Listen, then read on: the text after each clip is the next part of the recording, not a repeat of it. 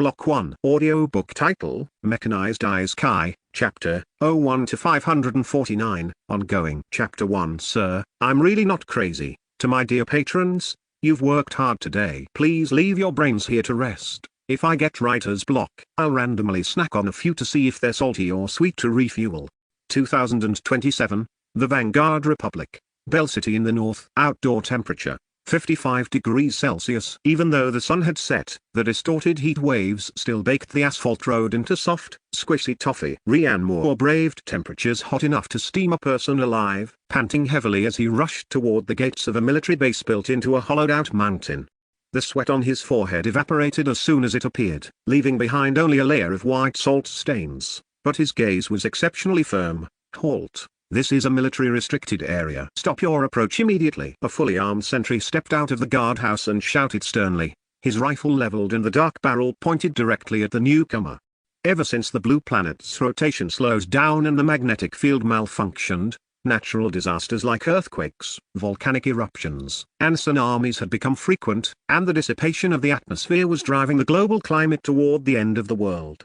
In just 2.5 years, too many people had been driven mad by the struggle to survive. Every day, people attempted to storm the military zone, trying to snatch a spot for survival in the underground city. The sentries had long developed a reflex. Any unidentified person approaching was treated as a threat first. Don't shoot. I have something important to report. Rian Moore immediately stopped in his tracks and shouted loudly, I've discovered another worldly realm, a new world that can save us. The sentry's expression didn't flicker. He had heard such things so often his ears had grown calloused. Just last week, an old man had rushed over claiming to be the reincarnation of the Jade Emperor, saying he would summon heavenly soldiers and generals to save all living beings.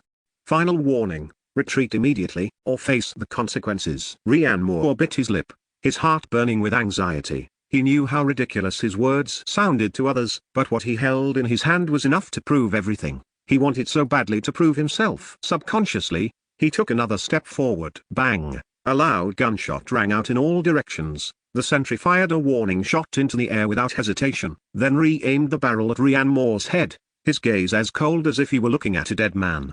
Rian Moore shuddered violently from the fright, and cold sweat instantly poured down. They really dared to fire. He immediately froze in place, raising his hands, not even daring to breathe loudly. The gunshot alerted the interior of the military zone, accompanied by the sound of messy footsteps and the clanking of metal. Several soldiers armed with live ammunition escorted a field-grade officer as they hurried out of the gate. What's going on? The officer's brow was furrowed, his gaze sharp as a knife. Reporting. The sentry stood at attention and saluted, his voice booming. An unidentified individual was found approaching the defensive line despite warnings. A warning shot has been fired. The officer looked Rian Moore up and down. Looking at his wrinkled, sour-smelling t-shirt, he appeared to be an ordinary citizen, as common as they come. He frowned and said, Name? Take out your ID card slowly. Rian Moore carefully pinched his ID card with 2 fingers, pulled it out of his pocket, and handed it over. Sir, my name is Rian Moore. I'm not crazy. I've really discovered another world. That world has elves, magic, and a giant world tree. The officer's hand, holding the ID card, stopped midair. He pinched the bridge of his nose and let out a long sigh. In these damn times, people were being driven into all sorts of delusions. Enough. Keep your crazy talk to yourself. The officer didn't even bother to check the ID, casually tossing the card back to Rian Moore and waving him away like a fly. Scram.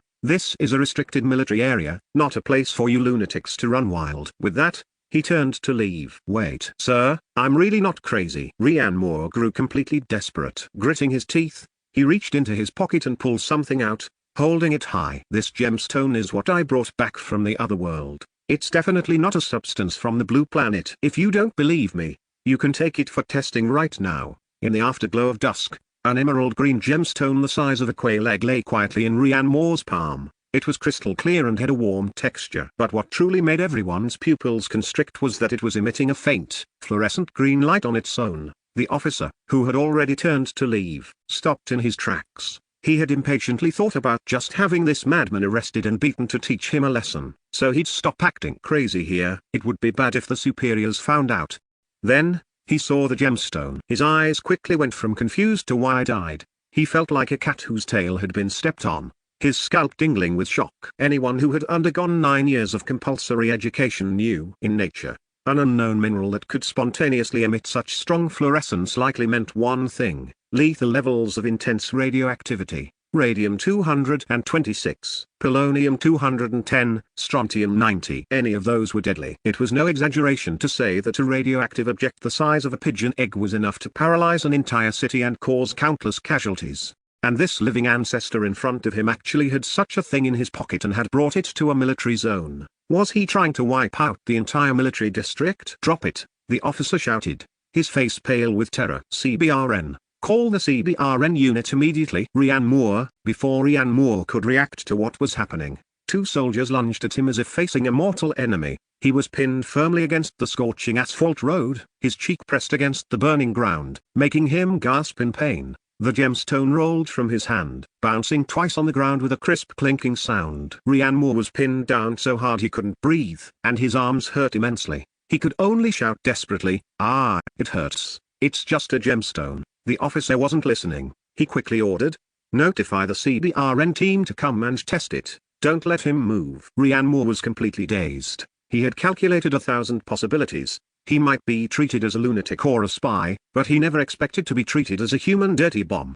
This was a huge misunderstanding. After putting himself in their shoes, Ryan Moore could now somewhat understand the officer's reaction. If he were a normal person and saw a commoner rushing toward a military zone with a glowing rock, he would go crazy too. Chapter 2 Interrogation. The heat wave continued to bake the earth. Ryan Moore's face was pressed against the asphalt road, and with every passing second, he felt himself getting one step closer to being medium well. "Big brother, can you flip me over? This side is about to burn." "Shut up," the soldier holding him down barked in a low voice, increasing the force of his grip. Ryan Moore grimaced in pain and finally settled down. About 5 or 6 minutes later, the roar of a diesel engine approached from a distance. A military NBC vehicle, painted with an orange-yellow triangle logo, sped out from the military district gates and screeched to a halt 20 meters away from the gemstone.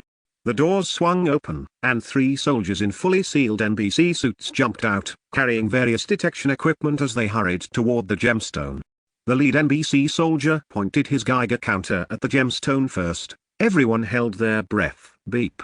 Beep. The counter emitted a steady, slow sound, indicating the normal value for background radiation. The lead NBC soldier's footsteps paused. He looked down at the numbers on the instrument display, then looked up at the stone on the ground that was brazenly emitting a fluorescent glow. The data didn't match what his eyes were seeing. He shifted his angle and pressed the Geiger counter almost directly against the surface of the gemstone. Beep. Beep. It was still just background radiation. Zero excess. The NBC soldier pulled out a portable gamma-ray spectrometer for a secondary confirmation. The result was the same. The radioactivity levels of this stone were perfectly safe for humans. Report. The lead NBC soldier turned to the officer, his voice sounding muffled through the filter of his gas mask. Preliminary testing complete. No known types of excessive ionizing radiation detected. Alpha, beta, and gamma rays are all within background levels. It is not a radioactive substance known to be harmful to humans. The officer froze for a second. Not radioactive? Then how is it glowing on its own? He instinctively looked at the stone on the ground. The fluorescent green light was still glowing steadily. "Are you sure?" "Check again. We've already cross-verified with 2 different devices. The data is consistent." The NBC soldier's tone was firm. The officer remained silent for a few seconds, his expression shifting from tension to confusion. In his 20-year military career, he had never seen anything that could glow on its own without being radioactive. In nature, bioluminescence requires luciferase, and mineral luminescence requires long persistence phosphors or ultraviolet excitation. But this thing in front of him was glowing steadily even after the sun had set. This wasn't scientific, but this wasn't a problem for a local military district field officer like him to worry about. There was only one thing he could be sure of. This stone of unknown origin needed to be reported. "Contain the stone," the field officer ordered. "Seal it in a lead container. Even if it's not radioactive, don't touch it with your bare hands." And that man, he glanced at Ryan Moore, who was pinned to the ground, his face, flushed red from the hot asphalt, filled with grievance and innocence. The field officer's lip twitched. "Take him inside first and lock him in the interrogation room. Contact the intelligence department and have them send someone for questioning." "Yes, sir." Ryan Moore was finally hauled up from the ground. He rotated his shoulder, which felt close to being dislocated, and hissed in pain. And so, in a way he never could have imagined. Ryan Moore entered the military district. "Sir, that stone really isn't dangerous. I brought it back from the other world." "Cut the crap. Behave yourself."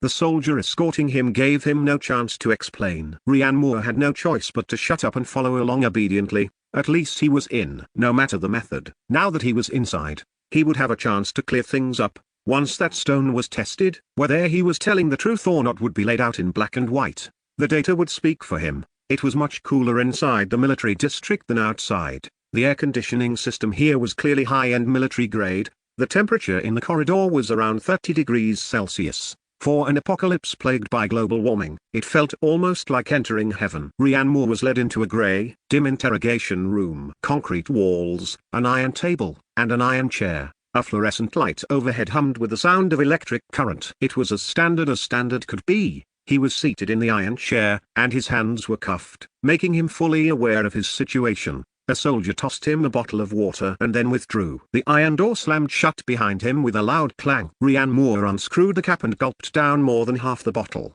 The room temperature water flowing down his parched throat felt more refreshing than any divine nectar. He took a breath, leaned back against the chair, and began to organize his thoughts. From the moment he woke up until now, although things had developed in a ridiculously skewed direction, the outcome was actually acceptable.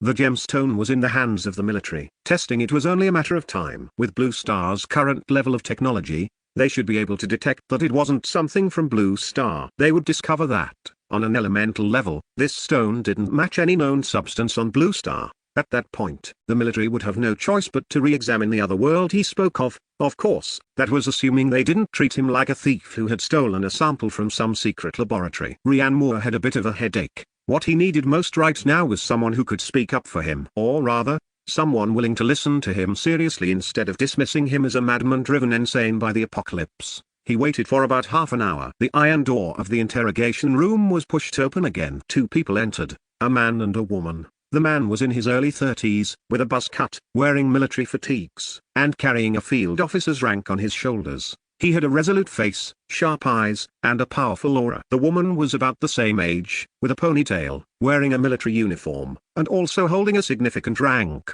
She carried a silver work case in her hand. The field officer pulled out the iron chair opposite him and sat down, not in a hurry to speak. He opened a tablet, quickly browsed through Ryan Moore's basic information, and then looked up. Ryan Moore, 23 years old, registered in Shin City, both parents deceased, unemployed. He read word by word, and after finishing, his gaze fixed on Ryan Moore's face. At 16:47 this afternoon, you ignored the sentry's warnings and forcibly approached the military restricted zone, displaying a glowing mineral of unknown origin. You claim this mineral comes from the other world. You claim to have discovered a new world with elves and magic. The field officer set the tablet down. Is the above information correct? It is. Every single word. Ryan Moore nodded, his voice firm. The field officer's expression didn't change. We've seen plenty of minerals of unknown origin, and we've seen plenty of lunatics claiming to have discovered new lands. What makes you any different from them? Ryan Moore was stumped by the question. As expected of a professional interrogator, fancy rhetoric was meaningless in front of such a person and would only count against him. He needed to prove it with the most powerful evidence. Fortunately, he had come prepared. He said, "The lab results." Ryan Moore looked the field officer straight in the eye. "You must have already performed preliminary tests on that stone. I'm guessing that after ruling out radioactivity, you've already started a composition analysis. I believe that you won't find the elemental composition of that stone in your database. Its components don't match any known substance on Blue Star. That is what makes me different." Chapter 3 My first time traveling to another world. The field officer's eyes remained fixed on Ryan Moore, as if trying to discern some clue from his face. The preliminary results of the chemical analysis had indeed come out, and the results clearly didn't align with conventional knowledge. Otherwise, this high-ranking official wouldn't be sitting here personally. The military district could have sent any company-level card to handle a psychotic patient's outburst. The fact that a field-grade officer was conducting the interrogation meant that the stone had garnered significant attention.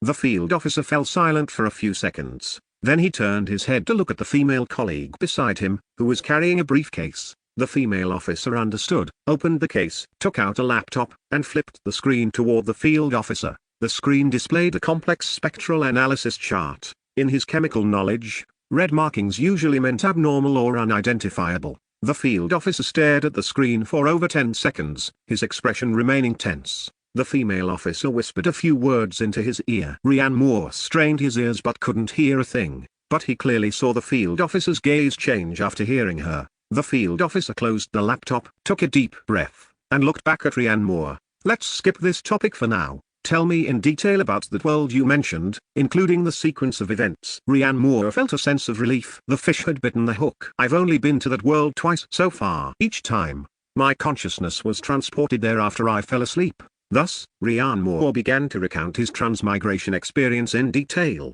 In the apocalypse, people had become even more competitive. He couldn't find a job to make ends meet, and with no money left and unbearable hunger, he had returned to his rented room. He thought it might be better to just drift off to sleep and never come back in the next life. But then, another world, inside a mysterious wooden house. On the bed, Ryan Moore smacked his lips, feeling the pillow was fragrant, soft, and carried a hint of coolness. The fresh scent of a forest after rain mixed with a pleasant fragrance drifted into his nose, causing him to subconsciously rub his cheek against it. It was comfortable and cozy. A soft moan sounded in his ear, ethereal and sweet. Wait, how could a pillow speak? Ryan Moore jerked awake, his eyes snapping open. A pretty face came into view. Snow-white long hair flowed down, and a pair of pointed ears were faintly visible among the strands. Her skin was as white as snow, and she wore only a nightgown of seemingly noble quality, outlining her feminine curves. Before Ryan Moore's brain could process this inexplicable scene, he noticed her emerald eyes staring straight at him. 3 parts shock, 3 parts shyness, plus 4 parts murderous intent, as if she wanted to chop him up and feed him to the dogs simply because he was currently sleeping in her bed. Vile thief, how dare you sneak into my bedchamber? The elf girl's voice trembled, her chest heaving violently, as she raised her hand to strike him. Ryan Moore, he performed a kip-up, failure. He could only scramble off the bed on all fours, raising his hands at light speed. Wait, miss, let me explain. This is definitely a huge misunderstanding. He quickly scanned the surroundings. The room looked like a hollowed-out towering giant tree. The walls had natural wood grain, and the ceiling was decorated with strange, glowing flowers. Elves, treehouses, magic lamps, quibbling. The slumbering garden has a barrier personally set by Her Majesty the Queen. No living being other than myself could break in silently. The elf girl grabbed a magnificent staff from beside the bed and pointed it at Ryan Moore from a distance. The sound of an ancient, obscure incantation rang out. The emerald gemstone at the tip of the staff lit up, and the moisture in the air rapidly condensed. Do you guys like Find Dora? Ryan Moore, this casting wind up and cool special effects. He was all too familiar with them. She was clearly charging up an ultimate move to clear out small mobs. Miss, calm down. Listen to my explanation. Give me a chance to confess. I was just sleeping. I really don't know how I ended up here. Ryan Moore pointed at the sweaty, yellow t-shirt he was wearing, which had a faded IU pattern on it. Look at me. With this vibe and these wrinkled clothes, do I look like a top-tier thief who could break through some badass barrier? The elf girl's chanting stopped as she reassessed Ryan Moore. Messy hair, wrinkled clothes, this vibe. He indeed didn't look like any powerful character, but that didn't clear him of suspicion. Shut up. No matter what despicable means you used, you must pay the price for your sacrilege. Water binding. The girl gave a soft cry and pointed her staff forward. Splash! Several ropes made of flowing water appeared out of thin air, coiling toward Ryan Moore like snakes. Ryan Moore, run! Without a second thought, he turned and dashed toward the huge terrace outside the room. The moment he rushed out of the room, his eyes widened, and his breath hitched. Several kilometers away under the starry sky, an indescribable, towering giant tree rose from the ground, piercing through heaven and earth. Its canopy blotted out the sky, and every leaf flowed with a brilliant glow of life. Life energy so dense it became physical, formed visible green light spots, drifting like billions of fireflies. Just looking at it, Ryan Moore felt his heat and exhaustion swept away. It felt so good his very soul was trembling. Is this the world tree? The term flashed through Ryan Moore's mind instinctively. For no reason, he thought of the reality where he couldn't even afford a bowl of instant noodles. If he could take this tree, or even just a single seed back and sell it, no, handing it over to the state would maximize his own benefits, ensuring his survival in the apocalypse and solving the underground city's ecological problems. Its importance should be equal to nuclear fusion technology. He would surely land a high-level position with a stable government job. At the very moment Ryan Moore's mind was reeling, a water rope accurately coiled around his ankle. Ryan Moore instantly lost his balance and fell forward. His mouth had an intimate encounter with the gemstone-encrusted wooden railing of the terrace. Crack. His teeth seemed to have bitten something off. Immediately after, his forehead slammed heavily onto the floor. Thud. A dull sound echoed. The scene before him spun, and his consciousness receded like a tide. The elf girl's cold yet triumphant voice rang out. Got you. You damned thief. Chapter 4 Second Time Travel Verification. Inside the interrogation room. And then, the field officer listened to Rhiannon Moore's account. Remaining non-committal, his gaze remained fixed on Rhiannon Moore, searching for any micro-expressions that might suggest he was lying. And then, Rhiannon Moore tried to make a shrugging gesture, only to find himself handcuffed. Feeling a bit awkward, he said. And then I passed out. No, or rather, I woke up. I was back in my rented apartment. The field officer gestured for Rhiannon Moore to continue. Rhiannon Moore took a sip of water. Even now, he felt it was all too incredible, he said. That dream was just too real. And I discovered that inside my mouth, there was something. I spat it out. It was an emerald green gem the size of a pigeon egg, emitting a faint glow. The field officer asked, "Is that the gem you brought to the military district?" Rhiannon Moore nodded. Exactly. That's the very one I bit off from the terrace of that female elf's house. Everything told me that the dream was likely real. I might have awakened the ability to transmigrate. After he finished, the female officer beside him let out a scoff. You've been reading too many novels, haven't you? The field officer raised his hand to silence her and looked at Rhiannon Moore. And then you came to the military district? Unexpectedly, Rhiannon Moore shook his head. No, that wasn't enough to prove anything. I had to verify whether it was a one-time fluke in a dream or a repeatable, stable transmigration. Also, I needed to know why I could bring things back from that world, how I brought them, and if it could only be done with my mouth. The field officer nodded. Good. Very rigorous. But how did you verify it? Rhiannon Moore smiled. I used plastic wrap to tightly bundle a windproof lighter and stuffed it into my mouth. I also gripped my phone in my hand and put the gem in my pants pocket. I wanted to verify if only my mouth could carry things, or if my hands or my person worked as well. Then, I took a sleeping pill and decided to sleep once more to see what would happen. As it turned out, I successfully transmigrated again, inside the wooden house in the other world. A cold, hard sensation against his back jolted Rhiannon Moore awake. He snapped his eyes open and found himself lying on a wooden floor, his hands and feet bound tightly by some kind of vine. The room was still that same tree house. The glowing flowers on the ceiling emitted a soft radiance. Awake, you despicable thief. A cold voice, tinged with embarrassment and anger, rang out from in front of him. Rhiannon Moore looked up. It was the long-legged elven girl he had used as a pillow earlier. She had changed out of her nightgown and was now wearing a set of exquisite, silver-white leather armor. Her moonlight-colored long hair was tied up high, making her look even more heroic and spirited. At this moment, she held a magnificent staff, and behind her stood several elven guards holding long bows, all of them looking unfriendly. Rhiannon Moore quickly analyzed the situation. First, his hands were empty, the phone clearly hadn't been brought over, and he didn't feel the coolness of the gem in his pocket. However, the lighter wrapped in plastic wrap was still in his mouth. Did he possess the ability for soul or consciousness transmigration? But he couldn't carry anything with him. As for the fact that his mouth could transport items, that was discovered by chance because of that gem. The other party wasn't speaking Mandarin, yet his brain could automatically understand them. Based on the previous situation, he could communicate with them without barriers. The matters of the clothes and why he woke up in her bed had occurred while he was unconscious. They could only be attributed to the wonders of transmigration. I am asking you a question. Who exactly are you? What method did you use to infiltrate the sleeping garden? Seeing that he remained silent for a long time, the tip of the elven girl's staff lit up with a faint glow, the threat in her eyes self-evident.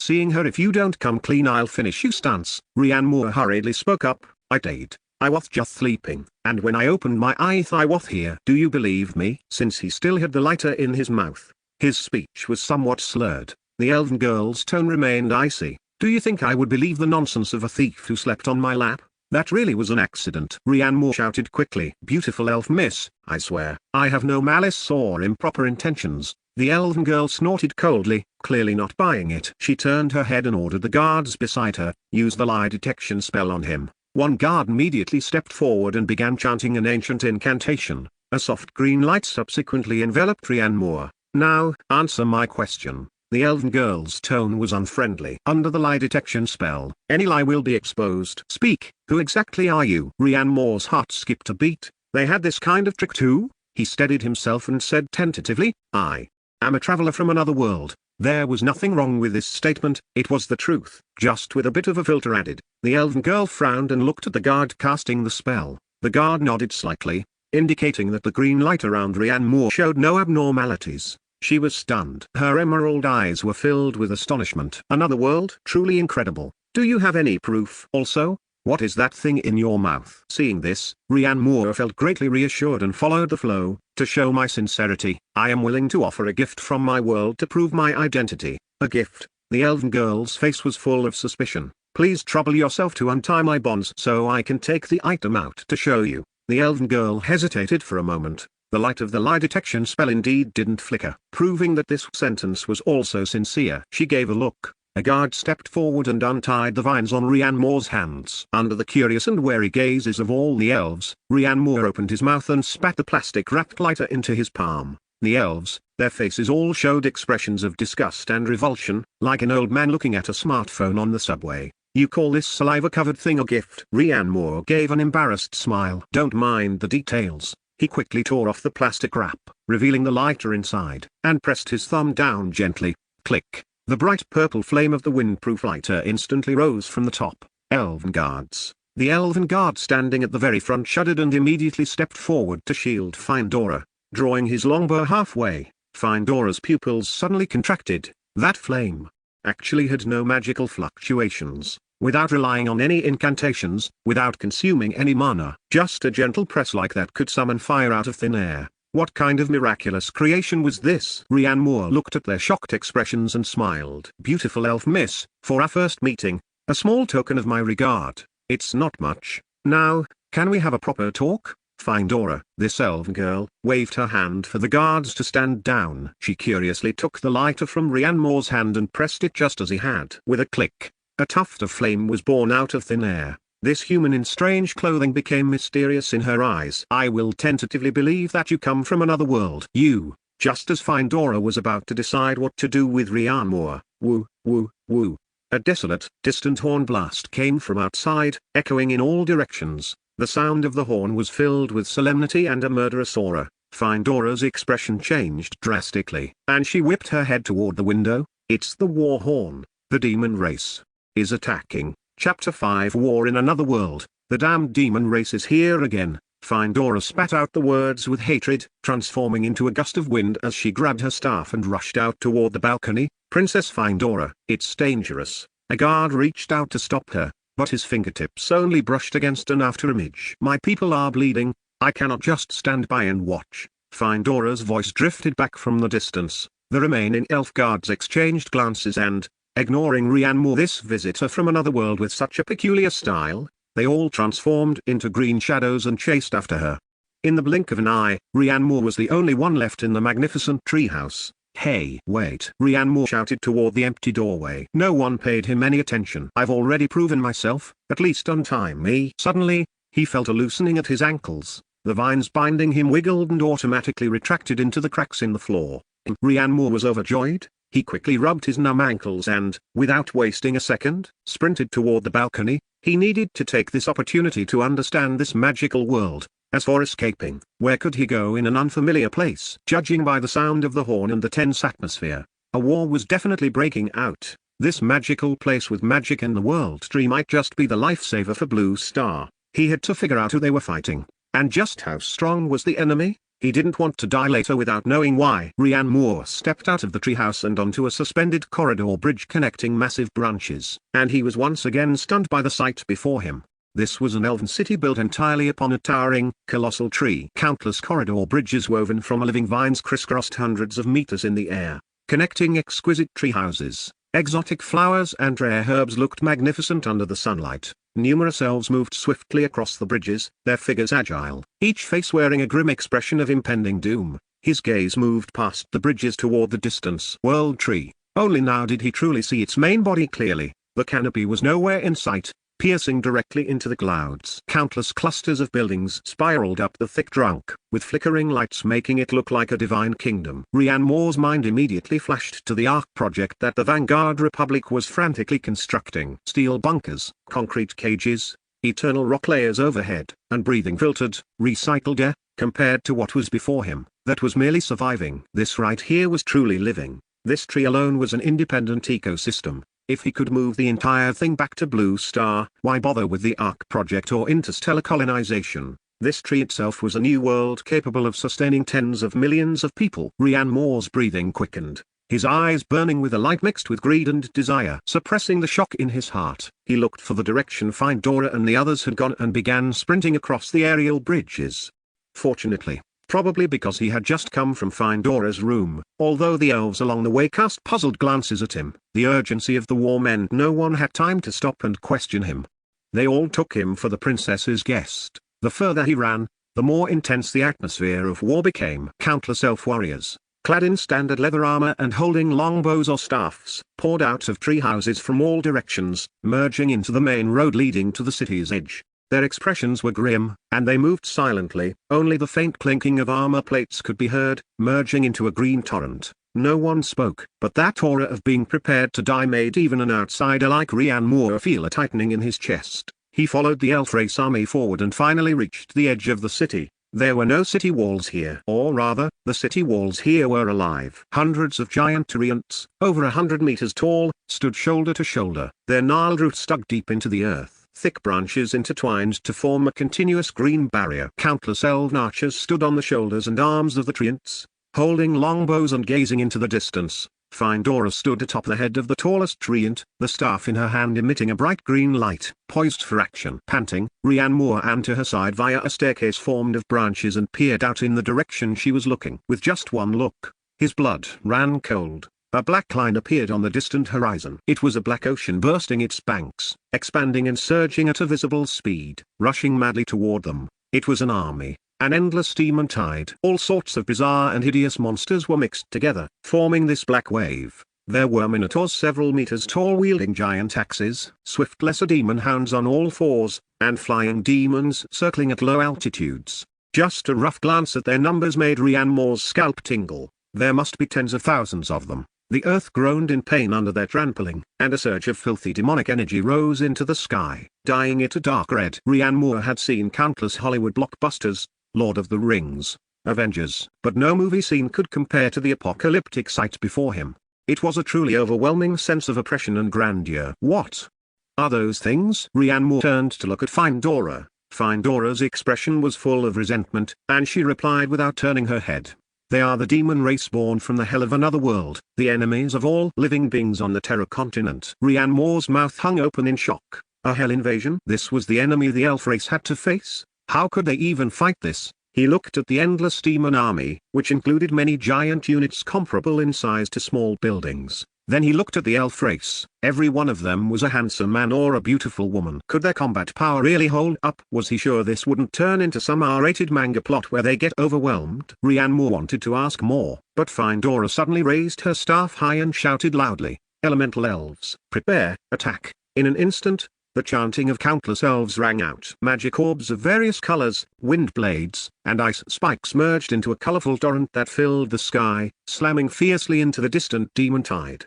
The thunderous sound of explosions was constant. Countless demons were blown to pieces. However, the black ocean only stalled for a moment before being filled by even more monsters from behind. Continuing its advance, compared to the terrifying numbers of the demon tide, the gap left by these casualties was instantly filled by monsters surging from the rear. Once the demon tide rushed within a few hundred meters, Findora's cold command rang out across the battlefield once more. Fire! Whir! The sky was instantly obscured by a dense cloud of arrows. Tens of thousands of long arrows, with sharp whistling sounds, traced arcs of death and accurately covered the front of the demon tide like a rainstorm. The thousands of monsters in the lead were immediately turned into pincushions, falling with wails. But before their corpses could even grow cold, they were trampled into pulp by their companions behind them. The following monsters stepped over the remains of their comrades, charging forward without fear of death. Fortunately, the dense rain of arrows, combined with the continuous magic, finally managed to slightly curb the advance of the demon tide. At this moment, the monster army also began its counterattack. Countless corrosive acids, shadow arrows, and chaos fireballs rained down upon the treant defense line. The giant treants waved their arm-like branches, accurately smashing and sweeping away most of the long-range attacks. For a time, the battlefield fell into a cruel and bloody meat grinder mode. Raw, An earth-shaking roar came from the rear of the demon tide. Rhiannor's heart skipped a beat, and he thought to himself that things were looking bad. With this kind of noise, a boss has definitely appeared. Chapter 6 I Only Trust the People's Liberation Army. Sure enough, a massive demonic creature, its size comparable to a small mountain, squeezed out from the dark tide of the demon army. Its entire body blazed with raging hellfire as it slowly straightened its posture. It opened its massive maw, and a dark red fireball over 10 meters in diameter rapidly condensed into shape. That heart-palpitating aura of destruction caused even the air to begin to warp. The boss is about to use its ultimate. Rhiannon cried out inwardly. Instinctively shrinking back, the fireball whistled, trailing a long plume of flame like a falling meteorite, smashing straight toward the defensive line where Findora was. Guardian barrier. Findora raised her staff high, and majestic water elements gathered in the midair before her, forming a giant blue water curtain in an instant. Boom! The giant fireball and the water curtain collided violently, erupting with a deafening roar. Scalding steam swept over instantly, and Rhiannon was pushed back repeatedly by the violent air wave, nearly being blown off the treant. He gripped a vine beside him tightly, his face turning pale from the heat. Findora glanced at the weak Rhiannon, her delicate brows furrowing slightly. She had a nearby elf warrior bring a helmet and tossed it to Rhiannon with a flick of her wrist. Catch it, find a place to hide, we'll talk about everything else later. Rhiannon instinctively reached out and caught it. The helmet felt cold and heavy in his hands, still stained with traces of dark red blood. Whatever, a second-hand one is better than having my head split open. He didn't say another word and pulled the helmet onto his head. His life was the priority. But before he could find a safe corner to hunker down, a sharp screech suddenly came from above. Rhiannon looked up, his pupils suddenly constricting. A flying demon with a wingspan of over 5 meters had somehow broken through the elves' aerial defense line. It was folding its wings, diving toward him with a sharp sound of breaking wind. Those crimson eyes were locked dead onto him. Its claws were like hooks, glinting with a cold, sinister light. It's over. Rhiannon's mind went blank, his body so stiff he couldn't even move a finger. He was just an ordinary person, facing such a terrifying monster. He couldn't even summon the thought of running away. At this critical juncture, a green light arrow arrived first, precisely piercing the flying demon's head. PFFT. The demon's corpse continued to hurtle forward for several meters due to inertia, smashing heavily onto Rhiannon. Rhiannon only felt a massive force strike him, and he was sent flying horizontally, his back of the head hitting a thick tree branch hard. Thud. His eyes rolled back, and he passed out once again. Image. Do you like the 3D style Findora? After Rhiannon finished speaking, the entire interrogation room fell silent for a while. The female officer hadn't yet come to her senses, while the male field officer's eyes widened slightly. All of this was simply too incredible. Furthermore, from their professional interrogation perspective, Rhiannon's micro-expressions proved he wasn't lying. He truly was remembering. Two officers. Officers? Rhiannon called out when he saw the other party remain silent for a long time. The field officer finally snapped out of it and said, "The story is finished. I take it." Rhiannon frowned. "I'll reiterate, this isn't a story, this actually happened. That world, as I've verified, definitely exists." The field officer didn't dwell on it and changed his tone.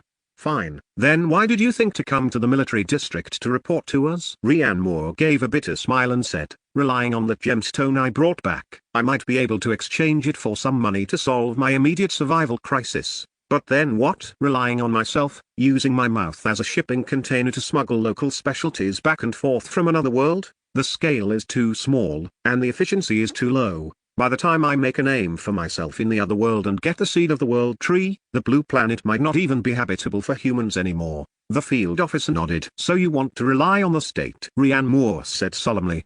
"Exactly. Individual strength is as tiny as a speck of dust in the face of a civilization-level disaster, but if what stands behind me is the entire country, a nation with top-tier scientists, the strongest executive power, and the most terrifying mobilization capability, by then, whether it's my survival or the continuation of the nation, everything can be resolved." The field officer continued to ask, "Then why didn't you go to the police station or report to the government?" Rhiannon shook his head. "In these doomsday times, I've seen too much injustice. Right now I can only trust you, trust the people's soldiers. That's why I came here." The field officer thought for a moment and nodded to the female officer. The two walked out, and the female officer said, "What do you think? How much credibility does he have?" The field officer replied, "Based on the narrative logic and micro-expressions, these aspects prove that what he said is true and not fabricated. He paused and added, "At least I can't see any problems. Let's report this and transfer him to the relevant departments for a more comprehensive verification." Next, Rhiannon Moore was hooded and taken through a series of walks and car rides, finally being led into a pure white room that was empty except for a table and chairs. The lights were bright, and the four walls were so white they reflected light, giving him the feeling of being treated like a lab rat. Soon, someone brought food and water. 4 dishes and a soup, with both meat and vegetables, and plenty of rice. Rhiannon Moore was starving and didn't care about his image, devouring everything on the spot like a whirlwind. Delicious. So delicious. This was definitely the best meal he had eaten in the past 6 months. Under the doomsday crisis, being able to eat pure natural rice and braised pork without any additives or tech and gimmicks was simply a luxury. Afterward, there was a multi-hour, seemingly endless expert consultation. Different experts took turns: psychology, physics, sociology, military strategy. Rhiannon Moore felt like he was participating in an ultra-high-end version of the brain auditions, except he was the prop being studied. The questions became increasingly tricky and increasingly absurd. You say the elves have magic. To what extent can it reach? Have you understood its external manifestations and its essence? A physics big shot asked, pushing up his glasses. Rhiannon Moore, I'm not clear on that. I've only just gone over there. I don't understand many of the situations. You described the demon army as numbering in the tens of thousands. Please describe their appearance and what their form of existence is like, a military expert said with a serious expression. Rhiannon Moore, they're like monsters. Some are biological, some are energy bodies and such. In short, they look very unscientific. You claimed that you cross over by sleeping. May I ask what your subjective feeling is during the crossing? Is the flow of time consistent? Rhiannon Moore was left dazed by the questions, but he answered everything he could. And if he didn't know, he said so directly. His frankness and the high degree of logical consistency in his words caused the suspicion on the experts' faces to decrease and the gravity to increase. This kid was either the greatest genius con artist in history, or what he said was true. A few hours later, the door to the interrogation room was suddenly pushed open. A middle-aged man walked in, followed by the group of experts who had questioned him earlier. The man wasn't wearing a military uniform, just simple civilian clothes, but the aura of an iron and blood soldier was even more intense. The man pulled out the chair opposite Rhiannon Moore and sat down, his movements crisp and neat. "Hello, Rhiannon Moore. My name is Commander Zane Garrison." His voice was calm and steady, not changing just because the experts said it was likely true, but instead maintaining his own skepticism. Commander Zane Garrison leaned forward slightly, his eyes deep and full of wisdom, as if trying to see through Rhiannon Moore from the inside out. "We tested the item you brought. It is indeed very special." He paused for a moment and continued, "However, there is a world of difference between a special stone and a new world. Now, I'm giving you a chance. Convince me why we should use national resources to believe a story that sounds like the beginning of a web novel." Here it comes. Rhiannon Moore's heart began to beat rapidly. He met Commander Zane Garrison's gaze without flinching. "Hello, Chief Commander Zane Garrison." He offered a greeting and, after organizing his thoughts in his mind, said, "If I could weave such a seamless story and pass the inspection of so many of your experts without batting an eye, then I should be the king of spies instead of waiting to die in a rented room." He spread his hands, his tone carrying a hint of self-deprecation. "Besides, the things I mentioned, elves, the world tree, magic, demons. They do sound very ridiculous. But please think about it. Wasn't the fact that the blue planet's rotation is slowing down just as ridiculous 3 years ago?" Commander Zane Garrison's expression showed a slight change. Rhiannon Moore's words hit the mark. "Yes, compared to the most absurd reality that the entire planet is heading toward death, a magical world didn't seem so hard to accept anymore." "You have a point." Commander Zane Garrison nodded, but then his tone shifted. "But this is still just your one-sided account. I need verification. Repeatable, observable verification." His finger tapped lightly on the table. "Once, then again. You said you can carry things back and forth while crossing over. I want to see it with my own eyes." "I can do that." Rhiannon Moore had already thought of a plan. "However, my ability is limited. I can only bring back small items from that world using my mouth." Commander Zane Garrison nodded. "Understood. When can we start?" Rhiannon Moore looked around at the dazzlingly white walls. "Prepare a room for me where I can sleep. I can cross over once I fall asleep." Before long, Rhiannon Moore was arranged into a new room. This room had a bed, soft and comfortable, unlike the previous pure white interrogation room, but that was about it, because high-definition cameras were installed in the corners and on the ceiling, providing a 360-degree view with no blind spots, comparable to a film set. and the lead actor was Rhiannon Moore. Beside the bed stood several instruments he didn't understand, their screens flashing with green lights. "Have a good sleep." Commander Zane Garrison personally escorted him over and left a sentence before departing. "We'll wait for you to wake up." The heavy door slowly closed behind him with a dull thud. Commander Zane Garrison went to the monitoring room next door, which was filled with excited scientists. A dozen screens were displaying Rhiannon Moore's heart rate, brain waves, and other data in real time. "Is everything ready?" "Ready. All monitoring equipment is running normally." Several people in white coats looked through the one-way glass, wishing they could give Rhiannon Moore, who was still looking around on the bed, a sedative to make him fall asleep immediately.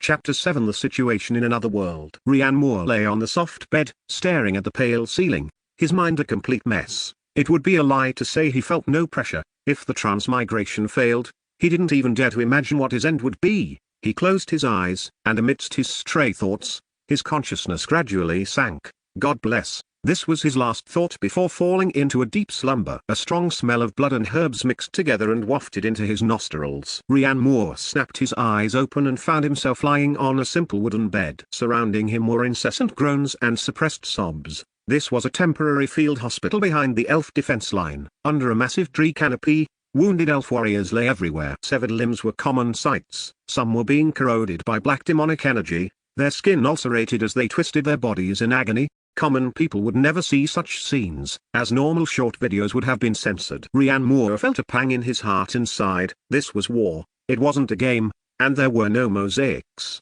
He suppressed the churning nausea in his stomach and climbed out of bed. He let out a sigh of relief and began searching for Findora. Soon, he found her among a group of wounded patients. She was squatting in front of an elf with a collapsed chest, her expression solemn, as a soft light bloomed from her palms. Magic healing, Rhiannon Moore thought to himself. He walked over quickly. "Your Highness Findora." Findora looked up, and seeing it was Rhiannon Moore, she forced a weary smile onto her face. "You're awake. Is your body all right?" "I'm fine. I was just knocked unconscious." Rhiannon Moore waved his hand and asked perfunctorily, "Do you need help?" He thought he would get a polite refusal like "No need, you should rest." To his surprise, Findora's eyes lit up. "Oh? That would be wonderful. They're short-handed over there for moving the wounded. Go lend a hand. As for you sneaking into my bedchamber earlier, I'll act as if it never happened." Rhiannon Moore. Wait, she's never going to let that go, is she? Why do I feel like a submissive who's had his secret caught? He imagined Findora saying, "Human, you wouldn't want the story of you breaking into my bedchamber and sleeping on my lap to get out, would you?" Rhiannon Moore felt that it might not even matter if it got out, but since Findora had said so, Rhiannon Moore could only bite the bullet and go. He walked up to an elf on a stretcher, took a deep breath, braced himself in a horse stance, and exerted force with both hands. Heave. The stretcher didn't budge. A passing long-eared elf lad stopped, casually picked up the stretcher like it was a small chick, and even threw a disdainful glance at Rhiannon Moore. Rhiannon Moore, his face turned slightly red. Next, taking advantage of the gaps while helping out, Rhiannon Moore edged closer to Findora while clumsily helping to change the damp cloths on the wounded's foreheads. He tried to fish for information. "Your Highness, how is the battle going today? Did we drive the demon race back?" At the mention of the battle, Findora's expression darkened. "They've retreated for now, but the demon race's offensives are becoming more violent each time. This city of Lostia is already our elf race's last line of defense." She paused, her voice tinged with helplessness. "If this place falls, we'll have nothing left to retreat to but our capital." Avana. Rhiannon Moore frowned, remembering the minotaurs and centaurs he'd seen among the wounded earlier. "Then have you asked other races for help? I saw some orcs here." Findora gave a bitter smile. "Those orcs are mercenaries. The situation for the holy human race is similar to ours. Their holy city is also in peril, and they can barely protect themselves. As for the dwarf race, they have all retreated into their underground iron fortresses, completely sealing off their mountain gates to deal with the demon race underground." A game of whack-a-mole immediately popped into Rhiannon Moore's mind. As for the orcs, Findora's tone became complicated. "I've heard that their most powerful tribes are discussing whether to defect to the demon race." Rhiannon Moore was shocked. "Isn't this a standard apocalypse script?" Seeing that the server was about to shut down, some players wanted to switch factions. As the conversation deepened, he gained a clearer understanding of the tragic state of this world. The demon race, from a world the elves called Hell, were pure predators. Like a plague of locusts, they had devoured the continent of Terra until less than 30% remained. The elf race excelled in archery and had elemental affinity mages, The holy human race was a combination of paladins and mages. Their holy power naturally countered the demon race, but as a result, they were specifically targeted and had been beaten back to their main city. The dwarves were master smiths with maxed out magic resistance, but they had been beaten into isolation, becoming cave dwellers. The orcs followed a berserker template and were originally the main tanks, but they had suffered heavy losses. Their morale was shattered, and their leadership was failing. Summary: everyone was at a disadvantage. It was almost game over. Alright, the wounded have been tended to for now. Findora stood up wearily, her body swaying slightly, a side effect of mana exhaustion. Visitor from afar. Thank you very much for your help. Rian Moore quickly gave her a hand. You can call me Rian Moore. It was just a small effort, not worth mentioning. Very well, Lord Rian Moore. Findora nodded. I'll have someone take you to rest. I still need to inspect the wall's defenses. An elf guard nearby immediately protested. Your Highness Findora, you have been casting spells for an entire day. You must rest. The demon race could launch another attack at any moment. You need to maintain your combat strength. Hearing this, Rian Moore also advised. That's right, Your Highness. Health is the foundation of any revolution. While there's life, there's hope. You have to believe in science. No. You have to believe in magic and get some rest. He spoke so quickly that he didn't quite realize what he was saying. After speaking, he hesitated for a moment, putting on a bashful yet sincere expression. Your Highness, I have a presumptuous request. I wonder if you could grant it? Findora was still thinking about refusing the suggestion to rest, but hearing Rian Moore say this, she tilted her head curiously. What is it? It's like this. Rian Moore rubbed his hands together, his face wearing the standard honest smile he'd practiced through years of social maneuvering. I told my tribesmen that I got lost and ended up here, but they all think I'm blowing cow, bragging. Do you think I could take a souvenir back to prove it? Findora and the two elf guards nearby were all stunned. Rian Moore's heart skipped a beat, thinking she was going to refuse, so he quickly added, Don't worry, it doesn't have to be anything valuable, just something with elf characteristics will do. Findora's expression became very strange. You just said you were blowing a cow? As she spoke, her gaze subconsciously drifted over Rian Moore's shoulder, looking not far behind him. Rian Moore was confused and followed her gaze. In the distance, a nearly 4-meter-tall minotaur snorted, then rolled over with a giant axe on his shoulder and continued snoring. Rian Moore, damn it, the language was translated, but apparently not the idioms. Chapter 8 The Mad Experts. Rian Moore's face darkened. Your Highness, when I said blowing a cow, I didn't mean literally blowing on it. It's a slang term from our place meaning I'm suspected of lying. Findora suddenly realized and couldn't help but burst into a giggle.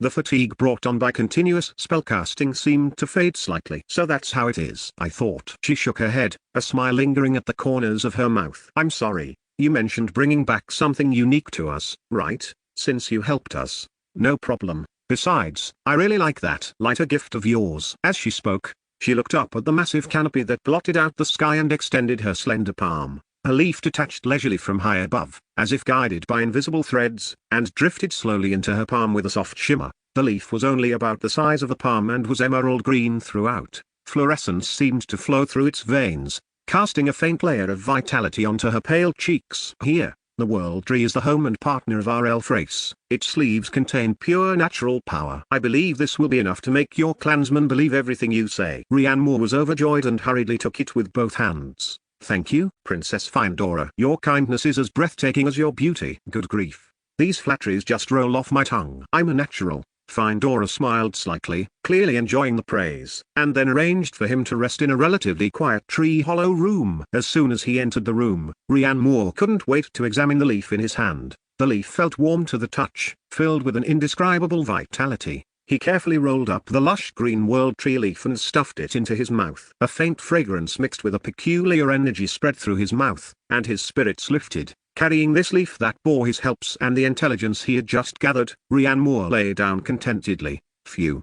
After all that work, I can finally go back and report. Inside the observation room of the underground base, the entire monitoring room was so quiet that one could hear a pin drop. Commander Zane Garrison and top experts from various fields of the Bell City Arc project were all staring intently at the large screen in front of them.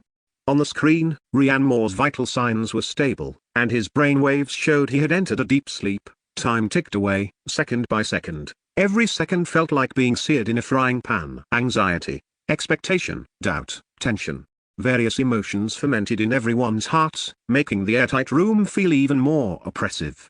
It's almost dawn. How can this guy sleep so much? Is he a pig? A microbiologist muttered, rubbing his aching eyes. A biology professor next to him pushed up his glasses, looking worried. Logically, he should have come back immediately after getting the item. Could something have happened over there in the corner? An old physics professor who had remained skeptical cold snorted. In my opinion, he's probably realized his lies are about to be exposed and can't keep up the act, so he's just sleeping to stall for time. You're all grown adults, yet you believe in otherworldly travel. Utterly ridiculous. Shut up. If you don't believe it, why are you here? To enjoy the air conditioning? Professor Zane Woods, who had appraised the gemstone earlier, immediately glared at him. Can't I watch the show? A group of top experts being led round by the nose by a youngster. I can brag about this for a year, you old fossil. Just as the two were about to start another round of academic, personal, exchange, attacks, a young researcher responsible for monitoring vital signs suddenly stood up, pointing at the screen, his voice completely cracking with excitement. He moved. His mouth moved. Whoosh. All arguing stopped abruptly. A dozen gazes instantly focused on the one-way glass, locking onto the young man lying inside. In the next room, Ryan Moore, lying on the bed, had his mouth slightly puffed out as if he were holding a piece of candy. Then, under everyone's breathless gaze, Ryan Moore's eyelids flickered and slowly opened, his eyes still holding the confusion of someone who had just woken up. He seemed to remember something and raised his hand toward his mouth. Then, from his mouth, slowly and bit by bit, he took something out, a leaf that was emerald green throughout, with edges emitting a soft shimmer, as if life itself were flowing within it. The veins on the leaf were clearly visible, and the shimmer on it breathed like a living thing. Buzz. In that instant, everyone's brains in the monitoring room went blank, creation out of thin air. Before he slept, they were 100% certain there was nothing in Ryan Moore's mouth, but now, this completely violated the laws of physics they had spent their lives learning. My God, the white-haired Professor Zane Woods grabbed the console in front of him, a fanatical light bursting from his cloudy old eyes. Dimensions. This is true dimensional teleportation. We have witnessed a miracle. Commander Zane Garrison's breathing was heavy. He clenched his fists, his knuckles making a slight sound. He had spent half his life in the military and had never flinched in the face of gunfire. His will was as firm as the Panchai platform. But at this moment, his chest was heaving violently. It's real. Everything is real. A brand new world full of infinite possibilities. The crisis of Blue Star. The future of the Vanguard Republic. The shadow of doomsday that weighed on everyone's hearts and suffocated the entire civilization. At this moment, it seemed as if a rift of hope had been torn open by this tiny leaf. Lock down all information immediately. Commander Zane Garrison turned abruptly and issued an order to the adjutant behind him. From now on, this matter is classified as top secret. Not a single word of information is to be leaked. Yes, everyone answered in unison. I'm going to report all this to the higher-ups now. Commander Zane Garrison could no longer contain himself. He pushed open the door and rushed to the next room. Meanwhile, in the room, Ryan Moore had no idea what a stir he had caused. He was sitting on the bed, looking at the world tree leaf in his palm, which was covered in his saliva, with a face full of disgust and embarrassment. How am I supposed to hand this over? It's so unhygienic. He instinctively lifted his t-shirt, preparing to wipe it on his clothes. Bang! The door was pushed open roughly. Commander Zane Garrison, leading a group of experts and scholars, squeezed in frantically like wasps from a disturbed nest. Seeing Ryan Moore's movement, Professor Zane Woods was scared out of his wits. Don't stop. Professor Zane Woods lunged forward, moving as nimbly as a 20-year-old monkey, showing none of his usual frailty. If Ryan Moore's rough wiping damaged the fiber structure, the research value of this leaf would be greatly diminished. This was a treasure from another dimension. Ryan Moore's hand stopped in midair. Startled by the shout, he felt a bit awkward. It's covered in spit. It's fine. It's fine. Professor Zane Woods carefully took the leaf from his hand. His movements were as gentle as if he were holding a newborn grandson, afraid he would crush it if he used any force. He brought the leaf close to his eyes shining. Never mind spit. Even if it were urine, it wouldn't matter. Chapter 9 New Intelligence and Trust. A palm-sized, crystalline leaf glowed faintly in Professor Zane Woods' aged hands, its veins flowing like breath.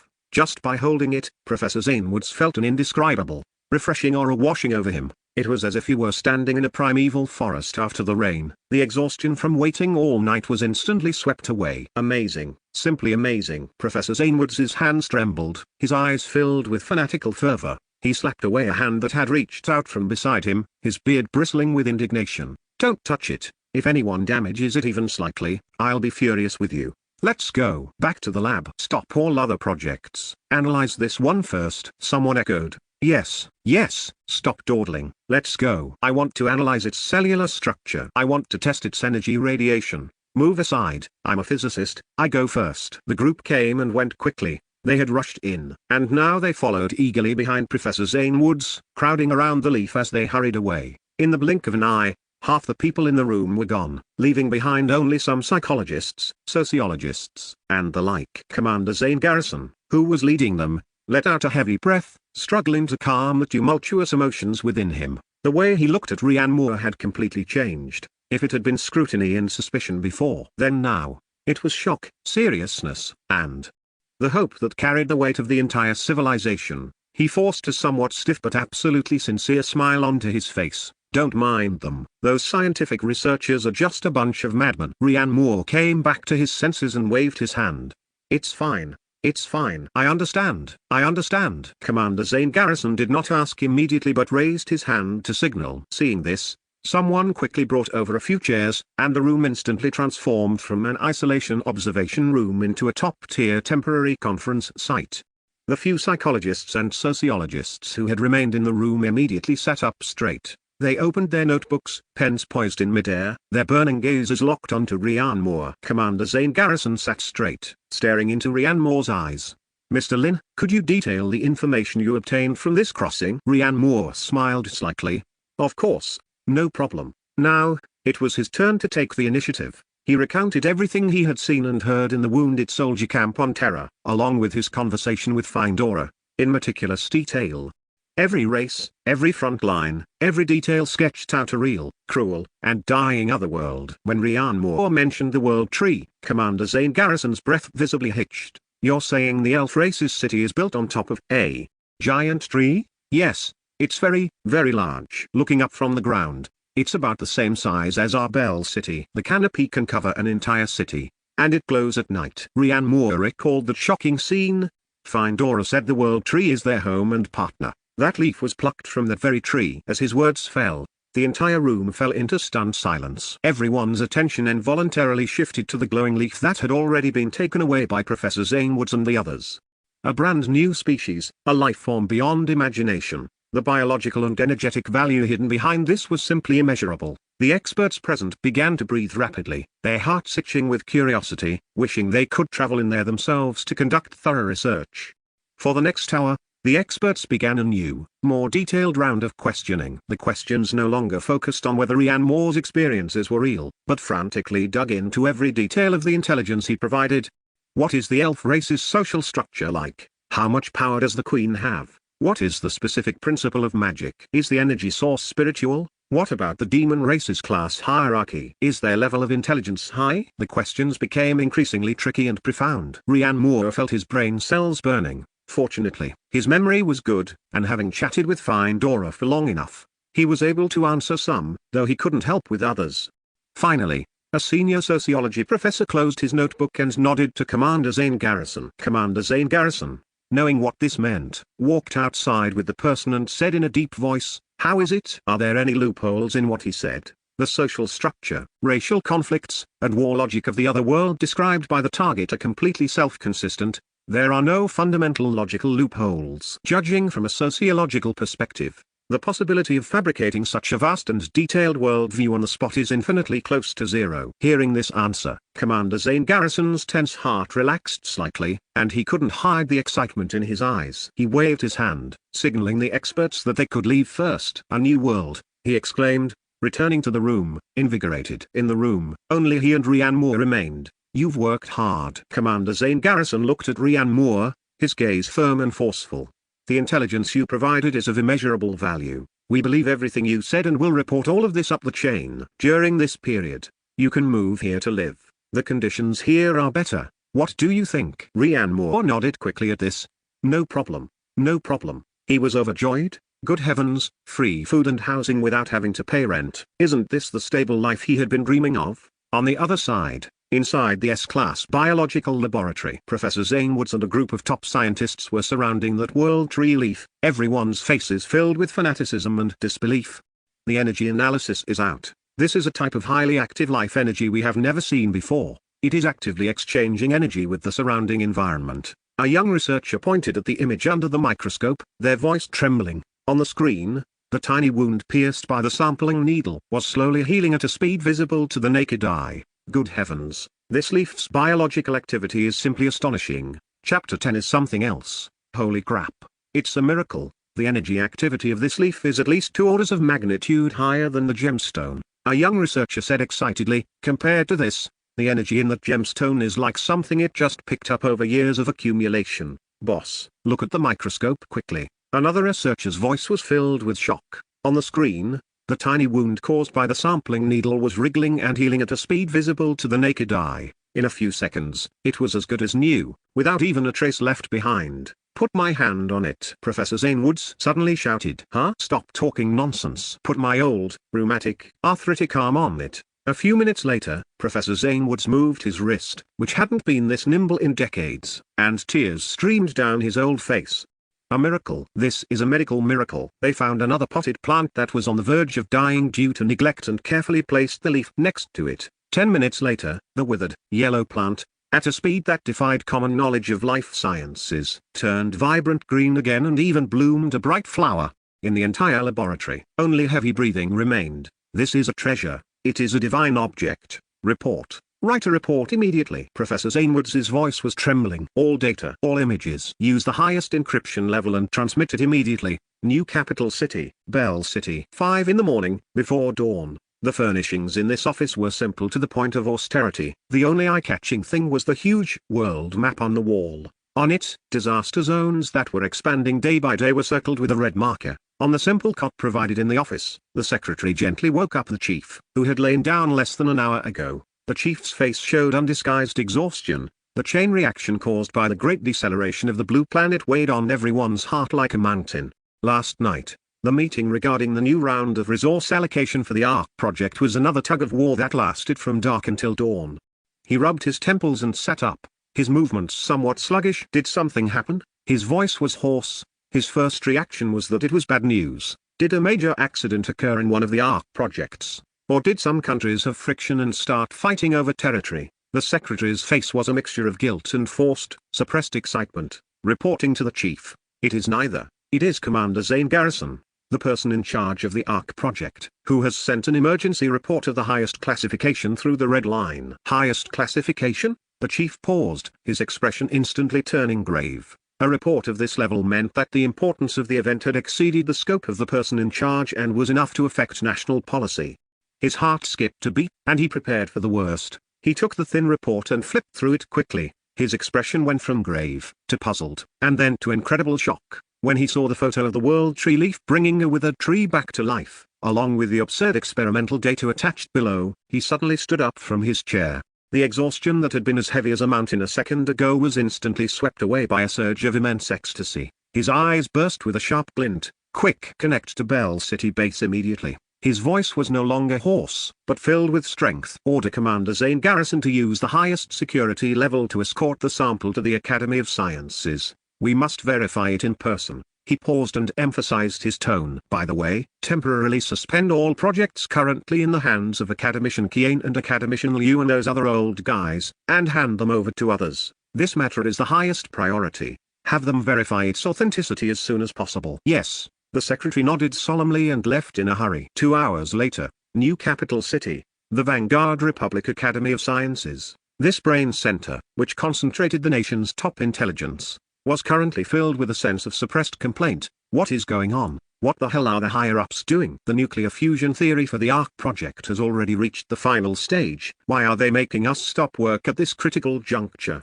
In the conference room, Academician Dr. Kian Vance, with graying hair and old-fashioned black-rimmed glasses, was tapping the table irritably. He was the titan of the Vanguard Republic physics community and one of the chief scientists of the ARC project. Exactly, Academician Kian. Beside him, Academician Dr. Leon Carter, who was in charge of biosphere research, pushed up his glasses. His brows knotted together. The adaptability test for the last strain of the space colonization ecological cycle system is supposed to produce results today. Time waits for no one. Every second right now is a race against death. Who issued this order? Was their brain hit by an asteroid? Academician Dr. Kian Vance sighed and waved his hand. Don't ask.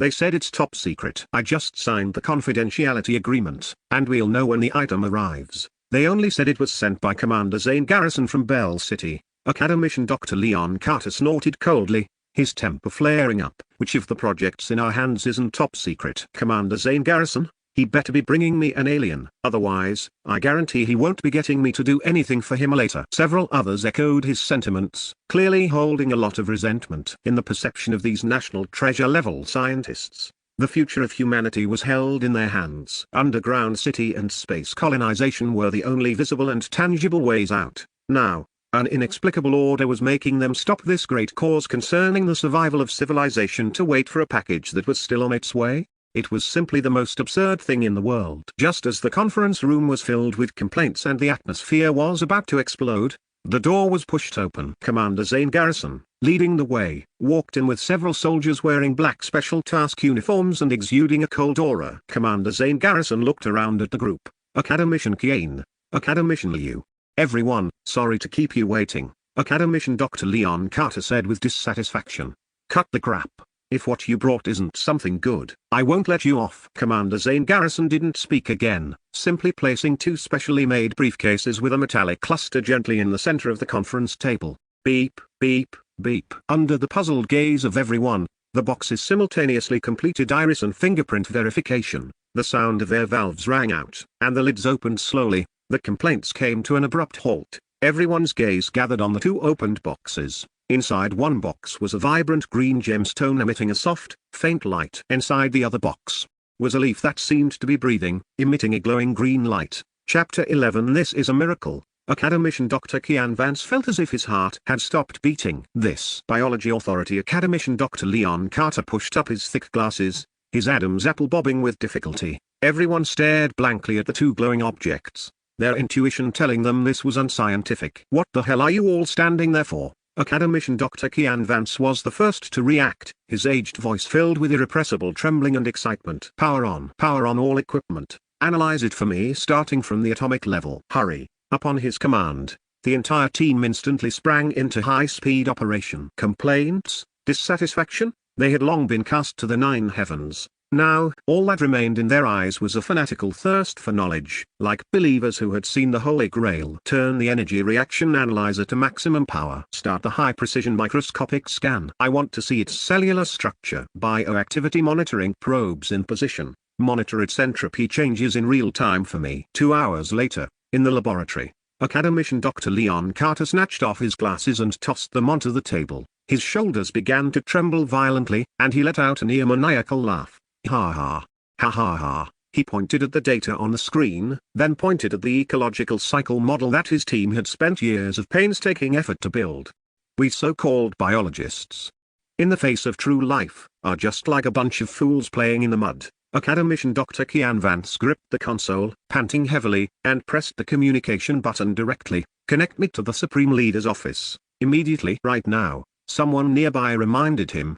Academician Kian. The final report hasn't been compiled yet. Academician Dr. Kian Vance glared, spit flying from his mouth. Forget about the damn report. Just tell him the experimental results are out. This is a miracle. Large Apex underground city, Frosthaven City. Inside the mountain building, a layer of gloom hung over everything at this moment. In his office, old Chairman Xander Garrison finished a video conference. A massive crustal fissure exposed in Dananzu due to an earthquake had triggered global panic. Moreover, the resources for the ARC project were becoming increasingly strained, and the public was crying out in misery. Every day, he had to make countless difficult choices. He leaned back against his chair, his face full of exhaustion, the light in his eyes dimming slightly. He picked up the report he had seen that morning, looking at the glowing leaf in the photo and the conclusion at the end, and a faint spark of fire was barely reignited in his dimmed eyes. That was hope. New world, he murmured, and just then, the red phone on his desk emitted a rapid buzzing sound. Old Chairman Xander Garrison's eyelids twitched violently. He picked up the receiver, and Academician Kian's excited voice immediately came through. Leader, the experimental results are out. This thing is a miracle. Quick, tell me, where did this come from? Was it dug up? I want to go to the primary site for excavation. Old Chairman Xander Garrison was slightly stunned by the shout. Then his eyes lit up, and he said quickly, "What about the experimental results? I've had Commander Zane Garrison bring the experimental results to you. Please, tell me, where did this thing come from?" It was evident that Academician Gain was too excited to contain himself. Old Chairman Xander Garrison soothed him repeatedly. "This matter just happened, don't be anxious yet." After chatting for a while longer and promising that the other party would have primary research rights, he hung up the phone. He had just wanted to press the phone button to let his secretary in when the phone rang. "Leader, Commander Zane Garrison, the person in charge of the ARC project, has arrived." "Let him in." The office door opened, and Commander Zane Garrison appeared, carrying a military briefcase in his hand. "Leader," he saluted. Old Chairman Xander Garrison stopped pacing back and forth, dispensed with unnecessary pleasantries, and said directly, "Give me the verification data." Commander Zane Garrison quickly opened the briefcase and took out the file report inside, which had no extra cover. "You sit down first. Let me take a look." Old Chairman Xander Garrison finished speaking, quickly took it, and opened the report. Lines of text, sets of data, and high-precision micrographs struck his heart like pebbles. Incomprehensible cellular structure, possessing plant and special life energy. Bioactivity far exceeds any known species on Earth. Its energy model overturns existing physical understanding. Conclusion: miraculous species. On the last page of the report were the signatures of Academician Dr. Kian Vance, Academician Dr. Leon Carter, and several other leading authorities. Miracle. It is consistent with the experimental results in Bell City, and the authenticity of what Rhiann Moore said was also sent to you earlier, so all of this is true. Commander Zane Garrison said. Upon hearing this, Old Chairman Xander Garrison, with slightly trembling fingers, pulled 2 cigarettes from the cigarette case and tossed one to Commander Zane Garrison. Click. Commander Zane Garrison caught it and stepped forward quickly to light it for him. "Hiss who?" Old Chairman Xander Garrison took a deep drag and exhaled slowly, then slowly put down the report and closed his eyes in the chair. His chest heaved violently. Having been suffocated by reality for years, he had finally found new hope at this moment. That gemstone and that leaf represented the possibility of the Vanguard Republic civilization continuing. He opened his eyes again, the exhaustion in them replaced by a will as hard as steel. "Xiao Zane, you did very well, a great achievement. If this succeeds, it will be the New Hope project for the Vanguard Republic." Commander Zane Garrison was also puffing away, his face still showing a hint of disbelief. "Yes, I also feel a bit like I'm in a dream. Tell me about that Rhiann Moore." After saying this, Old Chairman Xander Garrison pressed the phone button and instructed his secretary, "Immediately notify the other 4 old guys, hold an emergency meeting, starting in 1 hour. He released the phone and looked at Commander Zane Garrison. "You come too." Commander Zane Garrison nodded and immediately began telling him about Rhiann Moore. 1 hour later, in a windowless conference room, the atmosphere was as heavy as the deep sea. In this conference room, any eavesdropping method imaginable by humans would not work. Whether it was remote monitoring of sound vibration frequencies, electrical currents, or even bringing in active devices, none of it was effective. At this moment, 6 men of middle age or older sat around, 4 of whom were looking at the thick, compiled report in their hands. Everyone's expression was extremely solemn. They were all people who had weathered great storms, their wills as firm as a Panchai platform, but at this moment, they all saw the same emotion in each other's eyes. Shock, and a trace of fanaticism buried deep beneath their rationality. Chapter 12. We have no other choice. World Tree, a chief in charge of agriculture and technology, uttered the word with a hoarse voice, his face full of shock. A tree is actually a city with its own ecological cycle. If this thing could be transplanted, no, even if we just obtained its seeds, the problem of the underground city ecosystem would be half solved, more than half. Another chief in charge of industry chimed in, speaking very quickly. A new world, various new metals. They could bring disruptive breakthroughs to our energy systems and material science. This is much faster than us fumbling around on our own. Silence. The only sound in the conference room was heavy breathing. What about the risk assessment? The chief spoke, looking at one person. The risks are immense. A chief responsible for intelligence analysis said in a deep voice. A brand new world. A world currently being invaded by the demon race. We know nothing about it. That young man named Rhiann Moore is our only window, and also our only weakness. He tapped his fingers on the table. If he dies, the line is broken. If he is captured, our existence might be exposed. If he is turned, the consequences would be unimaginable. More importantly, we are dealing with a world on the verge of destruction. If we are not careful, We could bring disaster upon ourselves. Those demon race were able to destroy a civilization that possessed magic. Will they follow this line and find us? This question made the temperature in the conference room seem to drop a few degrees, and everyone fell silent. Humanity on Blue Star is already extremely fragile, like walking a tightrope high in the air, racing against death. If, in this situation, we were to be invaded by the parallel world again, it would be all over, but we have no choice. At this moment, a steady and powerful voice rang out. Everyone looked up. The speaker was wearing a crisp military uniform with a stern expression. He was none other than the head of the National Security Department, and also the National Director of the ARC project, Commander Zane Garrison.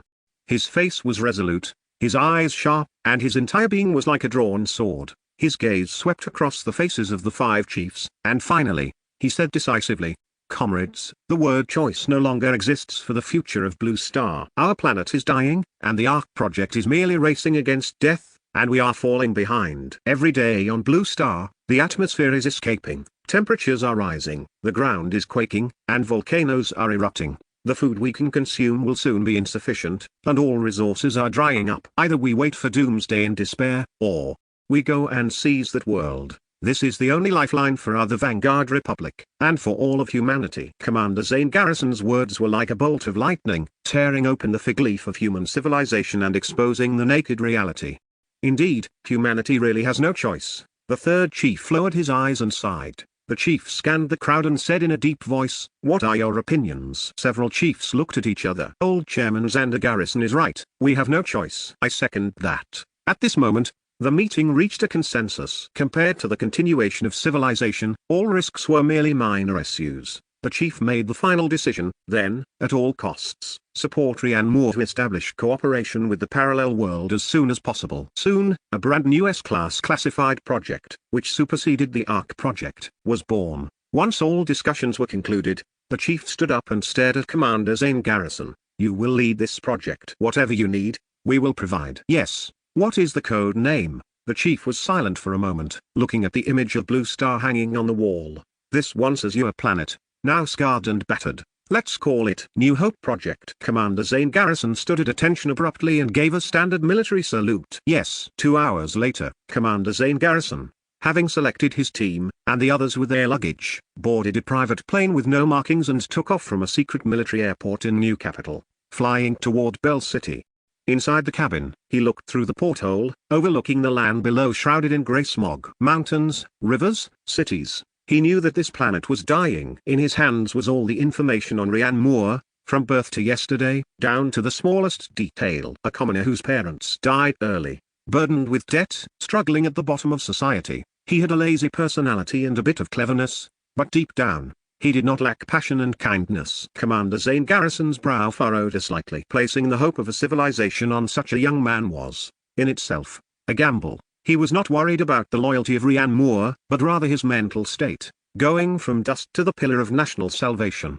The immense pressure was enough to crush any normal person. He hoped this only key would not break under the pressure. The night in Bell City finally revealed rare touch of human life amidst the era of catastrophe. Ryan Moore stood at the foot of that familiar, dilapidated residential building, a feeling of being in a different lifetime suddenly arising. 2 days ago, he was still at the bottom of the food chain here, unable to sleep all night over the pitiful 3-digit balance in his account. But now, standing on his left and right were 2 expressionless, burly guards, each exuding a cold aura that said keep away. Passing neighbors all cast curious and awestruck glances, whispering to each other in low voices, "Isn't that little Lynn from upstairs? Did he strike it rich, or did he commit a crime? Look at this setup. My goodness, could he be a serial killer? Doesn't look like it. I reckon he looks more like a spy from the movies." Ryan Moore, let's go. Ryan Moore stepped into the dark stairwell. He had returned this time only to retrieve a few personal items, and by the way, to make a clean break with his past, frustrated self. He walked into the house, packed a few old clothes with sentimental value, and pulled out his computer hard drive. Finally, he took a look around his empty home and turned to leave. Back at the underground base, Ryan Moore had already moved into a brand new residence. It was a well-equipped, even comfortable, suite, a soft bed, a private bathroom, and even a computer that could connect to the internal LAN. At this moment, wearing clean casual clothes,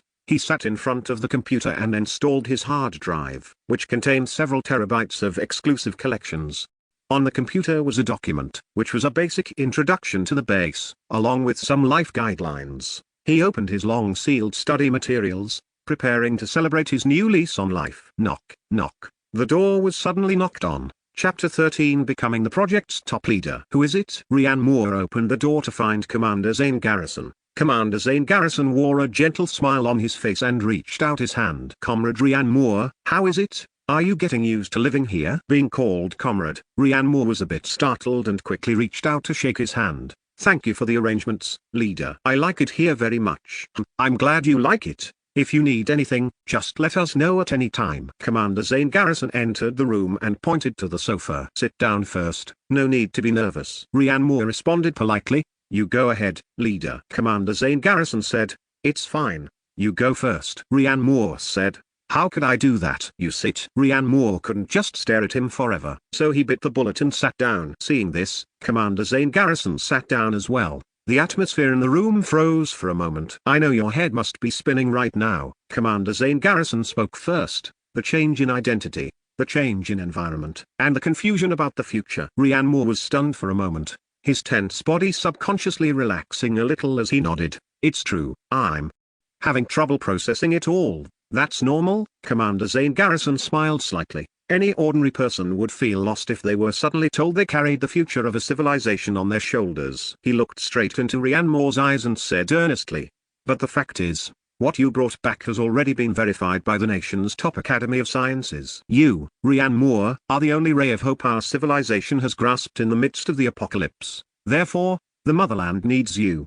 Human civilization needs you. Ryan Moore fell silent. The chaotic thoughts in his head, things like promotions, salary raises, and reaching the pinnacle of life, were suddenly washed away by that sentence.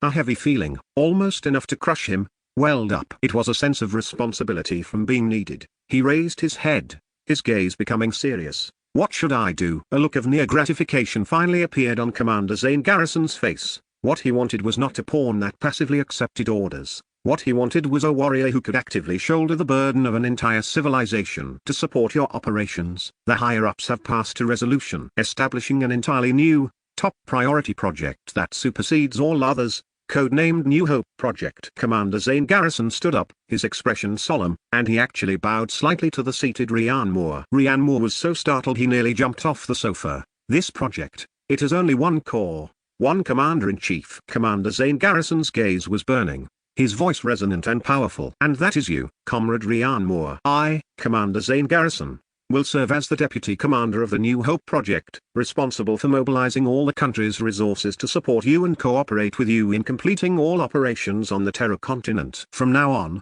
your will is the highest directive of the New Hope Project. Ryan Moore's brain went buzz and crashed. As your deputy, I have 3 suggestions regarding the upcoming operations on the Terra continent. Would you like to hear them? Ryan Moore nodded subconsciously. Please, go ahead. His brain was a mess right now, and he really needed a guide. Commander Zane Garrison held up a finger. First, survive. Under any circumstances, your personal safety is absolute and is the highest priority. Second, find a way to obtain the World Tree Seed. You can try to establish a formal, trustworthy cooperative relationship with the elf race, and then plan from there. Third, Commander Zane Garrison's tone became extremely solemn. Obtain as much intelligence on the Terra continent as possible, especially the demon race. We need to understand what abilities they possess and whether it is possible for them to invade our blue planet. Hearing the end, Ryan Moore's heart skipped a beat. That's right, fine. Dora said the demon race came from the hell of a parallel world. If they can go to Terra, what if they can follow the network cables and find their way to the blue planet? That would really be game over. Commander Zane Garrison continued to add, of course, during this time, technology, supplies, knowledge, tactics, etc. Whatever you need, we will provide. The entirety of the Vanguard Republic will be your most solid backing.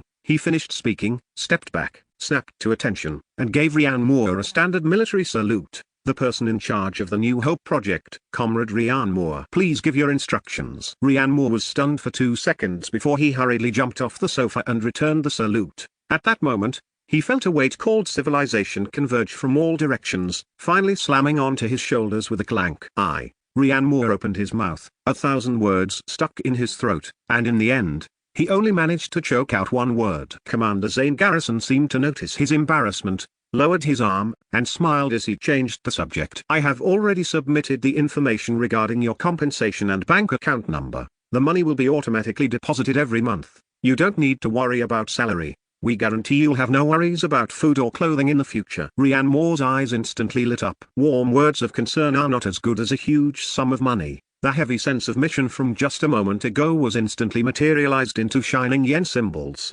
Thank you, leader. Commander Zane Garrison smiled slightly. You can call me by my name, or call me old Chairman Xander Garrison, or Brother Zane is fine too. Brother Zane. Rian Moore followed suit, calling him that quite naturally. Commander Zane Garrison responded and gestured outward. Come with me and meet your team. My team? Rian Moore was taken aback. The think tank for the New Hope project, Commander Zane Garrison explained. They are composed of the top experts in various fields. From now on, they will serve only you. Rian Moore was led into a huge circular room, rather than a conference room. It looked more like a combat command center from a movie. Dozens of huge screens occupied the entire wall, with various data streams, 3D models, and analytical charts refreshing at an astonishing speed, dazzling the eyes.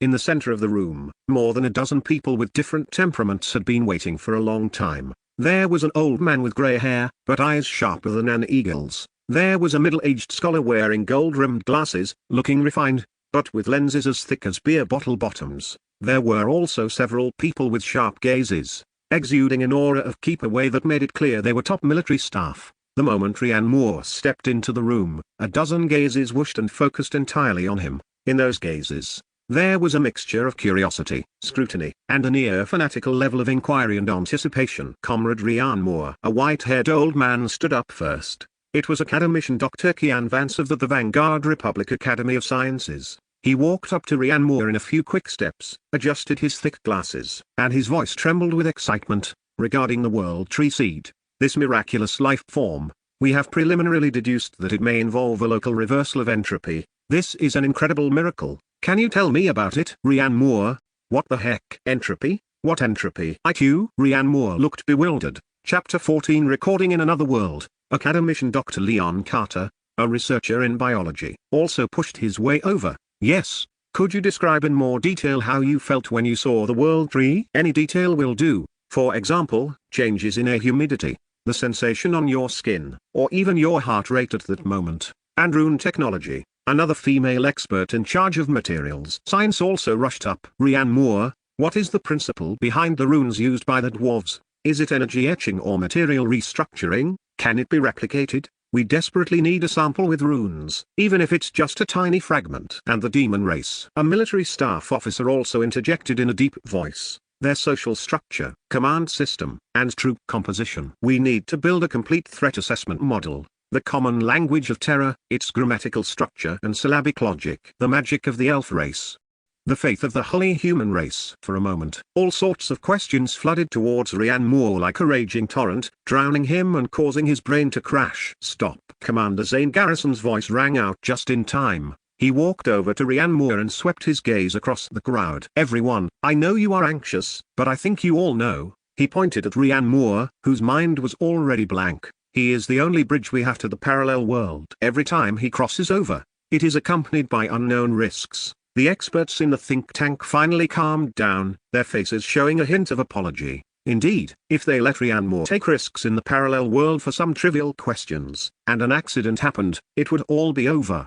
Commander Zane Garrison turned to Rian Moore, his tone softening. They don't mean any harm, it's just they are too eager. Rian Moore nodded and smiled, indicating that he understood. How could he not understand? A group of top-tier scholars seeing a brand new field of study, wouldn't they go crazy? We discussed this on the way here. Commander Zane Garrison continued, speaking to Rian Moore. The top priority is to obtain intelligence. We need the most intuitive, the most authentic video footage to replace our own eyes so we can observe that world. He made a gesture. An assistant immediately handed over a metal box. Commander Zane Garrison opened the box. Inside lay a black, inconspicuous object. It was only the size of a thumb, with a smooth surface and a clip, likely for attaching it to clothing. This is a micro camera. Commander Zane Garrison picked it up and placed it in Rian Moore's palm. It uses solid-state crystal storage and is powered by a special battery, allowing it to work continuously for 48 hours. It remains silent throughout,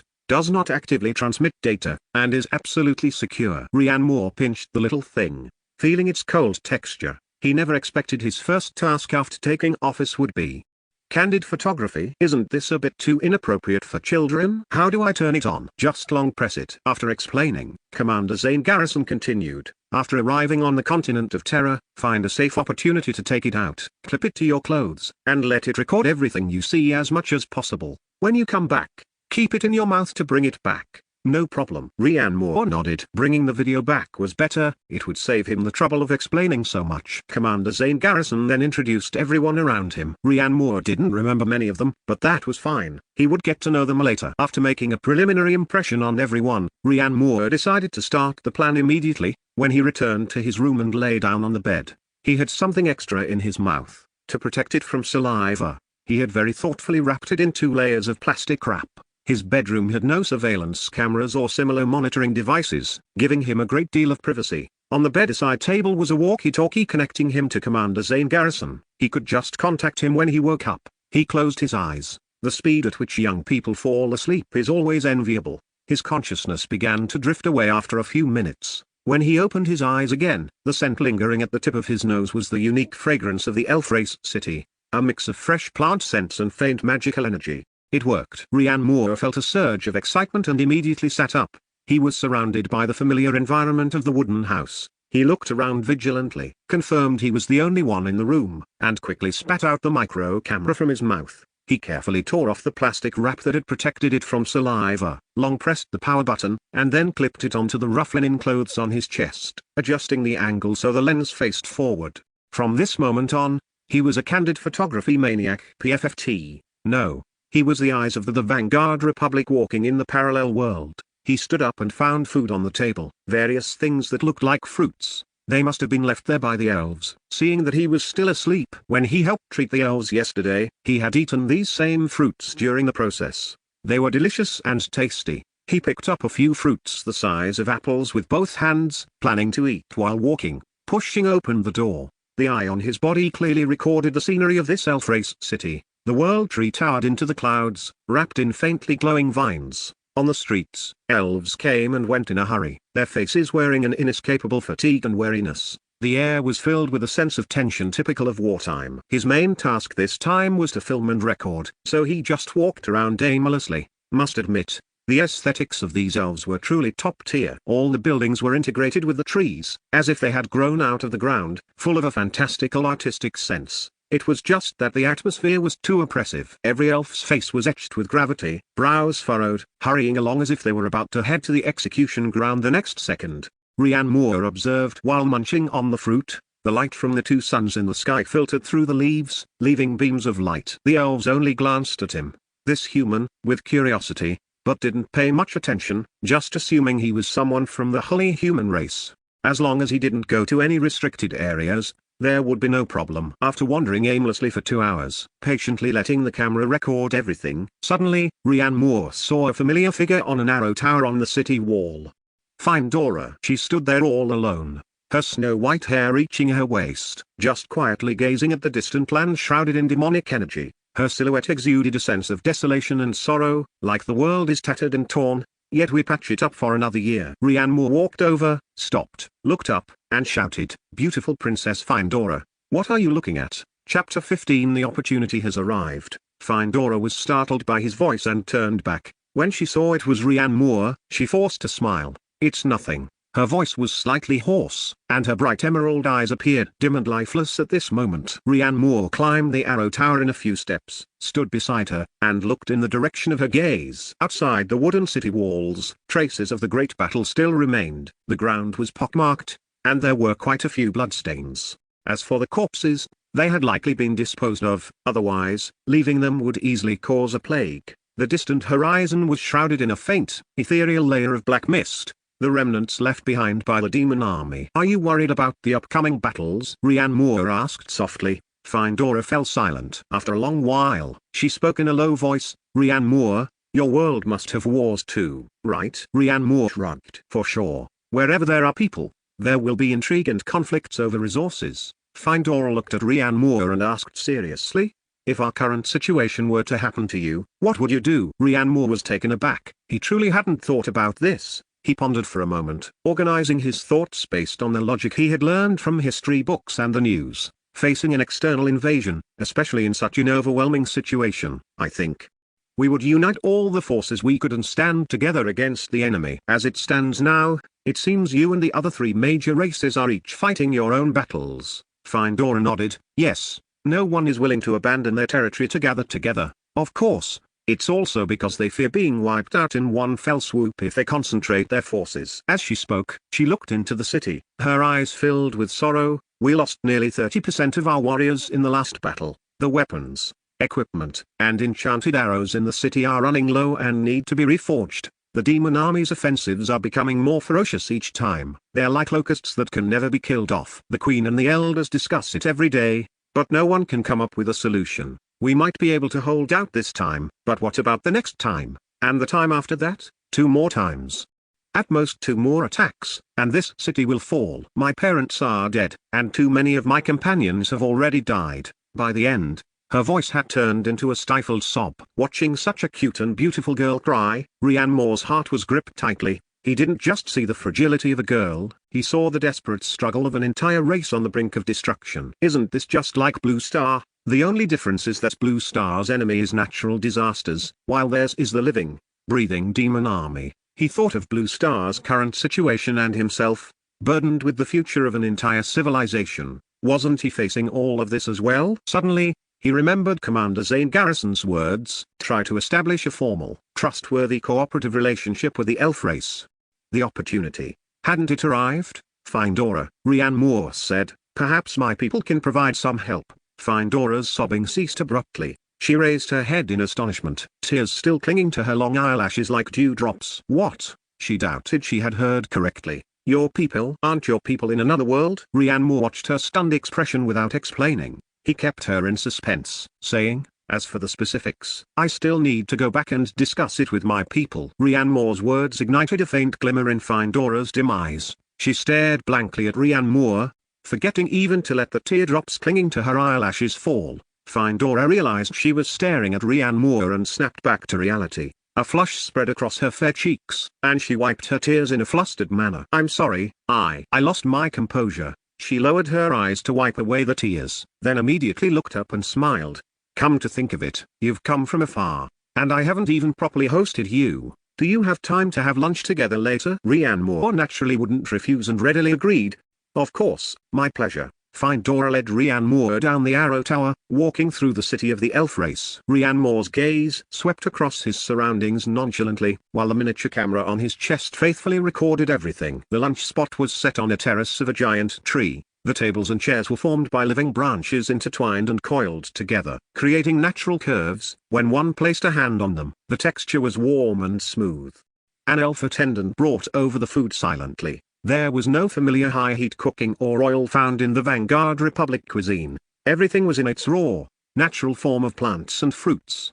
Some fruits were crystal clear throughout, emitting an alluring, sweet fragrance. Some tubers had been simply roasted, their skins golden brown. When torn open, the inside had a fluffy texture similar to bread. There was also a cup made from a rolled broadleaf, filled with clear water. Fine, shimmering specks of light slowly swirled on the surface. Please, eat. Our elf race only consumes vegetarian food. I hope you can get used to it, Findora said with a smile. It's fine. It looks delicious. Rian Moore couldn't help but feel his appetite peaked. He picked up an apple-sized fruit that glowed with a pale blue halo and took a bite. The juices exploded in his mouth. A crisp sweetness that couldn't be described in words slid down his esophagus into his stomach, immediately turning into a warm current that rushed through his limbs and bones. Refreshing. He felt as if every cell in his body, damaged from staying up late to work, was standing up and applauding. The fatigue from the past few days was instantly formatted away. Incredible. I love it. Rian Moore praised sincerely. If this stuff could be brought back to Blue Star, it would probably crush all other fruits, right? What kind of nutrition could compare to its immediate, visible effect? Seeing his satisfied expression, the gloom that had hung over Findora for days dissipated quite a bit. I'm glad you like it. The atmosphere of the lunch instantly switched from post-war tension to a relaxed and pleasant tea party mode. Findora's long-suppressed curiosity finally broke through, and she leaned over like a child. Rian Moore, what is your world like? Rian Moore swallowed the food in his mouth. His brain beginning to race, he thought about how to phrase it appropriately. He certainly couldn't tell the truth about the specific situation. Considering this world had truth detection magic, he would say things that could be said, adding a little bit more bargaining chips for future cooperative negotiations. Our world, he paused. We don't have a world tree, but we have skyscrapers that can pierce through the clouds. Findora's emerald eyes widened significantly, and her mouth opened slightly. We don't understand magic, but our high-speed trains can travel across tens of thousands of miles in a single day, and our airplanes can carry hundreds of people to soar 10,000 meters high in the sky. High-speed trains, airplanes. Findora was a bit dazed by these two unfamiliar terms. Rianne Moore continued to up the ante, picking up a leaf beside him to gesture the shape of a mobile phone. We also don't have communication crystals, but we have something called a mobile phone, which is only the size of a palm. Yet it allows us to have instant conversations with people in any corner of the world, and we can even see their faces and the environment around them. Chapter 16. A 180-year-old girl. Findora's little head was completely unable to process this information. This is already beyond the scope of magic. Is this an authority that only the gods possess? She parted her small mouth slightly, looking so cute and alluring that it made one want to kiss her. Communication crystals are extremely precious magic items. Limited by energy in the inscribed magic circles, the communication distance is at most a few dozen kilometers, and the signal is often poor. Yet the world Rianne Moore spoke of could actually allow everyone to possess a divine artifact like a global connection. Seeing Findora's inexperienced expression, Rianne Moore smiled slightly, his face indifferent. He changed the subject and said casually, "By the way, what about you? How old are you this year?" Seeming to realize that asking a girl this question right off the bat was a bit explosive, he immediately added, "Of course, if it's inconvenient, you don't have to say. I'm just curious. You look about the same age as me." Findora had no such concerns at all. Instead, she smiled and replied innocently, "It's okay. I am 180 years old this year, PFFT. The holy light water that Rianne Moore had just taken into his mouth turned directly into a spray of mist as he spat it out. Cough, cough, cough, cough. He was choked until it felt like his lungs were tearing. 180 is the unit days. He looked up at Findora. The young girl before him was full of collagen. Her skin so tender it could be pinched to reveal water. No matter how one looked at her, she seemed at most just an adult. A 180-year-old young girl. This is unscientific. Are you okay? Findora was frightened by his violent reaction, which was comparable to a death struggle, and hurriedly handed him a new cup of fresh water. I'm fine. Rianne Moore waved his hand repeatedly, and the expression with which he looked at Findora had completely changed. It was a complex emotion mixed with shock, envy, and the thought, "You long-lived species are cheating. I want to report you to the GM. Do you elves have such outrageous lifespans?" "Yes. The lifespan of our elf race is generally over 1,000 years, Findora replied as a matter of course. Rianne Moore, and Her Majesty the Queen's age is something we cannot even fathom. Rianne Moore felt as if his worldview had been run over by a dump truck 3 times. Starting at 1,000 years, the average life expectancy of the Vanguard Republic people is over 80 years old. In their eyes, we might just be mayflies that live in the morning and die in the evening. He suddenly felt that the doomsday crisis on Blue Star, in the face of the long river of time. Never mind, it's still very deadly. Mayflies have a right to survive too. The meal ended successfully under Rianne Moore's deliberate guidance and Findora's curious baby mode. Not only did he successfully enjoy a top-tier meal from the parallel world, but he also managed to extract quite a bit of general information about the elf race's social structure and the relationships between surrounding races. After the meal, seeing a faint trace of fatigue between Rianne Moore's brows, Findora said very considerately, "I see that the holy human race has the habit of taking a nap.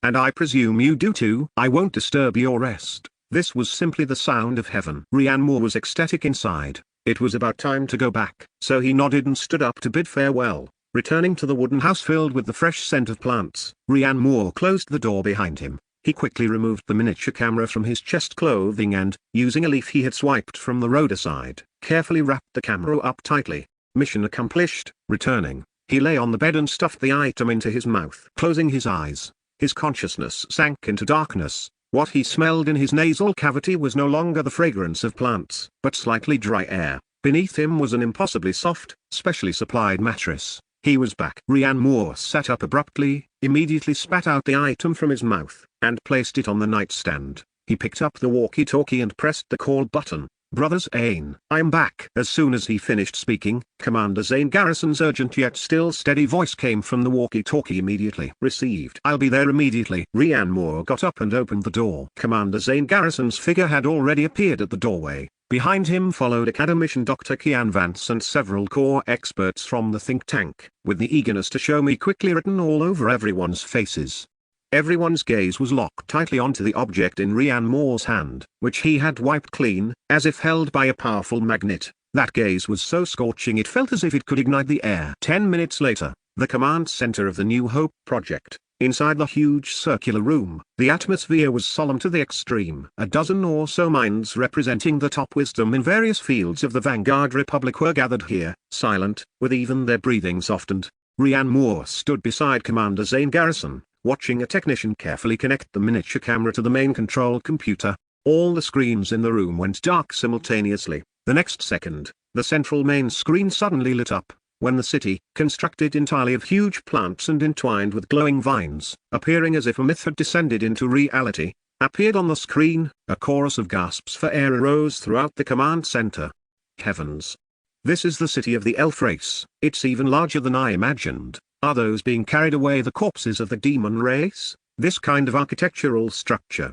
It's integrated with nature. It's too perfect. Academician Dr. Kian Vance adjusted his glasses, leaning his body forward, wishing he could crawl into the screen. Look, that glowing vine. Academician Dr. Leon Carter, the biologist, stood up excitedly. Is it biological energy or a magic phenomenon? The footage moved with Rhiannon Moore's footsteps, revealing this fantasy world to everyone inch by inch. Immediately after, the face of an elf girl occupied the entire main screen. Those light green eyes were filled with an inseparable sorrow and despair. Extreme beauty and an extreme sense of brokenness brought an unparalleled visual impact. This is Countess Fenjuona, Rhiannon Moore explained softly from the side, when the camera swept over the devastated battlefield and the faint, black demonic aura in the distance. A military staff officer's expression changed drastically. Zoom in on screen number 3, analyze the traces on the ground. This level of destruction.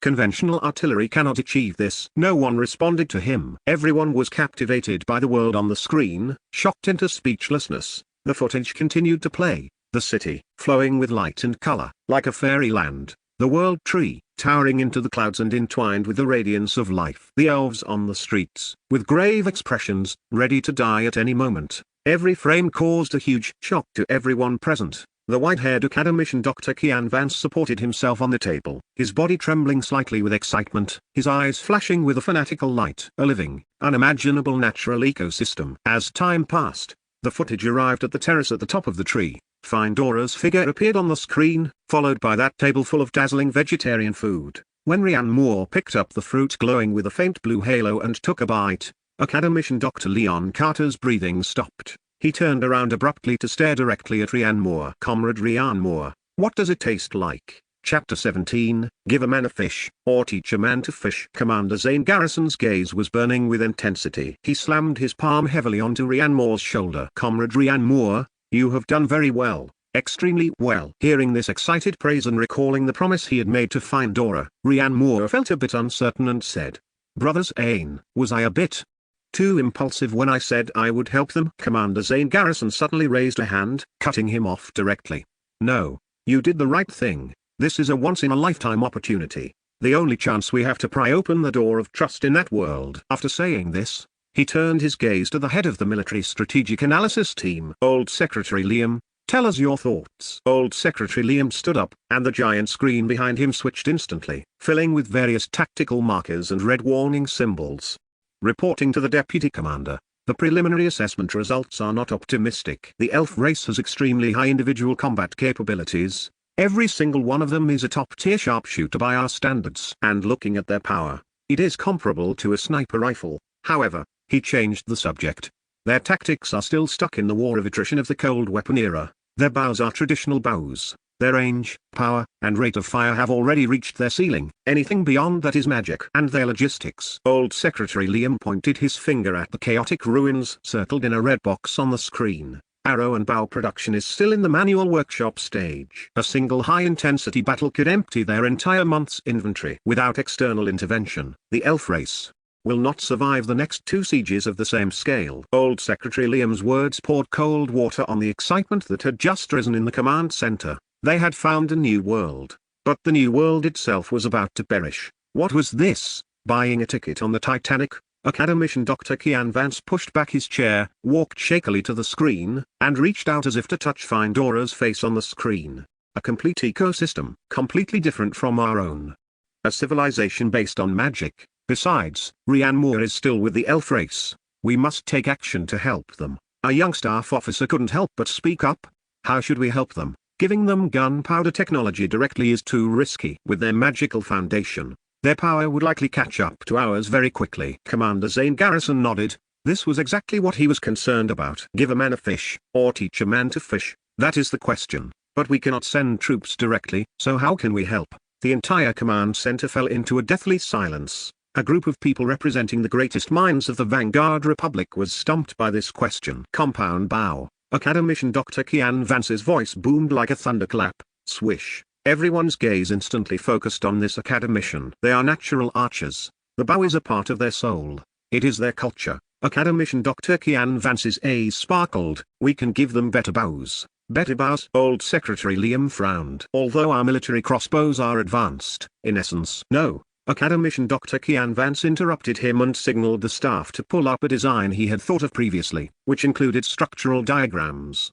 General Lee, please look at this. On the screen appeared a strange bow-shaped weapon with pulleys and cables. This is a bow I designed previously. It can have far greater draw weight and arrow speed than traditional bows, while reducing the holding force at full draw by over 80%. Academician Dr. Kian Vance's voice became passionate. Originally, this was a good invention. But unfortunately, in the modern era or during the end times, it seemed like a waste. However, it was perfect for the elves. This means elf archers can aim steadily for a longer time. They can switch from relying on experience to actually aiming. The massive reduction in physical exertion means a surge in sustained combat capability. Before, their hands would shake after 10 shots. Now, they can shoot 50. This means the lethal arrows fired by each elf will be 3, or even 5 times what they were before. Before he finished speaking, Academician Dr. Kian Vance had someone pull up new blueprints. It was a repeating crossbow with a relatively simple structure, yet it exuded a sense of cold, lethal efficiency. And this, the latest modern version of the Zoo repeating crossbow. You can shoot an arrow every time you pull the trigger, just like emptying a pistol magazine. The power might not be as great as the compound bow, but its value lies in close quarters fire suppression. The elves aren't good at close combat? Then let them shoot the enemy into a beehive with a rain of arrows before they get close. Imagine, when every elf archer, even a common elf, has a repeating crossbow in hand, forming a mobile arrow rain phalanx. What kind of terrifying fire density would that be? The command center was silent. Everyone was stunned by the picture Academician Dr. Kian Vance had painted. This plan was indeed much smarter than just throwing a pile of AK-47s at them. It solved the immediate crisis, did not leak core technology, and was more respectful of their civilization. Good. Commander Zane Garrison slammed the table, his eyes lighting up. As expected of Academician Dr. Kian Vance, this plan is excellent. Academician Dr. Kian Vance smiled slightly. These bows won't be very complex. Standardized production is very fast. The combat power issue is solved, and next is their arrow consumption. I observed that the hardness of their arrowheads is insufficient and requires reforging after recovery. We can provide an improved steel alloy formula and smelting process to double the hardness of the arrowheads, allowing them to be recovered and reused repeatedly. The focus is on being cost-effective and durable. Good. Then all the problems are solved. Commander Zane Garrison said excitedly, then looked around at everyone and said, "Does anyone have any additions?" The experts quickly added, "The design blueprints must use the most intuitive illustrations, discarding all modern industrial terminology, so that their craftsmen can understand them. The carrier for the blueprints can be nanofiber cloth, which is waterproof, fireproof, and corrosion resistant, so it won't be destroyed after a few uses or by accidents, reducing the wasted time for Rhiannon Moore to carry them repeatedly. The alloy formula and smelting process should be the simplest and easiest for them to mass produce, comprehensively improve their production speed and combat capability." After the final discussion, the complete adjustment requirements were finalized. Commander Zane Garrison immediately gave the order to begin action. Chapter 18, It's time for some technological shock. Orders spread through the underground base like an electric current. The Vanguard Republic, this vast and precise war machine, began to operate at an unprecedented speed. In just 6 hours, 2 blueprints condensing the Vanguard Republic's top industrial wisdom, along with a set of metalworking instructions, were printed onto a piece of special fiber cloth that was as thin as a cicada's wing yet incredibly tough. It was carefully rolled into the size of a quail egg and vacuum sealed with food-grade materials. Commander Zane Garrison handed this heavy egg to Rhiannon Moore with an extremely solemn expression. "Comrade Rhiannon Moore, everything over there will depend on you." He paused for a moment, lowering his voice. "Remember, your safety is always the top priority." Rhiannon Moore accepted it solemnly and smiled, saying, "Brother Zane, you're acting like you're entrusting an orphan or saying your final goodbyes. You're making it sound like I'm about to storm the beaches of Normandy. Isn't it just going to the parallel world to take a nap and incidentally provide some technology export? With this flag I'm planting, I feel a chill down my spine." Commander Zane Garrison laughed and scolded, "You rascal, task second, your life first. By the way, you don't need to stuff it in your mouth right now." Rhiannon Moore, the rich scent of plants enveloped Rhiannon Moore. He opened his eyes, and what met his gaze was the familiar dome of the elf race treehouse, constructed from a living plants. Without a moment's delay, Rhiannon Moore sat up and skillfully spat out the scroll that had been protected by sealing wax in his mouth. He needed to find Findora now. Pushing open the door, sunlight filtered through the gaps in the giant canopy, casting dappled light and shadows. Under the respectful guidance of the elf guards, Rhiannon Moore soon found Findora. She was not in the magnificent palace, but outside a temporarily erected workshop. The atmosphere seemed off. Inside and outside the workshop, the top master craftsmen of the elf race were gathered. They were all dejected. They were surrounding a pile of broken bow limbs and damaged arrows, looking frustrated and at their wits' end. Findora's face was filled with exhaustion and anxiety. The youthful innocence in her beautiful eyes had been worn away by the heavy reality, leaving only determination. "Findora," Rhiannon Moore spoke up. Findora turned back, and seeing it was him, a glimmer of light appeared in her dim pupils. She forced a smile. "Rhiannon Moore, you're here." Rhiannon Moore's gaze swept over the broken boughs, and he grinned. "So this is what's going on. I understand. I brought some little things that are perfect for curing your unhappiness." Findora's body trembled slightly, and she couldn't help but feel curious. She stared at Rhiannon Moore. "What is it?" Suddenly, she thought of something. Her pupils dilated instantly, and even her voice carried a slight tremor. "Is it there?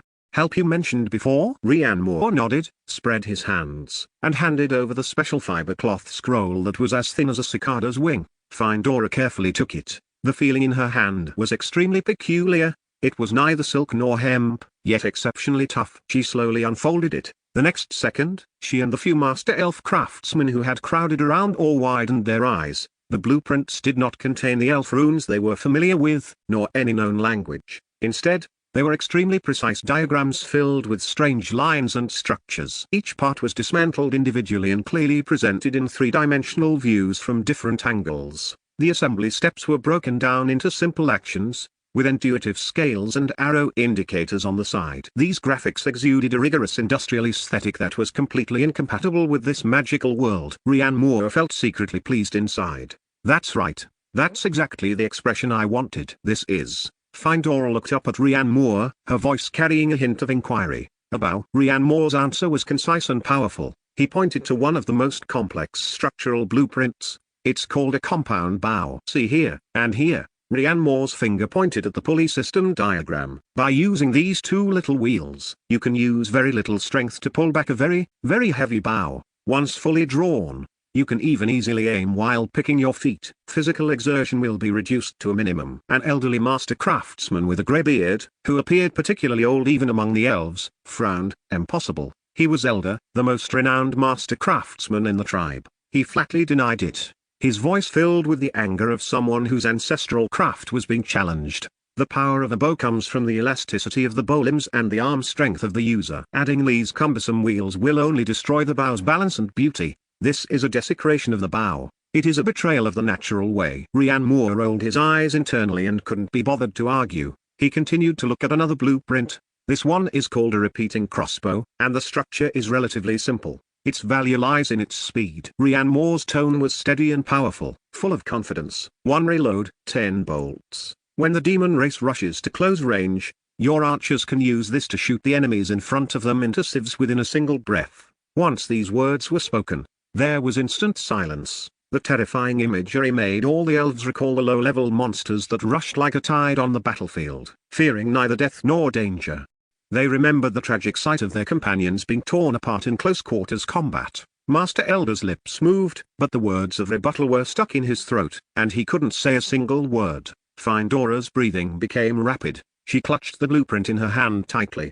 The light fabric felt as heavy as 1,000 June at this moment. She looked at the old craftsman and ordered, "Master Elder, please lead the craftsman and make one immediately according to this blueprint." Master Elder's face was full of reluctance, but seeing the determined expression of the lady, he finally lowered his proud head. "Yes, my lady." The efficiency of the elf craftsmen was astonishing. They might not understand what mechanical principles were, but they possessed a terrifying, innate intuition for materials and structures. Under the on-site guidance of Rhiann Moore, who acted as both the client representative and technical translator, they overcame all difficulties.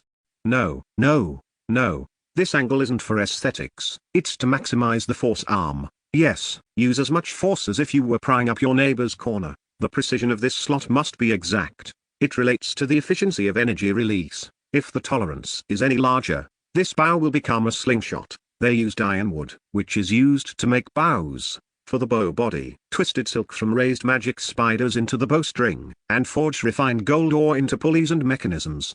3 hours later, amidst the mixed gazes of awe and suspicion from all the elf craftsmen, the first compound bow with a peculiar shape was born. It was time for some technological shock. It was full of cold mechanical sensation, completely different from the traditional elegant longbows of the elves, and even a bit ugly. Chapter 19 The Impossible Composite Crossbow. Master Elder, with a grim expression and under the gaze of many, personally picked up the bow. He nocked an arrow and began to draw the string. The initial tension made him frown, and he felt even more disdain in his heart. Is that it? Is that really it? This draw weight is far lower than any war bow he has ever used in his life. The arrow shot from this would probably struggle to even penetrate leather armor at 50 paces, right? He was already prepared to use facts to ruthlessly slap this ignorant human in the face. He pulled the bowstring back. Just as the bowstring was about to be fully drawn, the moment the force reached its peak, a miracle occurred. The pulley system rotated to a specific angle, and the tension of the bowstring suddenly eased. A massive sense of release washed over him, causing him to almost lose his grip on the string and stumble forward.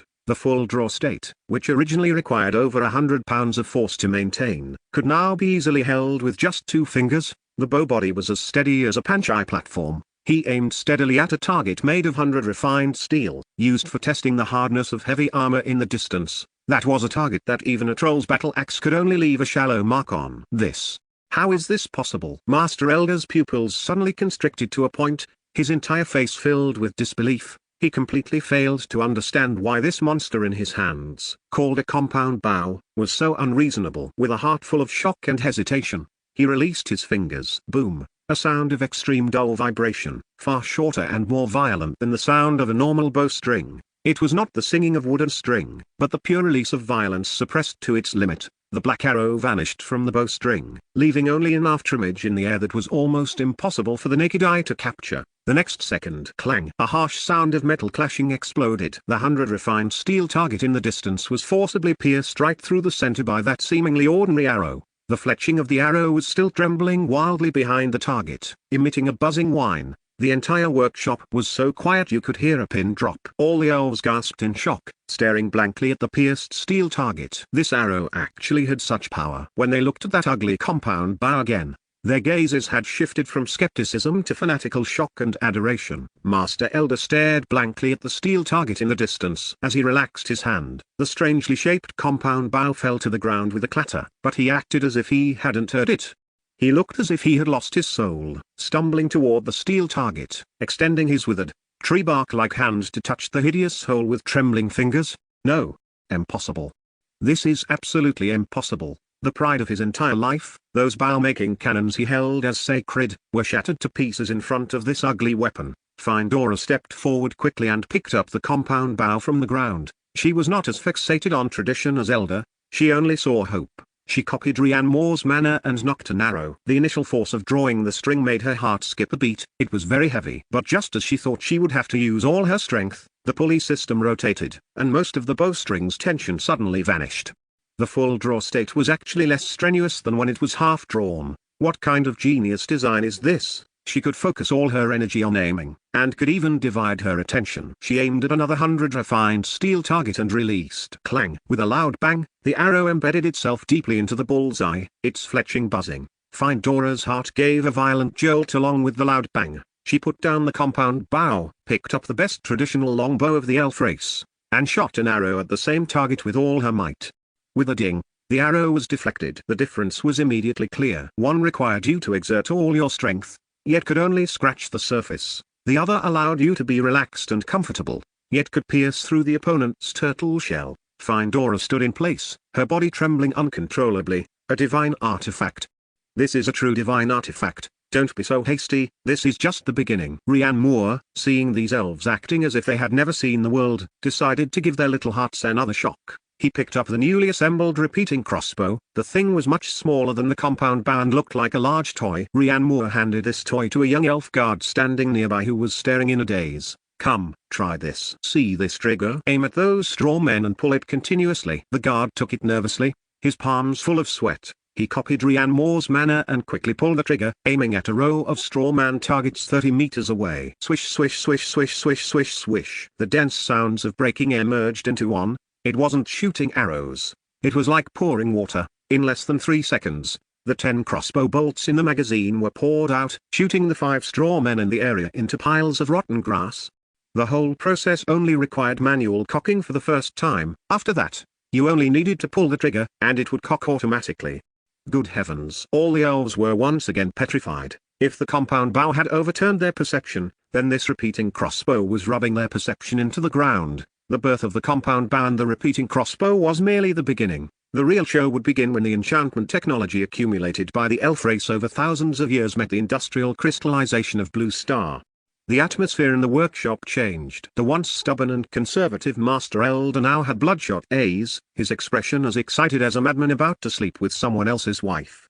He held a compound bow that had just finished being enchanted. His gaze was not looking at a weapon, but clearly at a naked wife. Rian Moore. Countess Fenjuona. Look at this. His throat was a bit hoarse, and one could see pale cyan rune light flowing on the body of this compound bow. The originally cold mechanical structure gained a hint of special effects skin texture. Rian Moore also became interested. Magic enchantment? Countess Fenjuona immediately signaled the strongest archer in the race, Leon, to step forward and test it. Leon, a legend in the Elven Royal City, known as a human-shaped walking eagle eye system, had eyesight so good he could see the wings of a butterfly a kilometer away. He took the bow with a serious expression, nocked an arrow and drew. The moment the police system unlocked, a flash of astonishment crossed his face. This effortless full-draw experience made him feel like he could aim until the end of time. Target: 500-meter rock target. This was the maximum effective range of a traditional longbow of the elf race. As magic power was infused, a pale cyan light lit up. Hum. The sound of the bowstring was dull and short. But the moment the arrow flew out, it brought with it a sharp whistle. Around that arrow, a pale cyan air cone formed out of thin air, reducing air resistance to the absolute limit. Rian Moore was slightly startled. The black arrow turned into an afterimage in the air. The rock target 500 meters away exploded upon impact. It wasn't pierced, it exploded. Rock fragments splattered everywhere, as if it had been hit by a small caliber artillery shell. Chapter 20. Good things should be recommended to the Queen. Leon was stunned himself. He looked down at the bow in his hand and felt the abundant physical strength and mental power within him. I feel like I can shoot dozens more times, he muttered to himself. In the past, he would have needed at least a minute to recover after completing such an extreme shot. Now, it felt as effortless as shooting a cotton ball. Rian Moore's mouth twitched as he listened, feeling as if his dignity had just been crushed. Again, Findora's voice trembled. Target: the 1,000-meter cliff. Once these words were out, even Rian Moore thought the Archduchess had gone mad. 1,000 meters? That was a distance even catapults couldn't reach. Shooting with a bow? Are you kidding me? Leon's eyes became incredibly intense at this moment. He drew the bow again. This time, he poured more magic power into the compound bow and enchanted the arrow simultaneously. The pale cyan light on the bow body became dazzling. Aim. Swish. The arrow vanished. All the elves turned their gazes toward the blurry cliff in the distance. Time seemed to freeze. 1 second, 2 seconds. Boom. A muffled sound came from far away, and a cloud of visible dust exploded on the cliff face 1,000 meters away. It hit. It actually hit. The entire workshop first fell into silence, then erupted into cheers. Incredible. This is a miracle. Master Elder shed tears of joy. A legendary weapon that only legendary dwarf craftsmen could achieve. I never expected that I would be able to do this in my lifetime. Rian Moore was also left speechless on the side. He couldn't even see the distance of 1,000 meters. Who would have thought that with Leon's vision combined with this magically modified compound bow, not only was the effective range far, but he could actually hit the target. It was outrageous. According to the think tank's data, the compound bow was less strenuous to maintain than traditional bows, and the saved strength was reflected in the interval between single shots. The overall arrow firing speed and flight speed were more than 5 times faster. The strategic value of an elf archer equipped with this weapon was at least 5 times that of the past. Rian Moore's wave of technical aid had directly upgraded the archers of the cold weapon era into Barrett snipers in one fell swoop. Findora clenched her fists tightly, her nails digging into her palms, yet she felt no pain. She looked at Rian Moore, her beautiful green eyes filled with gratitude. The testing continued. The repeating crossbow was also brought up. Its positioning was clear. Close combat, fire coverage, and compensating for the final weakness of elf archers. During a break in Leon's test, an elf guard picked up a repeating crossbow equipped with a magazine and loaded with 10 crossbow bolts. He easily cocked the mechanism, without needing precise aiming. He aimed at a row of human-shaped straw targets 10 meters away and pulled the trigger repeatedly. Swish, swish, swish, swish, swish. The dense sounds of breaking air merged into one, like the whispers of death. 10 crossbow bolts poured out in a mere 3 seconds, forming an airtight barrage of death that completely enveloped the area. All 10 straw targets were hit. If it were demon cannon fodder charging at the front, this instant would be enough to clear a whole area. It perfectly solved the weakness of elf archers when they were engaged in close combat. More importantly, both the compound bow and the repeating crossbow greatly lowered the requirements for the user. Inside the workshop, all the elves were in a frenzy. They caressed these new weapons as if they were caressing their most beloved girls. Findora held the compound bow, pulling it repeatedly, feeling that marvelous labor-saving point. She picked up the repeating crossbow again, making swish, swish gestures at the air, like a child who had received a new toy. Although she was an archduchess and primarily a mage, not a professional warrior, the requirements for these two weapons were simply too low. Whether it was drawing the string of the compound bow or operating the repeating crossbow, she could easily complete them multiple times. The effective range of the repeating crossbow was also measured. Thanks to the high-quality materials of the Terra continent, it could accurately hit unarmored targets within 30 meters. Within 10 meters, it was enough to pierce the rough leather armor of low-level demons, meaning it could effectively kill elite demon creatures. Most importantly, even those ordinary elves who were physically weaker and responsible for logistics could immediately become qualified warriors upon picking up these weapons. A nation in arms was no longer just a slogan to boost morale, but had the possibility of becoming a reality. Next was the testing of the arrows. The elf craftsman used the metal material ratio technology provided by the Vanguard Republic to create a batch of brand new triangular arrowheads. An arrow that had pierced through rock was recovered, and the arrowhead only had a slight burr. A craftsman picked up a file, polished it a few times, and the edge was restored to its original state. If it was more serious, they could quench and hammer it a few times, and it could be reused. Compared to ordinary arrows that would deform after piercing bones and leather armor, it was infinitely stronger. The logistical nightmare that had plagued the elf race, the dilemma that an arrow was considered consumed once shot, was completely ended. Watching these scenes that subverted her cognition, Findora was trembling with excitement. She thought of the compatriots who had passed away on the battlefield, the homeland devoured by the demons, and the indelible despair in the eyes of her kin. But now, everything was about to change. She slowly walked up to Rian Moore, and the gazes of all the elves focused there. The noble elf archduchess bowed deeply to this Rian Moore from the parallel world. She performed the most solemn etiquette of the elf race. Lord Rian Moore, please accept Findora's most heartfelt gratitude. Her voice trembled, yet it was full of hope. On behalf of all the heroic spirits who passed away in the war, and on behalf of all my kin struggling to survive, I thank you for the hope you have brought. Rian Moore accepted this gesture with composure. He knew that he did not represent himself, but the motherland behind him that was fighting against the fate of the entire planet. He helped Findora up, looked at her reddened eyes, and said softly, "Hurry and arrange production. Time waits for no one, and the demons don't take holidays." Findora nodded heavily. The tear stains on her face had not yet dried, but her eyes had become incredibly firm. She turned around, faced all the craftsmen and guards, and ordered loudly, "Master Elder, drop all other tasks. Gather all craftsmen. work day and night without rest, and do everything possible to forge these two divine weapons and the arrows. Yes, your highness. Master Eld responded loudly, his voice like a great bell, the fervor on his old face even greater than that of the young people. Findora looked at Leon again. Select the most elite messengers, take the bow and crossbow samples, and depart immediately. Report everything that happened here to Her Majesty the Queen in Avena City. Understood. This was not just an innovation in weapons, but a turning point in the fate of the entire race. She wanted the Queen and all the elves to see this dawn that pierced through the darkness. Soon, a robust elf messenger, carrying a brand new compound bow on his back, a small repeating crossbow hanging at his waist, along with the newly forged arrows and the methods, rode the fastest antelope and rushed out of the camp. Carrying these divine weapons capable of overturning the war situation of the elf race, he galloped toward Avena, the capital of the Elven Kingdom. Chapter 21 New problems arise. After seeing the effects of the crossbows brought by Rian Moore, the enthusiasm of the elf race was like a dry forest set ablaze. The entire camp was in an uproar. But this enthusiasm lasted less than half a day. Rian Moore was sitting with his legs crossed on a large, polished, and smooth rock, crunching away on a crisp honey fruit, a local specialty of the elf race, while calculating the time. The parts for this first batch of weapons hadn't even been assembled into a full set yet. The demon army had better not show up to collect heads already. That would be a disaster. Just then, a commotion and heated arguing erupted from the nearby workshop. Immediately after, Findora and Master Eld followed one after another, walking over quickly with anxious looks on their faces. Rian Moore, Master Eld, as if holding a pile of scrap metal, dumped the metal parts in his hands onto the stone table with a clatter. His old face twisted into a bitter expression.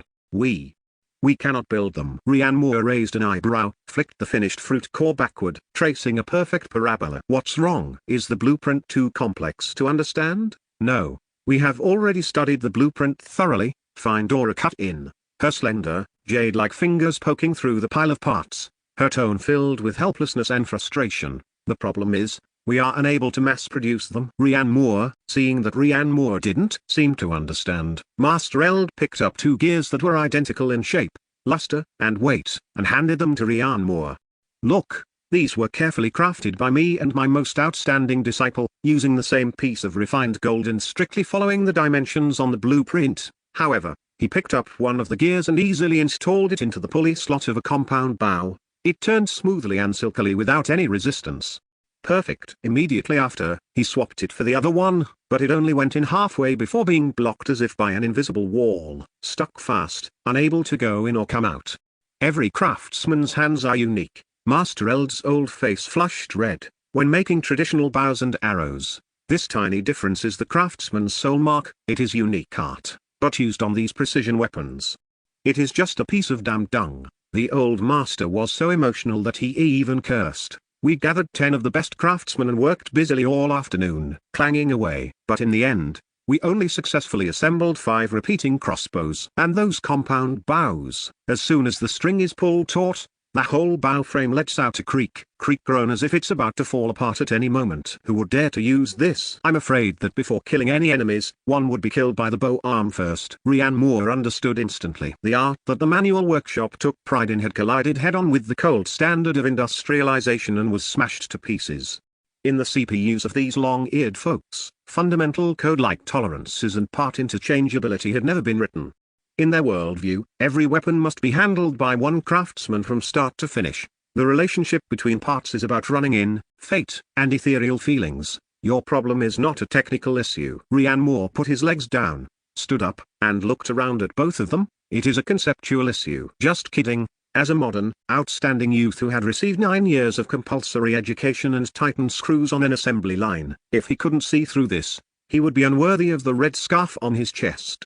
A conceptual issue? Findora and Master Eld were stunned at the same time, speaking in unison. Yes, conceptual. Rian Moore casually picked up the 2 identical gears from the table and weighed them in his hand. In your eyes, these are 2 independent works of art poured with heart and soul. Master Eld nodded subconsciously, his face still retaining a trace of the pride belonging to a top-tier craftsman. The next second, Rian Moore released his hand with a blank expression. Clang! The 2 gears slammed back onto the stone table, making a crisp, jarring sound. In my eyes, they are 2 pieces of failed industrial trash. TR trash? Master Eld was struck as if by lightning, completely dumbfounded. The insulting nature of this word was 10,000 times stronger than calling him a useless old thing to his face. Yes, trash. Ryan Moore confirmed without hesitation, tapping those two gears with his finger because they are not interchangeable. If a weapon breaks on the battlefield, you can't even take a part from another broken one to keep it alive. What do you call this?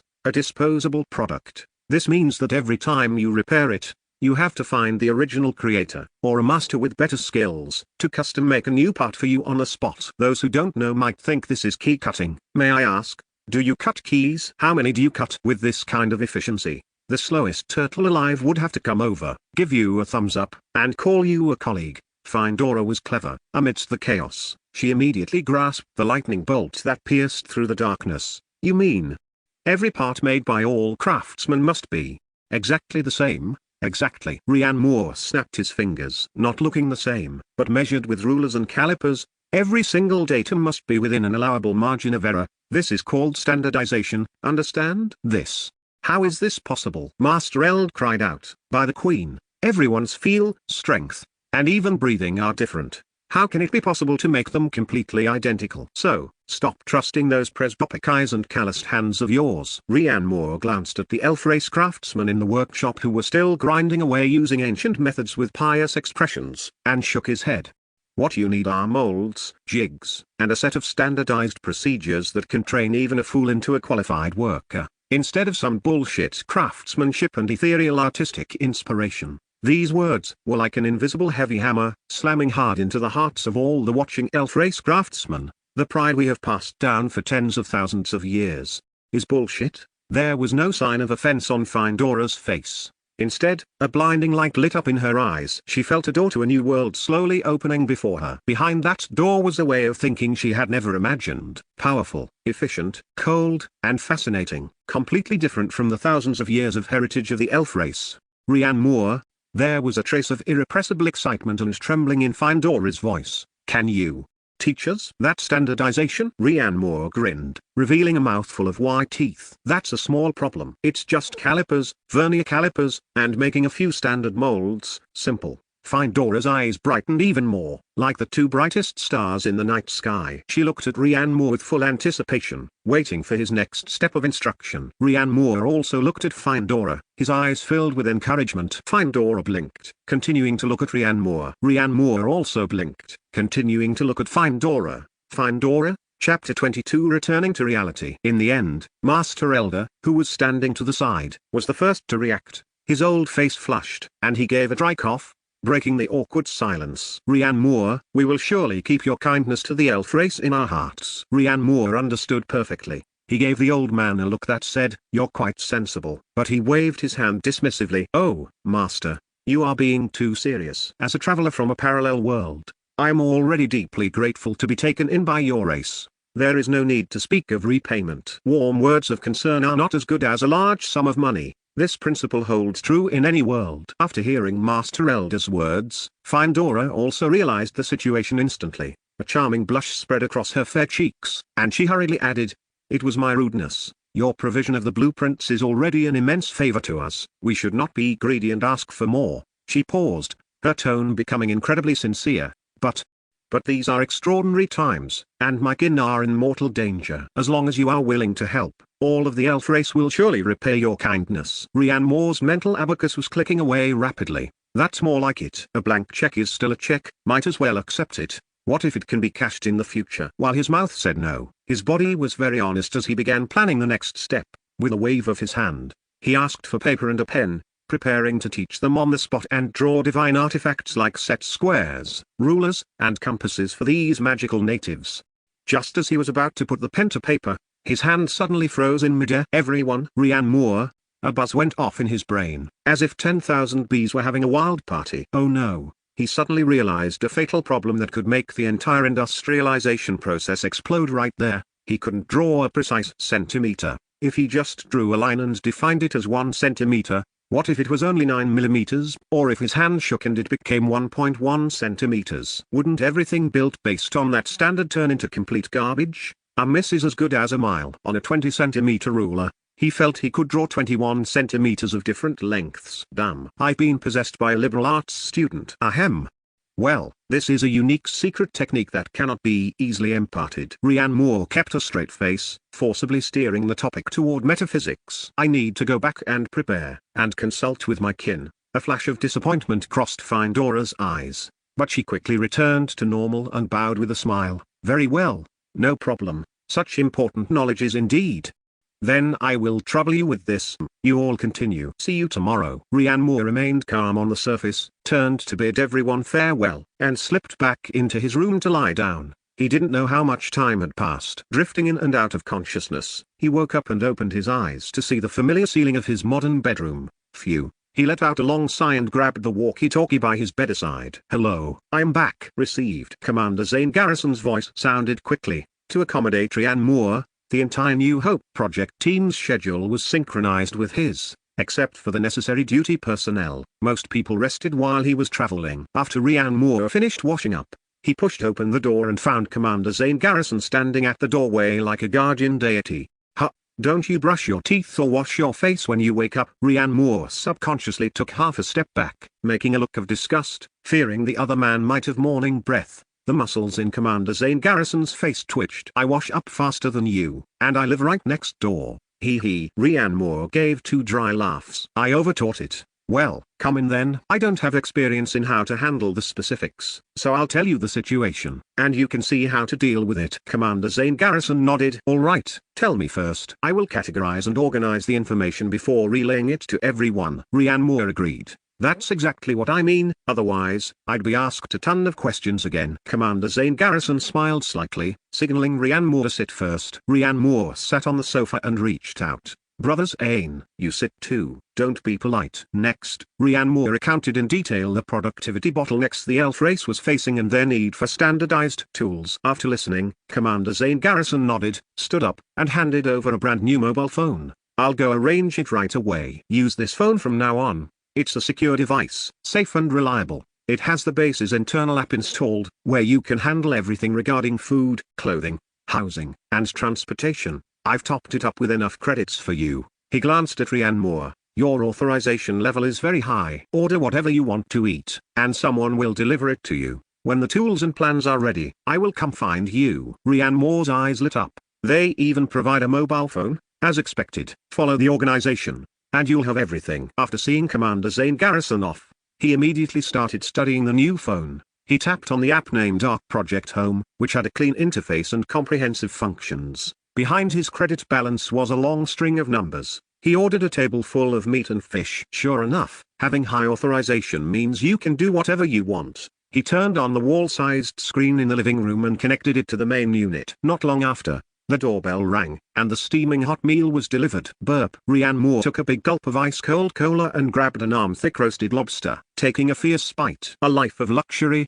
This is really great. If this were in the past, he wouldn't have dared to dream of such a life. After eating and drinking his fill, he sprawled on the sofa, picked up the controller, and immersed himself in a 3A game with 4K resolution.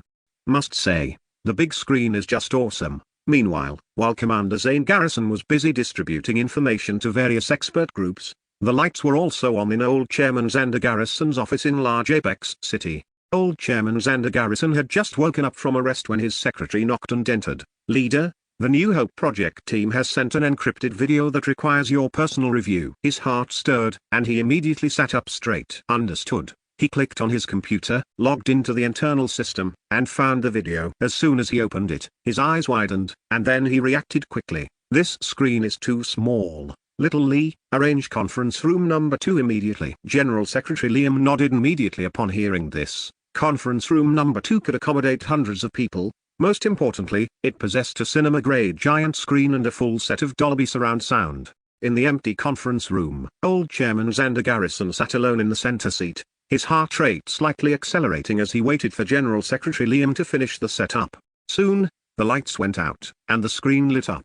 The video playback began. The camera woke up from Rhiannon Moore's perspective, when he pushed open the door. An incomparably huge, towering tree came into view. It was a giant tree as vast as a city. It not only filled the entire screen but also instantly filled his mind. Incredible. The world was filled with birdsong and fragrant flowers, and the camera wove through countless elegant elves, A real, existing parallel world full of fantasy colors left the only two people in the conference room in a state of great shock. Several hours passed. Both of them kept their eyes wide open until the video finished playing and the screen went dark. The conference room was silent. Chapter 23. Oh no, it's the demons. After a long while, General Secretary Liam spoke softly. Leader? Yes, send it to the other four. Elder Zane's voice was somewhat hoarse. He raised his hand to wipe the moisture from the corners of his eyes and walked out of the conference room, following the signs for the emergency exit. The Vanguard Republic. Perhaps there is still hope. General Secretary Liam operated his tablet quickly and trotted to catch up. Leader, Comrade Commander Zane Garrison has a new report from the Bell Base. He says that by improving the elf race's compound bows, our diplomacy has made a major breakthrough. Elder Zane took the tablet, reading as he walked. By the time he realized it, he was already standing at the door of his office. He pushed the door open and entered, unable to contain himself any longer, and burst into laughter. Good, good, good. This Commander Zane Garrison is truly my reassuring pill. He found the perfect entry point. It can both provide the elf race with much-needed combat power and boost their favorability, while also ensuring the safety of Rian Moore. Three birds with one stone. Once this relationship is solidified, we can find an opportunity to talk about that world tree. General Secretary Liam adjusted his glasses, looking a bit confused. Leader, why not strike while the iron is hot? They need us most right now. If we directly use more advanced weapon technology to trade for the world tree's seeds, the success rate should be quite high. Elder Zane shook his head and placed the tablet on the table. Little Lee, try to put yourself in their shoes. What is the world tree to the elf race? It is home. It is faith. It is the root of their race. If an alien came along right now and said they wanted to trade weapon technology for our homeland upon which we depend for survival, what would you think? General Secretary Liam was stunned. I would immediately refuse and be wary and guarded against them. Elder Zane patted him on the shoulder. That's exactly the point. Therefore, you have to eat one bite at a time. If you're too hasty, you'll burn your mouth. At this moment, Rian Moore was on Terra, acting as a commuter between two worlds. Utilizing the plans that the Vanguard Republic think tank had pulled all-nighters to create, he brought the elves blueprints for measuring tools and a set of standardized production process SOPs that could only be described as rudimentary. Then, the entire elf camp was like it had been injected with adrenaline, falling into a frenzy of production. Rian Moore sat with his legs crossed, fiddling with a freshly produced repeating crossbow in his hands. He skillfully disassembled the magazine and checked the catches inside. He squinted at the sunlight and examined the near-perfect straightness of the crossbow arms. TSK, not bad at all. The learning ability of these long-eared folks was simply at a monster level. Before this, they were just a bunch of let's fiddle with everything types, making things entirely based on feel and being literary youths who thought the wind is a bit noisy today. After the training and explanation, a sacred term drifted throughout the entire workshop: tolerance. A young elf apprentice rushed over, holding a gear as if presenting a treasure. Master, look at the tolerance of this part I made. Isn't it perfect? Master Ead took the part, measured it with the newly learned vernier caliper, and nodded. Then, he casually pressed the gear into a standard catch. It fit perfectly and turned smoothly. Even Dove would have to call it Big Brother upon seeing it. Not bad, Master Ead praised. Next, Master Ead. Another apprentice held a piece of parchment. His face flushed with excitement. The tolerance of the latest batch of gears has been controlled to within plus or minus 0.3 mm. The yield rate is as high as 98%. Master Ead, this stubborn old craftsman who could once smash open granite with a headbutt, was currently stroking the vernier caliper in his hands as if it were a sacred relic. He grabbed two more at random from a pile of parts. Click, perfectly engaged. No, Master Ead suddenly roared, causing the noise in the entire workshop to cease for a moment, scaring the apprentice next to him into a shiver.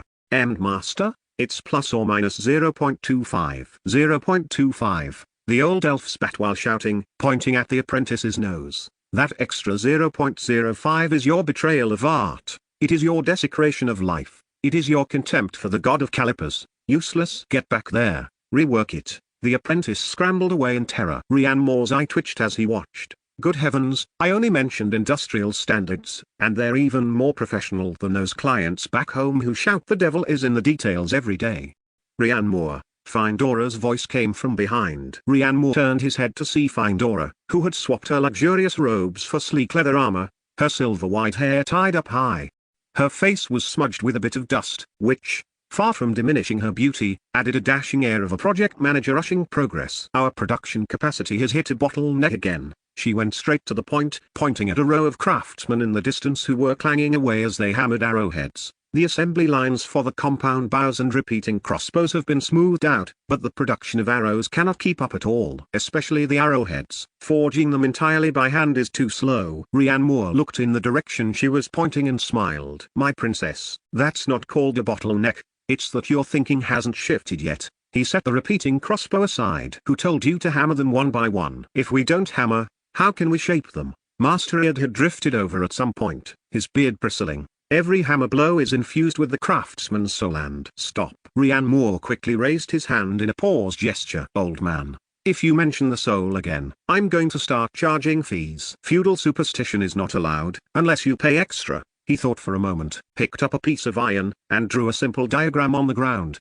Make a mold, understand? Just 2 pieces of iron, one convex and one concave, with the shape of the arrowhead left in the middle. Put the red-hot iron billet inside, get a big hammer, and bang. Rian Moore made a clean, decisive downward smashing motion, one little buddy at a time. This is called stamping. Still think the efficiency isn't high enough?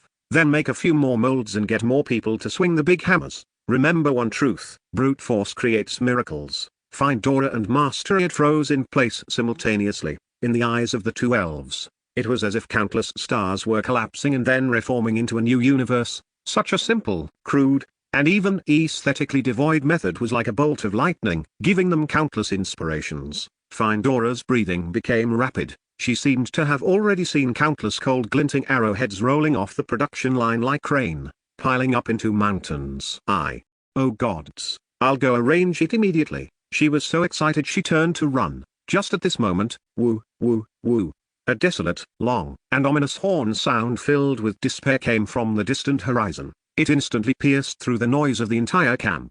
Chapter 24 The Demon Race Returns. The clanging hammer strikes in the workshop came to an abrupt halt. All the elves, whether guards or craftsmen, froze in place. The sound seemed to carry a physical freezing effect, chilling everyone's blood from their skulls to their heels. Rian Moore was stunned for a moment. Who is it? Blowing that at mealtime? It sounds so unlucky. But when he saw Findora's face turn deathly pale in an instant, his heart skipped a beat. This is bad. It's the demons. Damned demons. They're back. Findora grit her teeth, the hatred seeping through. Clang. The vernier caliper in Master Elder's hand hit the ground with a crisp sound. The old elf was trembling all over, his lips quivering. Impossible. This is absolutely impossible, according to their attack patterns. The next one shouldn't be for at least another half-month. Before he could finish, a blood-covered elven scout rolled into the workshop. One of his arms was twisted like a pretzel, and his face was covered in black bloodstains and inextinguishable terror. He roared with effort. Princess,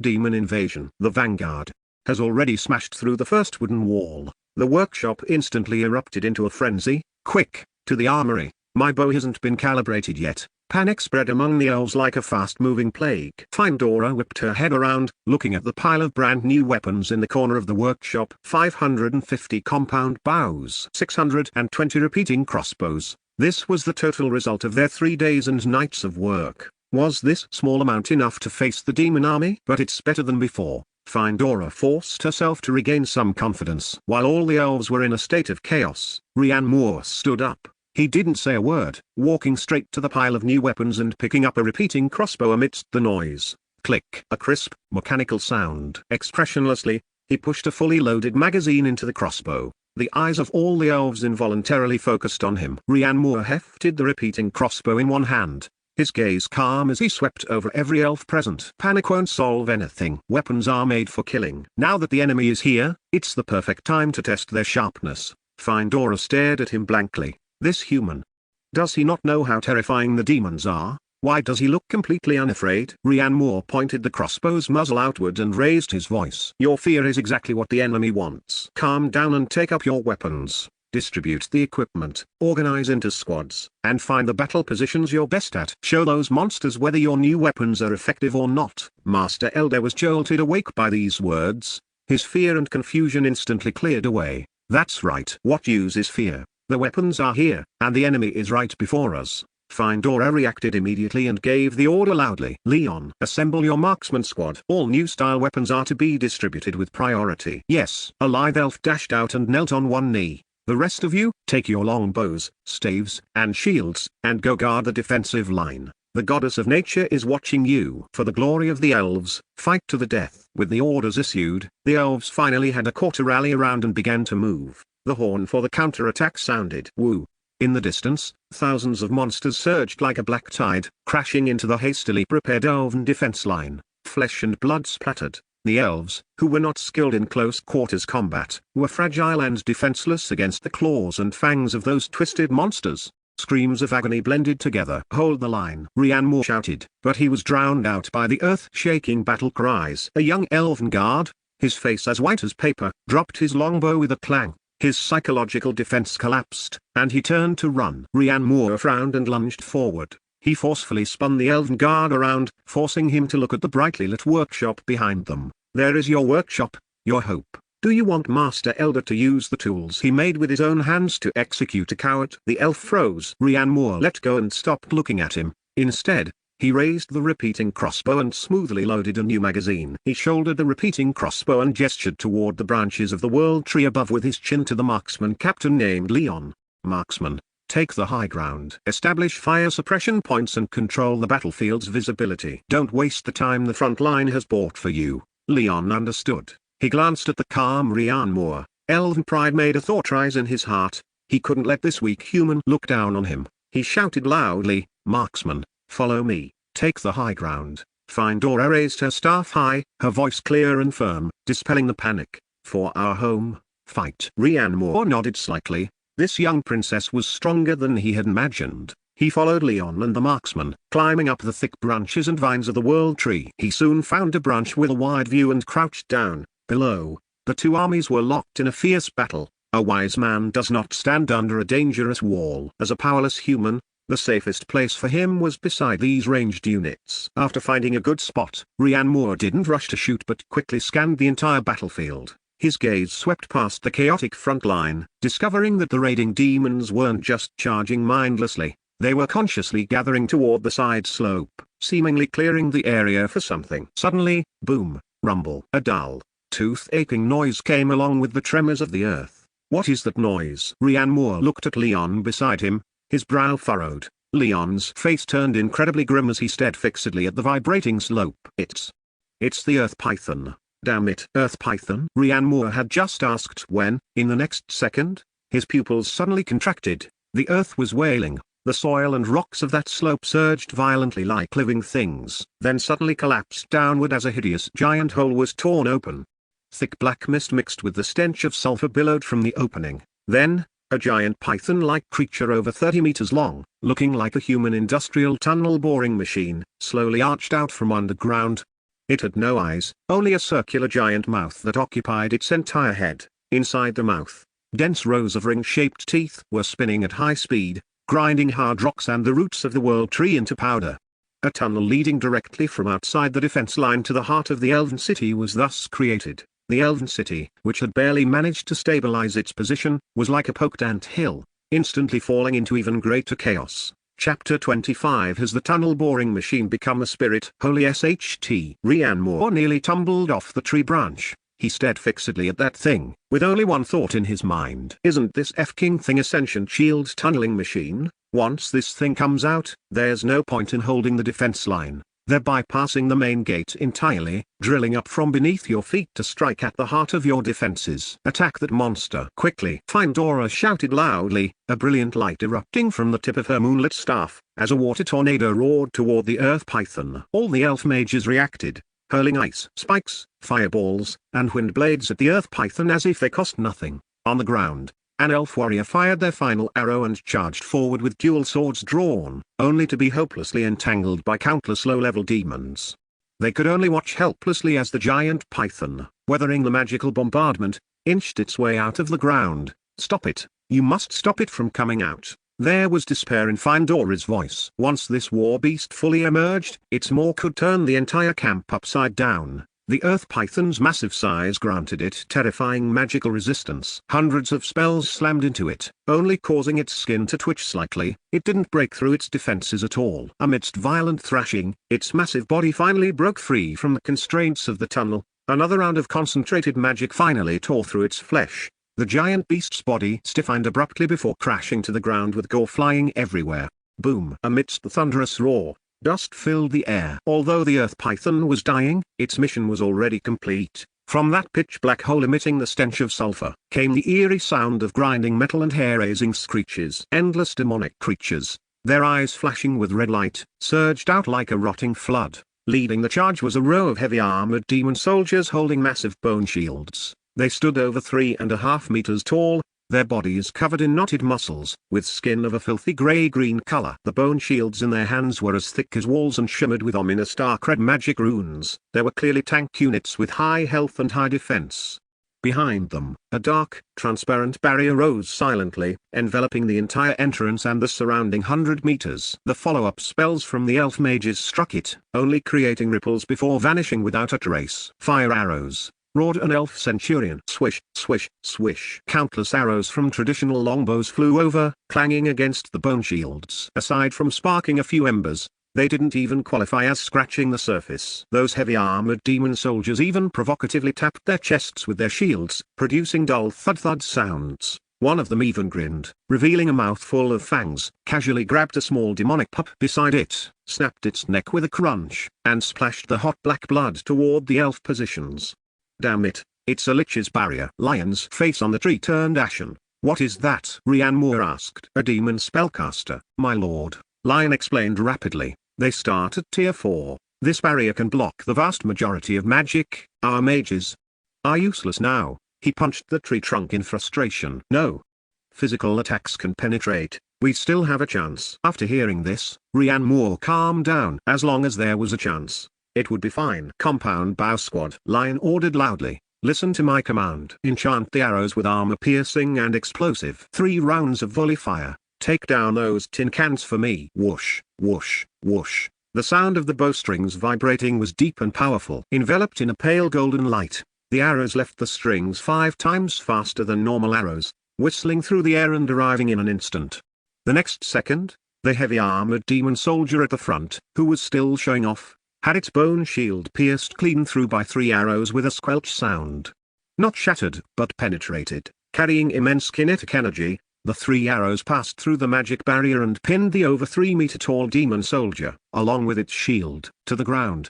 The demon soldier looked down at its shattered bone shield, filled with confusion. Since when did the elves have something like this? The entire battlefield went silent for a second. Every elf saw this scene. Then, a sky-shaking cheer erupted. It works. By the gods. The new weapons work. Fire. Shoot these bastards dead. Morale instantly went from freezing point to boiling point. Continue. Lion was overjoyed as well. He drew his bow and knocked an arrow, issuing orders again toward the entrance nearly 1,000 meters away. Over 500 compound bows became over 500 sniper rifles, beginning to pick off targets one by one. Before them, the demon race's heavy armor units either had their helmets blown off or their shields pierced through. The compound bows were for precision, while the repeating crossbows were for sweeping fire. Those demons attempting to charge and tear apart the elf positions were met with a metal storm composed of crossbow bolts. Click, click, click, click, click. The elves only needed to pull the trigger, and they could empty a magazine in 3 seconds. The dense crossbow bolts formed a barrage of death,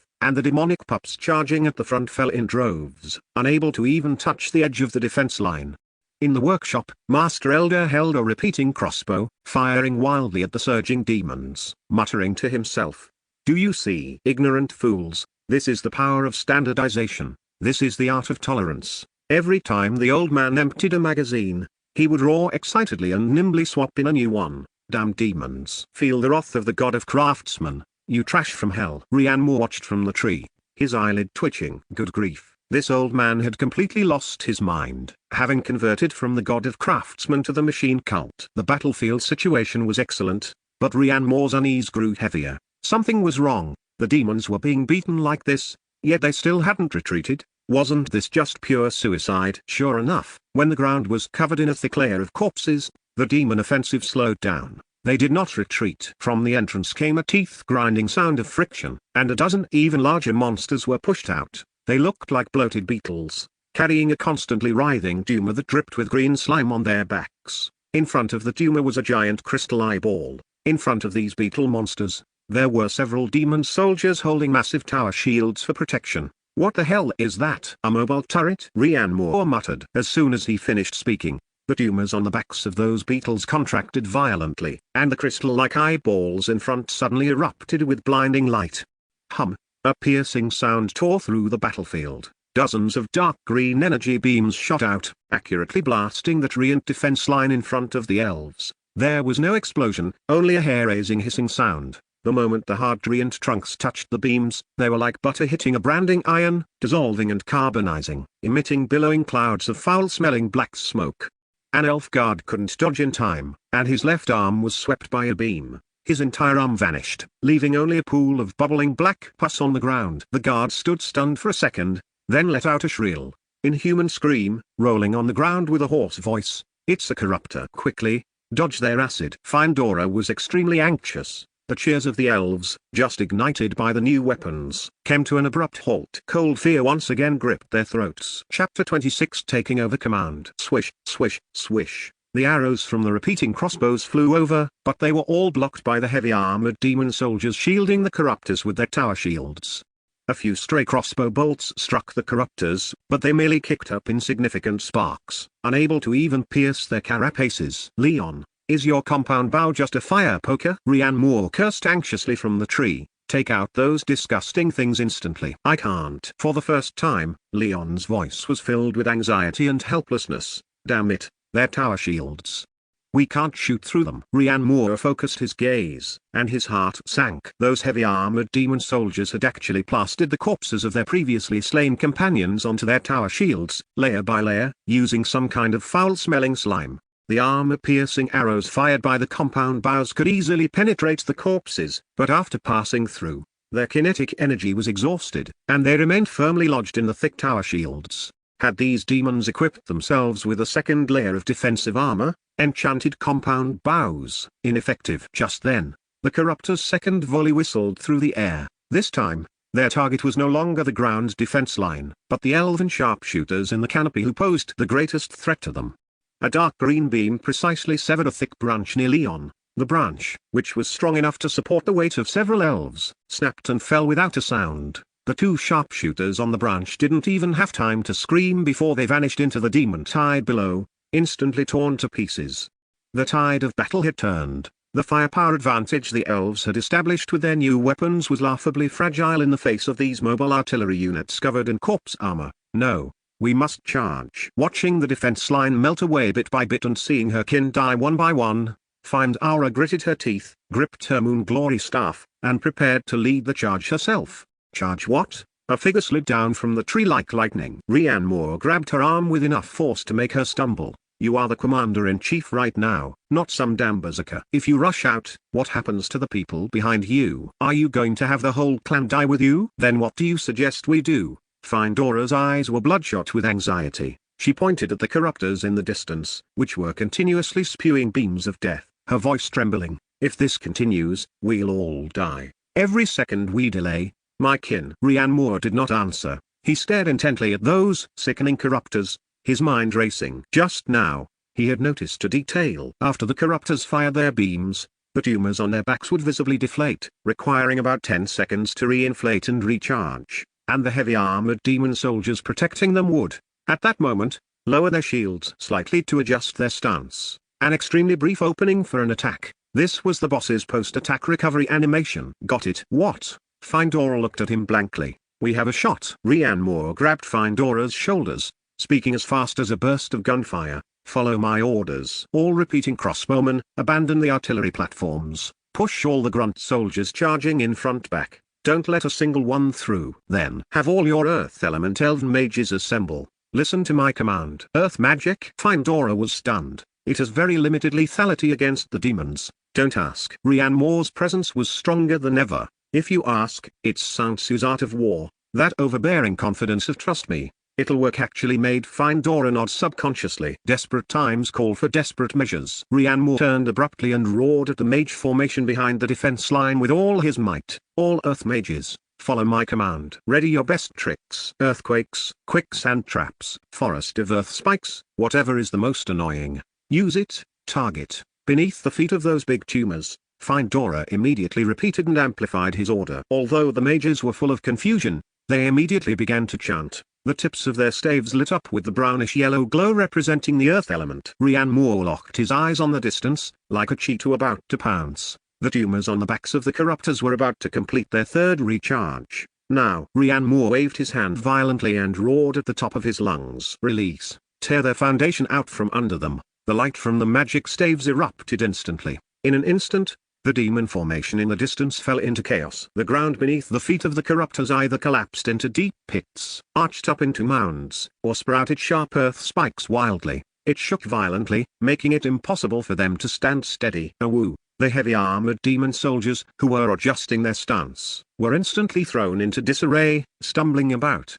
The previously seamless shield formation revealed countless fatal gaps, and the corruptors, which had just finished recharging and were preparing to fire, were even more dazed by this sudden terrain kill. The new round of corrosive beams fired crookedly, with several hitting their own people directly, causing wails to fill the demon formation as they were burned. This moment of chaos was exactly what Rianmu had been waiting for. He looked up and let out a wolf-like roar toward the canopy. Leon, what are you standing there for? Shoot! Damn it! Leon, who had already drawn his bow and was waiting, roared back. Sharpshooters, ready. Target the corruptors. Enchant arrows with explosion. Fire. Swish, swish, swish. The dull, powerful vibration of bowstrings merged into one. Over 500 arrows, each imbued with golden explosive runes, transformed into over 500 streams of death tearing through the air. The arrows accurately and flawlessly passed through the huge gaps exposed by the heavy-armored demon soldiers as they lost their footing. An arrow with an explosive rune struck precisely into the back of a heavy-armored demon soldier's knee, which it hadn't had time to protect. Boom! With a muffled thud, the monster, over 3 meters tall, let out a shrill wail as half of its thigh and its knee were reduced to a pulp of flesh and blood. Losing its support, it collapsed to its knees, falling forward uncontrollably, completely exposing the recharging corruptor behind it. Now, a flash of light appeared in Leon's eyes as the long-drawn arrow was released. The arrow tore through the air, hitting its mark perfectly, striking the green tumor that was swelling frantically on the corruptor's back. PFFT, boom, the tumor exploded. The scene was like a giant watermelon filled with rotten entrails being instantly blasted apart. Green slime sprayed in all directions like acid rain from the sky, covering the faces of all the heavy-armored demon soldiers protecting it. Screech, awoo! Those demon soldiers shrieked as they were corroded by their own weapon, rolling on the ground in agony, and the impenetrable shield formation began to collapse from within. Chapter 27 Great Victory. As one fell, a second and a third followed. High above in the canopy, the compound bows of the elven marksman acted as the book of life and death for the king of hell. Every muffled twang of a bowstring signified a demon artillery unit being precisely dispatched.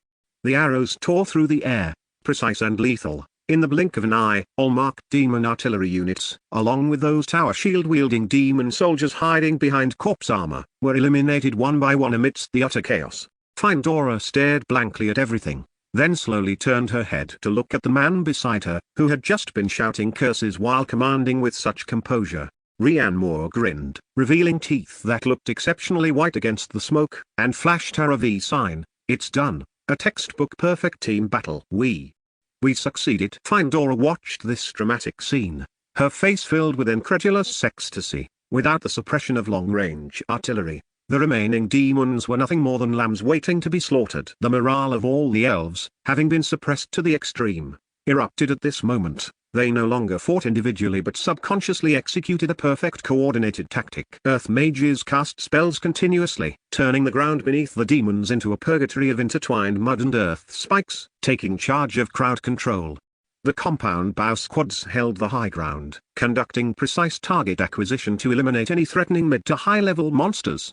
The treant guardians stabilized their formation, while wood elves chanted spells from the rear, healing them. And the most numerous repeating crossbowmen formed waves of metallic fire nets, frantically harvesting the low-level monsters attempting to break through the defensive line. For a moment, The aggressive demon army was firmly blocked at that pitch-black tunnel entrance, unable to move an inch. For the first time, the demons tasted the feeling of being spawn-camped and beaten. When the last heavy-armored demon soldier attempting a counterattack was shot in the head by Leon, a shrill and unwilling horn sounded from within the demon army. Leaving behind a mountain of corpses, they fled back into the underground tunnel in a sorry state. The war was over. The elves, having survived the disaster, stood stunned for a second before erupting into earth-shattering cheers. Many elves dropped their weapons, hugged their companions tightly, and wept with joy. We won. God, we actually won. Ha ha ha, the Queen bless us, we survived. Findora walked quickly to Rian Moore, took off her helmet,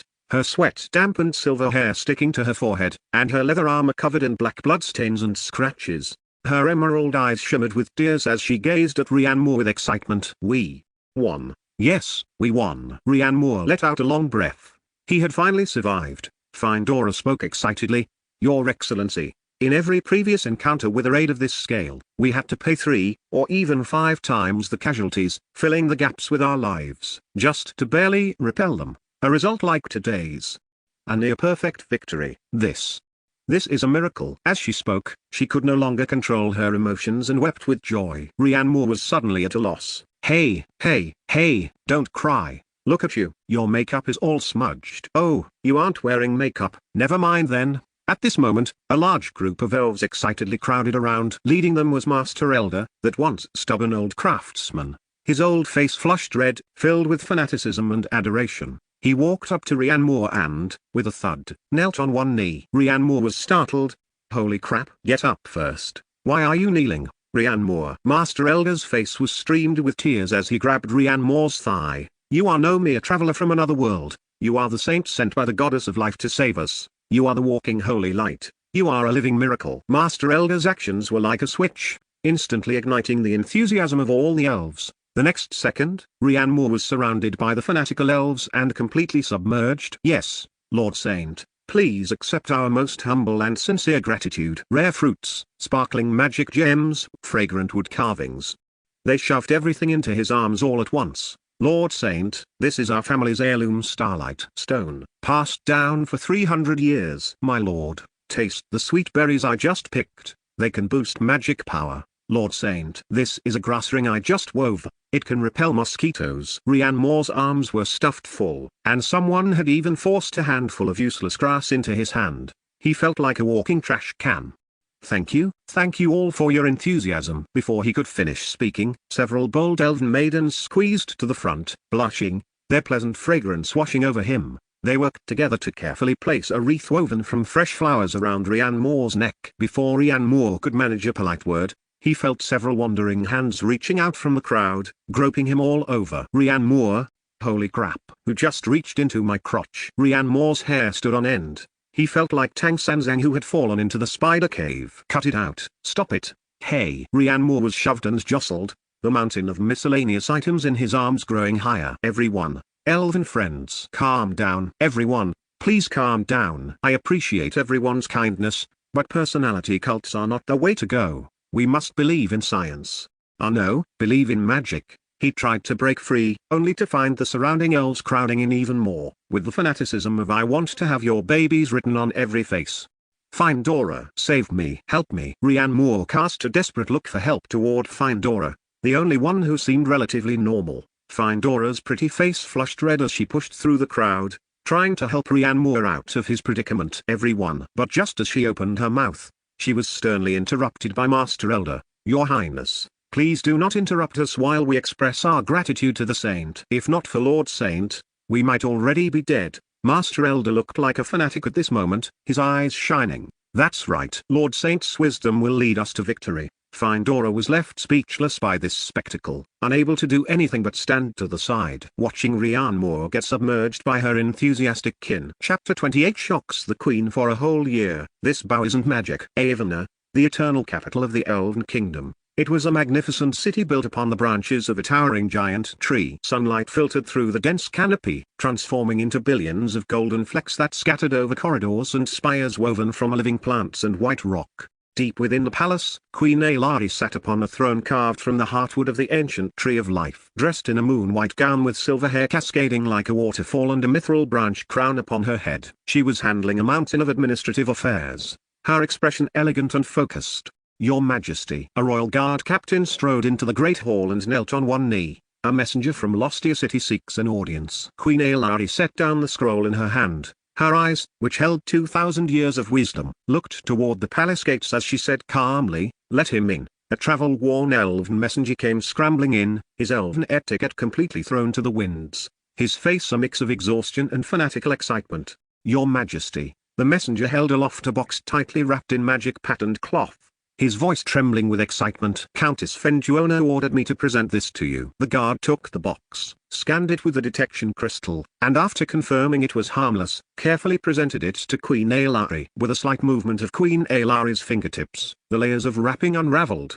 Inside the box lay a strangely shaped bow, a small crossbow, a roll of parchment blueprints, and several equally unique arrows. "What is this?" Queen Aelari frowned slightly. The curvature of the bow's arms was bizarre, and it was wound with several loops of unknown ropes and pulleys. As for that crossbow, it was so small it looked like a toy. Ugly, cold, and devoid of beauty, it was filled with a certain brutal pragmatism. To answer the queen, "These things are called the compound bow and the repeating crossbow, invented by a visitor from another world, Rian Moore." The messenger struggled to steady his breathing as he repeated the countess's words. "Countess Fenduona said that these things concern the survival of our race. A visitor from another world? A human?" Several elven elders in the hall whispered among themselves upon hearing this, clear displeasure appearing on their faces. A wood elf elder, his beard braided into intricate plaits, stepped forward and bowed, his tone carrying the stubbornness characteristic of an elder. "Your Majesty, Countess Fenduona is still too young. How can the fate of our race be entrusted to a human of unknown origin and these oddly shaped iron tools?" "Elder Archimond is right," another elder immediately chimed in, his voice shrill. "The longbow skills passed down by our race for 10,000 years are a glory bestowed by the moon goddess, an art flowing in our blood. How can they be compared to these strange creations?" Queen Aelari did not speak. She picked up the compound bow, feeling its cold texture and heavy weight. The design of this thing completely overturned the elf race's understanding of bows and arrows. After hearing the elder's arguments, her heart remained unruffled. She even felt a bit like laughing. "Art? Glory? Besides these things, is there any room for food in the heads of these old fossils? When the demon army is at the gates, will they rely on glory to reform them, or use art to blind them?" Recalling Findora's personality, she made a decision. Talk is useless. Queen Aelari rose from her throne and commanded, "Take it to the range and test it." At the shooting range, an elven marksman known as the Son of the Wind, holding his beloved millennial purple wood longbow, stood behind the firing line. He gave an elegant salute to the queen and the elders, drawing a low murmur of admiration from the noble seats. He notched an arrow and drew the bow in a fluid motion, drawing the bow into a full moon. Swish! The arrow left the string with an elegant sound of whistling air, tracing a perfect arc before thudding precisely into the bullseye 300 meters away. Elder Archimond stroked his beard, a look of satisfaction on his face. "See, Your Majesty, this is the power of our elves, the perfect combination of skill and nature." Next, the marksman somewhat clumsily picked up the compound bow. Under the messenger's guidance, he spent some effort before finally notching the arrow onto the string. "This thing is too strange," he muttered, feeling that the tension of drawing the string was entirely different from a traditional longbow. The first half of the draw was strenuous, but once it passed a certain point, the resistance suddenly vanished, becoming eerily easy to hold.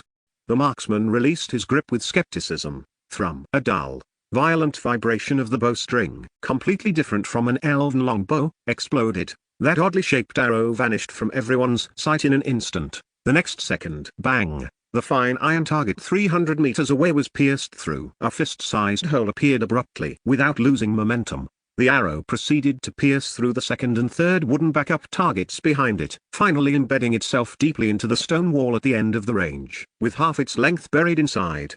The shooting range fell into a dead silence. All the elves stood with their mouths agape, staring blankly at the iron target with a hole in it, and then at the stone wall. The Son of the Wind marksman froze in place. He looked down at the compound bow in his hand, and then at his elegant millennial purple wood longbow. Elegance.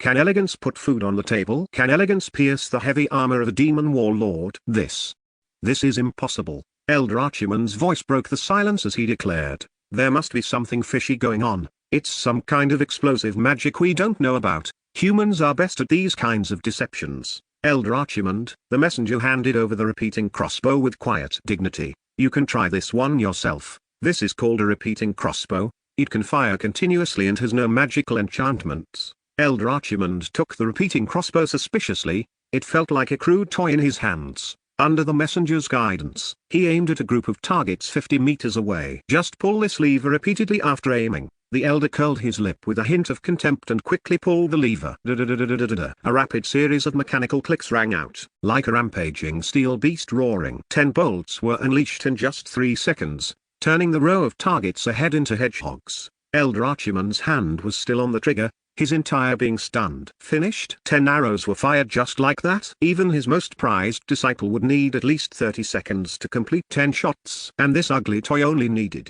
3 seconds? His mind went blank, as if it had been forcibly formatted by something. Queen Aelari slowly stood up. She walked quickly to the wall and reached out her slender fingers, gently touching the arrow deeply embedded in the stone wall. It was filled with brutal physical force, and there were no magical fluctuations whatsoever. What a remarkable compound bow. Queen Aelari turned around, and glimmers of light began to burn within her eyes, full of wisdom and tranquility. Chapter 29. Times have changed. Elder, pass down my orders. Queen Aelari's voice echoed through the royal hall, carrying supreme authority. Summon all craftsmen. Tell them to drop everything immediately and begin mass-producing this bow and this crossbow. With a sharp snap, she unfurled the parchment blueprints across the royal desk. Every single detail on these blueprints must be replicated with absolute precision. Your Majesty, please reconsider. Elder Archimond finally found his voice after witnessing the savage power of the compound bow. He stepped forward, his meticulously braided beard trembling. This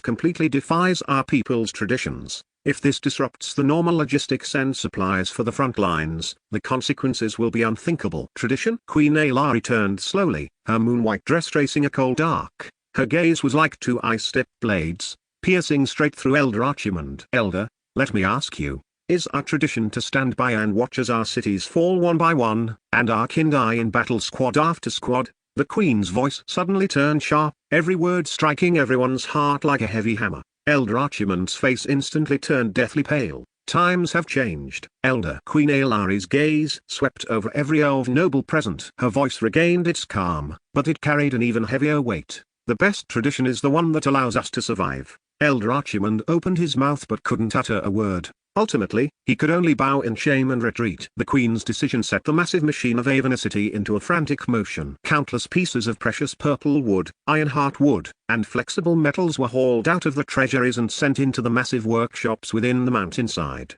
For the first time, the elven craftsmen abandoned the artistic carvings and patterned inscriptions they took such pride in. They began to stare blankly at the cold terms on the blueprints, tolerances, lever arms, and pulley systems. To them, these words were more obscure and difficult to understand than the language of abyss demons. Like children learning to walk, they clumsily tried to grasp a new and savage aesthetic called industry. However, just as the entire city was immersed in the excitement of obtaining new weapons, a terrifying piece of news struck like a doomsday meteorite from the sky, ruthlessly shattering the capital's peace.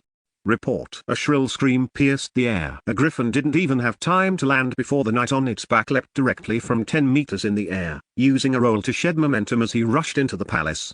His helmet had been knocked off, revealing a young face twisted with fear. Your Majesty. Urgent military intelligence. Queen Aelari was reviewing the trial production report for the first batch of compound bows. Hearing this, she looked up, her heart sinking suddenly. The knight knelt on the ground, his voice so shrill it was out of tune. The demons.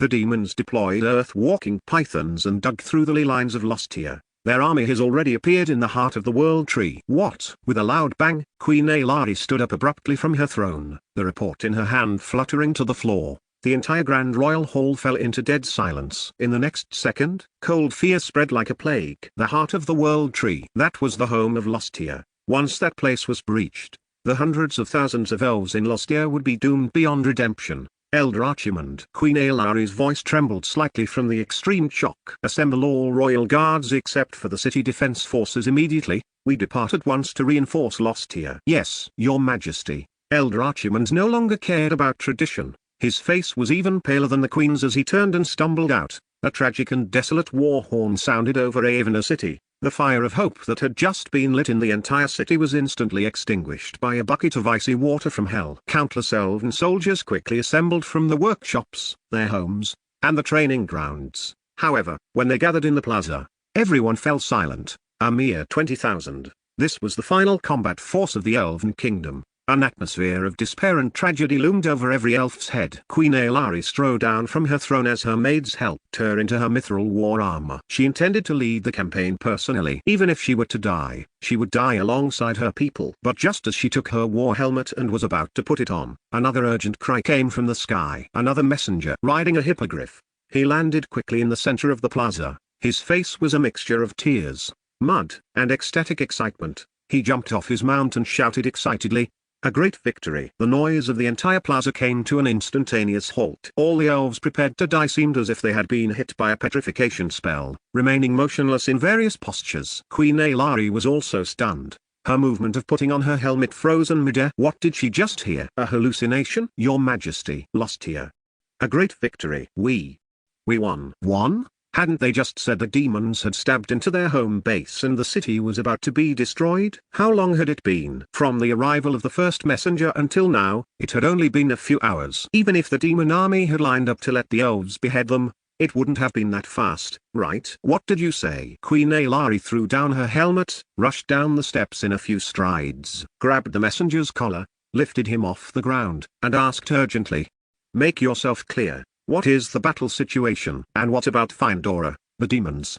The demons were driven back. The messenger was so excited he was incoherent, waving his arms wildly as he tried to describe the shocking scene. Bodies. The bodies are piled higher than mountains. The green blood has turned into a river. Countess Findora said it was Lord Rian Moore, that visitor from another world. He was the one who commanded us. Using the compound bows and repeating crossbows, we achieved a miraculous victory. Our casualties. Your Majesty. Our casualties were less than 3,000. Lost here. The strong stench of burning and the pungent smell of blood mixed and fermented, creating a nauseating odor. However, what enveloped the entire city was a near-frenzied excitement of having survived a disaster. Under the moonlight, countless elves spontaneously cleared the battlefield. Their faces no longer bore the heavy, deathly silence of past defeats. Instead, they carried an irrepressible exhilaration. As the elves threw the twisted corpses of the demons off the city walls, they talked and laughed loudly. The scene didn't look like a grim post-war clean-up, but rather a grand celebration. An elven squad leader walked quickly to Countess Findora.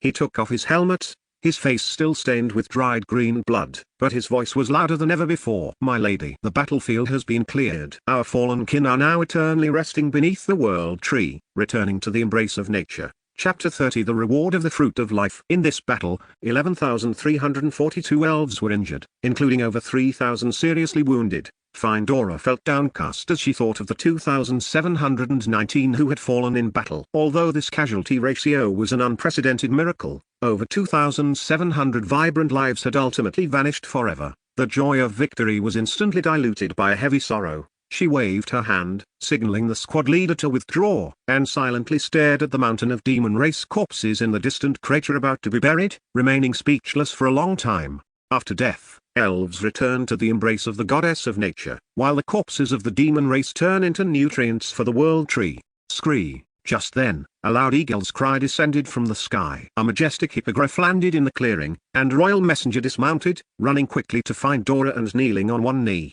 Behind him, dozens of hippogriffs and griffins carrying scores of wooden crates slowly descended. "Your Highness, Her Majesty the Queen's handwritten letter and the first batch of reinforcement supplies." Findora's spirits lifted as she hurriedly took the letter. On the stationery, the Queen's elegant yet forceful handwriting unstintingly praised this victory as a miracle worthy of the history books. She also expressed a desire to meet Rian Moore, hoping Findora could invite Rian Moore to Avena. At the end of the letter, the Queen wrote in an emphasized tone, "Be sure to convey the elf race's highest respects to that distinguished guest from another world, Rian Moore, on my behalf. He is the most brilliant starlight our race has seen in the darkness. He has earned the friendship of our elf race. To show our gratitude, he shall be rewarded with a life fruit." Findora was slightly startled to see this. Rewarding him with a life fruit? However, she reconsidered. If not for the help of Rian Moore and his people, Lostia might have already fallen. Thinking this, she felt fortunate and believed it was only right for Rian Moore to receive such an award.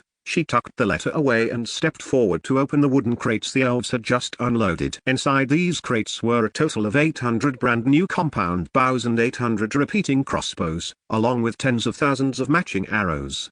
They emitted a cold metallic cluster, but to Findora, it was clearly the light of hope. The surrounding elves immediately erupted in excitement. Fantastic! With these divine weapons, the demon race will no longer be a threat. We will surely be able to protect our home. Haha, with these bows and crossbows plus the ones we produce ourselves, if the demon race comes again, we'll make sure they never return. Praise the god of nature. Praise the wise queen. They let out bursts of exclamations and crowded around enthusiastically. They stroked these divine weapons that had just shown great prowess on the battlefield as if they were caressing a lover, in a great mood. Findora glanced in Rian Moore's direction and went home to pick up a box. She then rode a griffin to the top of the world tree, which was heavily protected by the elders. Before flying back down, she approached Rian Moore and said, Rian Moore. Rian Moore extricated himself from the adoration of a group of female elves. What is it, Your Highness? Findora solemnly took out a small box wrapped in moonlight silk from her bosom. Our queen has sent a letter inviting you to visit Avona when you have the time. And to show our gratitude for your help, she has specially prepared a small token of appreciation. I hope you like it. Rian Moore smiled and said,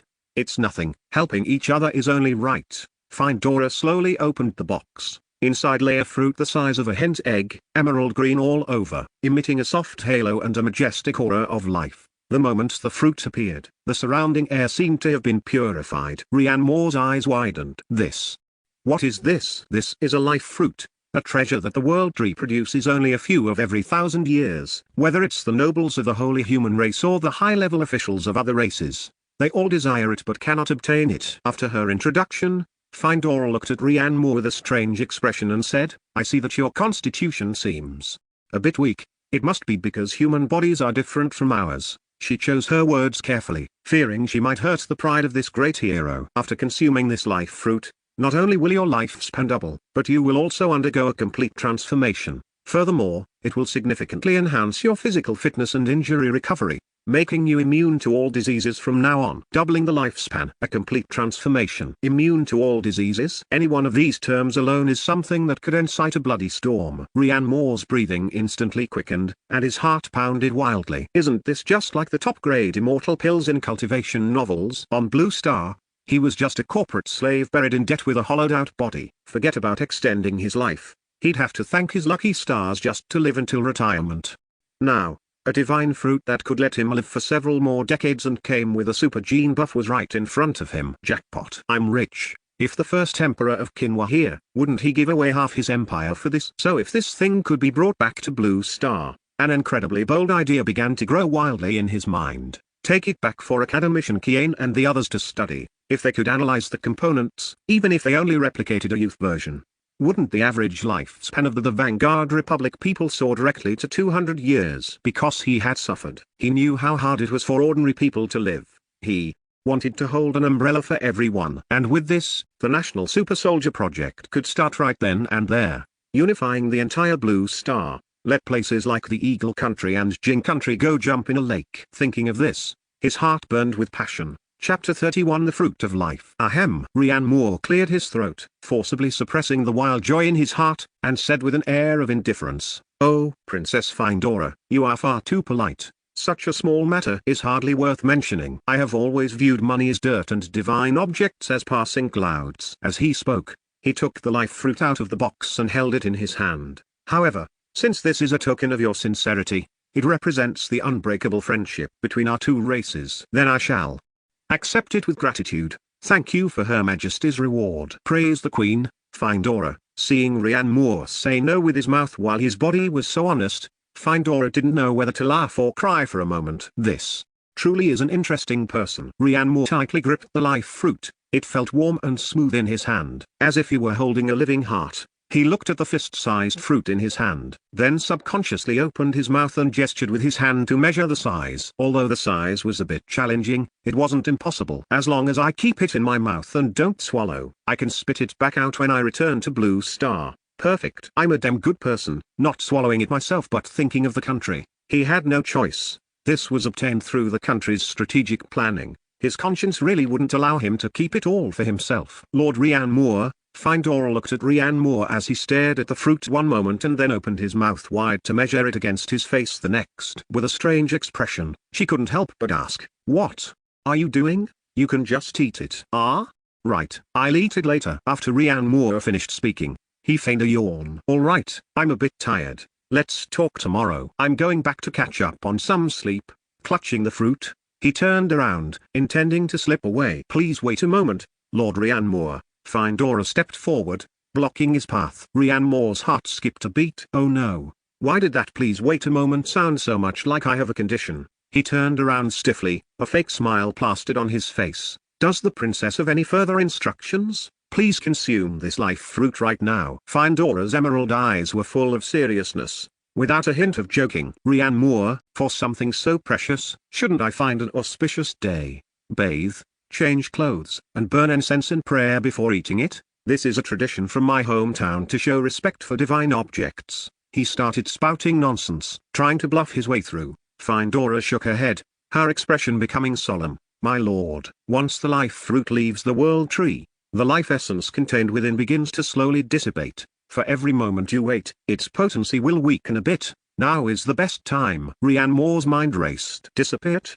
For real? This isn't scientific." "Oh right, this wasn't scientific to begin with. It's just very magical." His smuggling plan had died before it even started.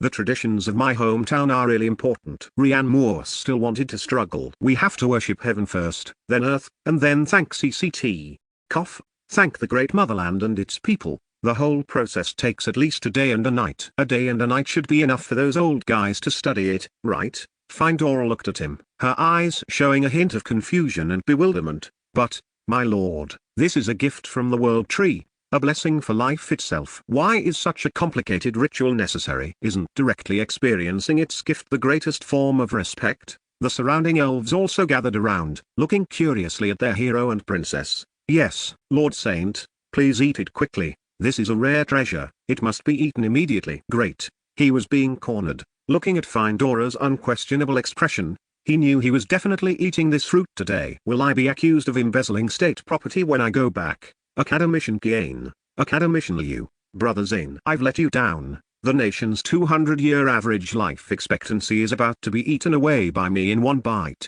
He gritted his teeth and said reluctantly, "Fine. Since the princess has said so, I won't be pretentious. When in Rome, do as the Romans do." He picked up the life fruit, preparing to take a viciously large bite as if he were eating an apple. "If I can just bite off a piece and hide it in the gaps of my teeth to take back, that would work too." "Please stop," Findora cried out again, grabbing his hand. Rian Moore almost dropped the fruit. "Now what, my lady?" Findora looked at him like he was a barbarian about to mix an 82 Laphite with Sprite, her face full of heartbreak and regret. "My lord, you cannot eat it so crudely. That is an insult to the life essence." Rian Moore was completely bewildered. "Not allowed to bite? Then how do I eat it? You can't expect me to just put it on an altar, can you? You only need to hold it in your mouth," Findora explained patiently, while personally demonstrating an elegant mouth shape. "Envelop it, so that the life essence does not dissipate in the slightest." "Rian Moore, what kind of suggestive language is this?" "Are you sure you're not making an innuendo, Findora? What do you mean by innuendo?" She looked completely innocent. Rian Moore, "Oh, never mind then, please continue, Findora. Once it is in your mouth, the magic it contains will naturally dissolve and merge into your body." Rian Moore frowned and looked down. "Hold it in my mouth? Wasn't that exactly what I planned just now? And now you tell me that's the correct way to use it?" He felt as if his IQ was being repeatedly rubbed into the ground by the gravity of the Terra continent. Under the gaze of dozens of clear and curious eyes, Rian Moore felt his face burning. He took a deep breath. "Forget it. Let the world end. Just get it over with." Helplessly, he slowly placed the warm life fruit into his mouth. The moment the fruit entered his mouth, it turned into a stream of the purest, warmest liquid, instantly enveloping the tip of his tongue, and then, like a bursting dam, it surged into every part of his body. Holy crap! Rian Moore's eyes widened suddenly, and his whole body shuddered. This feeling, it was like drinking a whole bottle of ice-cold cola in the middle of summer, or like jumping into an ice hole after steaming in a sauna for 3 days and nights. Every pore was screaming, and every cell was celebrating. The bones throughout his body were crackling, and every inch of muscle was evolving and reorganizing. Under his skin, it felt as if countless green light snakes were roaming. The scorching energy flowed through his entire body, making him feel as if he were about to burst. An unprecedented sense of comfort almost made him moan on the spot. It felt so good. This was better than any high-end massage. He felt his consciousness being washed by the energy, and his body was completely out of control. He could clearly see the impurities accumulated in his body from years of staying up late and eating processed foods being purified and expelled by this green energy like a crushing force.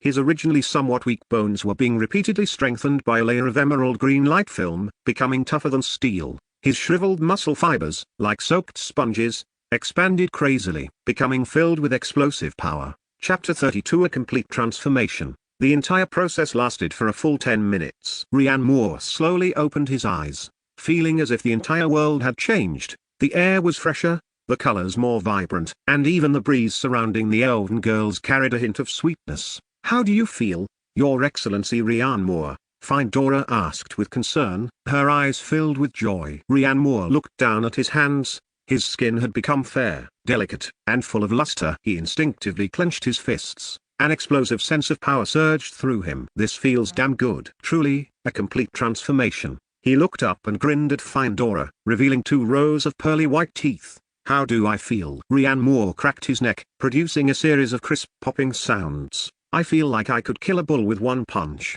A 3-meter-tall minotaur watching nearby, it gave a dissatisfied snort. Ryan Moore, cough. "I didn't mean you." "So awkward. What should I do?" Waiting for advice online. Urgent. Just as Ryan Moore was immersed in this unprecedented power, a question surfaced in his mind. He had monopolized the reward given by the elf race, so how was he supposed to report back? He could only say it was a loss, but not a total loss. Turning a vital scientific research sample for the Vanguard Republic into a personal consumer product was a massive loss. But going from a weak corporate drone to a human-shaped Gundam in one step was a massive gain. The ups and downs of life were truly thrilling. "I want to go home immediately and have our scientists draw some blood from me," Ryan Moore said, seriously changing the subject. Now that the fruit was gone, wasn't there still a living version of himself who had just taken the medicine? He had to take advantage of the fact that the effects had just begun to see if they could analyze the components through blood tests and try to replicate it. After bidding farewell to Findora and the elves who were watching the results, Ryan Moore returned to his room. Lying in bed unable to sleep,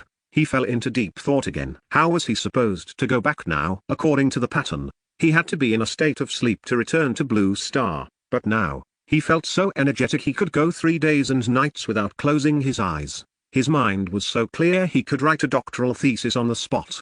The energy in his body was still surging continuously. Forget sleeping. He just wanted to find a place to run a 10-kilometer marathon to warm up. "I'm screwed." Ryan Moore's face instantly slumped. He tried lying back on the bed, closing his eyes, and chanting, "1 sheep, 2 sheep, 300 sheep," jumping over the fence to line up for Big Bad Wolf. It was useless. The sheep in his head were not only lively, but Big Bad Wolf even started discussing quantum mechanics with them in his mind. Ryan Moore was in despair. He had to find a way to make himself lose consciousness quickly. Physical means. Ryan Moore's ears caught the sound of Findora talking to other elves outside. That's it. He stood up, pushed open the door, and shouted toward Findora under the tree. Countess Findora." Findora looked up, revealing a bright smile. "Your Excellency Ryan Moore, what is it?" "It's nothing." Ryan Moore scratched his head, looking embarrassed. Can I discuss something with you?" "Please speak, as long as I can do it." "Yeah? Could you please come up for a moment?" Once Findora came up and entered the room, Ryan Moore said solemnly, "Can you knock me unconscious, Findora, please?" After Ryan Moore pressed his hands together in prayer, he quickly lay face down on the bed, gesturing to the back of his head. "Give me a whack right here with your staff. It's best if you can knock me out in one go." Bell City Arc Project Underground Base. In a suite, Ryan Moore, who was lying in the bedroom, suddenly snapped his eyes open. What met his eyes was the familiar white ceiling and the bedside nightlight emitting a soft glow. He was back. He didn't get up immediately but closed his eyes to carefully feel every bit of change in this body. His biggest worry was that the surging power would only remain on the Terra continent. Fortunately, it hadn't. As his consciousness returned, the same power flooded into this body in the reality base. It felt like using the same account for a game. Characters on 2 different servers shared level and experience. Perfect. Wait, there's one imperfect thing, which is that if I get hurt on the Terra continent, my spirit will also be injured. During the first crossing, His teeth hurt from hitting a gem, and later he was sent flying by a flying magical beast, leaving his whole body in pain. Luckily, no major issues remained. In the future, he would have to be more cautious in there. Regardless, he had made a huge profit this time. Human Gundam Mo, online. After thinking it through, he suddenly did a kip up, his body springing up from the bed with a movement so fluid he had no equal. This was simply not a move a long-time corporate drone could perform. With his body feeling light, he clenched his fists. The explosive sense of power filled every muscle fiber, giving him an urge to tear down a wall with his bare hands. This overwhelming fortune has finally come to me. Right. I need to have the experts check my body immediately. Rhiannon Moore grabbed the red emergency intercom by the bed and pressed the call button. Brother Zane. I'm back. Arrange a physical exam for me immediately. I want the most comprehensive one.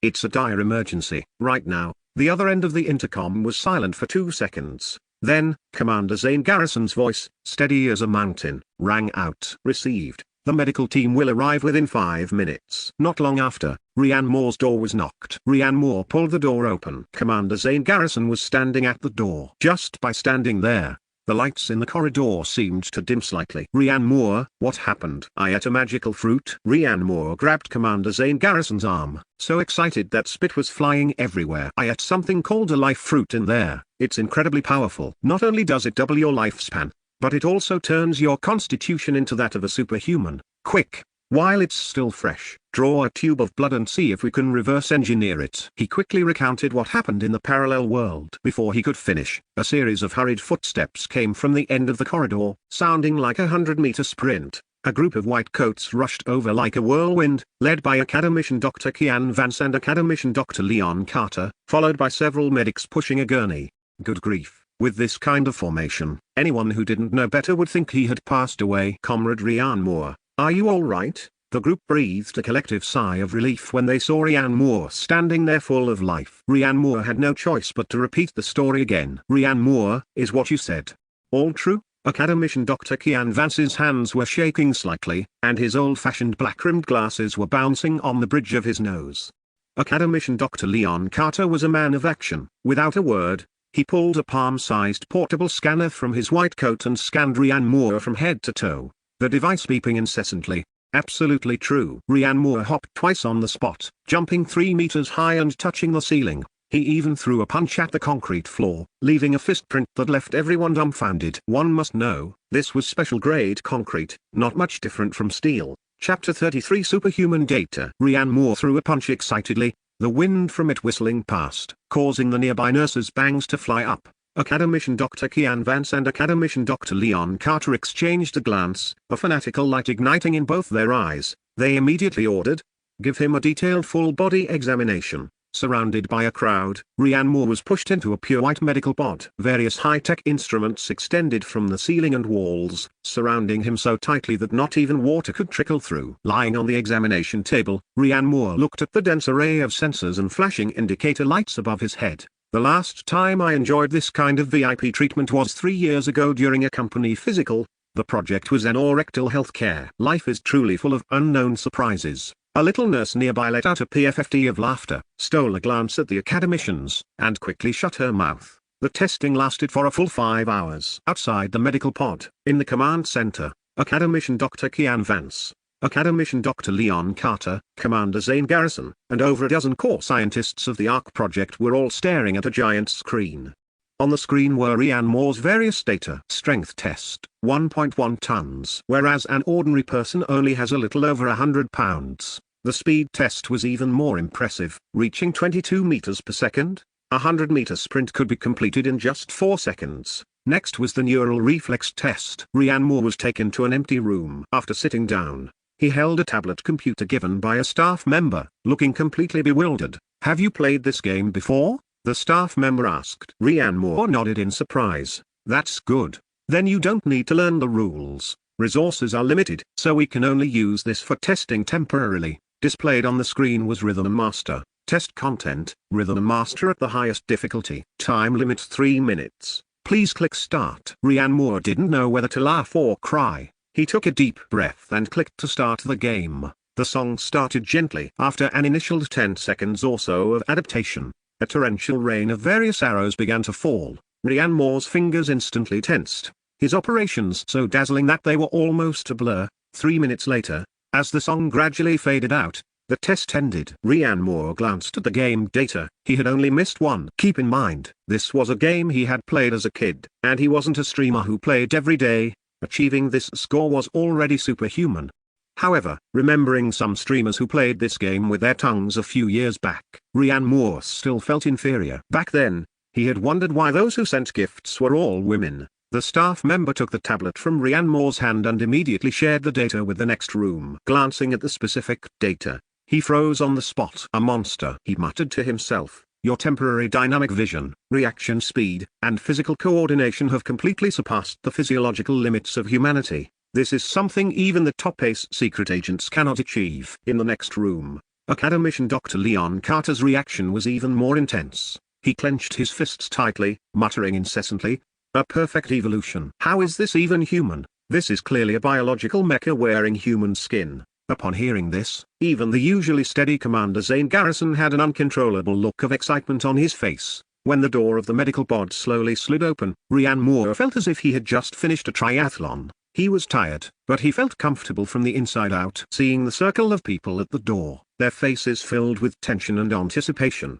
he asked curiously, "How is my data? Is my physical exam report very outrageous?" Academician Kian adjusted his glasses. The gaze behind the lens is complex to the extreme. Ryan Moore, your body's various indicators can no longer be described as changes. He uttered 2 words. It's a leap. Your cellular metabolism, energy conversion efficiency, neural reaction speed, everything has reached an inconceivable dimension. Academician Kian's voice carried a hint of trembling. From a biological definition, you are already theoretically a completely new species. Ryan Moore grinned and said, "A new species? Doesn't that make me the chosen one? Does this mean I won't have to take the usual paths when I go out in the future?" Theoretically, your physical strength could indeed allow you to be the protagonist in any sci-fi blockbuster without needing wire work. Academician Dr. Leon Carter handed over a tablet, the expression on his face extremely complex. It was like being constipated for half a month and finally having a smooth movement, only to look down and find the toilet clogged again.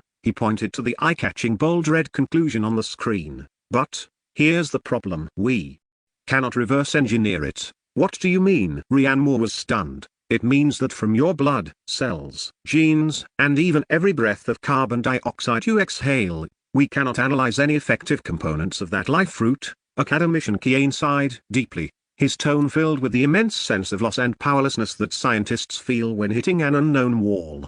"To use an analogy, you've eaten a state banquet. We can detect that you're now full of energy and bursting with power. But it's impossible for us to extract that Buddha jumps over the wall dish intact from your digestive tract." Academician Kian rubbed his temples and added, "Forget the Buddha jumps over the wall. We can't even find a single piece of chopped green onion." Chapter 34. The elf's true intentions are not in the wine. Ryan Moore's mouth twitched, not knowing whether to laugh or cry. After all that, the hope of the entire nation has been boiled down to just me, the lone seedling. So, my superhuman physique is a limited edition, a one-of-a-kind item. Academician Dr. Leon Carter nodded subconsciously. Based on the current data, yes. His face was practically screaming the words, "This isn't scientific. We've exhausted all means." But the conversion method of that life essence is beyond our scope of understanding. One can only say, it's very magical. Understood. Ryan Moore snapped his fingers. "I've become a humanoid monster now. You guys aren't planning to slice me up later, are you?"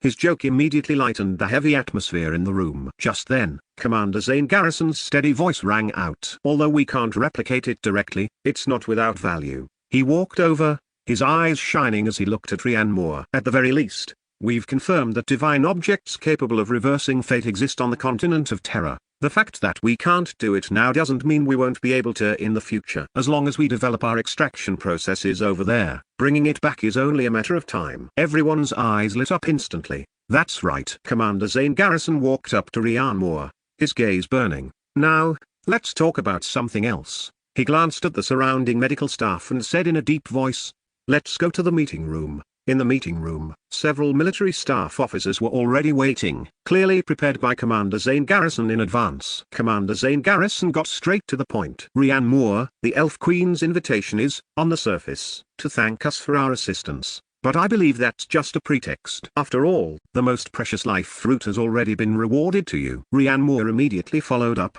so, her interest lies elsewhere. Exactly. Commander Zane Garrison nodded. A female staff officer added, the Queen wants to meet you, the visitor from another world, and what you represent behind you, the Vanguard Republic. This is both a test and an opportunity. Another male staff officer took over the conversation. Our compound bows and crossbows gave them a taste of the benefits of a technological gap. The Queen likely hopes we can provide more technology, whether in logistics or weaponry, to help them fight the demon race. This is a crucial step in establishing deep cooperation with the elf race. He walked to a massive holographic map and pointed at the expanding red shadows on Blue Star. Blue Star's rotation slowdown is continuing, and the speed of magnetic field decay and atmospheric loss is accelerating. The ARC project is only a temporary breather. We need the seeds of the world tree. Once Blue Star's rotation stops completely in the future, we can cultivate world trees on the twilight line to recreate an ecosystem. Even in the current underground city, a single world tree could support a perfect ecological cycle for flora and fauna. It can also stabilize the land and reduce earthquake damage, which would greatly lower the technical difficulty of building the underground city. Looking at the shocking red on the map, the light-heartedness in Rian Moore's heart was instantly suppressed by weight. This is indeed an excellent opportunity. Commander Zane Garrison continued. Your mission is to use this chance to gain a deep understanding of the elf race, the world tree, and the entire magic system of Terra. As the sole point of connection, every contact you make could open a new door for us. Understood. I'm going to scout the way? Rian Moore asked. Yes. Commander Zane Garrison nodded. With your current abilities, you're capable of handling most risks. Stay alert. Make contact boldly, and if you're unsure about something, come back and discuss it first. Rian Moore nodded solemnly. Don't worry, I'll carefully gather intelligence and see what the other side wants while I'm at it. No problem. Commander Zane Garrison smiled, nodded, and waved his hand. All right. That's it for the meeting. Go get some rest. There's no need to rush. Taking it steady is what's most important. Rian Moore nodded and turned to leave the meeting room. After returning and finishing the large meal sent to him, Rian Moore couldn't fall asleep immediately. He wasn't quite in the mood to kill time with games yet. After all, the immersive experience of the other world was much more real and interesting. The world on a screen felt like a lower dimensional blow in comparison. Maybe I should wander around this underground base and get familiar with it. I haven't explored it even after all this time. I can also see what stage the underground city construction has reached. Back when he lived in the rental house, he relied on doing odd jobs and manual labor on the outskirts of the underground city to make a living. To see what the overall construction looked like, he had to stand on high ground. Opening the door, he strolled down the corridor. As he stepped through an alloy door, the two familiar guards silently followed him. Rian Moore turned around. Why are you guys here? One of the guards said in a muffled voice. Chief, we are your guards. As long as you leave the designated area, we will follow to protect you. My name is Wu Xuoi, and he is Wu Jiandao. Rian Moore, Wu Xuoi, Wu Jiandao. Are those names for real? Wu Xuoi, Chief. It's Xuo as in lock and Y as in guard. Wu Xuoi emphasized. Rian Moore pointed at the other person. And what about him? Wu Xuoi, him? His surname is also Wu, because his father loved watching Infernal Affairs. He gave him this name. Rian Moore facepalmed helplessly. All right, with you two around, I feel even less safe. Wu Xuoi, Wu Jiandao, rest assured, Chief, we are professionals. Rian Moore, unless you can't help it. The two were bewildered. What can't we help? Rian Moore smiled, waved his hand, and turned around. Nothing, nothing. I just thought of a movie. He wondered where Commander Zane Garrison found these two, probably because his own mind was so eccentric. Commander Zane Garrison thought he'd find them interesting. Regardless, having guards following him was definitely better. Many unnecessary troubles could be avoided. As for protection, Rian Moore felt he could take on more than 10 guards by himself. Rian Moore continued forward for 2 steps, then suddenly looked back. By the way, I want to see the progress of the underground city construction. Can you lead the way? Wu Jiandao nodded. I know the way. I'll lead you there right now. Rian Moore nodded, very satisfied. Following behind them, he sighed inwardly. Who would have thought that I'd actually have a day where I'm called chief? Suddenly he looked down. Why are my hands behind my back? And why am I walking with a splayed gait? Wu Xuoi, Wu Jiandao. This chief doesn't seem very serious. Chapter 35. I'd rather bear the infamy of my entire life than let my descendants enjoy happiness. After taking an elevator and winding through several corridors, They stepped out of an alloy door, and the view suddenly opened up. Rian Moore's pupils dilated to their limit at the sight before him. They were currently standing on an observation deck, surrounded by concrete poured walls. Ahead of them was a massive cavity that defied description. The dome was made of coarse rock layers, being reinforced with modular concrete. It looked as if a ceiling installation was underway. Countless industrial floodlights, as bright as the sun, hung in the darkness like stars, casting magnificent pillars of light. Below them was a city rising from a skeleton of steel. Dozens of 100-meter-tall gantry cranes glided silently along a network of crisscrossing tracks. With every movement, they placed entire prefabricated building modules into designated spots with the precision of stacking blocks. Thousands of tower cranes and construction vehicles scurried through the city's veins like industrious worker ants. Welding arcs flashed like lightning, and cutting lasers pierced the gloom. On various tracks, trains laden with supplies whistled past, forming streaks of light. The entire space was filled with a low, continuous roar. It was a symphony of tens of thousands of machines operating simultaneously, the most stubborn battle hymn of human civilization in the face of the apocalypse. "It's magnificent, unimaginable power," Rian Moore exclaimed, his eyes full of shock. "Is this? Did they hollow out the entire underground?" Wu Xiuai introduced. "Chief, this Arc Project underground city is called Kunlun No. 1. It has a design depth of 2,500 meters underground and is planned to accommodate a permanent population of 3 million. What you see is the construction site for the Phase I residential area and the central hub. 3 million. Rian Moore clicked his tongue. The place where he used to work odd jobs was just a logistics transport point on the outermost edge of this massive project, and he had thought it was exaggerated enough back then. Standing here now, he finally understood the meaning of the tip of the iceberg. This wasn't just infrastructure, this was clearly replicating a civilization inside the planet. Truly shocking. Is this the power of the state? What's that tallest building? The one shaped like a giant kidney? He pointed to a massive domed building in the center of the city that was being topped out. Wu Jiandao answered immediately.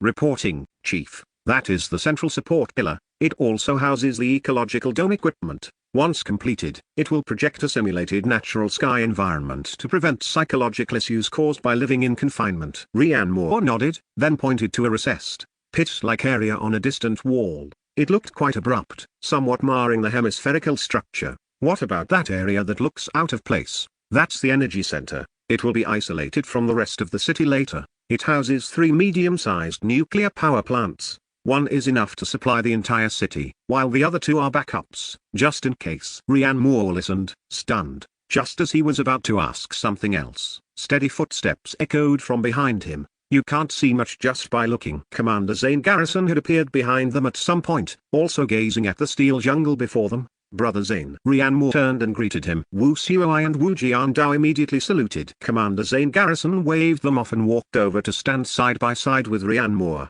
"Is it shocking?" "More than just shocking." Rian Moore sighed sincerely. "I feel like my previous understanding of the phrase man will triumph over nature was far too shallow." "This isn't about man triumphing over nature." Commander Zane Garrison's voice carried a sense of firm strength. "This is us choosing to change the heavens when the heavens want us dead." Rian Moore was startled. Why couldn't he say something so domineering? Commander Zane Garrison then pointed to the ceaseless torrent of construction below. "Behind every machine and every steel plate you see are tens of thousands of people providing support. Top scientists, the best engineers, the most skilled workers, and millions of ordinary people like you used to be, quietly contributing on the outermost edges. We spent a year completing the blueprints. Then we spent another 2 years turning those blueprints into the reality before your eyes." Rian Moore suddenly fell silent. Commander Zane Garrison turned his head, seemingly noticing his mood shift. "What's wrong?" Rian Moore whispered. "I'm thinking of how I used to be, and the other workers, the common people.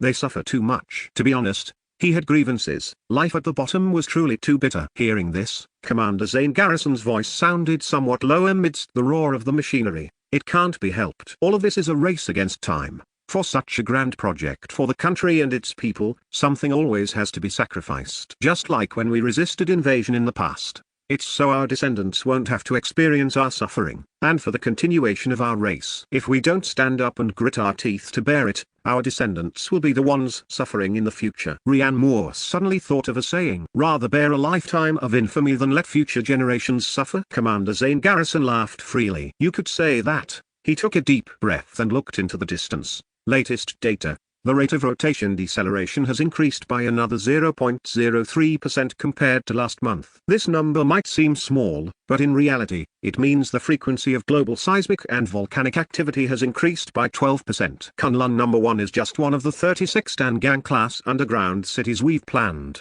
but even if all 36 cities are completed, they can only accommodate over 300 million people. In short, the state has done its best to balance things. If we were to build more underground cities, the people wouldn't be able to bear the burden, and chaos would ensue. Rhiann Moore frowned. Then what about the other hundreds of millions of people? Commander Zane Garrison was silent for a long while. According to big data simulations, many more people will die in the next 2 years. By then, we should be able to fit everyone who's left. Rhiann Moore's mouth hung open, his eyes filled with shock. From an initial population of over 1 billion, only 700 million remained under the apocalypse of natural and man-made disasters, and in the end, only over 300 million could survive. He had still underestimated the horrific damage caused by the deceleration of the blue planet. Calculating by a family of 6, an average of about 4 people per household would die. Suddenly, he thought of his deceased parents, and a wave of stifling grief washed over him. He felt a need to vent, but had nowhere to direct his frustration. Blame the state for being cruel and not saving everyone. But the state had already done its absolute best. Should he blame the heavens and shake his fist at the sky? But what use would that be? Fuck. That was the only curse he could utter. Weren't his erratic behavior and indifferent attitude toward life also products of the past 2 years' events, leading him to develop a "so what if I die and end up in a coffin" mentality? In truth, it was more like a struggle against and mockery of fate. The heavens want to see me suffer? What a joke. I was born with a proud spirit, and I just love to laugh. Chapter 36. Setting off for the Elf King's city. What's wrong? Feeling resentful? Commander Zane Garrison asked, sensing Rhiann Moore's mood. Rhiann Moore didn't know how to respond. Commander Zane Garrison patted him on the shoulder. It's normal to feel resentful. You can't expect someone to suffer and not even let them grumble a bit, right? Of course, many unreasonable things might happen along the way, but governing a country is actually very complicated. When there is power, there will always be parasites. That's human nature. You can never catch them all. You can only catch them as you find them, over and over again. Rhiann Moore curled his lip. Just round them all up and shoot them. For heaven's sake. Commander Zane Garrison laughed in spite of himself, pointing a finger at Rhiann Moore. You're being impulsive, aren't you? In other words, can you guarantee that you'd stay clean for 2 or 3 years? Sure. But what about 4 or 5? Can you still guarantee it? Besides, if you catch everyone who's left to carry out orders, are you going to rely on fresh-faced recruits? You can't lose sight of the big picture, or you'll lose the greater for the less. A lot of the time, as long as the merits outweigh the faults, one has to turn a blind eye. Rhiann Moore fell silent. It was true, if he were in certain positions, he probably wouldn't be a saint either. At this moment, his previous grievances against the country suddenly lessened, and his understanding grew. No one is a saint, and everyone makes mistakes. Human nature is both the most complex and the simplest thing. As long as the general direction is right, it's good enough. Commander Zane Garrison seemed to realize the topic was getting a bit heavy, so he changed the subject. He believed that after this conversation, Rhiann Moore would grow a lot, which was exactly what he wanted. He pointed toward the massive steel city under construction, which was emitting a deafening noise. This is just the Tinder project. A Noah's Ark project for the continuation of civilization, but an Ark project, after all, needs to reach a shore. Hearing this, Rhiann Moore snapped out of his gloom, exhaled a long breath of turbid air, and looked at everything before him. Working on the periphery and hearing data in meeting rooms felt completely different from seeing this underground wonder being built frantically for survival with his own eyes.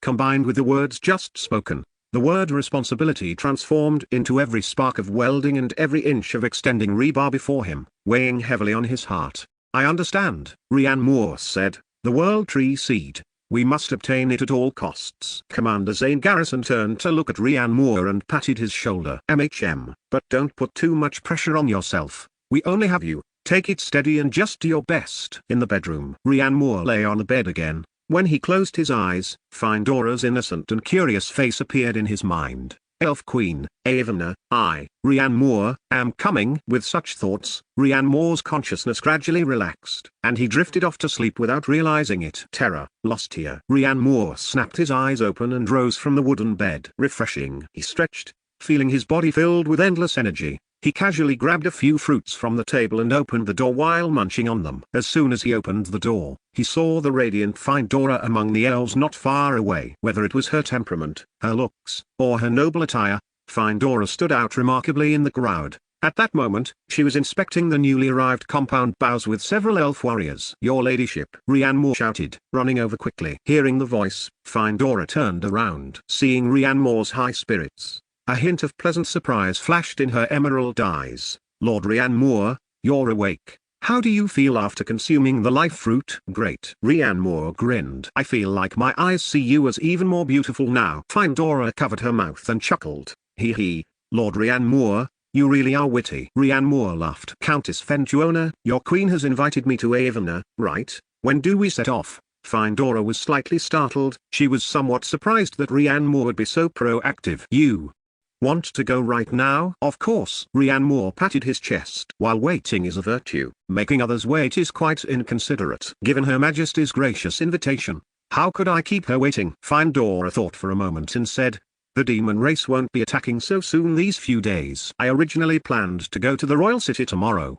Since Lord Rian Moore is so eager, please wait a moment. Once I've settled a few matters, we can set off together." "You're going too? That's great." Rian Moore was overjoyed. Having a familiar face accompanying him was naturally for the best. Findora was very efficient. In less than half an hour, everything was ready. The group arrived at the platform in Lostia specifically used for the takeoff and landing of griffins. Dozens of majestic griffins lay quietly on the ground. They had the bodies of lions and the heads and talons of birds of prey, their feathers gleaming with a metallic luster in the sunlight. Elf knights were equipping the griffins with saddles, their movements skilled and elegant. Findora thought for a moment and said, "Lord Rian Moore, why don't you ride with me?" Rian Moore was stunned, thinking that he didn't know how to ride a griffin anyway. Being able to share a ride with her was a stroke of luck. So, he immediately agreed. Findora walked to a crouching griffin, flipped onto its back, and patted the spot behind her. "Lord Rian Moore, come up." "Don't worry, she's very gentle." Rian Moore stepped forward and took a brief look at the griffin. This creature looked like a combination of a lion and an eagle, with the front half of an eagle and the back half of a lion. Its front half had a sharp hooked beak, golden eagle eyes, and feathered foreclaws that were exceptionally sharp. The back half of its body was covered in mane-like short hair, with the strong, powerful muscles of a lion's hind legs. Moreover, it was very large, about the size of an elephant, so it could easily carry two people. Rian Moore flipped himself up but didn't gauge his strength well, subconsciously grabbing Findora's waist for support. A faint, almost imperceptible blush quietly appeared on Findora's fair cheeks. "Are you settled, Lord Rian Moore?" "I'm ready," Rian Moore said, catching the faint, natural fragrance of the girl in front of him. It was exceptionally pleasant. This was already the second time he had smelled it from such close proximity. Findora saw that everyone was ready, adjusted her posture and gave a soft shout. "Depart." The griffin let out a high-pitched, resonant cry, and its sturdy wings flapped powerfully. The next second, it soared into the sky. A strong sense of G-force overload suddenly hit him. The gale roughly filled Rian Moore's ears and mouth. "Whoa!" Startled, Rian Moore subconsciously wrapped his arms around Findora's waist. Findora's body stiffened noticeably, and she asked with concern, "Lord Rian Moore, are you all right?" Sorry, I'm fine. It's just my first time experiencing this, so I'm not used to it." After speaking, Rian Moore carefully observed the scenery flying past. The wind whistled in his ears, and the vast forest stretched out below, with rivers winding through it. What a beautiful picture of a paradise on earth. Chapter 37 The Eagle Kingdom's Dream of Spring and Autumn. Eagle Country, the capital underground city of the City of Freedom. It is located at the South Pole, standing in opposition to the Vanguard Republic's new capital city located at the North Pole. Since the crisis broke out, the population of the Eagle Country has also suffered heavy losses. Various doomsday theories ran rampant, and the ignorant populace caused chaos in the Eagle Country for a long time. Coupled with their policies of freedom, many people initially refused to cooperate with the relocation to work at the North and South Poles. They simply prayed for God's blessing with their mouths while lying flat with their bodies. Furthermore, various resistances, street protests, and the subsequent friction wars that broke out between nations caused them to lose half of their population. Of course, some conspiracy theorists believe that this was caused by the deliberate indulgence of the government and capital. The Eagle Country's underground city plan was one for each state, totaling 50. The capacity ranged from 2 million to 5 million people, which was clearly insufficient, so some people were destined to be unable to board this Ark project. In order to avoid trouble in the future, it was better to let some people die ahead of time now. Originally, the Eagle Country wanted to occupy the South Pole together with several member states. However, the Vanguard Republic, the Polar Bear, and Country 80 formed an alliance to help each other at the South Pole, resisting the exclusion of the Eagle Country and its allies, and successfully established a foothold, which made the Eagle Country feel very uncomfortable. For the Eagle Country, which considered itself the global hegemon, it felt as if its own territory had been occupied by its rivals. As the capital underground city of the Eagle Country, the City of Freedom was designed for a permanent population of 5 million. Currently, under the full promotion of Major Capital,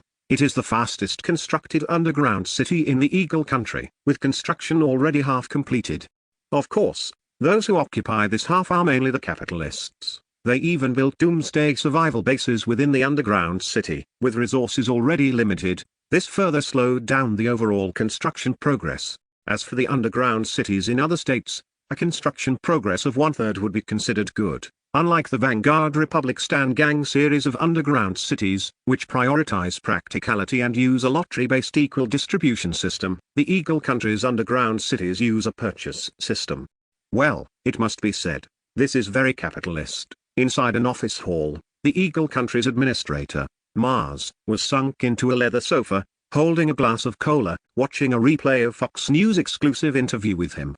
We have the most powerful military in the world, the top technology, and the greatest companies. Doomsday? No. This is an opportunity to make the Eagle Country great again. Seeing himself in high spirits on the screen, Mars nodded with satisfaction. A secretary dressed in a suit and leather shoes walked in, standing respectfully. "Mr. President, this is the recent Global Dynamics briefing." Mars waved his hand, signaling him to continue, while his eyes remained fixed on the screen. "Regarding Sura Country, they are requesting to merge their underground city into our territory, on the grounds that their underground city is too close to those of the Vanguard Republic and the Polar Bear, and they lack a sense of security." Mars let out a sneer. "A bunch of cowards. Tell them not to worry. We are right next to them." Secretary: "Yes, sir." He paused, his expression looking a bit strange. "Also, the Stick Country has filed a diplomatic protest with the United Nations." "Oh damn it, why do they protest every day? What are they protesting this time?" The secretary held back a laugh.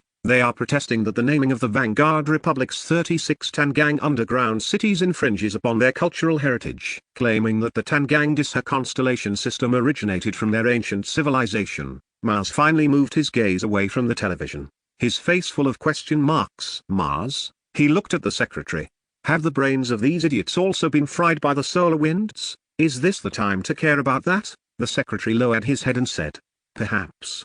They believe this is an important step in competing for cultural dominance in the Doomsday era." "Ha!" Mars laughed out loud. "Ha!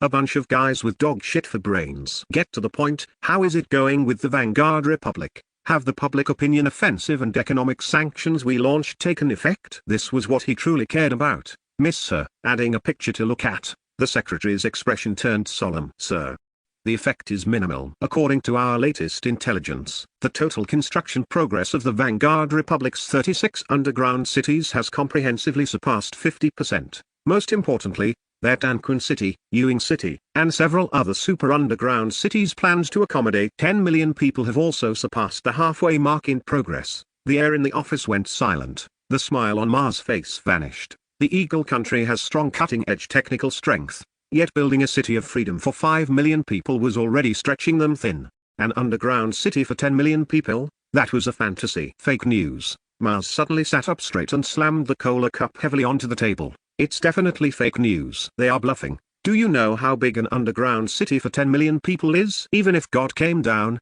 it couldn't be built. And they've finished 50%? Their construction standards must be terrifyingly low. Those cities will collapse on their own before the doomsday even arrives." He stood up and paced around the office, his tone agitated. "This is typical dictator thinking. To save those useless bottom-tier populations, they won't hesitate to drag down the entire country. They don't understand trade-offs, they don't understand what cost means. This will make them pay the price." "Believe me, no one understands this better than I do," the secretary quickly agreed. "The president is wise. However, as you know, their talent in infrastructure has always been breathtaking." Mars snorted coldly and stopped pacing. We cannot let our guard down. He tapped on the table. Have those high-level spies keep a close watch. I want to know every move of the Vanguard Republic's top brass. In the future, the blue planet will only get worse, and the underground cities are merely delaying the extinction of humanity. We need a new way out. Like this. Send a formal diplomatic note to the Vanguard Republic, Mars said thoughtfully. Say that for the future of all mankind, we propose that the Eagle country and the Vanguard Republic take the lead in sharing aerospace technology, jointly developing the moon, sharing technology, sharing resources, and working toward colonizing the moon. The secretary was stunned. Sir, are we really going to share technology with them? Share? Mars laughed. Of course not. But it must be admitted that their technology in this area still has many impressive aspects. We can borrow some under the guise of joint development. At the same time, I want to see if they are hiding any other cards in their hands. He leaned back into the sofa, the corners of his mouth curling up as if everything was under control. Doomsday is a crisis. Yes, but God will bless us and let us be great again. Chapter 38 The Stunning Elf Queen Terror Continent. Along the way, Ryan Moore and his party flew for nearly 3 hours before finally reaching their destination. When a massive silhouette that blotted out the sun appeared on the distant horizon, Ryan Moore's breath hitched. It was a tree. An incredibly massive giant tree, 100 times larger than the World Tree in Lostia. Its trunk was as thick as a pillar supporting the heavens, connecting sky and earth, with countless massive branches stretching out in all directions to form floating islands of verdant green. Sunlight filtered through the lush canopy, casting billions of dappled spots of light. Countless crystal clear and elegantly designed buildings were dotted between the branches, leaves, and platforms. Some had even grown directly out of the massive branches, looking perfectly natural. Suspension bridges woven from vines connected the different areas. Countless elves rode flying mounts like griffins and hippogriffs, weaving through the city. There was even a waterfall cascading down from the highest branches, its mist creating a rainbow that never faded in the sunlight. The entire kingdom atop the tree was filled with the harmonious beauty of life and nature, a spectacle so grand it left one speechless. Holy crap! Ryan Moore muttered to himself, a thought involuntarily popping into his head. If this place were rated a 5A tourist attraction, wouldn't a single ticket sell for 88,000? As they approached, 2 squads of silver-armored elven guards riding hippogriffs flew up from below, lining up on either side to escort them with synchronized movements. The captain leading them saluted Findora. Then his gaze fell upon Ryan Moore. After a moment of scrutiny, he gave a slight nod in greeting. The group passed through an archway made of giant flowers. They slowly landed on a plaza at the very center of the World Tree's summit. The moment the griffins touched down, a fresh scent of vegetation mixed with the sweet fragrance of unknown flowers flooded their nostrils. The plaza was paved with smooth white jade, and at its center were intricate and beautiful life runes that glowed faintly. Directly ahead, a grand guard of honor had been waiting for a long time. 2 rows of elven nobles dressed in finery stood on either side, their expressions solemn as they curiously sized up the strangers dismounting from the griffins. At the end of the honor guard stood a female elf wearing a magnificent silver white robe and a dazzling crystal crown. She stood there quietly, and though she didn't move, she possessed an air of elegance and sovereign authority. Her features bore some resemblance to Findora's but were more mature and refined, with pale blue eyes that held the wisdom of ages. Her figure was perfectly outlined by the luxurious robe, a beauty refined by the passage of time, mature, voluptuous, and filled with a fatal attraction. This was indeed the Elf Queen, Queen Aelari. I wonder if she's to everyone's taste. Ryan Moore quickly jumped down from the griffin, tidied his wind-blown hair which looked like a bird's nest, and stood tall. But the moment his eyes met the Elf Queen's, only one thought remained in his head. This is the Elf Queen who has lived for over 2,000 years. With these looks, this figure, and this aura, anyone would believe she was a top-tier 30-year-old mature beauty. If you flipped back dozens of generations in a genealogy book, your ancestors might not even be as old as she is. If the beauty tech giants of Blue Star saw her, they'd have to kneel on the spot and beg to be her apprentices. If Findora was a crisp and refreshing green apple, then Her Majesty the Queen was a fully ripened honey peach. Oh hearken, citizens of Avona! A loud chant suddenly interrupted Ryan Moore's wandering thoughts. Beside the Queen, an elf elder with a beard that almost dragged on the ground unfurled an ancient parchment. In an aria-like tone, he continued to chant loudly, "The strange winds of fate have brought us a guest from another world." Ryan Moore's heart stirred. What was going on? Such a grand reception? He quickly stood up straight, letting his hands hang naturally at his sides. Adopting a humble and polite posture, the elder's voice echoed across the plaza. "He, with a mortal body, has brought godlike wisdom. He has improved our crossbows, allowing arrows to chase the tails of meteors." The surrounding elven nobles let out low gasps of amazement, their eyes filled with curiosity and scrutiny as they looked at Rian Moore. Kailan, standing at the end of the line, looked even more displeased upon hearing this praise, his fists clenching involuntarily. The elder's voice rose higher, filled with passion. "Upon the walls of Lostia, when the shadow of the demon race loomed over the land, he fought bravely, turning the evil enemies to ash. Furthermore, he possesses the mercy of the goddess of life, helping us heal our severely wounded kin." Now, even the normally composed elder elves were moved. Rian Moore felt his face heating up. He had never heard such outrageous flattery in his life, and it felt like a public execution in front of hundreds of elves. "I just provided a blueprint and tossed a life fruit. How did that become godlike wisdom and goddess-like mercy? Did these elves learn their language from bards?" For a moment, praise erupted across the plaza, and many young elves had stars of admiration in their eyes. "Oh, look, is that Lord Rian Moore from the other world? His hair is black, and so are his eyes. How unique." A young female elf whispered to her companion, "More than just unique. Didn't you hear the elder? The compound bow he improved has a range and power far exceeding our long bows." A male elf nearby wearing a ranger badge lowered his voice, his tone full of disbelief. "My God, that is the craft we elves are most proud of. Craft. I'm more interested in his deeds of repelling the demon race. I've seen the battle reports from Lostia. They say he held off a whole squad of demons by himself. And that thing called a mold. My uncle is in Lostia, and he sent word back saying that making arrows will be very simple from now on, and they can even be recycled." "Really? That's wonderful. May the goddess of nature bless him." Listening to the elves' discussion, Rian Moore waved awkwardly at the crowds on both sides. These elves were too enthusiastic. All this praise was making him quite embarrassed. "Welcome back,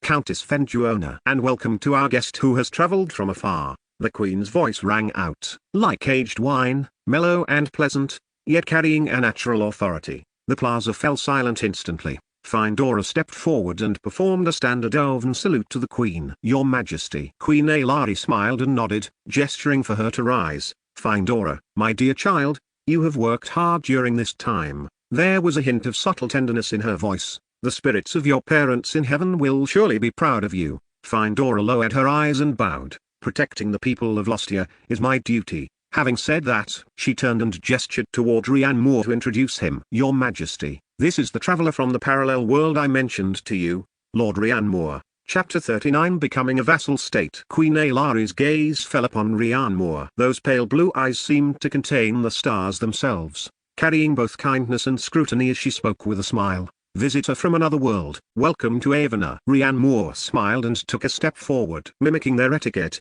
he placed his right hand over his chest and bowed slightly. "Respected Queen Aelari, meeting you is like a spring breeze sweeping across the grasslands or summer rain nourishing the earth. Your radiance makes even the sun in the sky pale in comparison. It is my honor to see you with my own eyes." The smile in Queen Aelari's blue eyes deepened, and the entire plaza seemed to brighten because of it. "Actually, being over 2,000 years old isn't necessarily a deal breaker." An elder standing nearby stepped forward and bowed. "Respected Rian Moore, Countess Fenjuona, to welcome you after your long journey. Her Majesty has prepared a banquet. Please follow me." The banquet hall was situated inside an unimaginably massive tree trunk. The walls were the natural interior of the tree, and countless glowing fungi hung from the vaulted ceiling, casting a soft, dreamlike light. Rian Moore was seated to the right of Queen Aelari, with Findora right next to him. He looked at the row of at least 7 or 8 pieces of exquisite tableware in front of him, crafted from moonlight white jade and mithril, and fell into deep thought. "This stuff. Which one do I use first?" Queen Aelari picked up a shimmering crystal glass, her voice rich and pleasant. "To our guests from another world, and to the great victory at Lostia. Cheers." Rian Moore quickly followed suit, picking up his glass and gulping it down as if he were drinking beer. A sweet liquid slid down his throat, instantly turning into a warm current that washed through his entire body, sweeping away the fatigue of the past few days. After several rounds of pleasantries and toasts, the Queen finally steered the conversation toward the main topic. "Rian Moore," Queen Aelari said, her pale blue eyes fixed on him. "Findora mentioned that you come from a nation called the Vanguard Republic. We are full of curiosity about your world. Could you tell us about it?" "Here it comes." The think tank had already devised a strategy. They couldn't expose the true situation of the Blue Star, to prevent the other party from becoming wary and affecting the grand plan. So, Rian Moore gave a simple, honest smile and said, "To answer your Majesty, Compared to the great Terra continent, our world is quite ordinary. As soon as he said this, several elven elders present showed curious expressions. We humans have very poor physical fitness compared to the races of the Terra continent. We aren't naturally agile like elves, nor are we as strong as dwarves. Speaking of which, I must thank your majesty for your gift, which has made me less frail. He paused for a moment and continued. When we travel long distances, we rely heavily on tools. Tools? Queen Alari repeated with interest. Yes, a type of iron box that doesn't require horses to pull. We call it a car. Its function is similar to your carriages, it can run a bit faster. The advantage is that it doesn't need to eat grass, though it's a bit of a hassle because it consumes oil. If we go to even further places, it's even more of a struggle. We have to take a big fellow called an airplane. He worked hard to organize his words, describing it. It's roughly like a giant dragon that can't use magic. It flies quite high and quite fast, though it's a bit loud. As for combat, he let out a long sigh. We cannot sense magical elements, let alone cast spells. We can only rely on some technological creations. For example, we have a weapon called a gun. You can think of it as a very crudely made miniature crossbow, except you don't have to struggle to pull the string. It can fire small iron beams. As for its power, it's probably on par with the arrows you fire. Of course, there are also cannons, which are just larger crossbows that can fire even bigger iron beams even further. Well, that's the gist of it. After this heart-to-heart talk, the elven nobles present looked toward an elf standing in the corner. The other party shook their heads slightly, indicating that he was not lying. Clearly, at some point, he had cast a lie detection spell. Seeing everyone's reaction, Rian Moore understood perfectly. I knew beforehand you had all sorts of magical spells. I'm not lying to you, but I never said I couldn't add a filter.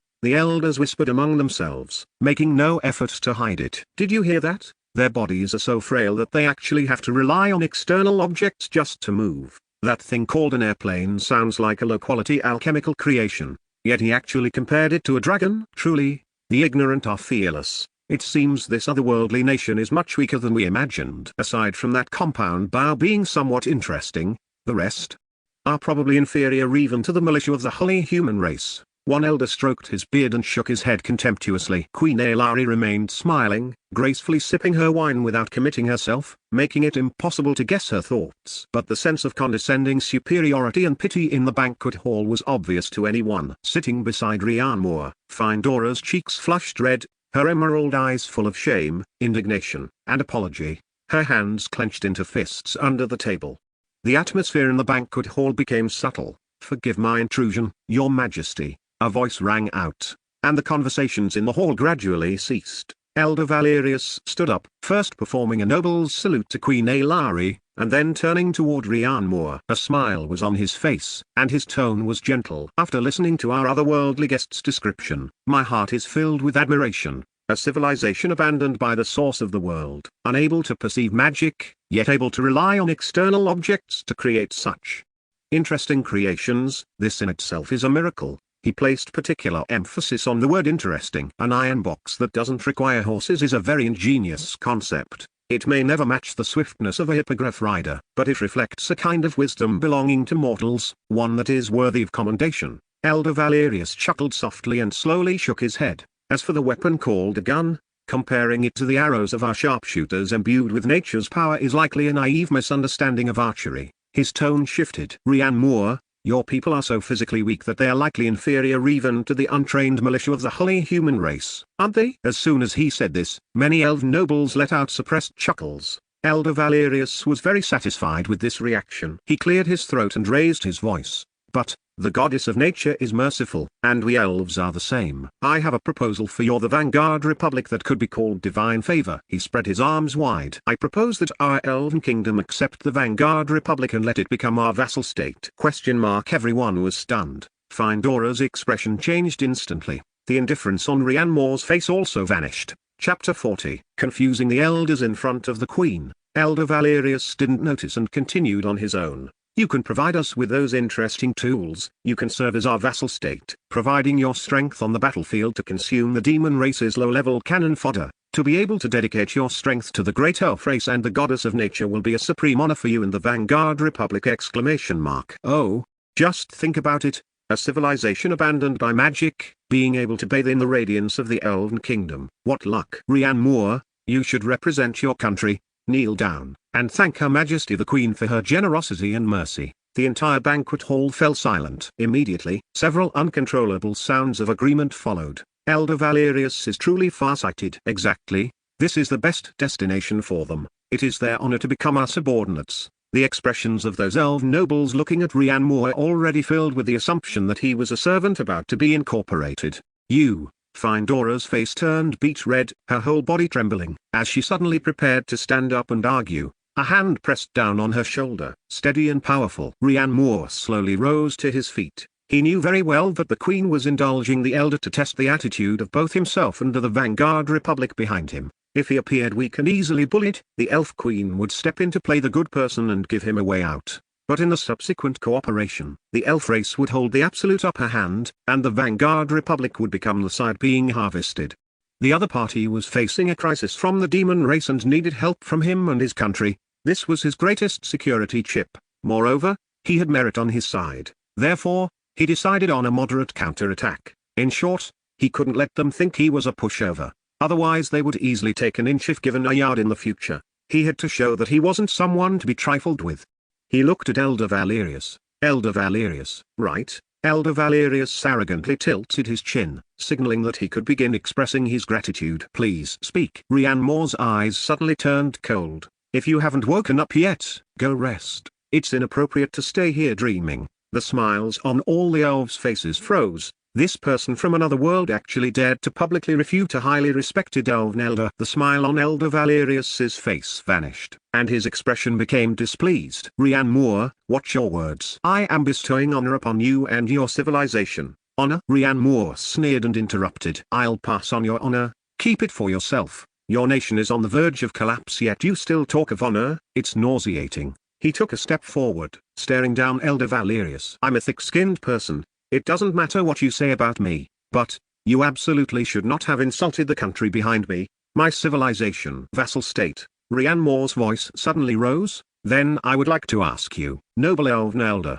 if it weren't for the compound-bound repeating crossbow blueprints provided by us feeble people, what would Lostia's fate be right now? It would have been flattened by the demon race long ago. Can you still sit here, enjoying fine wine and delicacies, spouting nonsense to me, the benefactor who saved countless of your compatriots, and discussing some bullshit honor?" "You." Elder Valerius, being scolded to his face, was so angry his whole body shook, his old face turned the color of pig liver, and he pointed at Rian Moore, unable to speak. Rian Moore didn't give him a chance at all. "You what? Besides standing here showing off your pedantic arrogance, what else can you do? The city of Lostia was in imminent danger. Did you go to support it? Have you killed a single demon? I think I finally understand why your elf race has been beaten back repeatedly by the demon race and can only linger on the brink of death. If the leadership is full of arrogant, ignorant fools like you who don't understand the big picture, the elf race has no damn future at all." Every word lashed against the hearts of all the elves present. Those young elves who had been echoing the elder earlier all lowered their heads now, their faces burning. Findora's mouth hung open as she stared blankly at Rian Moore's tall figure. Rian Moore didn't stop there. He walked back to his seat, picked up his glass of elven wine, and gave the pale-faced Elder Valerius a contemptuous smile. "Taking the victory brought by our aid and then turning around wanting us to be your dogs. Who gave you the courage? Fish Leong? You elves have lived for thousands of years. Has your brain turned into wood? Have you forgotten what it means to repay kindness with gratitude? PFFT." Elder Valerius's blood boiled with rage, and he suddenly sprayed out a mouthful of blood, his body staggering backward, Elder Valerius spitting blood in anger. Elder Valerius. The surrounding elves were thrown into a frantic mess. The entire banquet hall turned into a chaotic mess. Queen Ailari, who had been sitting calmly in the main seat watching the situation unfold, no longer had that composure on her face. She looked at Rian Moore, who had been humble and polite before but was now showing a sharp edge, with a complex expression. Clang! Suddenly, she slammed the crystal wine glass in her hand heavily onto the table. The crisp sound of impact drowned out all the noise. The whole place fell silent. All the elves instinctively stopped their movements and looked toward the queen, whose face was as dark as water. Findora's heart leapt into her throat. Rian Moore had insulted a highly respected elder until he spat blood right in front of the entire elven high society. It was all over now. However, Queen Ailari's next move caused every elf's jaw to drop to the floor. She looked coldly at Valerius, who had been helped up with blood still staining the corner of his mouth. Elder Valerius, you have disappointed me too much. Valerius's body trembled as he struggled to explain. Your Majesty, Shut up. Aelari's voice suddenly rose, filled with majesty and fury. As an elder of the elf race, in the face of the benefactor who saved countless of our compatriots, you not only showed no gratitude or respect, but instead used your pathetic arrogance and prejudice to mock and humiliate him to the extreme. Is this the hospitality of our elf race? Is this the elegance and nobility passed down for thousands of years? The queen stood up, her magnificent robes moving without any wind, as a majestic aura instantly enveloped the entire hall. Look at yourselves. She looked around at those elven nobles who were snickering earlier but were now all ashen-faced, arrogant, stupid, short-sighted, prejudiced. With every word Aelari spoke, her voice became a degree harsher. Have you all forgotten, in hundreds of years of war, how much land have we lost? How many compatriots have we sacrificed? We have been pushed to this final holy land, with no further retreat. At such a critical moment of life and death, you are still clinging to that ridiculous sense of superiority. I tell you, it is precisely this deep-seated arrogance that is the root cause of our elf race's continuous defeats. It has blinded our eyes, preventing us from seeing our own shortcomings, and worse, making us reject every opportunity that could change our fate. Her words were powerful and resonant, enough to awaken the deaf. Chapter 41 Her Majesty's Request. The entire hall fell into a deathly silence. The elven nobles, who had been wearing expressions of superiority just moments ago, now bowed their heads in shame, wishing they could find a crack in the floor to crawl into. Elder Valerius's face was as pale as death, his body swaying unsteadily. He knew he was finished. The queen's words were not just a warning to him, but to everyone, and he had become the sacrificial lamb, nailed to the elf race's pillar of shame. Findora watched from the side, completely stunned. This reversal happened too fast, didn't it? She stole a glance at Rhiannon Moore beside her, only to find that far from being nervous after causing trouble, the guy was enthusiastically picking up his wine glass, taking another sip, and nodding from time to time. His expression seemed to say, the queen scolds well, exactly like that. Scold them some more. Her words resonated powerfully, leaving the entire hall in silence. Queen Aelari's gaze slowly swept across the ashamed faces. Finally, she closed her eyes wearily. When she opened them again, the thunderous majesty had dissipated, leaving only a deep sense of helplessness. She turned toward Rhiannon Moore, her pale blue eyes filled with apology and sincerity. Your Excellency Rhiannon Moore, the queen said, bowing slightly, please forgive the rudeness of my people. I offer my most sincere apologies to you and the great nation behind you for their words and actions just now. Rhiannon Moore quickly set down his wine glass and waved his hand, putting on a magnanimous face. Your Majesty, you're being too formal. Far too formal. I was also a bit impulsive just now, please don't take it to heart. Internally, he felt a certain admiration for the queen. This move, using the incident to make an example of someone and intimidate the rest, was played perfectly. She truly was a 1,000-year-old fox. She had not only publicly disciplined the disobedient nobles and established her image as enlightened and decisive but also conveniently did him a favor. This political maneuvering was far superior to those politicians who spent all day bickering on TV. No, Queen Aelari shook her head and said seriously, you were not wrong. Compared to those hypocritical flatteries, I admire your genuine character and willingness to speak the truth. Though your words were harsh, they acted like an alarm, waking up those of us stubborn traditionalists who were immersed in old glories. She paused, a trace of exhaustion and earnestness appearing on her face. To tell you the truth, Your Excellency Rhiannon Moore, our elf race's situation is much more difficult than you imagine. Queen Aelari waved her hand, signaling for the irrelevant attendants and most of the nobles to withdraw. Soon, in the vast banquet hall, only the Queen, Rhiannon Moore, Findora, and a few elven elders who appeared to hold very high status remained. The atmosphere became solemn. The demon race's offensive comes in wave after wave. They use the resources they've seized to grow stronger every day. Meanwhile, our defensive lines and resources are being squeezed daily. At this rate of ebb and flow, I'm afraid, the Queen's voice was low and sorrowful. Our population has plummeted by 80% during the centuries-long war. Every adult elf must go to the battlefield. Our magic and archery seem so pale and powerless before the endless armies of the demon race. We can kill 1,000, 10,000 demons, but they will pour in by the 100,000, the million. We cannot hold out for much longer. By the end, this queen, who had lived for thousands of years and always remained elegant and poised, actually had a hint of a tremble in her voice. Rhiannon Moore fell silent. He could feel that heavy sense of despair. This wasn't acting. It was the most genuine cry of grief from a race on the brink of extinction. A race with a legacy of tens of thousands of years was in imminent danger. The compound-bound repeating crossbow have indeed brought us a glimmer of hope, for which we are eternally grateful. Queen Alari's gaze refocused on Rian Moore, filled with expectation. But, Your Excellency Rian Moore, it is not enough. We need more help. We need the help of you and the great nation behind you. Here it comes. Rian Moore's heart stirred. The seed of the world tree. There was a chance. His face remained impassive, however. Instead, he put on a troubled expression, frowning and pondering for a moment. Your Majesty, I fully understand your feelings and deeply sympathize with your people's plight. He spoke slowly, his tone heavy. But, this matter is of great importance. It is no longer something I can decide personally. This involves diplomatic relations between two worlds and civilizations. I am merely a representative. He could actually agree right now, but that wouldn't fit his persona in this other world. If he agreed on the spot, it would be like shouting I have a special status, come kidnap me.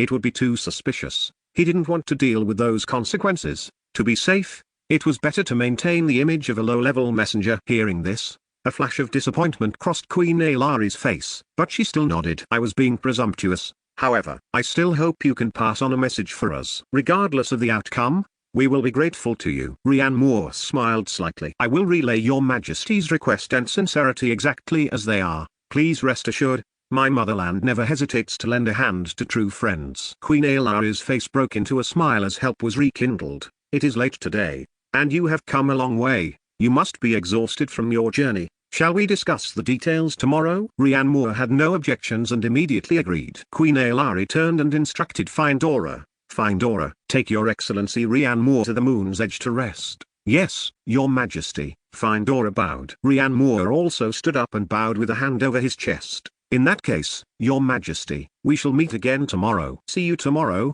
your Excellency Rian Moore. Queen Alari responded with a smile. Once they stepped out of the banquet hall, Findora let out a long sigh of relief, patting her ample chest with a look of lingering fear. That scared me to death. Your Excellency Rian Moore. I almost thought Her Majesty was going to throw you off the world tree just now. Rian Moore chuckled, saying confidently, she wouldn't. I don't believe your queen would be so short-sighted. And didn't you notice? That was just to kill 3 birds with 1 stone scheme by the queen. Findora was slightly taken aback and asked in confusion, sorry, I don't understand. Rian Moore explained. Your queen allowed the elder to attack me because she wanted to test if I and the country behind me were easy to push around, to gain more leverage for future cooperation. If she found we weren't easy to push around, she could use the opportunity to discipline and reorganize your currently pedantic nobility. And then do me a favor. Findora's mouth hung open slightly after listening. Is it really that complicated? Rian Moore laughed. That's how politicians are, everything is for interest. His gaze followed the tree branches to the sky, and he couldn't help but remark, there are actually 2 moons in the sky. One is so white and large. Findora looked at the sky strangely. After waiting for a while without hearing Rian Moore's evaluation of the other moon, she asked curiously, what about the other one? The other one is naturally also very white and large. Rian Moore said in surprise, turning to look at her as if asking if she were stupid. Findora. Chapter 42 Learning Magic. Excellency Rian Moore, we have arrived. This is Moonlight's Edge. Findora introduced. The name was quite poetic. The place also lived up to its name. It was at the very top of the world tree, the highest point in the entire Elven royal city. Rian Moore was led into a room made of living wood. Aside from the embedded gemstones, the design was completely natural, and it featured a massive terrace. He stepped onto the terrace, and with just one glance, his breath caught. Below him was the floating Elven city, with countless glows flowing between the massive branches. In the distance, the brilliance of the twin moons bathed the boundless forest. A breeze blew, carrying the fragrance of plants and a clean chill belonging to the sky. It's truly beautiful. Rian Moore praised from the bottom of his heart. He was growing more and more fond of this world. Excellency Rian Moore, this is the highest point in the royal city. Only the most distinguished guests can stay here, Findora said, standing behind him with a hint of pride in her voice. That's fantastic then. Rian Moore turned around,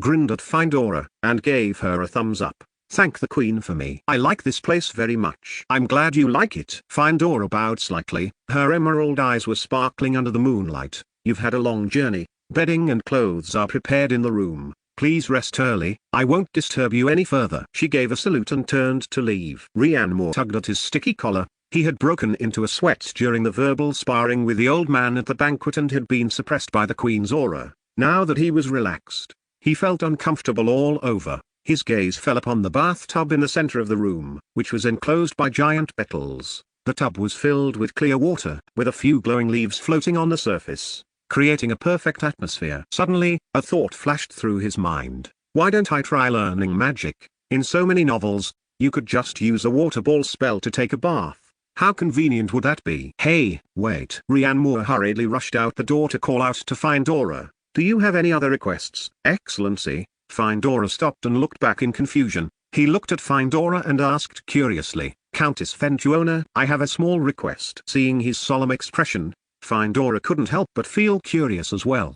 Please, speak, Excellency. It's like this. Could you please demonstrate your magic for me? I am very curious about the magic of your world. Findora, she had imagined 1,000 possible requests, but this was the only one she hadn't expected. What kind of request was this? Demonstrate magic? Yes. Rian Moore nodded emphatically. Is it possible? I want to observe up close what kind of power magic actually is. Findora thought about it. There seemed to be no reason why she couldn't, so she readily agreed. Of course, Excellency. Rian Moore invited her into the room, his face full of anticipation. Findora extended her slender, white hand. Please watch, Excellency. Along with her soft words, the pool of water in the corner prepared for bathing seemed to come alive. A handful of clear water rose silently, condensing into a perfect water ball in the air. Under the guidance of her fingertips, the water ball transformed now into a lifelike little fish, now into a bird about to take flight. Rian Moore's eyes widened instantly.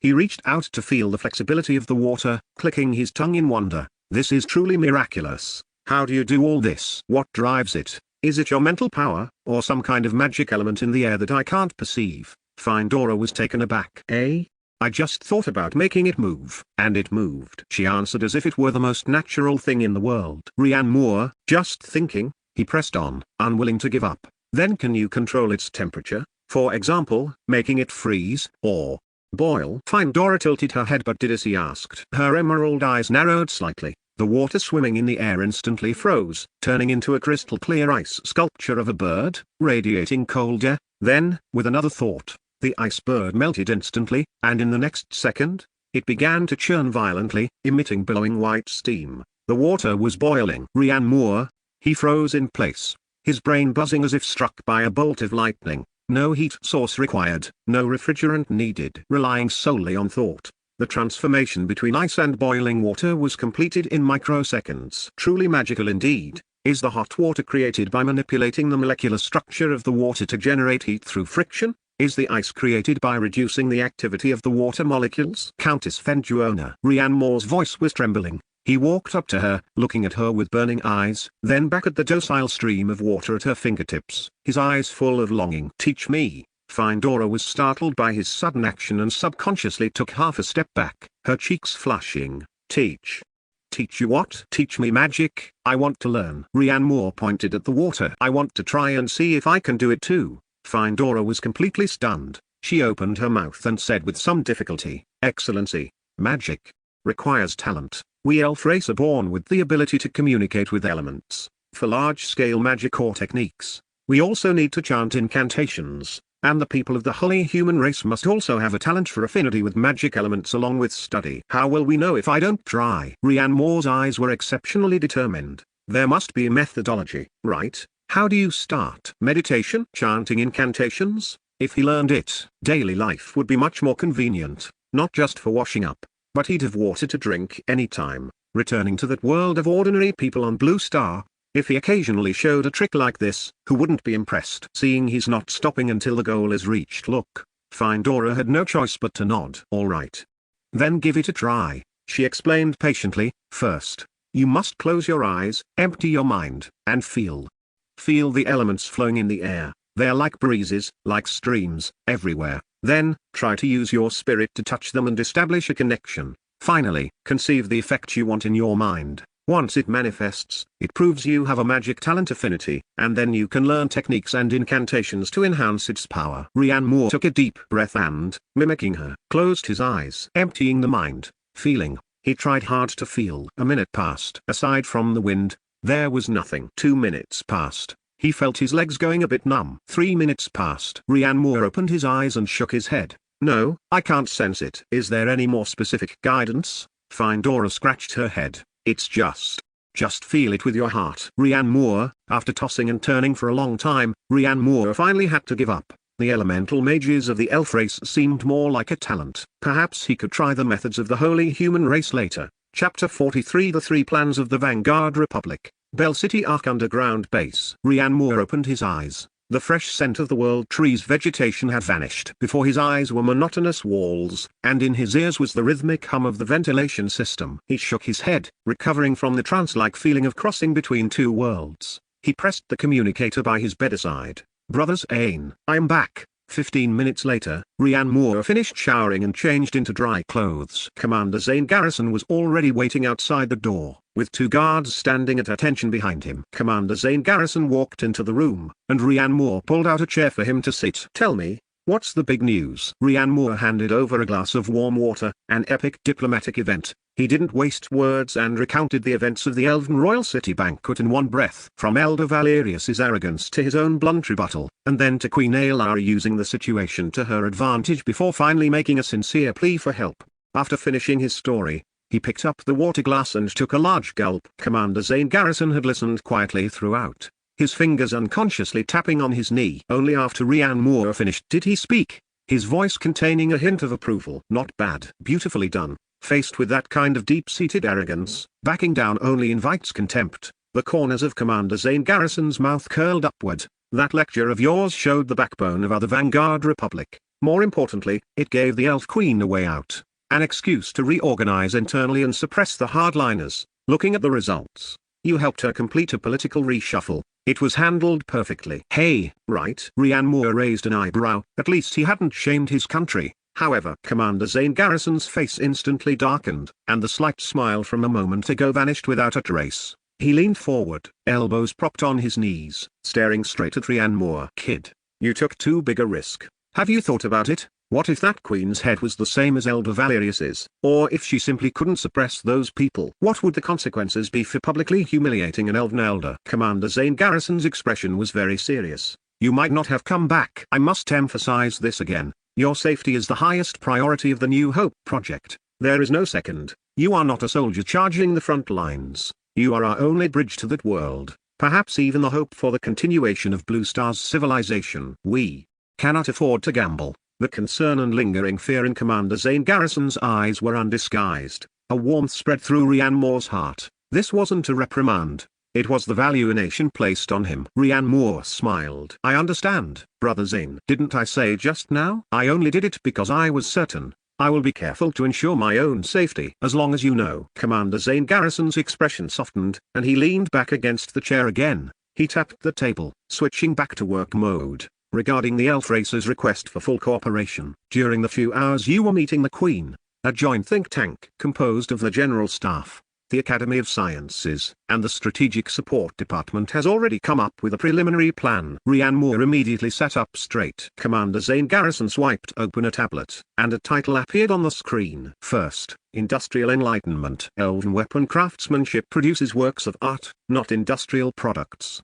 The efficiency is too low, relying entirely on a few masters. This won't do. With a wave of Commander Zane Garrison's hand, clear engineering blueprints popped up on the screen. We will provide a set of simplified industrial process blueprints that their existing technology can achieve. From high-efficiency charcoal blast furnaces and hydraulic forge hammers to standardized crossbow components and arrow production lines. The goal is singular: to let them use their existing materials and magic to achieve reproducible, standardized semi-automatic production. To liberate their craftsmen from blacksmithing so they can focus on more precise components and research. Let the masters do the work of masters, and let the machines do the work of machines. Commander Zane Garrison held up a second finger, and the screen switched. Second, ideological innovation. Their tactics are still stuck in phalanx charges. Facing the demon race's human wave tactics, it's just suicide. The covers of The Art of War and On Protracted War appeared on the screen, along with modern military training diagrams. We will compile a set of classic tactical textbooks, from concentrating superior forces to guerrilla warfare tactics like when the enemy advances, we retreat. You will translate them orally for them. At the same time, we will provide a complete soldier training system. Teach them drill formations and the coordination of three-man fire teams. integrate those individualistic elven rangers into a disciplined army that follows orders. Rian Moore listened with some excitement, already imagining the elves lining up and shouting 1-2-1. Third, information superiority. Commander Zane Garrison's finger swiped, and the screen showed structural diagrams for binoculars, tactical sand tables, and map-making tools. We will provide the manufacturing methods for these auxiliary tools. Let them see further and command more accurately, so that war is no longer a muddled mess. After speaking, Commander Zane Garrison put down the tablet and looked at Rian Moore. According to data model simulations, once these 3 steps are implemented, the elf race's comprehensive combat power will at least double from its current base. Rian Moore was stunned. That high? That's a conservative estimate. The actual effect will only be higher. Commander Zane Garrison smiled, a smile of absolute confidence from a civilization. Don't forget how we used Millet Plus rifles to fight our way to a brand new horizon from the most desperate of disadvantages. Rian Moore's heart jolted. Indeed, when these basic elements are combined, the resulting reaction is chemical. He nodded heavily. All right, we'll do as you say. Commander Zane Garrison acknowledged, but his tone became heavy again. He stood up, walked to the porthole, and looked at the simulated blue sky and white clouds outside. But this plan is only extending their lives.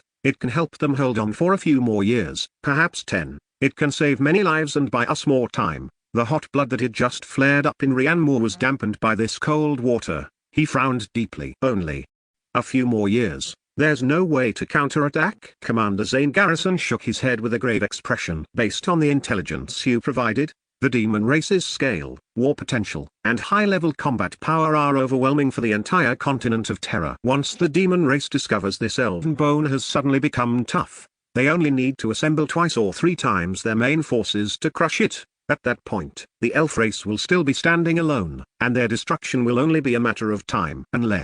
Unless what? Rian Moore asked immediately. Commander Zane Garrison was silent for a moment before turning around. Unless a brand new, powerful third-party force enters the fray, capable of overturning the chessboard, a force that breaks the deadlock from the outside and completely disrupts the battlefield. He spoke each word with emphasis. For example, us, the soldiers of the Vanguard Republic. Of course, provided we can get there. Chapter 44. The Price of the World Tree Seed. The next day, Rian Moore woke up on a bed woven from giant leaves and soft moss. His whole body felt limber and relaxed, as if he had been sleeping on a cloud. Recalling last night's magical scrub, he couldn't help but marvel at its effects once more. He stretched, yawned, and walked out of the bedroom, heading for the terrace to breathe in the fresh air. Knock, knock, knock. Just then, there was a knock at the door, and he turned to open it. As soon as the door opened, he saw Find Aura walking toward him. She was carrying a basket of translucent fruit that looked incredibly delicious and exceptionally tempting. Morning, Find Aura. Rian Moore greeted her, full of energy. Find Aura smiled slightly. What a coincidence. Your Excellency Rian Moore. I've prepared some breakfast for you. She lifted the fruit basket woven from vines. Rian Moore reached out to take it, picked up a purple berry, and popped it into his mouth. The plump juice burst in his mouth, filling it with a refreshing fragrance. As he ate, he gave Find Aura a thumbs up. I'll never get tired of the fruit here. It's truly delicious. Find Aura smiled, her eyes sparkling. I'm glad you like it. In our elf race, fruit is the one thing we have in abundance. Please, enjoy as much as you like. After saying that, she continued, Her Majesty the Queen and several elders are already waiting for you in the royal court. We should head over quickly. Sure, let's eat on the way. Rian Moore didn't stand on ceremony. He stuffed fruit into his mouth as he followed Find Aura toward the royal court. Along the way, many elves cast curious glances their way. Word had clearly spread that a human who wasn't from the holy human race had arrived in the royal city, and they all stared at Rian Moore with wide eyes. Rian Moore was used to this by now. Moreover, these elves were intelligent beings brimming with spiritual energy. They were beautiful and handsome, adorned with gemstone jewelry. A truly pleasing sight. Most importantly, the female elves wore very little, and their figures were excellent. Their clothes and skirts were mostly woven from vines and leaves, though a few imitated the holy human race by wearing exquisite, handcrafted garments.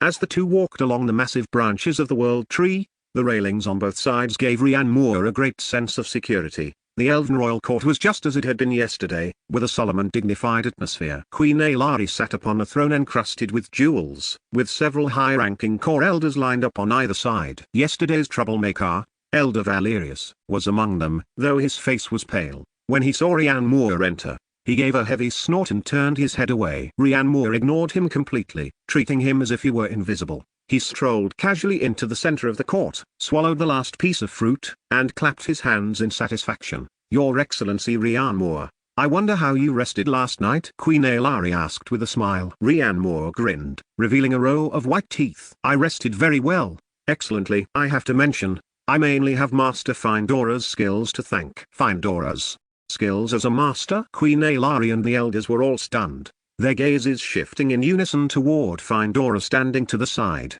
Findora, her cheeks flushed deep red in an instant. She felt all the blood rush to her head as if she were steaming. She felt like she was about to be cooked through. Rhiannoir didn't notice the young girl's embarrassment and gave a casual wave of his hand. "Ah, that's just a small thing. Let's get down to business. Regarding the matter of aid you mentioned yesterday, I've already communicated with my country." Upon hearing the words aid and country, the attention of every elf in the court was instantly captivated. One by one, their gazes shifted from the near-fainting Findora to Rhiannoir. "Then, has your country reached a decision?" Queen Aelari's voice sounded calm, but her fingers, gripping the armrests of the throne until they turned white, betrayed her inattention. After all, this concerned the fate of the entire elf race, which hung by a thread. "Please rest assured, Your Majesty." Rhiannoir smiled slightly, setting aside his usual playful demeanor. The Vanguard Republic is a peace-loving and helpful civilization. After hearing my report and giving it careful consideration, they have agreed to provide aid to the elf race to help your people through the current crisis. As soon as these words were spoken,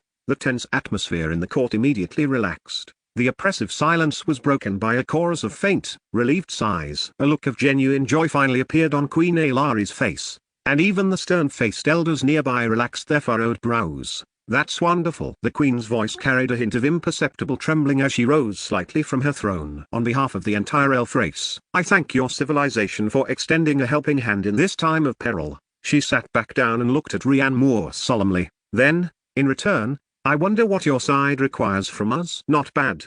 She gets it." Rhiannoir cleared his throat with satisfaction. "My country is full of curiosity about everything on the continent of Terra." I described the grandeur and wonder of the world tree to them in detail. They were all amazed and considered it a miracle of the Creator. He paused before saying, "Therefore, they would like a world tree seed for planting and research." A world tree seed? The smile that had just bloomed on Queen Aelari's face froze instantly. Her dark brows immediately furrowed, and the atmosphere in the court, which had just softened, seemed to freeze into ice in that moment. Even Findora, who had been in a state of embarrassment, suddenly looked up, her emerald eyes filled with shock as she stared at Rhiannoir. The silence lasted only a second. In the next moment, an irrepressible commotion broke out among the elders. "What? A world tree seed? That is absolutely impossible. The world tree is the foundation of our race, the source of life. This request is too much. It's simply an outrageous demand." The elders discussed amongst themselves, although no one dared to stand up and criticize Rhiannoir directly after yesterday's reprimand. The looks they cast his way were full of wariness and displeasure. Elder Valerius, who had been reprimanded, now wore a gloating sneer on his face, as if to say, "See, I knew these people from another world were up to no good." The Queen's voice grew heavy. "Your Excellency, do you know what this means? The world tree is our partner, and more importantly, the home our race depends on for survival. The condensation of every single seed requires an immense amount of the world tree's origin power, enough to plunge it into a century-long period of weakness. The price is too high," she said, gazing at Rhiannoir. Rhiannoir was stunned. How is the price of a seed being treated like a 10-month pregnancy? Chapter 45 is too big to fit. This concerned the survival of humanity, no matter what. Rhiannoir had to find a way to get his hands on it. So he nodded, adopting a strategy of retreating to advance, and said, "I understand. I'm just presenting their ideas. Whether you are willing or not is ultimately up to you. That said, before making a final decision, I'd like to see the seed with my own eyes first. Would that be all right? Check the goods first before negotiating the price." This was standard procedure. Queen Aelari pondered for a moment before finally nodding. "Very well. Please follow me." She stood up and walked out of the royal court. The elders remained seated, unmoving. "Findora, can you tell me more about the world tree seed? For example, the cultivation method?" Rhiannoir asked Findora curiously as they followed behind the queen. Hearing this, Findora began to introduce it to Rhiannoir in a low voice. The cultivation method for a world tree is actually quite simple. It needs to take root in a mineral vein containing singular energy, and then be continuously fed with energy. The purer and more massive the energy provided, the faster it grows. Energy mineral veins. Ryan Moore's heart skipped a beat. Blue Star was a world of science. Where was he supposed to find some singular mineral vein? However, since things had come to this, he wouldn't worry about that for now. He'd get the seed first. Those research lunatics would surely find a way. Even if they couldn't grow the original version, creating a grafted or knockoff hybrid world tree shouldn't be much of a problem, right? The three of them stepped outside, where a platform woven from vines was already waiting to carry them down. The vines quickly descended from the top of the world tree to the ground. As Ryan Moore stepped off the vines, he couldn't help but marvel. "This vine elevator of yours is awesome." "Oh? Elevator?" the Queen asked, her curiosity piqued. "Yes, on our side. It's an electrically driven box that can also transport people up and down." He made an up and down gesture as he spoke. The Queen nodded and led him to the ground, stopping beside a main trunk so thick it would take 300 million cups of Xiang Piao Piao milk tea to encircle it once. The Queen chanted an incantation under her breath, and the group passed through a barrier of vines and magic into the roots of the world tree. This was the core area of the world tree. Countless roots could be seen glowing with a soft halo of life as they converged together. At their peak lay a glowing seed, resting quietly. It was perfectly round and radiant, covered in profound patterns, with an aura of life so dense it was almost tangible. But Ryan Moore's eyes nearly popped out of his head. This damn thing was as big as a soccer ball. He began to pray in his heart, hoping this wasn't the seed itself but just an outer shell, and that the actual seed would be inside once it was opened. "Lord Ryan Moore, this is the world tree seed." As if hearing his prayer, the Queen delivered a fatal blow. The hope he had been holding on to died completely. "You call this thing a seed? You call this a seed? This is a fruit?" "Okay." Ryan Moore was stunned. He had imagined the seed might be large, perhaps like a bird's egg or a large grenade. But he never expected the size of this thing to completely exceed the limit of what a human mouth could accommodate. How was he supposed to take this back? "Mine is very big, please bear with it." Queen Ailari didn't seem to notice Ryan Moore's strange behavior. She gazed at the seed and said softly, "Lord Ryan Moore, you see, this world tree seed is the hope for our race's continuation and development. Trading it for aid is a grave matter. I need to discuss it with the elders again." Hearing this, Ryan Moore quickly took the opportunity to back out as well. Exactly. He nodded solemnly, his expression serious. "I also need to go back and discuss this with my country. After all, such a precious seed. We also need to evaluate whether we have the ability to cultivate it properly. We cannot fail your kindness."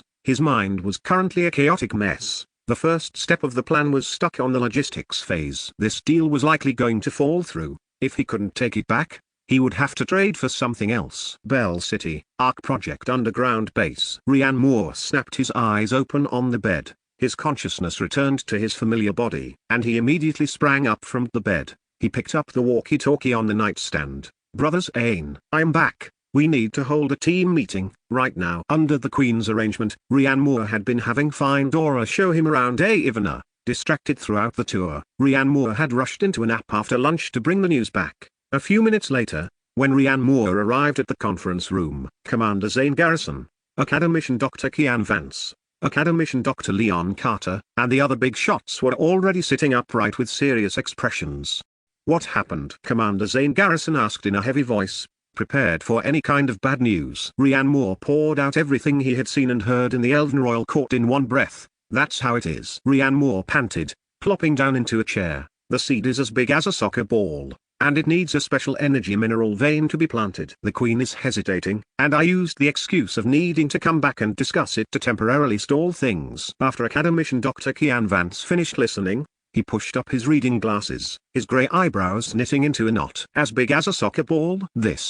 This exceeds our expectations. It's physically impossible to carry it through the mouth." The entire conference room instantly erupted into a frenzy. "What are the dimensions? Do we have specific data? Material density, energy radiation intensity, energy mineral vein. Is it similar to the crystal mines on our blue star, or some kind of radioactive element enrichment zone? Can the composition be analyzed? Can it be cut open, divided into small pieces to be brought back?" "No." Academician Dr. Leon Carter from the Biological Research Institute slammed the table and stood up. His unruly eyes were now filled with fanaticism. "The world tree seed is too precious. If its life structure is damaged, we might not get a second one. We can't take that risk." "Then what do you suggest?" a physicist retorted. "We can't exactly have Comrade Ryan Moore dislocate his jaw, can we?" "Even if he did, it still wouldn't fit." "Why not?" Academician Dr. Leon Carter asked back, his words shocking everyone. Dislocating the mandible and then resetting it is a routine procedure in modern medicine. I think it's worth taking this small risk. Ryan Moore's eyelids twitched as he listened, feeling a chill in his jaw. Holy crap. You research lunatics really dare to think of anything. No. Commander Zane Garrison immediately vetoed the proposal. I've said it before, Comrade Ryan Moore's safety is the highest priority. Any plan that causes harm to him personally is out of the question. Academician Dr. Leon Carter wanted to argue further, but seeing Commander Zane Garrison's gaze, he could only sit back down dejectedly. The conference room fell into a brief silence as everyone racked their brains, thinking about this seemingly unsolvable problem. As time passed minute by minute, Ryan Moore's heart sank further and further. Was the future of humanity really going to be choked to death by a soccer-sized seed? Chapter 46. You mean you won't send troops? Academician Dr. Leon Carter seemed to have thought of something. He suddenly slapped his thigh and looked at Ryan Moore with glowing eyes, a gaze that made Ryan Moore's skin crawl. I have a way. It's a bit challenging, but theoretically feasible. Speak, Commander Zane Garrison said concisely. Academician Dr. Leon Carter rubbed his hands together and said excitedly, we can put it inside Ryan Moore's belly. PFFT. Ryan Moore spat out the mouthful of water he had just taken. Put it inside his belly? Do you freaking think I'm a kangaroo? Nonsense. Academician Dr. Kian Vance also felt this idea was too crazy. No, I'm not joking. Academician Dr. Leon Carter explained urgently. What I mean is, through minimally invasive surgery, we make an incision in Ryan Moore's abdominal cavity, carefully place the seed inside, and then bandage it up. The abdominal cavity has enough space to accommodate an object the size of a soccer ball. Once he returns, we'll immediately perform surgery to take the seed out. For the entire process, we will mobilize the country's top surgical team and use the best equipment and medicine to minimize the risk. The meeting room was dead silent. Everyone was stunned by Academician Dr. Leon Carter's bold, almost insane idea. Surgery, traveling to a parallel world to stuff a soccer ball-sized thing into his belly, and then coming back for more surgery to take it out. This didn't sound like science, it sounded more like a cult sacrifice. Just as Commander Zane Garrison was about to refuse for the same reason, Ryan Moore spoke up. I'll do it. His voice was like a bombshell, exploding in the meeting room. Everyone's eyes focused on him, filled with surprise, admiration, and a hint of pity. Commander Zane Garrison frowned and looked at Ryan Moore. Ryan Moore, there's no need for this. Your safety is what matters most. I've thought it through. Ryan Moore looked up and gave a bitter smile. Isn't it just stuffing a ball in my stomach? It's no big deal. Back when I played soccer, I even used my stomach to trap the ball. He tried to lighten the mood with a joke, but no one could laugh. Commander Zane Garrison stared at him for a long time before nodding heavily. Good. On behalf of the people and the country, thank you. Don't worry. I will personally oversee this and mobilize the best medical resources in the country to ensure nothing goes wrong. When you return with the seed, I will personally request a reward for you as a national hero. Ryan Moore grimaced. Whether he was a hero or not didn't matter. He just hoped that the person performing the surgery wouldn't be that madman Academician Dr. Leon Carter. He was afraid that as soon as he was anesthetized, that guy would hold a scalpel, drooling while muttering "my precious." Returning to the continent of terror once again, Ryan Moore felt like his walking posture was a bit off. Even though the ball hadn't been stuffed into his belly yet, the psychological effect already had him subconsciously sticking his belly out like a woman 3 months pregnant. He went directly to the Elven Royal Court. Queen Aelari and the elders had clearly finished their emergency meeting as well. Both sides sat down again, the atmosphere even more solemn than before. Lord Ryan Moore, Queen Aelari spoke first, her expression serious and her emerald eyes filled with resolve. We have discussed it. We agree to your terms. Ryan Moore felt a surge of joy. However, the Queen's tone shifted. We also have a condition. Ryan Moore motioned with his hand. Please, go ahead. The Queen stood up and walked to a massive map of the Terror continent, her slender finger pointing to a city northeast of the Elven capital, Emerald Leaf City. That was once our most prosperous territory and our most important eastern barrier. 2 years ago, it was captured by the demon race, and countless compatriots died tragically there. Now, it has become an outpost for the demon race to attack our heartland. Countless mineral resources are being excavated and hauled away, and the world tree is also suffering from their devastation. The Queen turned around, her eyes burning as she looked at Ryan Moore.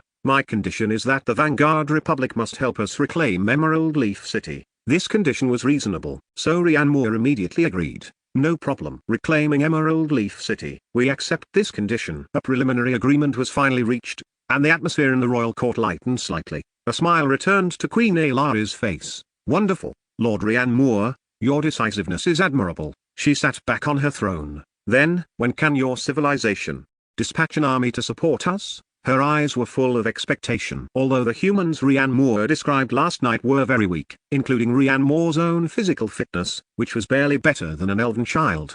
If not for the enhancement from the life fruit, she estimated that a gust of wind could blow Rian Moore away. But regardless, the intervention of a new civilization would surely be a new force. Especially when she thought of the crossbow blueprints Rian Moore had provided, as well as the improved arrows and production processes, she felt that this thing called technology would still bring her surprises.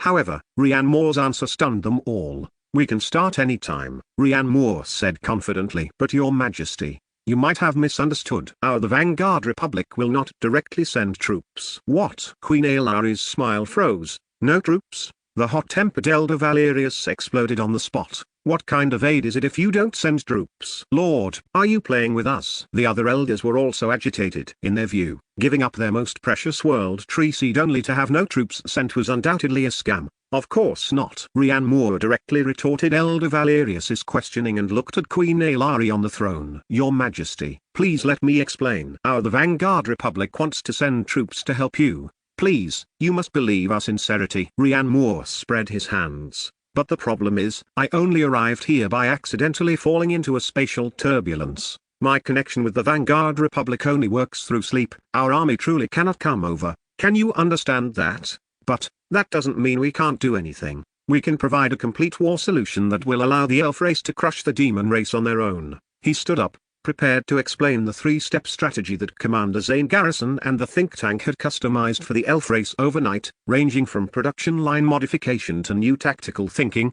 But the Queen had already fallen into deep disappointment. She only heard the beginning before raising her hand to interrupt Rian Moore. "So, Lord Rian Moore," the Queen's voice turned cold, "you mean the Vanguard Republic's so-called aid is just you teaching us how to shave arrows, how to read books, and how to play with sand tables, instead of sending a real army?" The air in the royal court instantly froze, and the temperature plummeted. The faces of several elven elders turned grim, and Elder Valerius's hand was already on the hilt of his sword, making a faint scraping sound. Chapter 47 Astral Portal. "Why didn't you say so sooner?" A chill ran down Rian Moore's spine, and his shirt was soaked with cold sweat. "This is bad. This deal is going south." The elves looked at him as if they were looking at a con artist selling fake medicine. "Your Majesty, I fully understand your disappointment," Rian Moore explained, bracing himself. "We also want to come over and help you directly, but we can't just cross through time and space." Unexpectedly, after hearing this, Queen Ailari shook her head gently. "No, there is a way to solve this problem." Rian Moore was stunned. "What do you mean? You have a way?" Queen Ailari spoke, her voice carrying an ancient sense of mystery. "On the continent of Terra, the holy human race possesses an ancient teleportation magic, astral teleportation. It can not only establish magical portals within the continent of Terra, but it can also cross worlds and connect different planes. If we can convince them to help, building an astral portal connecting your hometown and Terra is not entirely impossible." Rian Moore's mind buzzed. He was completely dazed. He froze on the spot, his mouth hanging open unconsciously. "An astral portal? The kind that can cross worlds and connect planes? Holy crap, holy crap, holy mother of crap." Countless centaurs galloped through his mind. "My sister, my lady, your Majesty, you should have said so earlier." He had researched and inquired before and knew portals existed, but he had never heard of a portal that could cross planes. Not even Princess Findora had heard of it. To his surprise, the Elf Queen actually said there was. He forcibly suppressed the wild joy in his throat, his voice trembling with excitement. "Your Majesty, forgive my presumption. But this astral portal you mentioned, is it stable? Is it one-way or two-way? How difficult is it to build?" Queen Ailari replied, "Astral teleportation is the most prized heritage of the holy human race. Theoretically, as long as there is enough energy, a stable two-way portal can be constructed. As for the difficulty, it requires spatial crystals unique to the holy human race and a massive amount of mana crystals. The most critical factor is that it must be built by someone at the level of an archbishop of the holy human race. Incredible. Its mere existence is enough. As for materials, technology, diplomatic negotiations, none of those are problems." Rian Moore took a breath and exhaled slowly, trying to make his tone sound steady. "Your Majesty, this matter is too important. Its importance has far exceeded all our previous expectations. I must take this news back immediately." He looked at Queen Ailari with a confident gaze. "Please believe me, if the portal can truly be built, retaking Emerald Leaf City will no longer be a major issue. I will certainly do my best to facilitate cooperation between our two sides." "Good." Queen Ailari stood up, a light of hope igniting in her pale blue eyes. "I await your good news, Lord Rhiannour. Find Dora. Take Lord Rhiannour to rest." The Ark Project underground base in Bell City. Rhiannour bolted up from his bed. The moment his consciousness returned, his heart hammered in his chest. He grabbed the walkie-talkie by his bed and shouted excitedly, "Brother Zane, call everyone in the core leadership for a meeting, right now. Wait for me in the conference room." Rhiannour's voice gave Commander Zane Garrison a start on the other end of the walkie-talkie. He hurriedly dressed and headed out, a bad premonition in his heart. A few minutes later, Rhiannour pushed open the conference room doors. "Commander Zane Garrison, Academician Dr. Kian Vance, Academician Dr. Leon Carter, and other bigwigs had already gathered, their faces etched with gravity. They thought Rhiannour had been exposed in the parallel world, or that negotiations had completely collapsed. At worst, that the war had already reached the Elven capital. "What happened?" Commander Zane Garrison asked, his fingers interlaced on the table, his voice heavy. Rhiannour scanned the room and announced excitedly, "I don't have to be cut open to bring back the World Tree Seed anymore." Everyone was stunned, not understanding what he meant. Rhiannour continued, "They have a way to build a two-way portal connecting Blue Star and the continent of Terra." Clang! The stainless steel thermos in Academician Dr. Kian Vance's hand slammed onto the marble tabletop, making a loud noise. Scalding wolfberry tea spilled across the table, but he didn't even notice. The entire conference room became so silent that a pin drop could be heard. Everyone was frozen, expressions locked on their faces, their brains collectively stalling. Commander Lin, Academician Dr. Kian Vance adjusted his reading glasses, which had slid to the tip of his nose, his lips trembling.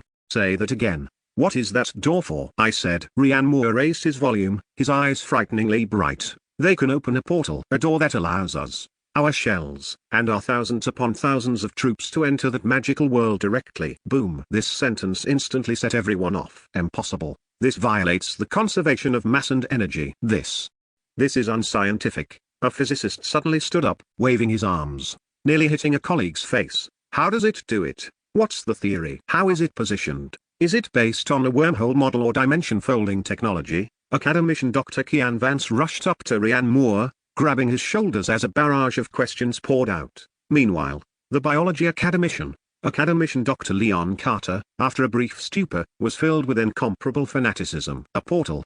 A brand new, complete ecosystem. My God, we can move an entire P4 laboratory over there. We can personally go and collect blood samples from elves, even dwarves and orcs, and they'll all be alive." He rubbed his hands together, pacing back and forth, muttering to himself as if he could already see countless Nobel Prizes waving at him. The entire conference room turned into a chaotic mess, a mixture of arguments, exclamations, and rapid breathing. Commander Zane Garrison's chest heaved violently, and he suddenly slammed his hand on the table. "Listen up, everyone." Everyone stopped and looked at him with burning eyes. It was clear that even this man, who was always the stabilizing force, was too excited to contain himself. He took a deep breath. "We must build this door at all costs. We humans, the Vanguard Republic, are saved." Academician Dr. Kian Vance's hand trembled as he adjusted his glasses. His face paled from the excitement. "Exactly. Everyone here knows that our Ark project, as grand as it sounds, is actually what? It's a high-tech tomb. We burrow underground. But even if we survive crustal movements and superstorms, can we survive the death of the planet? Once the atmosphere is completely lost and plants die en masse, where will the oxygen come from? We'll suffocate ourselves underground. As for interstellar migration, let's not kid ourselves. With our current technology, the cost of sending 1 kilogram of supplies to Mars is far more expensive than a kilogram of gold. How many people can we send? A company? A platoon? Can these people pass down technology? That's not the continuation of civilization, that's exile. It's throwing the sparks of our civilization into the freezing void of space to fend for themselves. Chapter 48. Reporting to higher authorities overnight. Academician Dr. Kian Vance's words calmed everyone's emotions, but the truth remained cold. Indeed, the apocalypse had arrived too quickly and too suddenly. Humanity's technology tree simply hadn't had enough time to light up the branch of interstellar travel. Before this, We humans could even say we had no future to seize territories in the Antarctic and Arctic. All countries were fighting until their brains were practically spilling out. Out of nearly 200 countries before the disaster, how many are still breathing now? Most nations have either collapsed or been annexed, their elites carved up and absorbed by us and a few other major powers. The remaining hundreds of millions of civilians can only stay near the equator, digging ridiculous burrows and waiting to die in the disaster. They are fighting for bread and canned food just to live another day, and dropping bombs on each other for a few square meters of a safe zone. Commander Zane Garrison took a deep breath and said excitedly, "But things are different now. They couldn't even dream that we are about to possess a passage to a completely new world." Exactly. Academician Dr. Leon Carter slammed the table, his eyes shining with undisguised fanaticism. "Let them die. A bunch of fools still wallowing in the mud. The world tree is great. It allows us to linger on underground. But an interstellar portal," he pointed a finger straight at the ceiling, as if he could already see that gate leading to the new world. "This is the stairway to heaven. A brand new Genesis. It is the path to rebirth for our Vanguard Republic civilization." Taking a step back, even if the blue planet is completely finished and turns into a ball of magma, we can still move our people over there. What do you call this? This is a strategic fallback. This is the continuation of the sparks of civilization. Dr. Leon Carter became more excited as he spoke, his voice filled with heroic pride. "Let's be even bolder. We aren't going there to seek refuge. We are going to expand our territory, to engage in interstellar colonization, to conquer an alien planet. Tell me, who wouldn't want to plant our red flags all over a new planet?" Boom. Dr. Leon Carter's words completely ignited the ambition and blood of everyone in the meeting room. "Well said." A sharp light burst from Commander Zane Garrison's eyes. "This gate is our trump card, our future, and the new home of the Vanguard Republic people." Ryan Moore was also listening with great excitement. He slapped someone's thigh hard, causing a nearby staff officer to grimace in pain. At the same time, he felt quite shocked. It turned out the situation on Blue Planet was far less optimistic than previously publicized. Only now did he learn the truth. But it didn't matter. Things were different now. There was a new way out. If it weren't for the fact that everyone present was a big shot, they probably would have been hugging each other in excitement by now. After a period of excitement, all the suppressed emotions from the past 2 years burst out at this moment. The atmosphere gradually cooled.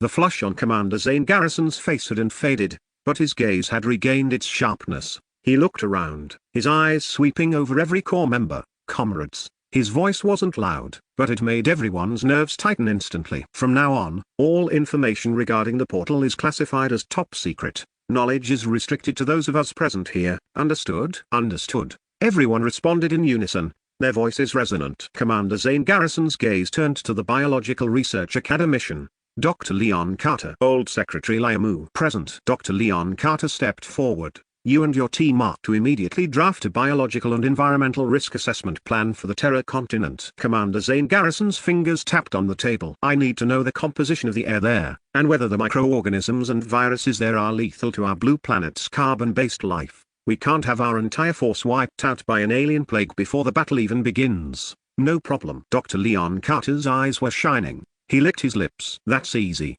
He looked at Ryan Moore, rubbing his hands together. "Commander Lin, next time you go over, take our laboratory's specially made sterile sampling bottles with you. Once you're there, open the caps, collect some air, grab a handful of soil, and a scoop of water. Seal them up and bring them back. As long as I have samples, I guarantee an environmental report accurate to the molecular level within 3 days." Ryan Moore, "No problem." Commander Zane Garrison looked around at everyone. "Everyone else can also make the corresponding preparations. I will set out for New Kyoto immediately to report to the leadership in person. Until I return, all members of the New Hope group are restricted to this space. We are entering a state of silence. No one is allowed to leave without authorization, and no non-essential communication with the outside world is permitted." The series of instructions was clear and decisive. After arranging everything, Commander Zane Garrison looked at Ryan Moore and asked for instructions. "Commander-in-Chief Lin, what do you think of this arrangement? Is there anything that needs to be added?" As soon as these words were spoken,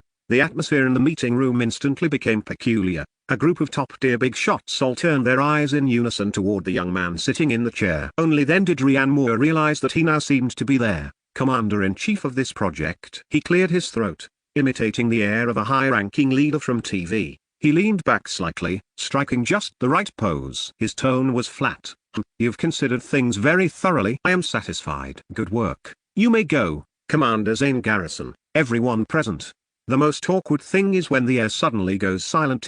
Commander Zane Garrison's lip twitched slightly. Yes, Commander-in-Chief. Under the night sky of large Apex underground city, the runway lights of the secret military airport lit up. An unmarked special plane landed. The cabin door opened, and Commander Zane Garrison's figure quickly descended the stairs in the cold wind, looking hurried. Elder Zane's office was still brightly lit. Elder Zane, who was over 60, was wearing reading glasses and looking at an encrypted document. The title of the document was Emergency Incident Report regarding the joint annexation of the Southern Continent Alliance by the Eagle Country and Jing Country, and the forced seizure of Antarctica B7 Survival Zone. His brow was furrowed deeply. At that moment, there was a knock on the office door. Without waiting for him to answer, the door was pushed open from the outside. Elder Zane looked up and was somewhat surprised to see that the person arriving was Commander Zane Garrison. Dink Sinwin, what's so urgent that you had to personally come all the way from Bell City? Commander Zane Garrison didn't waste time on pleasantries.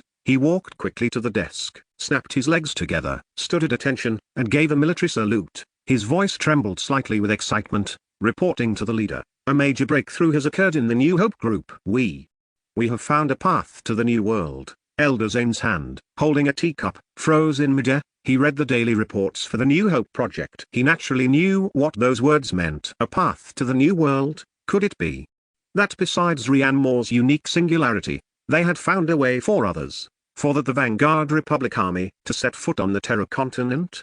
As soon as this thought arose, his heart throbbed violently. Commander Zane Garrison didn't make him wait long and recounted the intelligence Rian Moore had brought back as quickly as possible. When the words astral teleportation and stable two-way portal came out of Commander Zane Garrison's mouth, clatter, the Celadon teacup in Elder Zane's hand slipped and fell. Chapter 49. I object. The teacup didn't break. It rolled a few times on the thick carpet, and the warm tea soaked a small patch of his trousers, yet Elder Zane didn't notice at all. The next second, he suddenly stood up from his chair. This elderly man, usually as steady as Mount Tai, moved as quickly as a young man at this moment. He rounded the massive desk in a few steps, rushed up to Commander Zane Garrison, and grabbed Commander Zane Garrison's shoulders with both hands. The force was so great that it caused Commander Zane Garrison to feel a sharp sting. Commander Zane Garrison. Elder Zane's voice carried a violent tremor. He stared at Commander Zane Garrison. Are you certain that every single word you've said is true? Meeting those bloodshot eyes that were burning with a fierce fire, Commander Zane Garrison straightened his back and said with ironclad resolve, I guarantee it with my life, it is absolutely true. As he finished, his voice trembled. Leader, our civilization is saved. Boom. These words were like a bolt of lightning, splitting open the dark clouds of despair in Elder Zane's heart. The hands gripping Commander Zane Garrison's shoulders suddenly let go. He staggered back 2 steps and paced back and forth in the office excitedly, constantly muttering to himself, good, excellent, this is wonderful. As he walked, this old man, who had dedicated himself to the country and its people, bearing the fate of the remaining 700 million souls, and whose hair had turned white from exhaustion, suddenly had eyes that turned red. 2 lines of hot tears flowed down the wrinkles of his face like a bursting dam. Seeing this scene, even a man of iron like Commander Zane Garrison felt a sudden sting in his nose, and his eyes reddened as well. He knew exactly how heavy the pressure this old man had been carrying over these past 2 years. At the edge of an apocalypse where the entire world had fallen into chaos, he had single-handedly held up the sky for the Vanguard Republic. After a long while, Elder Zane finally stopped. He raised his hand, used the back of it to forcefully wipe away the tear stains on his face, and regained his composure. But the light in his eyes was now completely different from the weary glimmer from before. It was the light of hope, a spark that could start a prairie fire. He turned, walked quickly back to his desk, and pressed the red phone on the table. Xiao Li, notify the other 4. In 1 hour, we begin an emergency meeting. Inside the conference room, the air here seemed several degrees heavier than outside. The long mahogany table was polished to a shine, reflecting the quiet lights on the ceiling as well as a series of extremely solemn faces. When they pushed the door open and saw Commander Zane Garrison, everyone's heart skipped a heavy beat. Commander Zane Garrison. Nowadays, within the highest echelons of the Vanguard Republic, this name itself represented a signal. The first time he appeared here, he brought information about the Blue Star Great Deceleration. Subsequently, the ARC project was launched, and 36 underground megacities were secretly excavated globally. That was the Vanguard Republic's first struggle under the shadow of the apocalypse. The second time he appeared here, he reported the existence of the transmigratory Ann Moore, and thus, the New Hope project was born. The Vanguard Republic cast its gaze for the first time toward that magical continent named Terra. It was the first glimmer of light in the darkness. And today was the third time. Elder Zane wasted no time on opening remarks. He simply signaled with his eyes, and Commander Zane Garrison stepped forward to lay out all the intelligence Rhiann Moore had brought back regarding astral teleportation and the construction of a two-way portal. Commander Zane Garrison recounted everything steadily and clearly. Every word was like a heavy bomb, silently detonating within the conference room. It was so quiet one could hear a pin drop. Immediately following that was the sound of heavy breathing, one after another, that could no longer be suppressed. A grey-haired chief in charge of the economy had his expression shift rapidly. He subconsciously reached into the pocket of his Zongshan suit. There, he kept his fast-acting heart relief pills. Beside him, a chief with general stars on his shoulders had knuckles that turned white from clenching his fists. The muscles in his arms bulged against his crisp military uniform. Old Chairman Xander Garrison? His voice was somewhat dry, his eyes bright. That portal, it truly exists. Yes, Commander Zane Garrison said with absolute certainty. The holy human race possesses this technology, confirmation that this wasn't an auditory hallucination, nor a joke. His chest heaved rapidly with uncontrollable excitement. Comrades, Elder Zane looked around, and in those eyes that were always bloodshot, complex and inscrutable light now churned. We have been searching for a way out, and now, a bright path has appeared. He paused and asked, "Tell me what you think. Is this a godsend opportunity, or Pandora's box?" Bang! With a loud thud, the military chief slammed the table and stood up abruptly. His face was flushed with excitement. An opportunity. It is a massive opportunity. Of course, our current situation is 10,000 times worse than any disaster that could come out of a box. The planet beneath our feet is turning into a giant coffin. What are we doing guarding it? To be buried with it? With this gate, we can send our troops through, drive our tanks through, and set up our missiles there.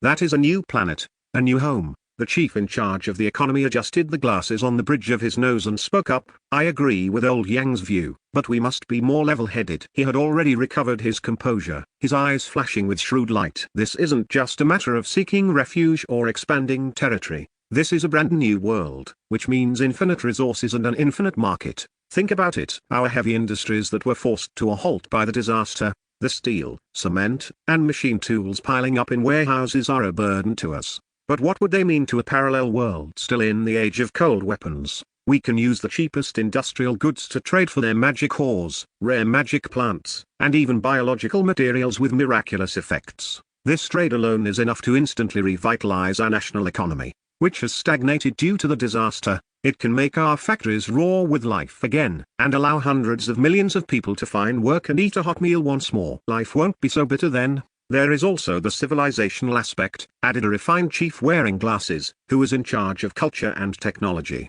If we can analyze the longevity genes of the elf race, the limits of human lifespan will be shattered. The rune technology of the dwarf race is a completely different technical system from our physical laws. It might solve countless bottlenecks in our energy and materials science. And then there is the spatial magic of the holy human race. As he spoke to this point, a hint of near-obsessive yearning appeared in his eyes. If we can master even a 10,000th of its mysteries, it would be a dimensional leap for our entire civilization. Every word from these men struck a chord in everyone's hearts, sketching a dazzling picture of the future. However, amidst this atmosphere of fervor, a discordant voice rang out. "I object. Chapter 50. We have no other choice." The speaker was a stern-faced official in charge of domestic security. "It's too risky. This is a complete gamble." He stood up, his sharp gaze sweeping across everyone in the room. "We know next to nothing about that world. All our intelligence comes solely from Rhiann Moore. How can we guarantee its accuracy? What if the demon race over there is far stronger than we imagine? What if they use the portal we established to launch a counter-invasion? Can our cities and our people withstand an endless onslaught of otherworldly monsters? What if their magic can easily disable our firearms, turn our tanks into scrap metal, and make our missiles explode in midair? This isn't alarmism, this is a completely unknown frontier. We are currently gambling with the national destiny of the Vanguard Republic and the lives of its people. This isn't called foresight, it's called madness." The fervor that had just ignited in the meeting room cooled down significantly. Indeed, the risk was too great. The unknown is the most terrifying enemy. "Gamble?" Old Chairman Xander Garrison suddenly let out a cold laugh. "Are we not gambling right now?" He walked over to the world map that occupied nearly an entire wall. On the map, vast regions were dyed a shocking red, representing dead zones no longer fit for habitation due to geological disasters and extreme climates. We are gambling that crustal movements won't tear apart the underground cities we've exhausted our national strength to build ahead of schedule. We are gambling that solar winds won't strip away the atmosphere we depend on for survival within 10 years. We are gambling that those nations throwing bombs at each other over a can of expired food in the ruins won't be insane enough to aim nuclear weapons at our last living space. Tell me, which day are we not gambling right now? Old Chairman Xander Garrison turned abruptly, his eyes burning like torches as he stared directly at the security chief. Now, we have a gambling table with higher odds and richer rewards, an opportunity to be the house ourselves. And you're telling me not to take it? He extended a finger and poked heavily at the bright red areas on the map. Look here. Look at these places. We have nowhere left to retreat. We have no other choice. The last two sentences rolled through the room like thunder, shattering the final traces of hesitation and doubt in the meeting room. Indeed, nowhere to retreat. No other choice. Rather than waiting for death, it was better to seek life within death. The fire in everyone's eyes burned more intensely and resolutely than before. At this moment, the tone of the meeting shifted from feasibility to execution. After half a day of efficient discussion, 3 major directions were finally established. Good. Old Chairman Xander Garrison scanned the room, seeing no further objections, a sharp light of decisiveness in his eyes. Based on our discussion, I will restate the points to ensure nothing was missed. First, deploying troops is a necessity. This is the best way for us to show sincerity to the elf race and open the path to the parallel world. Second, our stance. We are not invaders. We are providers of civilization-led and equal trade partners. Before we have a firm foothold in that world, we must maintain a humble posture. Win-win cooperation is the main theme. We must not allow any race on the continent of Terra to harbor even a shred of vigilance or hostility toward us. Third, authorization. His gaze turned toward Commander Zane Garrison. Let Comrade Ryan Moore act as the full representative of the Vanguard Republic to facilitate cooperation with the Elf Queen. The portal must be established at all costs. At the same time, we must demonstrate that we have no territorial ambitions toward the continent of Terra. We exist as something akin to mercenaries, with the goal of helping them combat the demon race. Other matters will be planned gradually later. Do not trigger any alarm or defensiveness. Is there anything else to add? The crowd remained silent. Good. Then it's settled. Old Chairman Xander Garrison slapped the table, finalizing the decision. Commander Zane Garrison present. Return immediately and tell him our decision. Tell him he is not fighting alone. Behind him is the full support of all the Vanguard Republic and its people. Commander Zane Garrison straightened his body and immediately saluted to accept the order. However, Old Chairman Xander Garrison suddenly waved his hand. No, wait. I'll go back with you. I want to see this fine young man with my own eyes. I want to thank him in person. And so, the various arrangements of the meeting were methodically finalized. Due to the urgency of time, the 5 chiefs continuously relayed verbal instructions to their subordinates, with the signed documents to be supplemented later.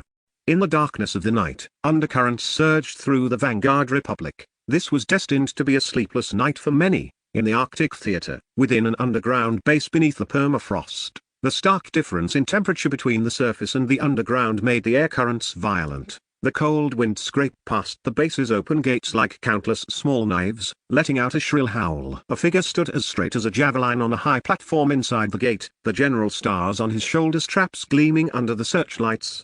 His face looked as if it had been hand-carved by the Siberian winds, with every wrinkle hiding stories of gunpowder and frost. General Lance Ray, Commander-in-Chief of the Arctic Theater. The elite Red Wolf Special Operations Brigade under his command was a blade of the nation he had forged himself, having written several legends. Amidst the turmoil of the Doomsday Crisis, he had risen rapidly through military merit, becoming one of the only 2 leaders after the theater's consolidation, commanding 500,000 soldiers in the Arctic Theater. At this moment, he was watching the soldiers training in the freezing wind ahead. Chief, a young secretary rushed over against the cold wind, his military overcoat nearly blown open by the gusts. Encrypted message from New Kyoto. Highest level. General Lance Ray's expression remained indifferent as he turned and strode toward the command center. The heavy alloy doors shut out the howling wind. Inside the office, he clicked open the top-secret red-headed document. There was no long-winded pre-war mobilization, only a few short, see old Secretary Liam's of orders. Secret order. General Lance Ray, Supreme Head of the Arctic Theater, is ordered to select 20,000 top combat personnel from the Snow Wolf Special Operations Brigade and various directly affiliated units within 72 hours to form the 1st Expeditionary Force. Enter level 1 combat readiness and await transmission instructions. Mission objective, classified. Combat location, classified. Hypothetical enemy, classified. General Lance Ray instinctively thought, is this damn document a fake? At his level, everything was still classified. He looked at the source of the message. It had indeed come through the encrypted channel, and the document was indeed signed by his direct superior. After confirming its authenticity, his pupils contracted violently. Expeditionary Force. That term had been buried for a very long time. On the current planet Blue, geopolitics had been compressed to the extreme. Within the Arctic Circle, several major powers were squeezed together like trapped beasts. Any military action would affect the whole, making an expedition out of the question. Could it be to the Antarctic? But that was the jurisdiction of the Antarctic Theater. Could it be to the equator? Sending troops to act as a barbecue for the Earth? Chapter 51. The Vanguard Republic begins to unleash its full power. General Lance Ray had spent his life in the military, and for the first time, he felt his war intuition had failed him. This order carried an eerie quality that could not be explained by existing logic. Therefore, he dialed the red top secret line directly. The phone was answered after only one ring. I am General Lance Ray. I know. From the other end of the line came the voice of the second chief, slightly weary yet containing immense power. Chief, I have received the order. General Lance Ray's voice was as steady as a mountain. It is just the designation of the Expeditionary Force. I need a direction so that I can make the fullest preparations for my soldiers. There was a moment of silence on the other end. General Lance Ray, do you think the land we stand on right now is still stable? The second chief suddenly asked an unrelated question. Reporting to the chief, it is fraught with crises, but everything is under control. Under control? The second chief chuckled softly, the laughter carrying a hint of self-mockery and endless vicissitudes. We are merely on a sinking ship, trying our best to plug the leaks a little more slowly. General Lance Ray's heart sank abruptly. It was the first time he had heard such a pessimistic argument from this iron-blooded leader. Now, the second chief's voice suddenly rose, like thunder piercing into General Lance Ray's ears. We have found a new ship that can carry our civilization and break through this ocean of doomsday. And you, the first expeditionary force, are the vanguard that will seize this ticket for us. I cannot tell you who the enemy is, nor can I tell you where the battlefield is. I can only tell you that this battle is the Vanguard Republic's once in 1,000 years opportunity for survival. Comrade General Lance Ray, I am placing the hope of our nation into your hands. Success is the only option. Failure is not allowed. Yes. General Lance Ray hung up the phone, his chest heaving violently, a burning flame rushing from the soles of his feet straight to his crown.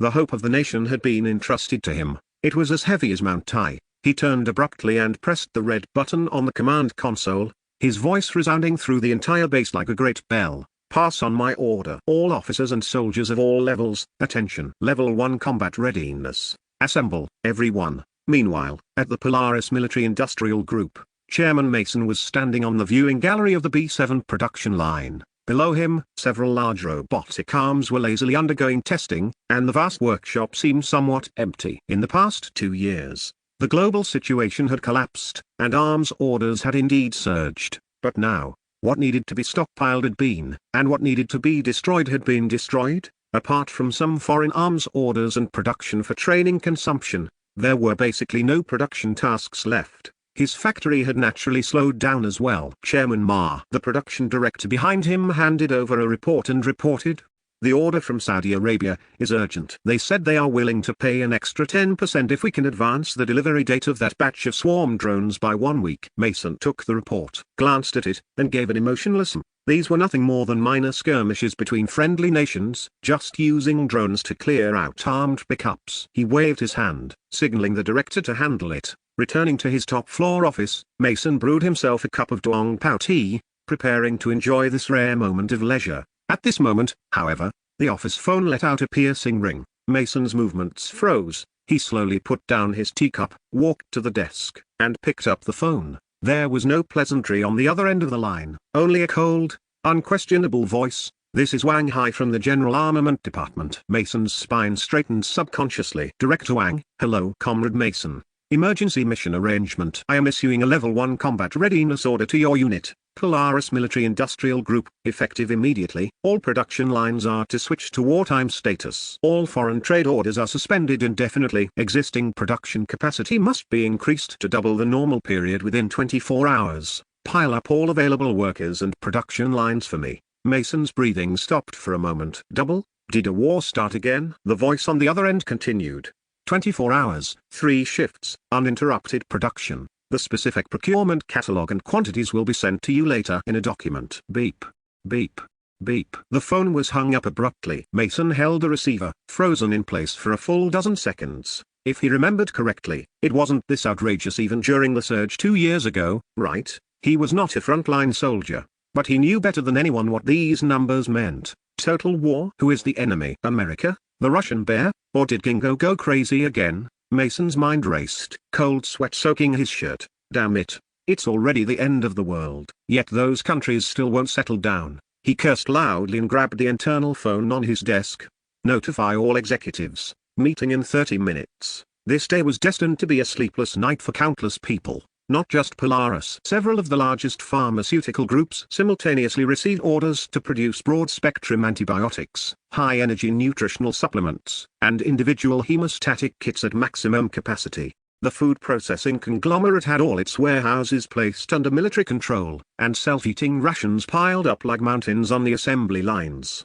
The Vanguard Republic, which had been silent for so long, this seemingly exhausted industrial beast, suddenly opened its iron eyes in the darkness that no one noticed.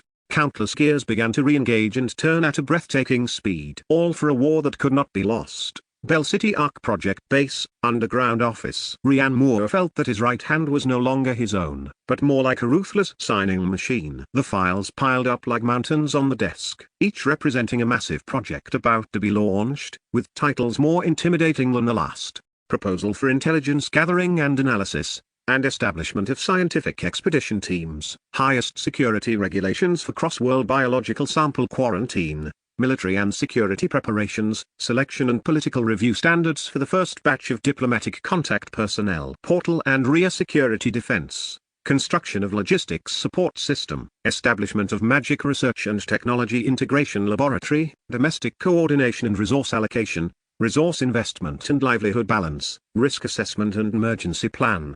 These document proposals were all quite normal, but some abnormal ones had also mixed in. For example, he picked up a new file. The title was Proposal on Optimizing the Internal Personnel Structure of the New Hope Project. The gist of the proposal was that the current core group was heavy on men and light on women, which was not conducive to team harmony and long-term physical and mental health development. Considering that Ryan Moore was still single, more consideration should be given to introducing young and beautiful women into the group to work. Proposer, Academician Dr. Leon Carter. Old Secretary Liamu. This scientific research maniac, I didn't expect him to be so thoughtful. Ryan Moore chuckled. It turned out that these academicians, who were usually so rigorous as to be unapproachable, were actually this repressed in private. He picked up his pen and wrote a note in sweeping calligraphy in the blank space of the proposal. Make sure they are busty. Chapter 52. You've all worked hard. Ryan Moore tossed the signed documents aside and stretched deeply, his bones cracking audibly. These documents made Ryan Moore deeply realize what a state apparatus truly meant. Once it started moving, it was precise, efficient, and carried a terrifying power that inspired awe. Only now did he realize how incredibly powerful the authority of the New Hope Project team he was in charge of was. If Brother Zane doesn't come back soon, I'm really going to quit, Ryan Moore muttered to himself, shaking his sore wrists. Just then, there was a knock at the office door. Come in. The door opened, and it was Commander Zane Garrison. Brother Zane, you're finally back. Ryan Moore let out a long sigh. If you didn't come back any sooner, I would have been buried alive by these documents. Commander Zane Garrison smiled, pulled the door open a bit wider, and stepped aside. Commander Lin, let me introduce a leader to you. As he spoke, a figure walked out from behind him. The smile on Ryan Moore's face froze instantly. That face, he had only ever seen it on television. In the most important news broadcasts. Calm, dignified. It was Elder Zane. Ryan Moore's mind went blank with a buzz. He stood up instinctively, his movements stiff, his mouth opening, but no sound came out. Elder Zane walked in with a smile, as gentle as an able elder coming over to visit the office. Ryan Moore's muscles tensed, and his mind went completely blank. This wasn't just nervousness. This was the instinctive awe an ordinary person felt when facing a towering mountain. Little comrade, don't be nervous. Sit. Elder Zane's voice was gentle, possessing a power that put people at ease. He looked around Ryan Moore's office with great interest. Finally, his gaze landed on the open document on Ryan Moore's desk. It was Academician Dr. Leon Carter's proposal on optimizing the internal personnel structure of the New Hope project. And Rhiannon Moore's flamboyant annotation, "Must have big breasts." The air seemed to freeze. Commander Zane Garrison, who was accompanying him, twitched his eyes violently, wishing he could find a crack in the ground to crawl into right then and there. Elder Zane just paused, a faint smile actually curling the corners of his lips. He pulled out the chair opposite Rhiannon Moore and sat down first, a gesture that dispelled most of the heaviness in the room. Young people having vitality is a good thing. Rhiannon Moore's brain finally started working again. He gave a dry laugh, not knowing where to put his hands and feet. Report. I was just joking with Academician Liu. I know. Elder Zane waved his hand. I have read all your reports and watched all the video footage you sent back. Comrade Rhiannon Moore, on behalf of the Vanguard Republic and all its people, I sincerely thank you. There were no impassioned speeches, just a plain expression of gratitude. Yet it was heavier than any military order. Rhiannon Moore's back straightened instinctively. Chief, he wanted to say something, but found any language pale in comparison. Finally, he blurted out the honest truth. I actually just got lucky, woke up in a new world. Upon hearing this, Elder Zane laughed heartily, his voice deep and resonant. Ha ha ha. Luck is also a part of a nation's fortune. Right now, we need this good luck of yours. As his laughter subsided, Elder Zane's expression became serious. We have already made the relevant arrangements. Just before we spoke, the 1st Expeditionary Force of the Arctic Theater had completed its assembly. 20,000 of our top soldiers are ready to depart at any time. The production lines at North Star Military Industry are running at 200% capacity, and the first batch of equipment to aid the Terra continent is being loaded. The largest pharmaceutical groups in the country are working overnight to produce the broad-spectrum antibiotics and high-energy nutritional supplements you mentioned on your list. Comrade Rhiannon Moore, the Vanguard Republic has prepared everything for you. Every word was like a bombshell exploding in Rhiannon Moore's heart. He could imagine the scene. The torrent of steel assembling on the ice fields, the roaring machines in factories, countless people staying up all night for an ethereal goal. And he was the source of it all. An unprecedented pressure and an indescribable, burning emotion instantly filled his chest. Is this a bit too fast? Rhiannon Moore's throat felt dry. I'm afraid my small shoulders won't be able to carry such a heavy burden. It's fine, we've got your back. Elder Zane stood up and walked over to Rhiannon Moore. The hand that had countless times signed orders determining the fate of the nation landed heavily on his shoulder. In the past, we were just struggling to survive on a leaking ship, and all our efforts were merely desperate attempts to bail out water. But you, Rhiannon Moore, you have given us a way out. Now, I am entrusting this path of survival to you. I authorize you to be fully responsible for all contact and cooperation matters with the Terra continent. Military, diplomacy, trade. You have the highest decision-making power. Behind you is not just a team, not just a base, but the entire Vanguard Republic. Just as Rhiannon Moore's mind went blank with excitement from these words, a flurry of chaotic footsteps sounded outside the room. Academician Dr. Kian Vance and Academician Dr. Leon Carter almost rushed in. Several core project team members followed behind them, all panting for breath. This group of usually calm and self-possessed national treasure-level scholars now had faces filled with irrepressible excitement and disbelief.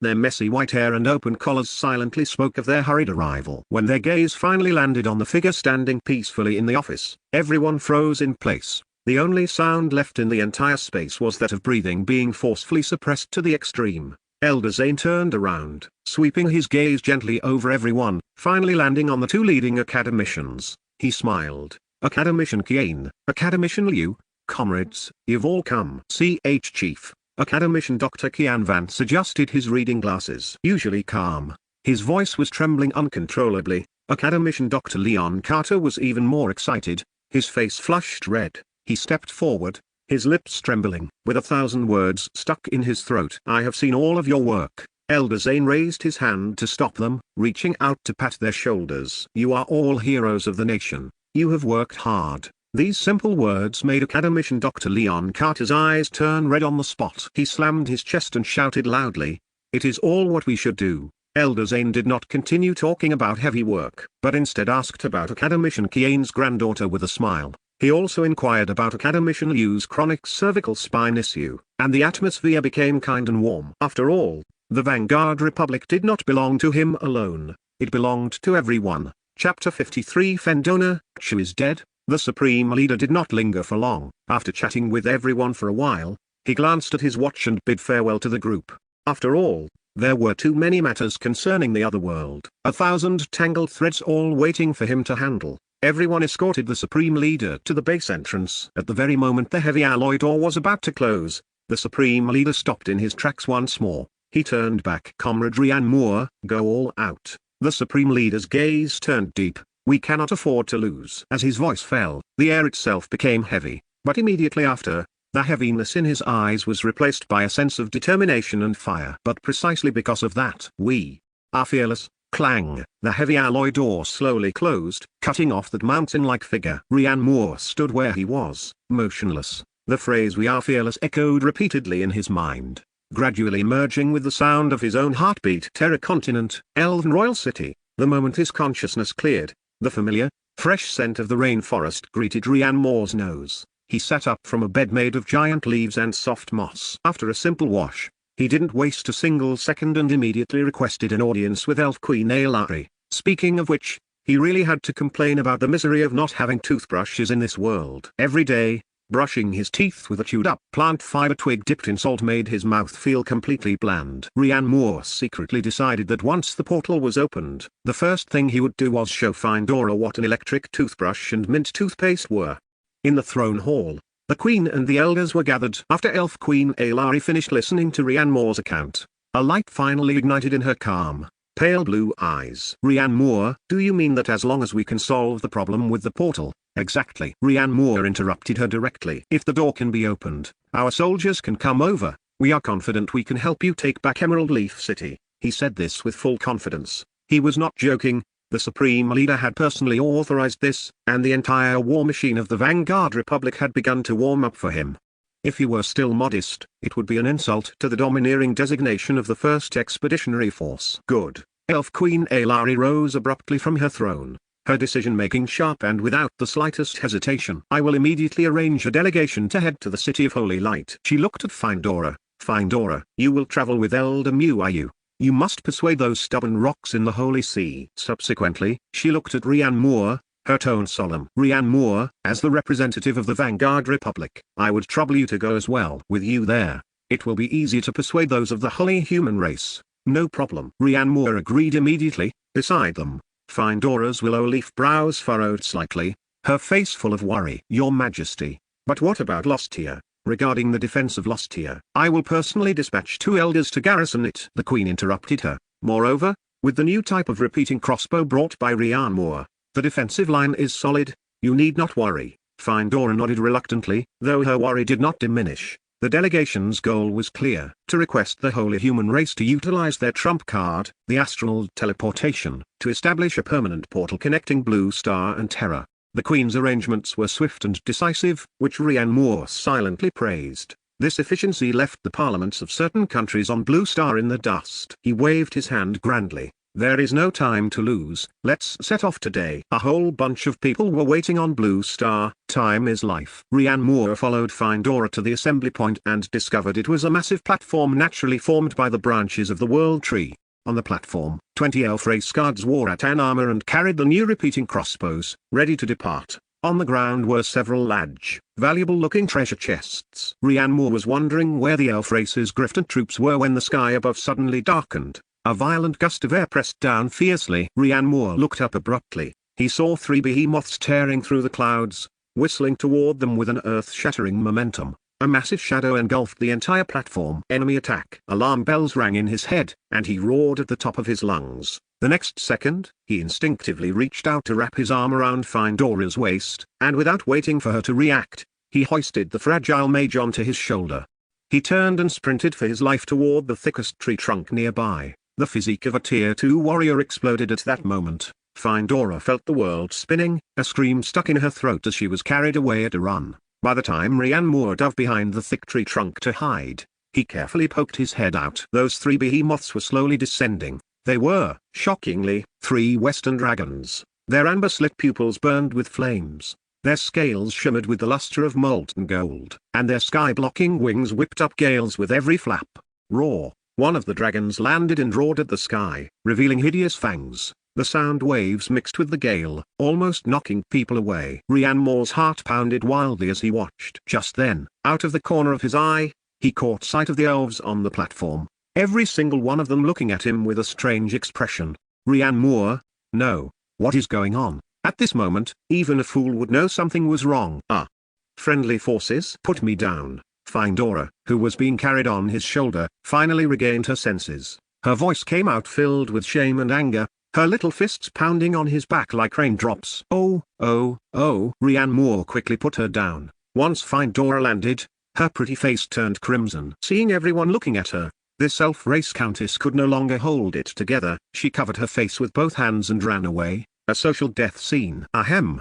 I thought it was an enemy attack. Rian Moore walked back to the group, pretending to be calm. Elder Muayu, whose hair and beard were already grey, walked over holding a staff, smiling as he smoothed things over. It was our lack of hospitality for failing to inform you beforehand and startling you. However, Rian Moore's vigilance is exactly the quality we need most right now. Having said that, he turned to the roaring dragon to introduce it to Rian Moore. This is Lord Adith. They are the dragon race and are also the most loyal allies of our elf race. I hate humans. The dragon named Adith spoke in a muffled, rumbling voice, its amber-slit pupils glaring unceremoniously at Rian Moore. Rian Moore?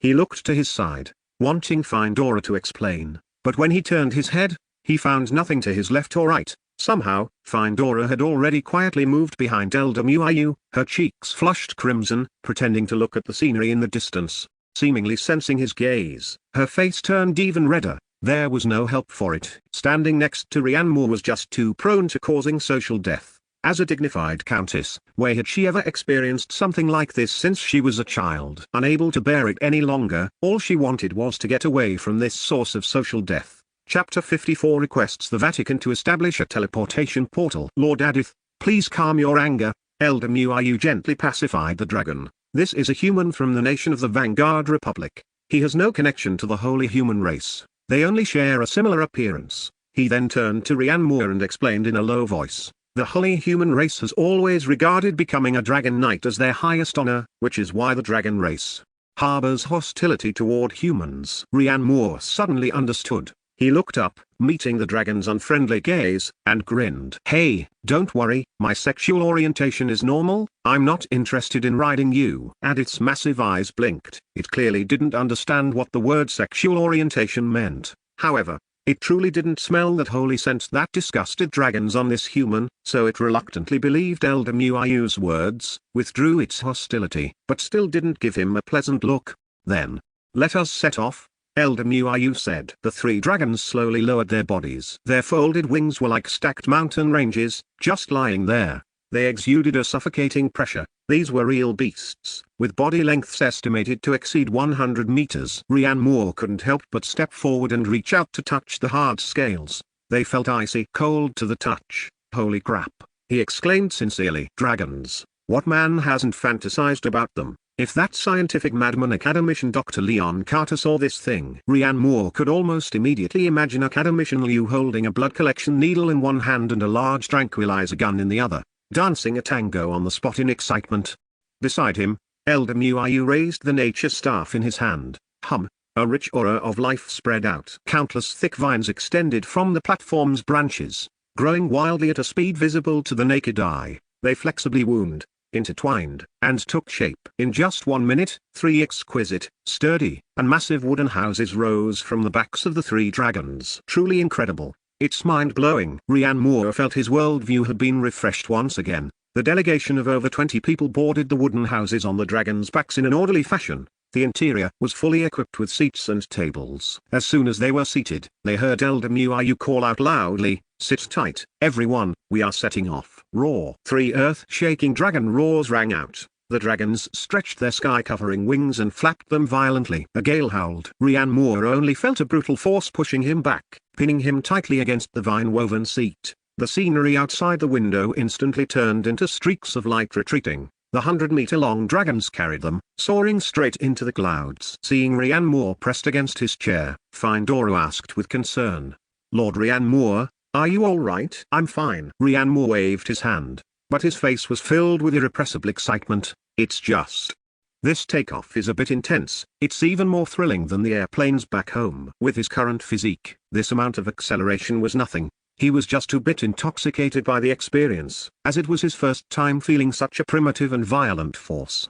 The wind howled in his ears, and the mountains and rivers beneath his feet quickly shrank, turning into a moving map. 7 hours of flight covered a distance of thousands of kilometers. The initial excitement was soon worn away by the tedious journey. With Elder Muayu, an elder, present, Rian Moore felt embarrassed to open those large wooden crates to see what local specialties the elf race had brought as gifts. Naturally, he also felt embarrassed to flirt with Findora beside him, making the journey somewhat difficult to endure. Fortunately, when a massive city, built entirely of white boulders and reflecting a holy radiance under the sunlight, appeared on the distant horizon, the journey finally neared its end. Findora pointed ahead and said softly, "We have arrived, the city of holy light." The dragons landed by crawling, and the gale stirred up as they folded their wings made the gorgeous white robes of the holy human race's reception priests flutter loudly. The delegation walked down from the dragons' backs and stepped onto the pristine, spotless white marble ground of the City of Holy Light. Completely different from the vibrant natural beauty of the elven royal city, Avena, everything here exuded a sense of strict, solemn, and almost paranoid order. The magnificent buildings were carved entirely from massive white rocks, with straight lines and sharp angles. They reflected a holy radiance under the sunlight, but also brought a coldness that kept people at a distance. Guided by several arrogant-looking priests, the delegation crossed the empty plaza and entered the magnificent Cathedral of Holy Light. The dome towered into the clouds, and the massive stained glass windows depicted the epic of the gods' creation. Light filtered through the glass, casting colorful patches on the ground, adding to the sense of sanctity and majesty. On a high platform at the end of the hall sat an old man wearing a gold-trimmed white robe and a triple crown. His eyes were slightly closed, and his presence was as steady as an abyss or a mountain. He was the supreme leader of the holy human race, Pope Gregory VII. Beside the Pope stood several archmages wearing gorgeous robes. The leader, with a horned face and sharp eyes, was the leader of the conservative faction. Archbishop Kyle, Elder Muayu held his nature staff, stepped forward, and bowed slightly to the Pope. "Respected Your Holiness the Pope. May the holy light be with you. Friends from Avena, may nature protect you." The Pope's voice echoed in the vast cathedral, carrying a non-human majesty. Standing to the side, wearing a long robe, Archbishop Kyle said indifferently, "Please state your purpose." Elder Muayu stated the facts about how the various races of the Terra continent were retreating steadily in the face of the demon army, and how the elf race was in critical danger, leading to their desire to introduce reinforcements from the nation of the Vanguard Republic. After finishing, he looked at Rian Moore. Rian Moore understood, stepped forward, performed a hand-on-chest salute, and said concisely, "Respected Your Holiness the Pope. My name is Rian Moore, and I come from a parallel world, the Vanguard Republic. Although we look very similar to the people of the holy human race, we do not share the same origin as the holy human race. We come from a world without magic, relying mainly on technological creations. You can understand it as a type of more precise alchemy." After hearing this, Archbishop Kyle's eyes were full of mockery. "Oh Elder Muayu, your elf race would actually pin your hopes on a group of pitiful people abandoned by magic?" Elder Muayu's face darkened. "Lord Kyle, Rian Moore is our ally. Please show some respect." Kyle chuckled and glanced at Rian Moore, a group of mortals without magic, daring to step foot on Terra, and even bragging about fighting the demon army that we cannot solve. "I am curious, if you saw a lowest tier demonized inferior dog, would you be scared enough to wet your pants?" Enough. Elder Muayu could finally no longer tolerate it. He stepped forward, looking directly at the Pope, his voice sorrowful and urgent. "Your Holiness, the demon army is endless, and the Terra continent is in imminent danger. Our only chance of survival is to utilize the power of a new force. For this reason, we earnestly request the Holy See to use astral teleportation to establish a portal connecting the two worlds and welcome our reinforcements." Chapter 55 agrees to establish an astral portal. The entire cathedral fell silent. The Pope kept his eyes closed, as if he were asleep. Seeing this, Archbishop Kyle slowly and deliberately straightened his pristine white cuffs. "Rejected. Astral teleportation is the highest mystery bestowed upon our race by the gods. Every time it is activated, it consumes vast amounts of precious materials, and the risks involved are immeasurable. What if we don't summon allies, but another horde of demons instead? Can you, the elf race, bear that responsibility?" He looked down at everyone condescendingly, his gaze finally landing on Rian Moore, his disdain evident. "Furthermore, is it worth paying such a price for such a weak group of allies? Forgive my bluntness, but this is drinking poison to quench thirst. It is sheer folly." We of the holy human race would rather fight to the last man in the holy light than entrust the fate of terror to a group of mortals. These words were tantamount to a death sentence. Findora's eyes instantly reddened, and her body trembled slightly. Elder Muayu was so angry that his beard stood on end, and his face turned livid. Just then, PFFT, an extremely ill-timed chuckle broke the silence. Everyone turned their heads sharply to look at the source of the laughter. It was Rian Moore. The arrogance on Archbishop Kyle's face froze, and his brow furrowed into a knot. Outsider, are you mocking me? Rian Moore's lips curled up. No, no, no. How would I dare to mock such a lofty lord? But there was not a shred of respect in his expression. Insolent. Archbishop Kyle barked angrily. Don't be so quick to anger, my lord. May I ask how to address you? Rian Moore smiled slightly. Archbishop Kyle snorted coldly. You may address me as Archbishop Kyle. Very well, Your Excellency Archbishop Kyle. Rian Moore nodded. I respect every race on Terra, and I respect your faith, but I also ask you to get one thing clear. Rian Moore's expression became indifferent. We did not come here to beg from you, we are here to give you a chance to survive. Your Excellency, do you not understand the meaning of the words on the verge of extinction? Or do you simply not care about the survival of Terra? Rian Moore's voice echoed through the vast cathedral, every word like a slap across the arrogant faces of the holy human race. Insolent. Archbishop Kyle was incensed. He slammed his scepter onto the ground, and the gem at its head erupted with blinding holy light, a massive pressure bearing down on Rian Moore.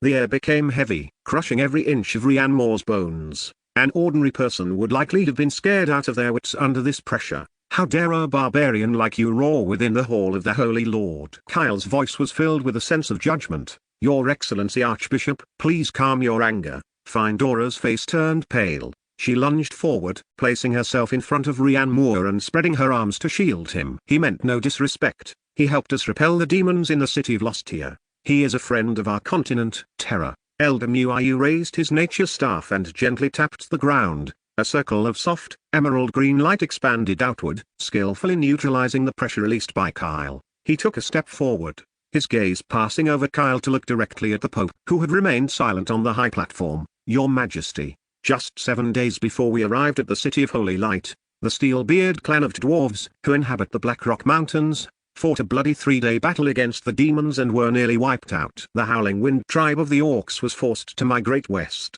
and their territory has now become a hunting ground for the demons. The demons are growing stronger while we are weakening. With such a disparity, how much time do we have left? These words caused all the clergy present to frown. The rage in Kyle's eyes also subsided slightly, his brow furrowed. They were not entirely ignorant of this intelligence, but hearing it spoken aloud brought the crushing weight of reality to the fore. Elder Muayu changed the subject, looking at Rian Moore.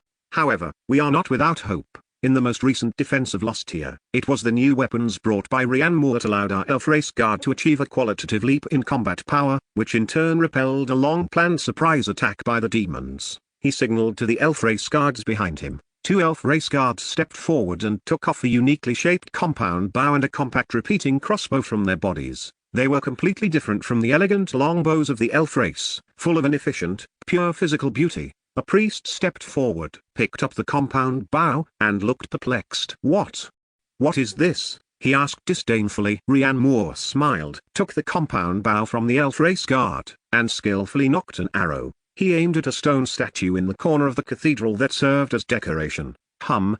The sound of the bowstring vibrating was dull and powerful. A black arrow shot off the string, without any magic attached, yet it carried a fierce, unstoppable momentum. Bang! With a crisp sound, the hard stone statue shattered on impact, and the arrow embedded itself deep into the wall behind it, leaving only a vibrating tail feather visible. The hall was deathly silent. Everyone's gaze was fixed on that arrow tail. This power, it already exceeded the scope of ordinary arrows. Then, the other elf race guard picked up the repeating crossbow and calmly pulled the trigger. Swish, swish, swish, swish, swish. A series of rapid whistling sounds rang out, and 10 crossbow bolts were fired in just 3 seconds, accurately pinning themselves onto the remains of the statue, forming a dense target cluster. Archbishop Kyle's pupils contracted sharply. It wasn't that he couldn't see the value of this thing. It required no magical talent, was simple enough to not require lengthy training, and as long as one had sufficient strength and performed simple operations, one could possess such terrifying lethality and rate of fire. If an army of 10,000 were all equipped with such weapons, combined with the power of magic, he didn't dare to continue thinking. On the high platform, Pope Gregory VII, who had been resting with his eyes closed, slowly opened his eyes. He stared at Rhiannon Moore, as if trying to see right through him. Rhiannon Moore met his gaze without flinching. "Your Majesty, the Pope." Rhiannon Moore's voice was clear and calm. "The fall of the continent of terror is only a matter of time. If your astral teleportation, which you are so proud of, is not used now to seek a way to survive, then its final destination will be to be buried in the coffin of this land alongside your bones." The brutal reality of the continent of terror, combined with the shock brought by the new weapons before them, finally persuaded the Holy See. The Pope was silent for a long time before his majestic voice rang through the hall, "Permission granted to use astral teleportation." A look of wild joy instantly flooded the faces of Findoro and Elder Muayu. However, the Pope continued, changing the subject. "There are conditions. First, all magical materials and manpower consumed in opening the portal shall be borne entirely by you, Your Majesty." "That is only natural." Elder Muayu immediately bowed and agreed. Second, the Pope cast his gaze toward Rhiannon Moore. "Your nation must sign a magic contract. The contract will limit the number of people from the Vanguard Republic entering Terra, the types of weapons, and the scope of activities. You must promise not to interfere in the internal affairs of the races of Terra, to enter only as a mercenary party, and to accept the joint supervision of our race and the elf race. Once violated, the portal will be permanently closed to you, and you will face punishment." Chapter 56 Magic Contract Terms. After speaking, the Pope stood up from his throne, leaving no room for discussion, and turned to leave. He left behind only a cold remark. "The specific details will be discussed with you by Archbishop Kyle." With the Pope's departure, the sacred atmosphere in the hall dissipated somewhat, replaced by the cold, confrontational feeling of a negotiation table. Archbishop Kyle stood on the high platform, looking down at everyone. The magic crystal atop the scepter in his hand was emitting a pure light. "Since His Majesty the Pope has granted approval, I shall now outline the framework of the agreement." Kyle's voice echoed throughout the cathedral. "First, regarding the number of personnel." He paused, his sharp gaze sweeping over Rhiannon Moore with scrutiny as he said, "Considering the immense risks of astral teleportation and the unknown nature of your world, for this initial cooperation, we will allow a maximum of 10,000 soldiers to enter Terra." The corners of Kyle's mouth curled up. "This is already a great act of tolerance from our holy human race." PFFT. Rhiannon Moore couldn't help but laugh out loud. This chuckle was particularly jarring in the cathedral, breaking the solemnity Kyle had deliberately cultivated. All the clergy members turned their gazes toward Rhiannon Moore in unison, filled with displeasure. Findora nervously tugged at Rhiannon Moore's sleeve, her emerald eyes filled with pleading, signaling him not to add fuel to the fire. Kyle's face darkened. "Outsider, do you find this amusing?" "No, it's not amusing." Rhiannon Moore restrained his smile, shook his head, and put on a cold expression. "I just find it absurd." He took a step forward, looking directly at Kyle on the high platform. "Your Excellency Archbishop, forgive my bluntness, but do you have some misunderstanding regarding the scale of the demon army?" 10,000 people. Rhiannon Moore held up a finger and shook it. "Do you know what that concept means when facing the demon army? Throwing 10,000 people into the battlefield wouldn't even cause a ripple. You aren't inviting reinforcements. You're inviting 10,000 people over to serve as an appetizer for the demon army. Insolent." A priest standing beside Kyle shouted sternly, "You are here to provide support, not to invade." "How many more people do you intend to send?" "But we aren't here to throw our lives away. Besides, you do know it's support, right?" Rhiannon Moore's voice turned cold. "If support as understood by the holy human race means having other Vanguard Republic soldiers come over to die in vain, then this cooperation is better off not happening at all." He turned his head to look at Elder Muayu and spread his hands. "Elder, you've seen it for yourself. It's not that we don't want to help, but your allies are treating us like fools." This concerned the lives of his fellow soldiers from Blue Star, and he could not afford to be careless in the slightest. "Wait." Elder Muayu grew anxious, his aged face full of distress, and he hurriedly stepped forward to smooth things over. "Archbishop Kyle, what Rhiannon Moore says is the truth. 10,000 people is truly too few. When facing demon army legions that number in the hundreds of thousands, it won't have any effect at all." Kyle snorted coldly, tapping his scepter lightly on the ground with a crisp sound. "Quantity is not the only factor that determines the outcome of a war. The combat power of 10,000 soldiers equipped with those peculiar weapons of yours is already not to be underestimated. Moreover, this is only our first cooperation. We need time to evaluate your true intentions and strength." "Evaluate?" Rhiannon Moore laughed. "Evaluate whether our soldiers die fast enough?" He did not yield an inch. 50,000 people. That is our demand. 50,000 fully armed vanguard troops establishing a stable frontline base is the only way to truly impact the war situation. Absolutely impossible. Kyle refused categorically, leaving no room for negotiation. This is a violation of Terra's safety. We will never allow another worldly army of such a massive size to set foot on our land. The atmosphere in the hall solidified once again. Elder Muayu was so anxious that sweat broke out on his forehead, and Findora's small face turned deathly pale. The gap between the two sides' bottom lines was too large. This negotiation could not proceed at all. Rian Moore stared at Kyle for a few seconds, then suddenly sighed. Fine, I respect your concerns. Just as Kyle's expression was about to soften, he heard Rian Moore continue. How about this? We each take a step back. I don't want to bicker. 25,000 people. If you can't even accept this number, then we will leave now, and we certainly won't disturb you as you peacefully fight to the last man in the holy light. You. Kyle's face flushed red, choked by Rian Moore's last remark. 25,000 people. This number still exceeded his psychological expectations, but compared to the terrifying 50,000, it didn't seem so unacceptable.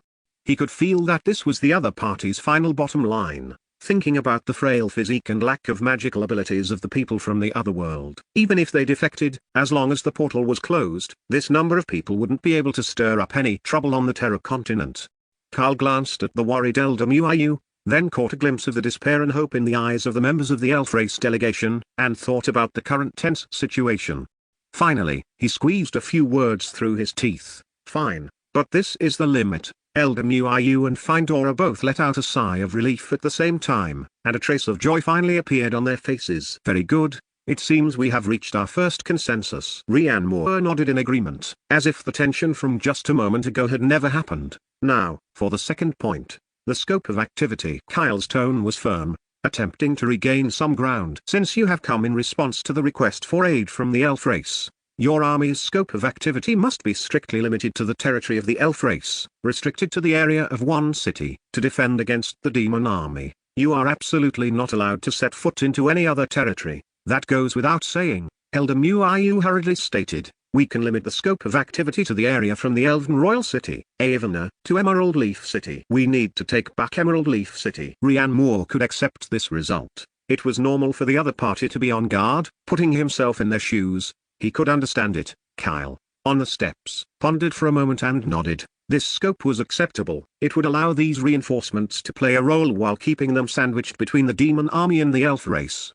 The last point, and the most important one. Kyle stared intensely at Rian Moore and the new style weapons carried by the elf race guards behind him. Regarding weapons, you must provide a detailed list of weapons. All types and quantities of weapons entering Terra must undergo our review and approval. He emphasized his tone. Any creation that we deem to have uncontrollable risks will be strictly prohibited from being brought into the Terra continent. Once these words were spoken, even Elder Muayu's expression changed. The Vanguard Republicade's greatest reliance was their unheard-of technological weapons. If they were throttled on this point, the previous negotiations would lose all meaning. As for this, Rian Moore frowned slightly, looking somewhat troubled. Your Excellency Archbishop, it's not that I don't want to give it to you, it's just that our weapon systems are a bit complicated. Chapter 57 Heaven blesses the Vanguard Republic. What is it? Pressed. Rian Moore snapped his fingers. Let me give you an example. Our weapons are like your magic. Can you give me a list detailing every single divine art and spell used by all the priests and knights of your holy human race, including their incantations, magic circles, power, and casting materials? How is that even possible? Kl reflexively retorted. There you have it. Rian Moore spread his hands, his expression innocent. Our weapons list is 10,000 times more complex than that. I can't exactly haul over the design blueprints for our entire industrial system for you to look at, can I? Besides, you wouldn't even understand them. Faced with Rian Moore's response, Kl's anger was ignited once again. You are just making excuses. No, no, no. I am merely stating facts. Rian Moore waved his hand, then thought for a moment before saying, how about this? Give me 1 day. I need to communicate with our rear headquarters to compile a general overview of our weapon types that you can understand. He looked at Kl, his gaze sincere. At this time tomorrow, we can discuss the details of the weapons list. How does that sound? Kl stared at Rian Moore, trying to find any trace of a lie on his face, but he failed. The other party's eyes were calm, and his logic was impeccable. Forcing the other side to hand over the list immediately was indeed unrealistic. Fine. Kl finally spat out the word coldly. Then tomorrow it is. I hope you aren't playing any tricks. No one can violate the witness of a magic contract. After saying this, he said nothing more and turned to leave. Bell City Underground Base. Inside the bedroom. Ryan Moore opened his eyes, quickly sat up from the bed, and picked up the black walkie-talkie on the cabinet. Brothers Ain, I'm back. Notify everyone, we'll have a meeting in the conference room in 10 minutes. Understood. Commander Zane Garrison's voice contained no unnecessary questions. The base's core conference room. Beside the cold metal long table, core members including Commander Zane Garrison, Academician Dr. Kian Vance, and Academician Dr. Leon Carter were all seated, their eyes burning with suppressed fire. Ryan Moore pushed the door open and walked straight to the head of the table. It's settled. He was concise, quickly recounting the confrontation at the negotiating table, from Kl's arrogance to the holy human race's trump cards, and how he seized their lifeline to force the quota from 10,000 up to 25,000. 25,000. When this number fell, a collective gasp echoed through the conference room. Academician Dr. Kian Vance's hand, holding his reading glasses, froze in midair, his eyes wide behind the lenses. On Academician Dr. Leon Carter's arrogant face, his muscles twitched, and he slapped his thigh hard. Good lad, 25,000. Commander Zane Garrison's tense spine finally relaxed completely at this moment. He looked at Ryan Moore, the approval in his eyes almost overflowing. Well done. This result has far exceeded our expectations. It's all right. Ryan Moore twitched the corner of his mouth. The demons are eyeing them covetously, and the various races won't last much longer. If the holy human race keeps putting on airs, they'll just have to wait to perish together. However, there is a catch. Ryan Moore shifted his tone. The other side requires us to provide a detailed weapons list and reserves the right to review and approve it. The atmosphere in the conference room became heavy again. This was expected, Commander Zane Garrison said in a deep voice. We couldn't expect them to have no defenses at all. Academician Dr. Kian Vance's brows knitted together as he spoke. The problem is, how do we write the list? Our weapons system and their power system are simply in two different dimensions. How am I supposed to explain the magical equivalent of a 155mm artillery shell to them? Let's put that aside for now. Commander Zane Garrison took over, casting his gaze toward Ryan Moore. Over in the Arctic Theater, General Lance Ray and his 1st Expeditionary Force still only know that they are at level 1 combat readiness. They currently don't know who the enemy is or where the battlefield is. I think it would be better for them to draft this weapons list. After all, they are the professionals when it comes to fighting. Commander Lin, I believe it is time to share all the information with General Lance Ray. I agree. Ryan Moore nodded. They are the ones fighting the war. We can't keep them in the dark. Good. Commander Zane Garrison stood up. I will report to the superiors immediately and apply for authorization. The Vanguard Republic Large Apex Underground City, a newly constructed, top-secret physical line sent the signal directly into Elder Zane's office. After listening to Commander Zane Garrison's report, Elder Zane on the other end of the phone was silent for a moment. 25,000 people? Elder Zane's voice betrayed no emotion. Yet Commander Zane Garrison could clearly feel that there was great surprise on the other end of the line. And that was indeed the case. Elder Zane's fingers trembled slightly. In his budget, securing a quota of 10,000 people was already an extremely optimistic upper limit. For this reason, he had authorized the formation of a 20,000-person expeditionary force, already operating with the mindset of better safe than sorry, the more the better. Judging others by himself, if an army from a parallel world claimed they wanted to come to Blue Star to help, no matter how critical the war situation on Blue Star was, the Vanguard Republic's first reaction would only be to refuse.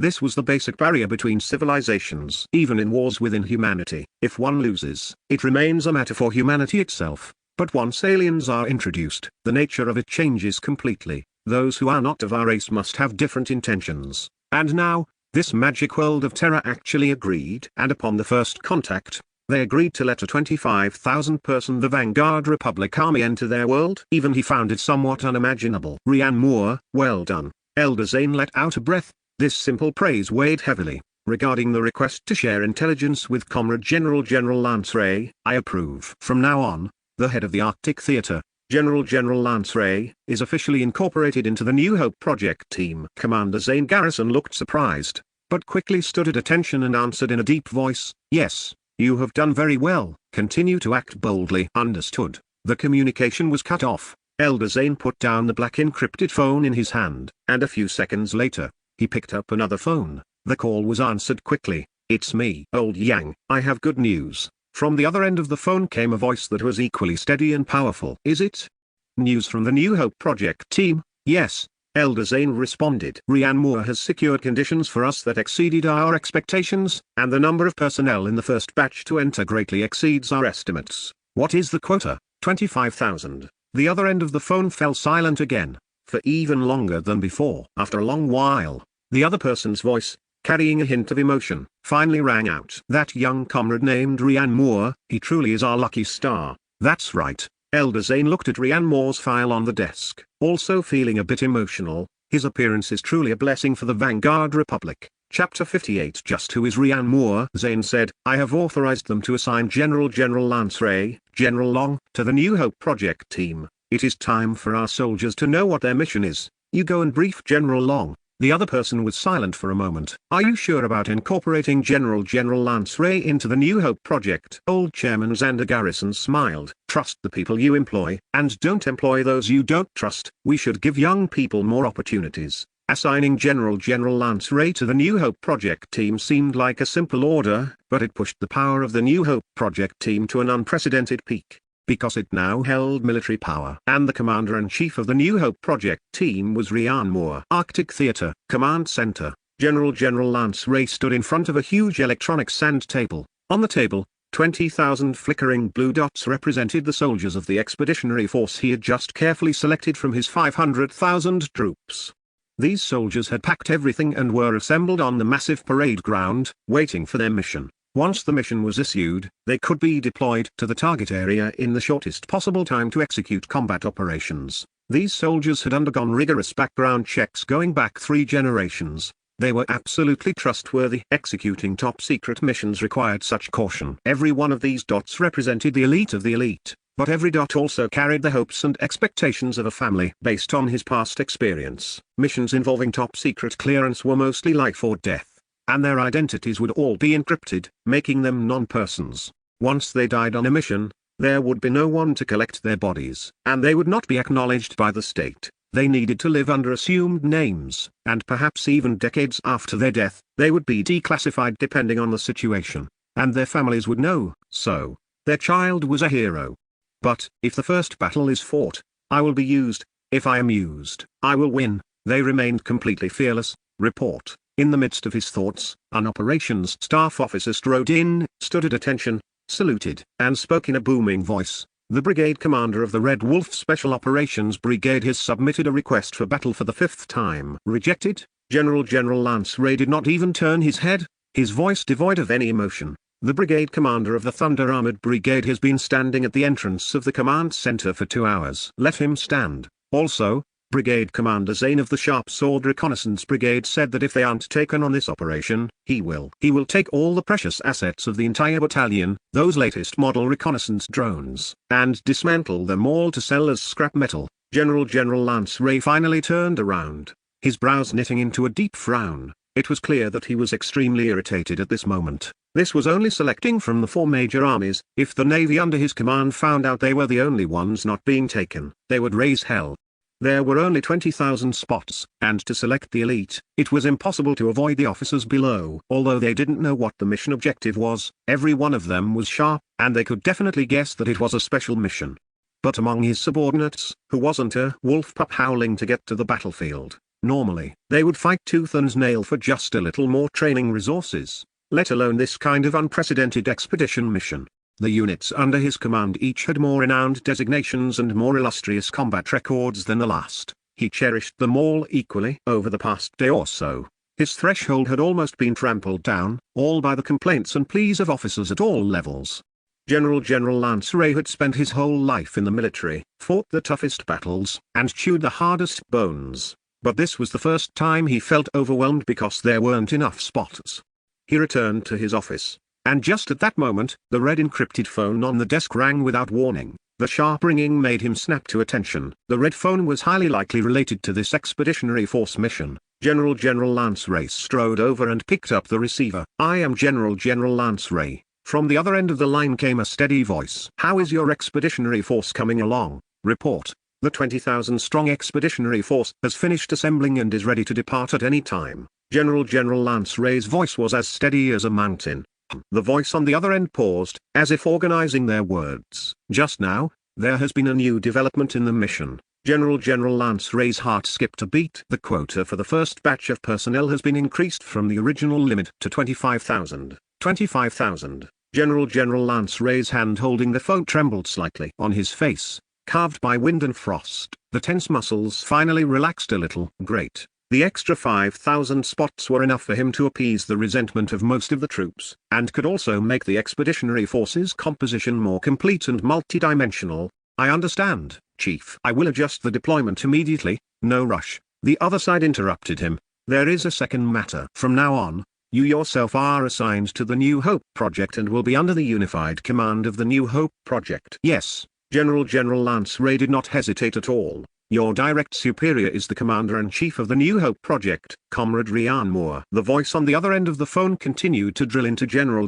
Lance Ray's ears. General Lance Ray frowned slightly, his brain rapidly searching. Ryan Moore, who? He couldn't find any information on this name in his memory. Given his current status, he would have definitely heard of anyone with any weight in the military and political circles of the Vanguard Republic, even if he wasn't familiar with them. But this Ryan Moore seemed to have appeared out of thin air. General Lance Ray said while thinking, yes, Comrade General Lance Ray, I know you must have questions. The voice on the phone became serious. But this is an order. Set aside all your doubts and cooperate fully with Comrade Ryan Moore's work. The hope of the nation rests on him. You must cooperate fully. General Lance Ray felt a sense of solemnity in his heart. They actually emphasized cooperate fully twice, and even said the other party was the hope of the nation? His curiosity had been completely aroused. Yes, guarantee to complete the mission. Very good. I will have Commander Zane Garrison, the deputy commander of the New Hope project, contact you. You two coordinate the work, and follow their arrangements for the specific mission time. Yes. He hung up the phone. General Lance Ray's fingers rapidly tapped on the computer keyboard, emitting a series of crisp clacking sounds. He entered his personal highest level clearance password, passed the iris scan, then pressed his fingerprint. After completing the highest security level verification procedure, he finally typed that name into the internal query system. Ryan Moore. Enter. A file popped up on the screen, completely empty. Name, Ryan Moore. Age, 23. Identity, Commander-in-Chief of the top-secret New Hope project. Nothing else. Below the file, a large blank space was filled with the scarlet word top secret. With General Lance Ray's clearance level, he could only see this much. 23 years old. A few years younger than the youngest platoon leader under his command. Yet he had become the direct superior of General Lance Ray, the person in charge of the Arctic Theater. Even Commander Zane Garrison was only a deputy commander. Absurd. A thought popped into General Lance Ray's mind. A connection higher, and the kind with heaven-reaching connections. Otherwise, it would be absolutely impossible. Could it be that the higher-ups are grooming a successor and paving the way? I'd like to see for myself who exactly this Ryan Moore is. Chapter 59 is definitely not a case of nepotism. Knock, knock, knock. The door to the office was knocked on. Suppressing his thoughts, General Lance Ray spoke in a low voice. Enter. As the door opened, the brigade commander of the Sharp Sword Reconnaissance Brigade, Commander Zane Garrison, slipped in with a cheeky grin. Sir, busy? A vein throbbed at General Long's temple. Spit it out. Hey. Brigade Commander Zane rubbed his hands together, wearing a pained expression as he leaned in. Sir, the Galebreaker Reconnaissance Brigade is about to get a whole battalion's worth. Do you think you could spare a few for our Sharp Sword? He grew more aggrieved as he spoke, his voice rising. In what way is our Sharp Sword inferior to them? All these years on the border, tackling the toughest tasks. When have we ever hesitated? Now there's a mission. Why do they get the meat while we don't even get the broth? This isn't fair. You can't play favorites like this, sir. General Long's head buzzed. He waved a hand irritably. All right. I'll give you some spots. Now get lost. Yes, sir. Brigade Commander Zane instantly beamed, saluted, and made to slip away. But the moment the door opened, a dense crowd of figures surged in from outside. Sir, our Thunder Armor Brigade wants some too. And our Red Wolves. Sir, you can't be so biased. The Thunder Armor Brigade, the Red Wolf Special Forces Brigade, the Rocket Force, the Galebreaker Brigade. Officers from various units, as if by prior agreement, were all crowded at the doorway, staring at him with eager eyes. General Long.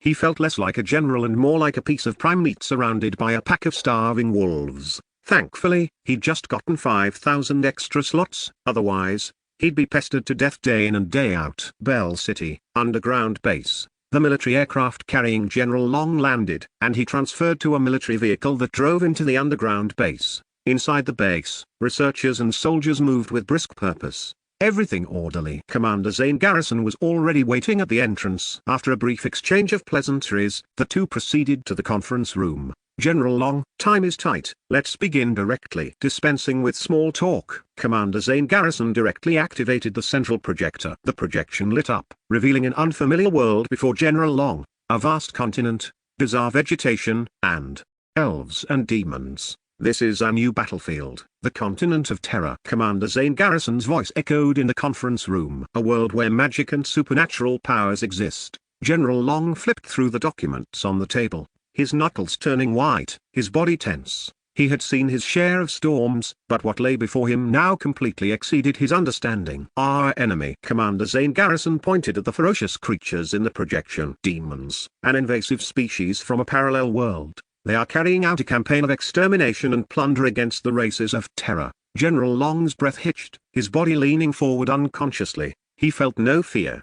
Instead, his blood began to burn. The expeditionary force's objective was to advance into a parallel world. For any soldier, this was the ultimate, irresistible temptation. Compared to the vastness of terror, the ARC project is merely a desperate struggle for survival. Earth's future requires a new home. Terror is the New Hope project we have selected. After reading the materials in his hand, General Long stood frozen in place. All the top secret information, all the anomalies, found their answers in this moment. This battle was not for glory, but for the very survival of an entire civilization. It was then that he suddenly looked up, his gaze landing on the young man who had remained calm in the seat of authority, Ryan Moore. Commander Zane Garrison introduced him solemnly. This is the sole individual connecting us to the continent of terror, and also the overall commander of our New Hope project, Comrade Ryan Moore. General Long's mind went blank with a buzz. He finally understood the immense weight behind the second-in-command's words. Their hope of our nation rests on him, not some nepotism hire.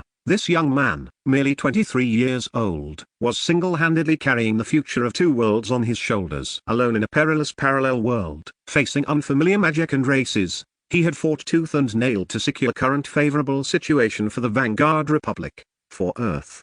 General Long asked himself if he could have done the same. All his previous doubts and underestimations now seemed utterly laughable. General Long's body reacted before his mind. He shot to his feet, his heels snapping together with a crisp click. He saluted Ryan Moore with a standard military salute. His voice was loud and resolute. Comrade Commander, General Lance Ray of the Arctic Theater, reporting for duty. The 25,000 personnel of the Expeditionary Force are prepared and await your orders. Looking at the resolute-faced general before him, Ryan Moore also stood up and returned the salute solemnly. General Long, welcome to the New Hope project. The meeting that followed proceeded with high efficiency. When discussing the weapons list, General Long made the call decisively. This is simple. Just write the weapon name, effective range, and maximum kill radius. Omit the principles and details entirely. They won't understand them anyway. For some items and equipment, just note their purpose. Keep it simple and clear. Ryan Moore nodded. We'll do it your way. You're the expert in this. Draft an equipment list as soon as possible. I need to take it over there soon to finalize the portal matter. Understood. General Long's reply was firm and unequivocal. An hour later, a weapons list form was placed into a small sealed bag and handed to Ryan Moore. Ryan Moore inwardly marveled at how good it was to have capable people handling things, sparing him much trouble. Next. His eyes grew bright and intense. Return to terror. Finalize the portal. Within the side hall of the Holy Church, the air still held a solemn aura of interwoven holy light and magic, but the atmosphere at the negotiation table was as cold as the Arctic tundra. Ryan Moore gently pushed a copy of the equipment list, personally drafted by General Lance Ray and meticulously reviewed by the Vanguard Republic's think tank, toward Archbishop Kyle. Your Excellency Archbishop, this is the list of equipment the Vanguard Republic Vanguard Force plans to bring. Please review it. Archbishop Kyle lifted his eyelids slightly, his demeanor haughty. He picked up the document and looked at it. Kyle. He looked up, his expression impassive as he stared at Ryan Moore. Ryan Moore, no. Why are you looking at me? Look at the list. If there are no issues, let's sign the contract. The next moment, the list was tossed back in front of Ryan Moore. Outlander. I cannot read the script of your world. Ryan Moore, oh no, he'd forgotten about that. He could understand their speech and speak in a way they understood, but the written scripts of Earth and the continent of Terra were completely different. My oversight. He turned to Findora. Your Highness Findora, I'll need to trouble you with translation. Please fetch some paper and a pen. Oh, all right. Findora produced a roll of fine parchment and a quill pen. Rian Moore began to read aloud, and Findora wrote, the two of them checking the translation as they went. It took considerable effort to translate everything into the language of Terra. As for the scaled-down images, they would just refer to the original list. Chapter 60, How do I get back when the teleportation time is limited? Kyle snorted coldly, took the written list again, and reviewed it once more. Kyle, Rian Moore saw that the other party remained silent for a long time, and felt a bit uneasy. What's wrong now? Kyle pointed his finger at the first row of the list. What is this mortar? How does it differ from this so-called anti-aircraft gun? Rian Moore explained, you can just think of it as a catapult. The power is about the same, except the latter is suitable for hitting flying demons. And what about this armored vehicle? Oh, you can think of it as our human mount. It's similar to your mounts. Then what about the tank and the fighter jet? You can think of them as your heavy armored knights and Grifton knights. And what is this thing called Dongfeng? Are you sure about the range? That's right. Just think of it as an ultra-long-range forbidden spell. What? Kyle's eyes widened, and he said sternly, this is absolutely forbidden from being brought into Terra. No. This is our sense of security. Only with it do we dare to help you deal with the demons with our weak force of over 20,000 people. Rian Moore argued righteously, then continued, otherwise, relying only on these combat units similar to your crossbows and knights, and without any magic of our own. How can we help the elf race resist the demons? How is that any different from you guys retreating step by step? Elder Muayu saw that the situation was not good and immediately spoke up to help. That is exactly right, Your Excellency Archbishop. This request is reasonable. For the sake of the God of Holy Light, please allow them to bring it. Findora also spoke up weakly. Doesn't our Terra continent also have mages who can cast forbidden spells? This is normal, right? Kyle's mouth twitched. This weapon list was supposed to be reviewed and restricted jointly with the elf race, but as things stood now, even a fool could see that the elf race was desperate for the humans to bring out all their assets to help them recapture Emerald Leaf City and fight against the demons. After some more bickering over every detail, Kyle finally agreed to let the humans bring 3 Dongfeng into Terra. Rian Moore breathed a sigh of relief. This was also something the think tank had demanded he secure. Regarding the blast radius of the Dongfeng, it only stated a radius of over 1,000 meters, but it didn't specify how much more. There was a lot of room to maneuver here. If the situation really became dire, whether the threat came from the demons or the 4 major races, they could launch one, making the other side hesitate to act,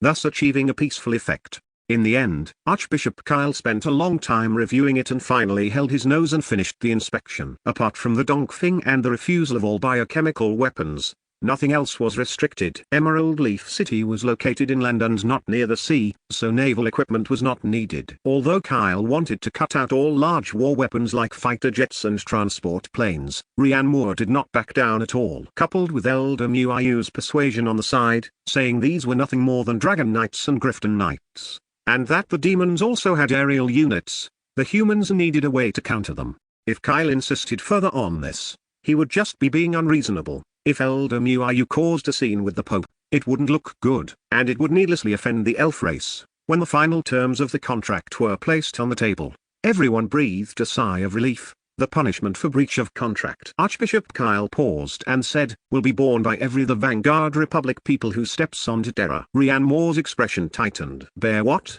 If you do not comply with the contract, then the punishment is naturally death, Kyle said coldly. The air instantly froze. Rian Moore was almost so angry he laughed. Your Excellency Archbishop, we are here as reinforcements, not to sign a deed of indenture. What if one of our soldiers accidentally brings in an undeclared multifunctional military knife, and all 25,000 of us have to be buried with them? What kind of logic is that? Such an outrageous condition made Rian Moore's voice turn cold. He hadn't expected this archbishop to still be able to cause such trouble. Seeing that the atmosphere was about to shatter, Elder Muayu hurriedly stood up to smooth things over. He grabbed Rian Moore's arm, signaling him to calm down.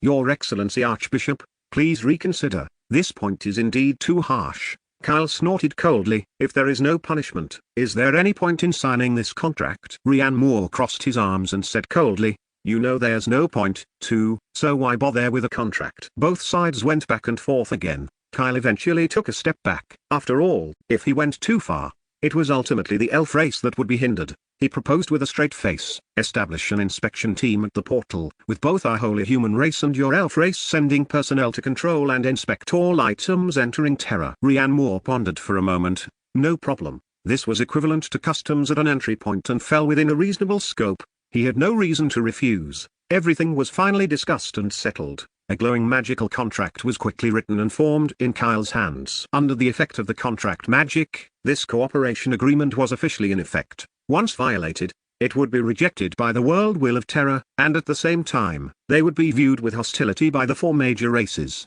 This also made Rian Moore secretly pay attention. He hadn't expected that Terra had a world will. He had thought it was just a simple agreement. He would have to mention this when he got back, unless absolutely necessary. They must not breach the contract. Otherwise, being rejected by the world would reset their luck to 0. They might really choke on cold water and trip on flat ground. With the agreement settled, it was time to talk about money. Elder Muayu waved his hand, and several elves carried several heavy large chests forward. The lids of the chests opened with a clatter, and the brilliance of jewels and treasures instantly filled the entire side hall. Various rare magic gems and materials shone against each other, the light dazzling. Rian Moore was shocked and sucked in a breath of cold air, contributing to global warming on Terra. This was just the package price for opening the portal for 10 days, with unlimited transfers within those 10 days. If they wanted to use it afterward, they would have to renew the fee. The holy human race's portal business was a monopoly, and the fees were truly a bit exorbitant. On Terra,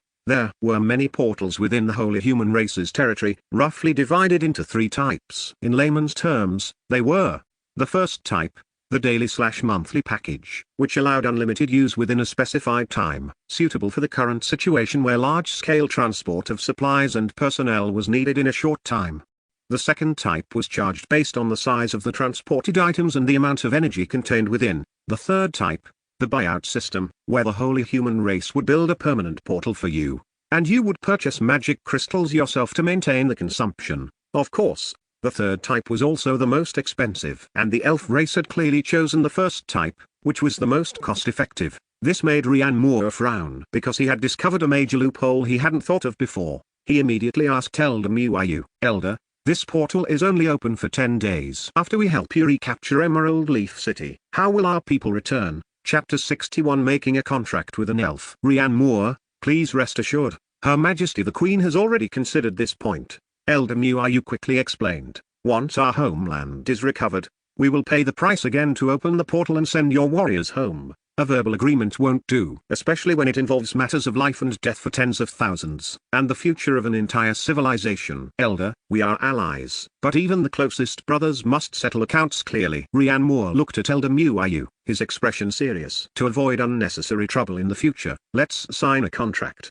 That is only natural." "That is only natural." Elder Muayu had no objections. Since both sides were currently in a honeymoon period, the negotiation process went very smoothly. The contract terms were clear and explicit. The Vanguard Republic would help the Elf race retake Emerald Leaf City, while the Elf race would pay 1 world tree seed after the war and be responsible for opening the portal for 10 days, with the costs borne entirely by the Elf race.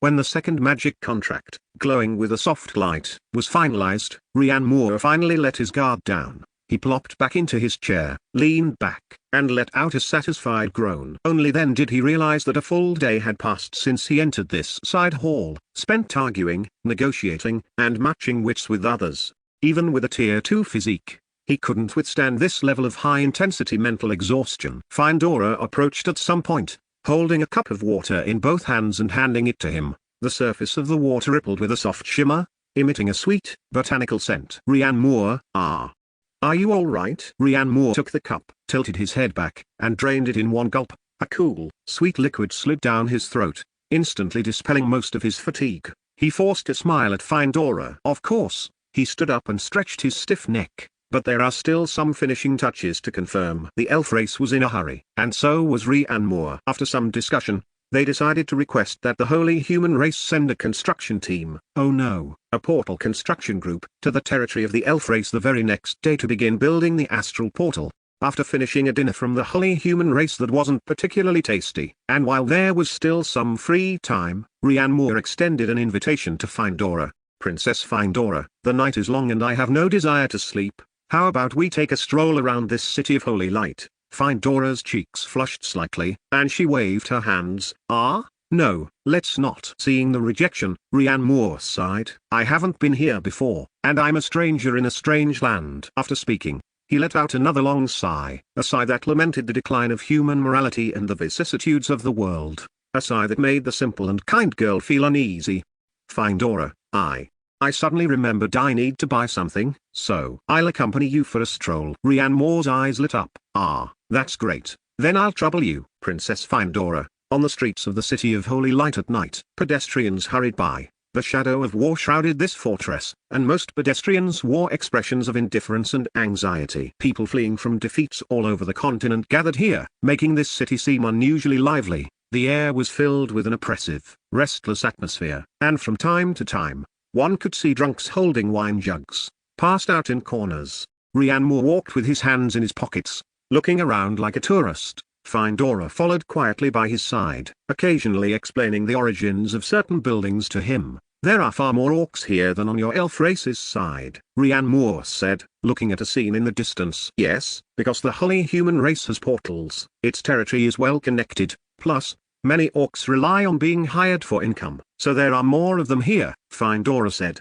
On the street, a tall minotaur carrying a sack brushed past people. Agile centaur knights galloped past the street corner, and there were even a few cat girls selling trinkets by the roadside. Rian Moore's gaze was eventually drawn to a craftsman's shop. Clang clang clang. A short, stout dwarf with his beard braided into several pigtails stood shirtless, wielding a sledgehammer and smashing a red-hot piece of iron, sending sparks flying everywhere. Rian Moore approached with great interest. Master, nice craftsmanship. The dwarf raised his sweat-drenched face, glanced at him, grunted in a muffled voice, and continued to bury his head in his work. I have a question, Rian Moore said, completely unreserved, leaning on the door frame. Your forging relies entirely on experience and feel, and it's too slow. Have you ever thought about a standardized assembly line? For example, by standardizing the hammering force and angle, and then using a quenching liquid to control the cooling rate, production speed and stability would be greatly improved. Rian Moore had previous experience helping the elf race, and now that he had finally encountered a dwarf, using this as a conversation starter to learn about the race seemed like a good idea.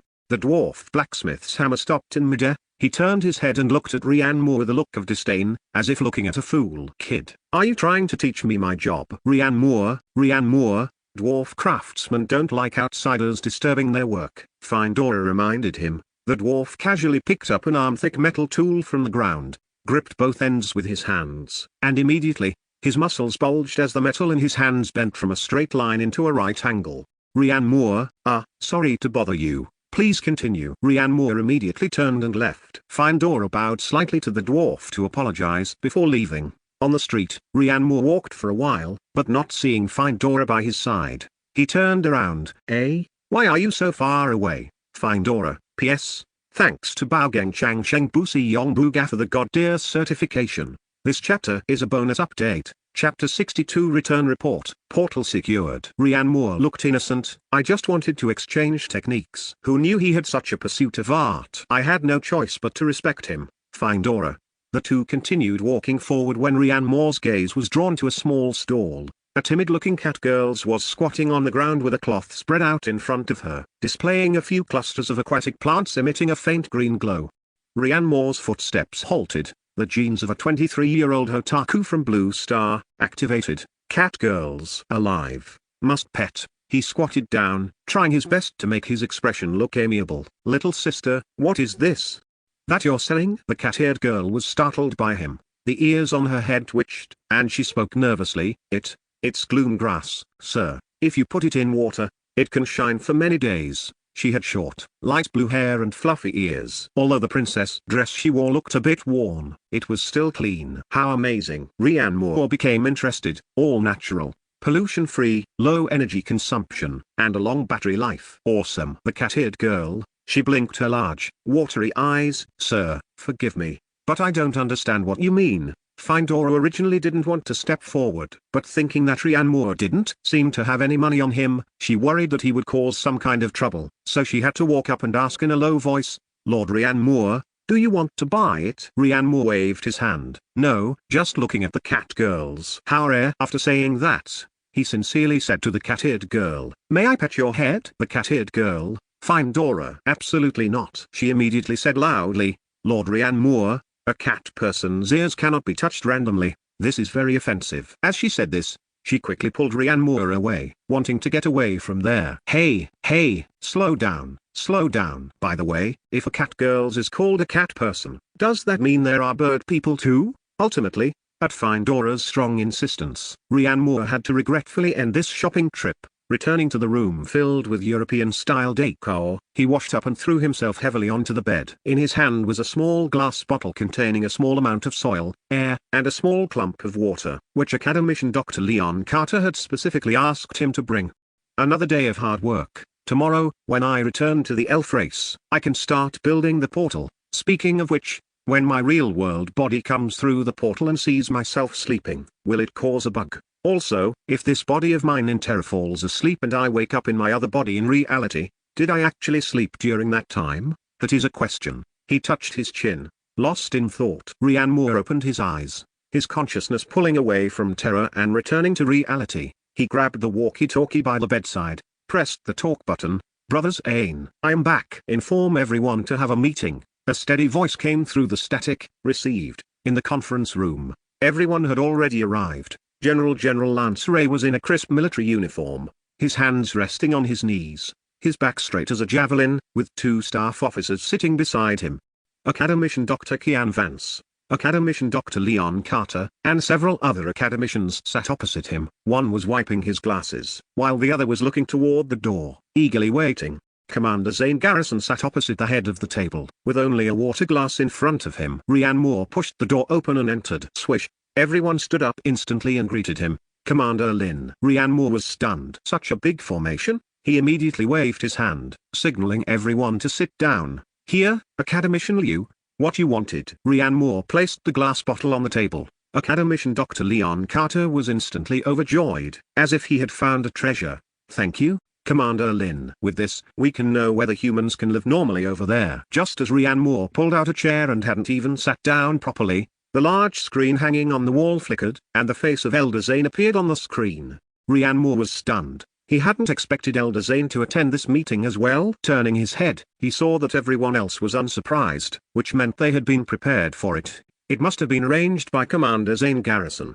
The atmosphere in the conference room became a bit more serious. Hello, leader. Everyone stood up to greet him. Sit down, everyone, sit down. Elder Zane waved his hand with a smile. Don't be so nervous. I'm just here to listen in. I want to hear the news Comrade Rianmo brought back as soon as possible. Rianmo, please continue. Rianmo nodded, skipping the pleasantries and cutting straight to the point. He recounted his experiences in the side hall of the Holy See yesterday exactly as they happened. From Archbishop Kyle's nitpicking of the weapons list to the assistance from Elder Muiu of the elf race, and then to the heated debate between both sides over the details of the terms. When they heard Kyle propose the outrageous clause, if one person breaks the contract, everyone will be buried with them. General Lance Ray's fists clenched, making a cracking sound.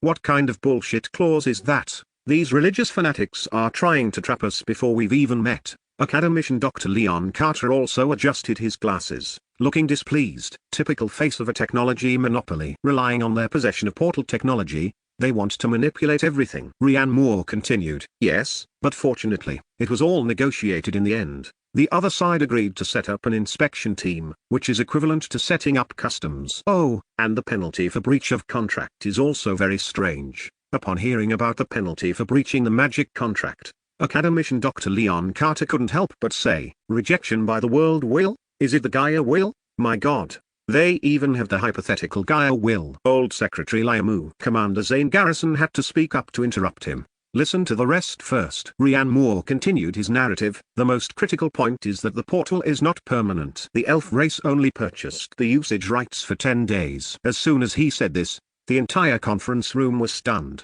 10 days? Isn't the portal permanent? This news completely disrupts our previous deployment plan. General Lance Ray's brows knitted together, and he said in a deep voice, we don't know how big the portal is, but since it's a door, it shouldn't be too big. A force of 25,000 people, along with supporting heavy equipment, logistics, supplies, ammunition, and materials. 10 days is too tight, more than just tight. A combat staff officer chimed in. This is simply an extreme transport operation. And after 10 days, when the door closes, our 25,000 troops will become an isolated force, completely cut off from any retreat. Correct. So I considered the issue of how to return after the war and signed a second contract with the elves. Rhiannon Moore nodded and laid out the contents of the subsequent supplementary agreement. After the war, the elf race is responsible for paying the costs to open the portal a second time and will pay us with a seed of the world tree. If we don't capture Emerald Leaf City, wouldn't that mean the portal won't be opened a second time? A staff officer asked. Rhiannon Moore was silent. Everyone's hearts sank. This was quite obvious. This is our oversight. We didn't anticipate this, fortunately. Rhiannon Moore discovered it. Academician Dr. Kian Vance said with some shame. Plans can never keep up with changes. This is normal. Rhiannon Moore waved his hand, signaling it was okay. Commander Zane Garrison looked at Rhiannon Moore at this moment. Commander Lin, the way the portal is used shouldn't just be limited to this, right? Chapter 63, Swearing to Protect Commander Lin. Right. Rhiannon Moore nodded. I found out there are 3 ways to use it. The first is the all-inclusive method we're using now, suitable for short-term, large-scale teleportation. The second method is charged per use, with the price based on the volume of the transported object and the energy consumed. The third method, buyout, allows the buyer to purchase the right to establish a permanent portal from the holy human race, but the buyer is responsible for subsequent maintenance and consumption. Buyout. It must be a buyout. Academician Dr. Kian Vance and Academician Dr. Leon Carter almost shouted in unison. A permanent passage connecting 2 parallel worlds has strategic value that cannot be measured by any cost. Rhiannon Moore shook his head regretfully. We don't have enough money right now to buy it. The elf race's 10-day contract cost an enormous amount. Several large treasure chests of valuables. But that's normal. After all, it's cross-planar. There's nothing else for now. It's set that we will return to the elf race with the holy human race the next day to begin establishing the portal. Elder Zane, who had been silent on the screen, listened intently and finally smiled. He slowly began to speak, his voice steady and powerful. Rhiannon Moore, you've done very well, comrades. We must take things one step at a time. It seems our long-term goal is now clear. Our current top priority is to use those precious 10 days of the portal to safely and completely transport our expeditionary force to the Terra continent. The second step is to help the elf race win this battle, retake Emerald Leaf City, and obtain the World Tree seed. The third step is to find a way to secure a fiefdom for ourselves, a bridgehead. Then, at all costs, establish our own permanent astral portal. For this, you must figure out how to obtain a fiefdom and resources to purchase the portal from the holy human race. After Elder Zane finished speaking,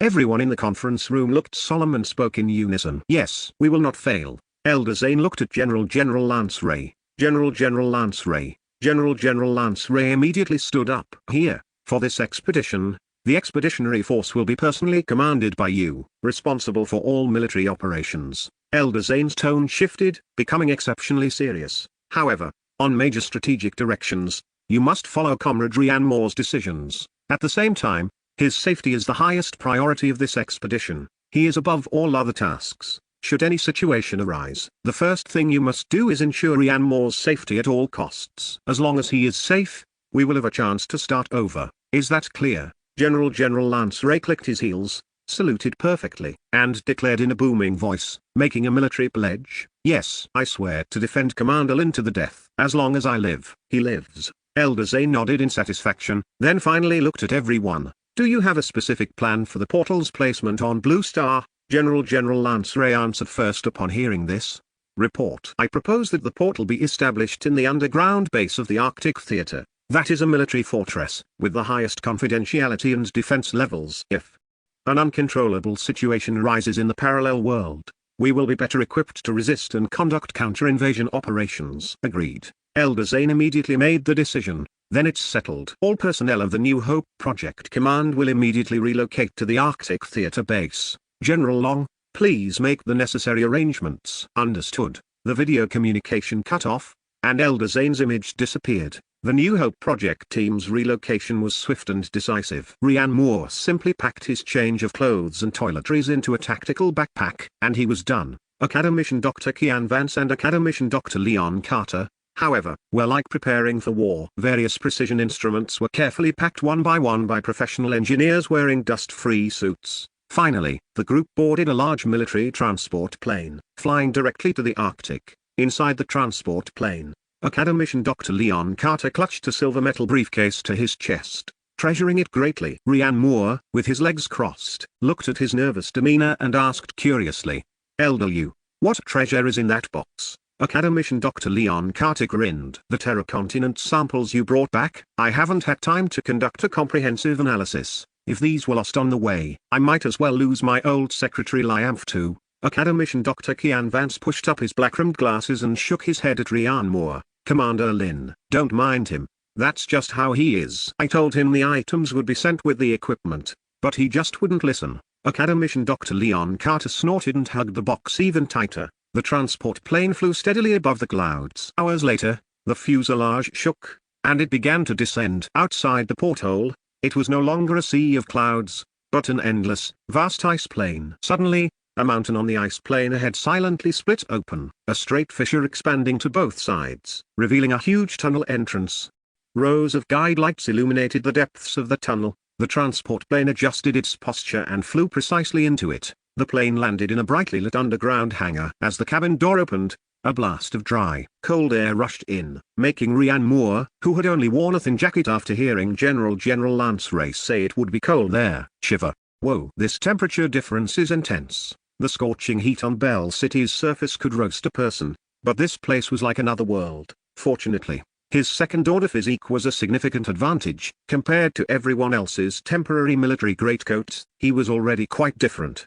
General Lance Ray laughed. "The real-time temperature outside on the ice plain is -10 degrees Celsius. Inside the base, with air conditioning and equipment heat dissipation, the living areas can be maintained at a comfortable 20 degrees Celsius. He looked at everyone and announced loudly, "Welcome to the Arctic Theater, Fortress Military Base." Several military electric golf carts silently glided in front of everyone. "First, we'll arrange your accommodations. The Academician's equipment will be transported and installed later by professional engineering troops." Everyone got into the vehicles and drove through the majestic underground fortifications. Above them was a 10-meter-high rock dome, illuminated as brightly as day by giant LED arrays. Around them were thick composite material walls, and every few hundred meters stood a superblast-proof door. Countless soldiers and engineering personnel drove engineering machines, moving back and forth in the wide passages, busy and orderly. Ryan Moore's eyes were wide with wonder. The vehicles continued downwards, stopping in an independent living area. The dormitories were independent suites, about 100 square meters. The decor was simple, and all the furniture and walls had a heavy feel, clearly designed with earthquake resistance in mind. "Everyone, put down your luggage. In 5 minutes, meet at the cafeteria." The cafeteria was verdant, and dinner was bountiful. General Lance Ray introduced. "This is the exclusive cafeteria for the New Hope project team. No outsiders will enter our activity area, so it's safe, and you don't have to worry about leaks." After dinner, General Lance Ray called Ryan Moore aside. Chapter 64. The portal construction begins. The two came to a huge observation porthole. Outside the window was a thick layer of ice, and below, a lighting system cast a deep blue glow, illuminating the textures within the ice. "Commander Lin." General Lance Ray handed him a cigarette. Ryan Moore waved his hand. "I don't smoke." General Lance Ray did not insist, lit one for himself, took a puff, and the exhaled smoke dispersed in front of the window. "After the portal opens, the command of the Expeditionary Force will be with me." His voice was very calm. "However, the future of the Vanguard Republic, and the lives of those 25,000 soldiers, all rest on you alone." General Lance Ray turned around, his expression solemn. "I remember the orders from the Supreme Leader very clearly. Your safety is the highest priority of this expedition, above all mission objectives." He paused for a moment. "Even if the Expeditionary Force is completely wiped out." The smile on Ryan Moore's face faded, and he remained silent. After a moment of silence, he smiled again. "General Long, I understand what you mean. Rest assured, I don't have any other virtues, but I am afraid of death. I won't gamble with my own life, and I certainly won't gamble with the lives of 25,000 soldiers just to be some damn saintly hero." General Lance Ray stared at him for a few seconds, then stubbed out the half-smoked cigarette on the armrest. "I believe you." Back in his room, Ryan Moore threw himself heavily onto the bed. To put it bluntly, General Lance Ray's words were meant to prevent him from acting recklessly and causing unnecessary sacrifices. Fortunately, Rhiannon Moore had some self-awareness and always believed in leaving professional matters to professionals, rather than blindly interfering. As of now, everything is progressing steadily. He turned over and switched off the bedside lamp. When Rhiannon Moore opened his eyes again, the soft morning light of terror was filtering in from outside the window. He sprang up from the bed like a car, feeling energetic enough to kill an ox. Just as he finished washing up, Findora knocked on the door. Rhiannon Moore, it is time to depart. Everything is almost ready. Under the urging of Elder Muiyu, the efficiency of the holy human race was very high. Rhiannon Moore followed Findora to the assembly square. Elder Muiyu and Archbishop Kyle were already waiting there. Behind Kyle was a solemn-looking group. Several mages dressed in luxurious white robes held peculiar magical items, surrounded by flying mounts guarded by knights. Upon seeing Rhiannon Moore, Kyle snorted coldly, clearly dissatisfied with this inferior being who slept until he woke up naturally and made others wait for him.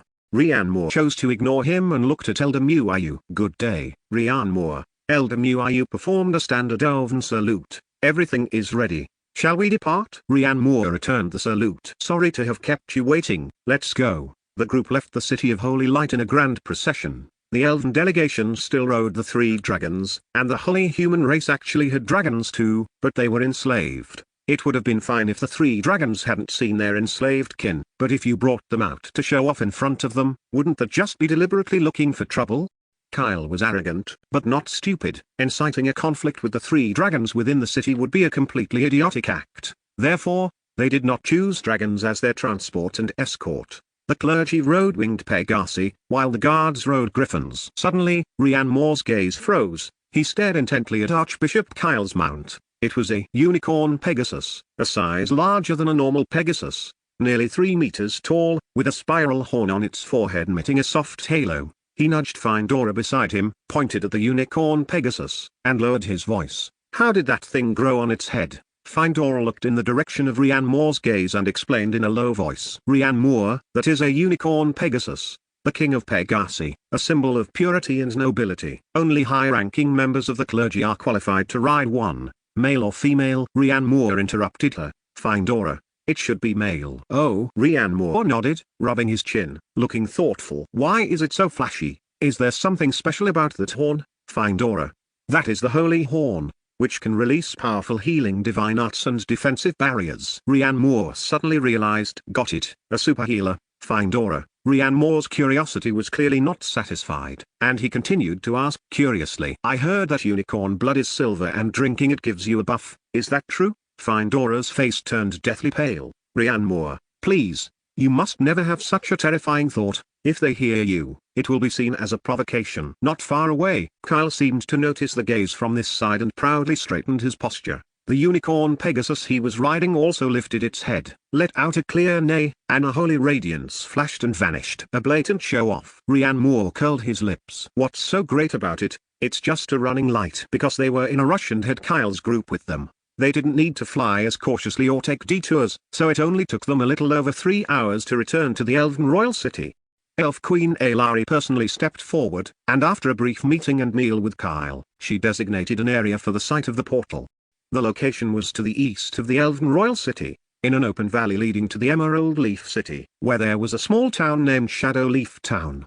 There was a forest of glowing leaves here that would light up at night, hence the name. The Queen was meticulous. The terrain here was hidden and easy to defend but difficult to attack. At the same time, it could sandwich the humans between the Elven Royal City and the demon race's Emerald Leaf City. In case the humans had any ulterior motives and turned around to attack the Elven Royal City, there would still be a certain buffer distance. She also sent 5,000 elf warriors to escort and guard the area, preventing any accidents during the construction of the astral portal. The group arrived at the location, and Kyle looked at Elder Muiyu and spoke. Where shall the location for the portal be set? Upon hearing this, Elder Muiyu looked at Rhiannon Moore. Rhiannon Moore did not stand on ceremony and said directly to Findora, please, take me up for a spin in the sky. Findora immediately summoned a griffin, flying high into the sky against the wind. The full view of the valley came into sight. A moment later, he pointed to an open space in the very center of the valley, right there, surrounded by mountains on 3 sides, with a narrow entrance and high ground on both flanks.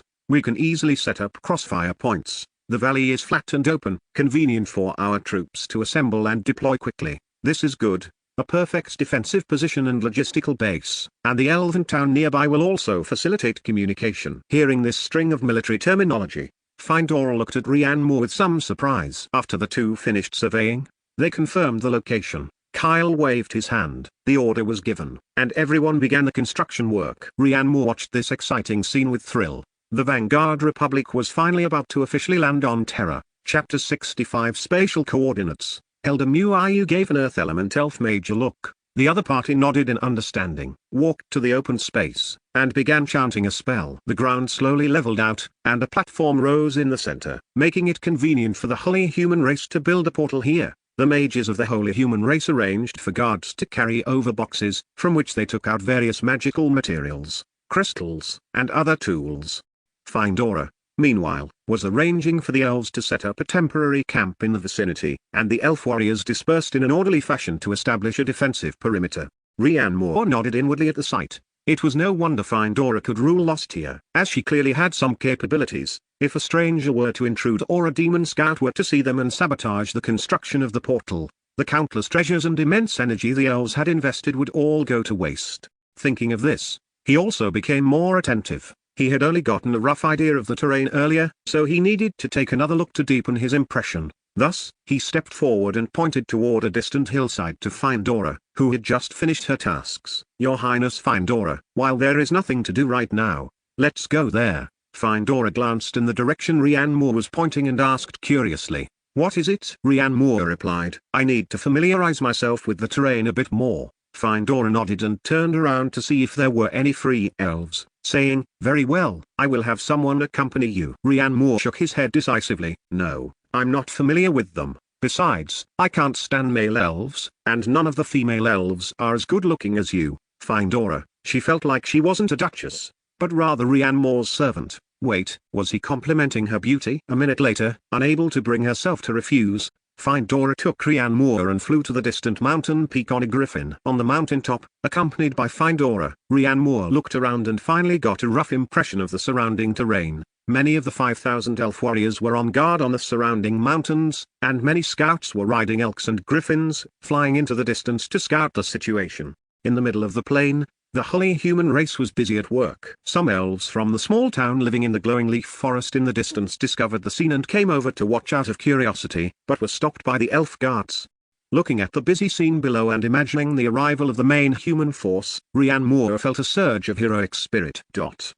After descending from the mountain, Rian Moore walked straight toward Kyle, who was resting with his eyes closed. "Your Excellency Archbishop, may I ask how long it will take for this portal to be ready?" Kyle didn't even lift his eyelids and said indifferently, "The base of the teleportation array can be completed tonight. However, when it can be connected depends on the thickness of the spatial barrier between the two worlds. If it is close, it may be ready by sunrise tomorrow. If it is far, it may take several days." After speaking, seeing Elder Muayu approach, he said to both Elder Muayu and Rian Moore, "Now, you can tell me the location of the Vanguard Republic Kingdom, that is, the spatial coordinates for where the astral portal needs to connect." Elder Muayu, Rian Moore, the two looked at each other in confusion. Rian Moore blinked. "Spatial what ordinates?" "Spatial coordinates." Archbishop Kyle emphasized once more, then frowned. "What is it? At this point, are you still worried about leaking the specific coordinates and exposing your location? If you don't even have this shred of trust, why bother inviting us here?" Rian Moore came to his senses. "No, don't misunderstand.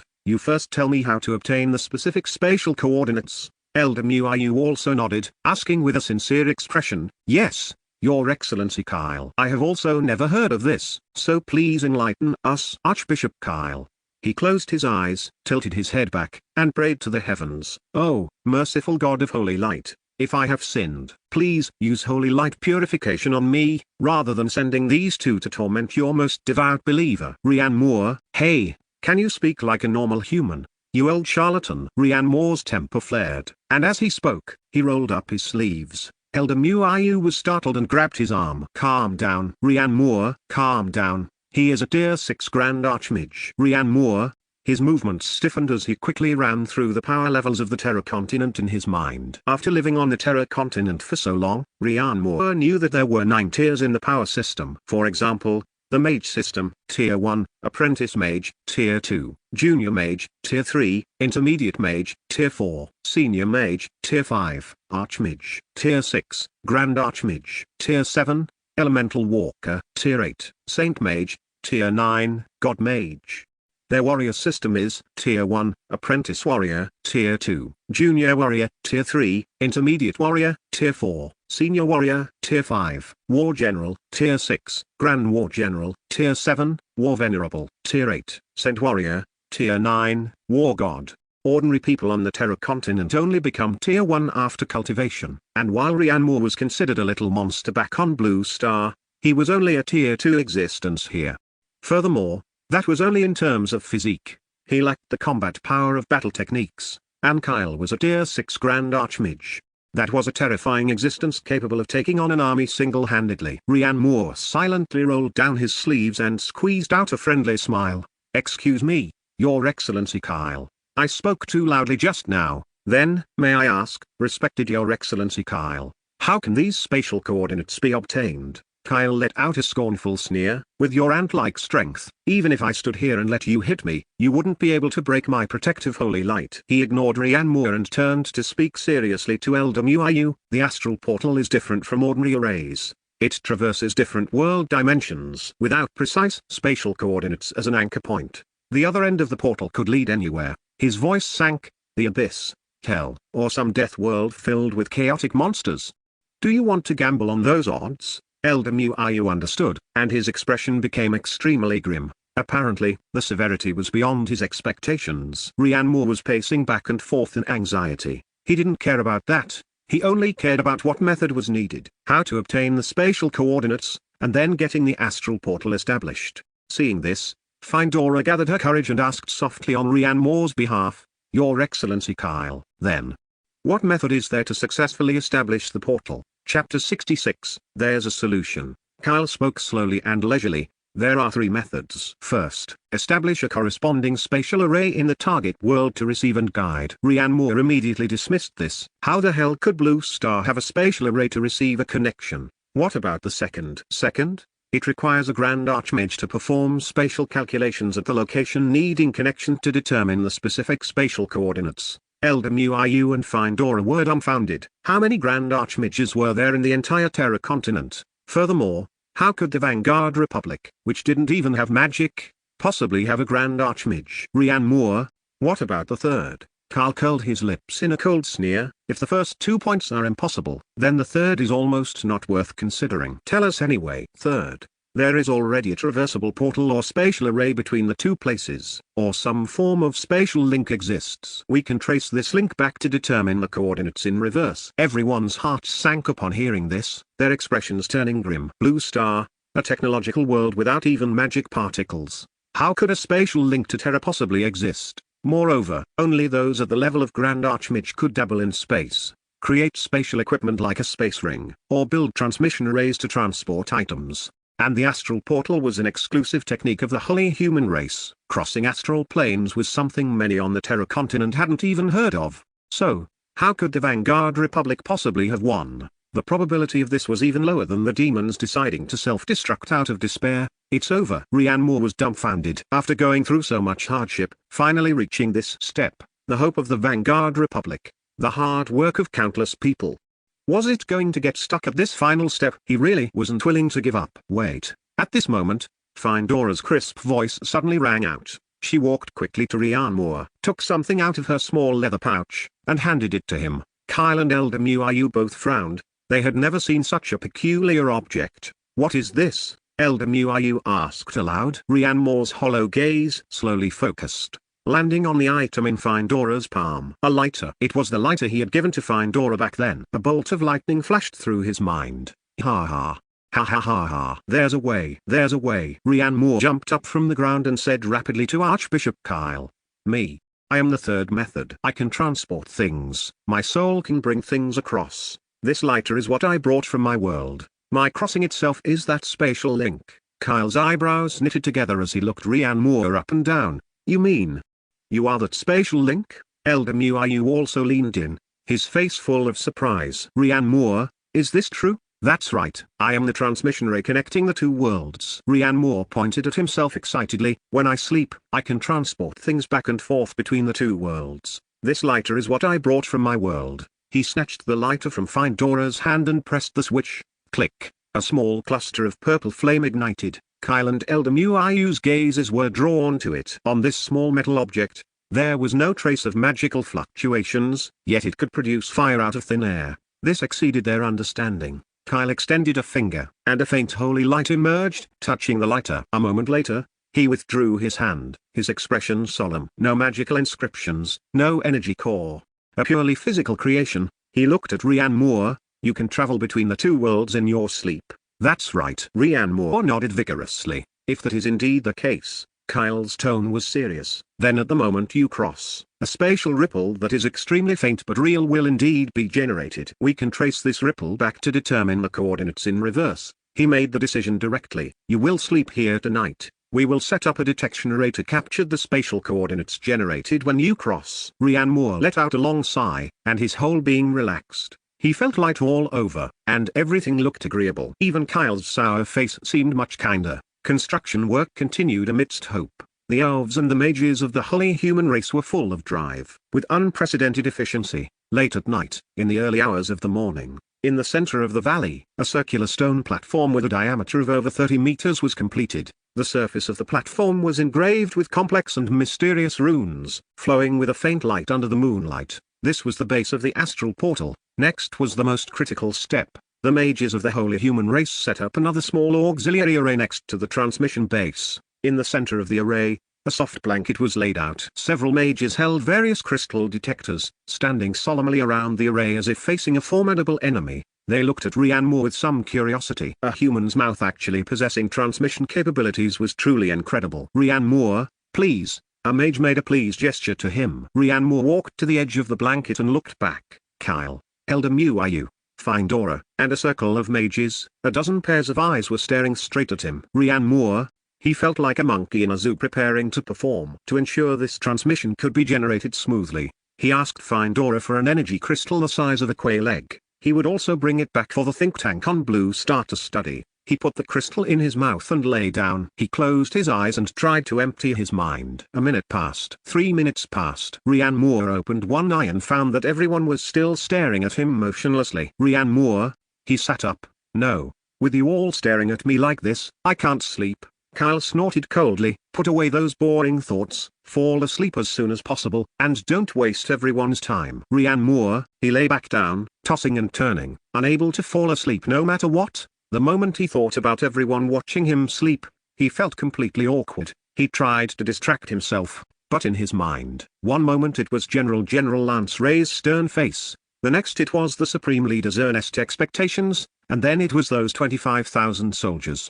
The more he thought, the more awake he became. Rian Moore scratched his hair in frustration and sat up again. Everyone, Rian Moore looked at Findora and waved at her. Findora was stunned for a moment, then walked forward, confused. Rian Moore, what's wrong? Chapter 67. Oh no, the demons might see this. Rian Moore pointed to the back of his own head. Do you remember when I asked you to hit here last time in Lost Year? Findora. Rian Moore leaned the back of his head toward her. Could you please aim for this spot and do it again? Findora's cheeks turned bright red, and she cast a furtive glance at Elder Muayu and Kyle. Kyle urged impatiently. What are you dawdling for? If you can't do it, I'd be happy to oblige. Rian Moore quickly raised his hand. Thanks, but there's no need to trouble you, Findora. Hurry up.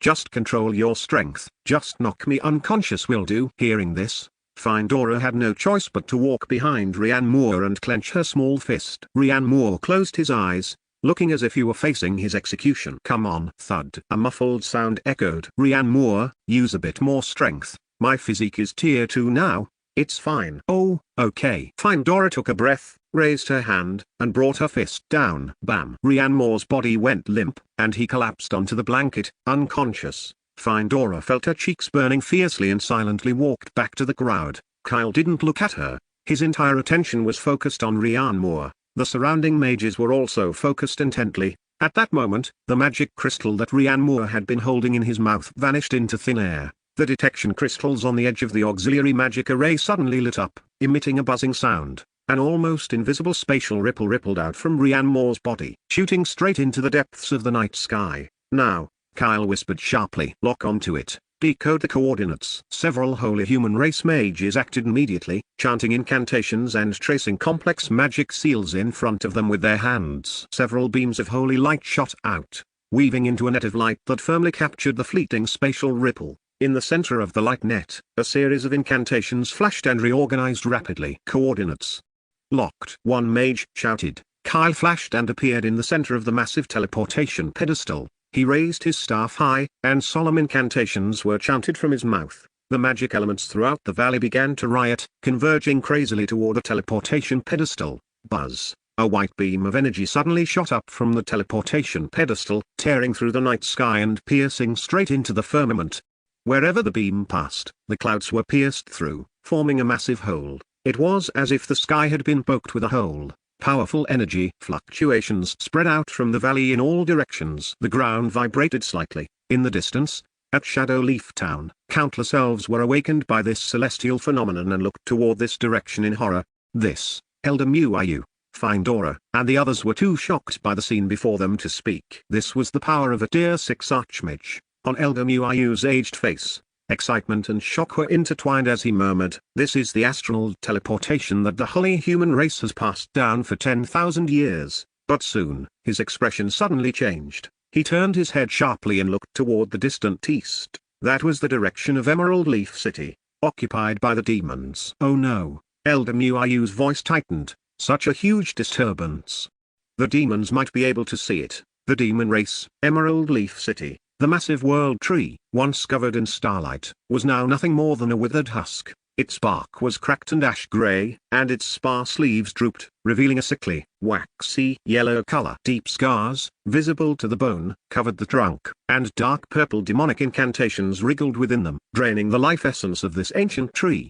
On the tree and below it, it was packed with demon soldiers. At the base of the massive world tree, a bottomless pit had been forcibly dug out. Inside the pit, countless goblin-like lesser demons swung mining picks, and the clanging sound of striking metal was incessant. They loaded the excavated energy crystals into baskets on their backs, and were then driven by muscular four-armed overseers with long whips, limping out of the mine. The crystals were dumped onto the ground, piling up into small mountains shimmering with various colors. Several giant demonic beasts, comparable in size to city walls, lay beside the piles, opening their massive mouths to swallow the crystals into their bellies before turning and crawling heavily toward the distant rear of the demon forces.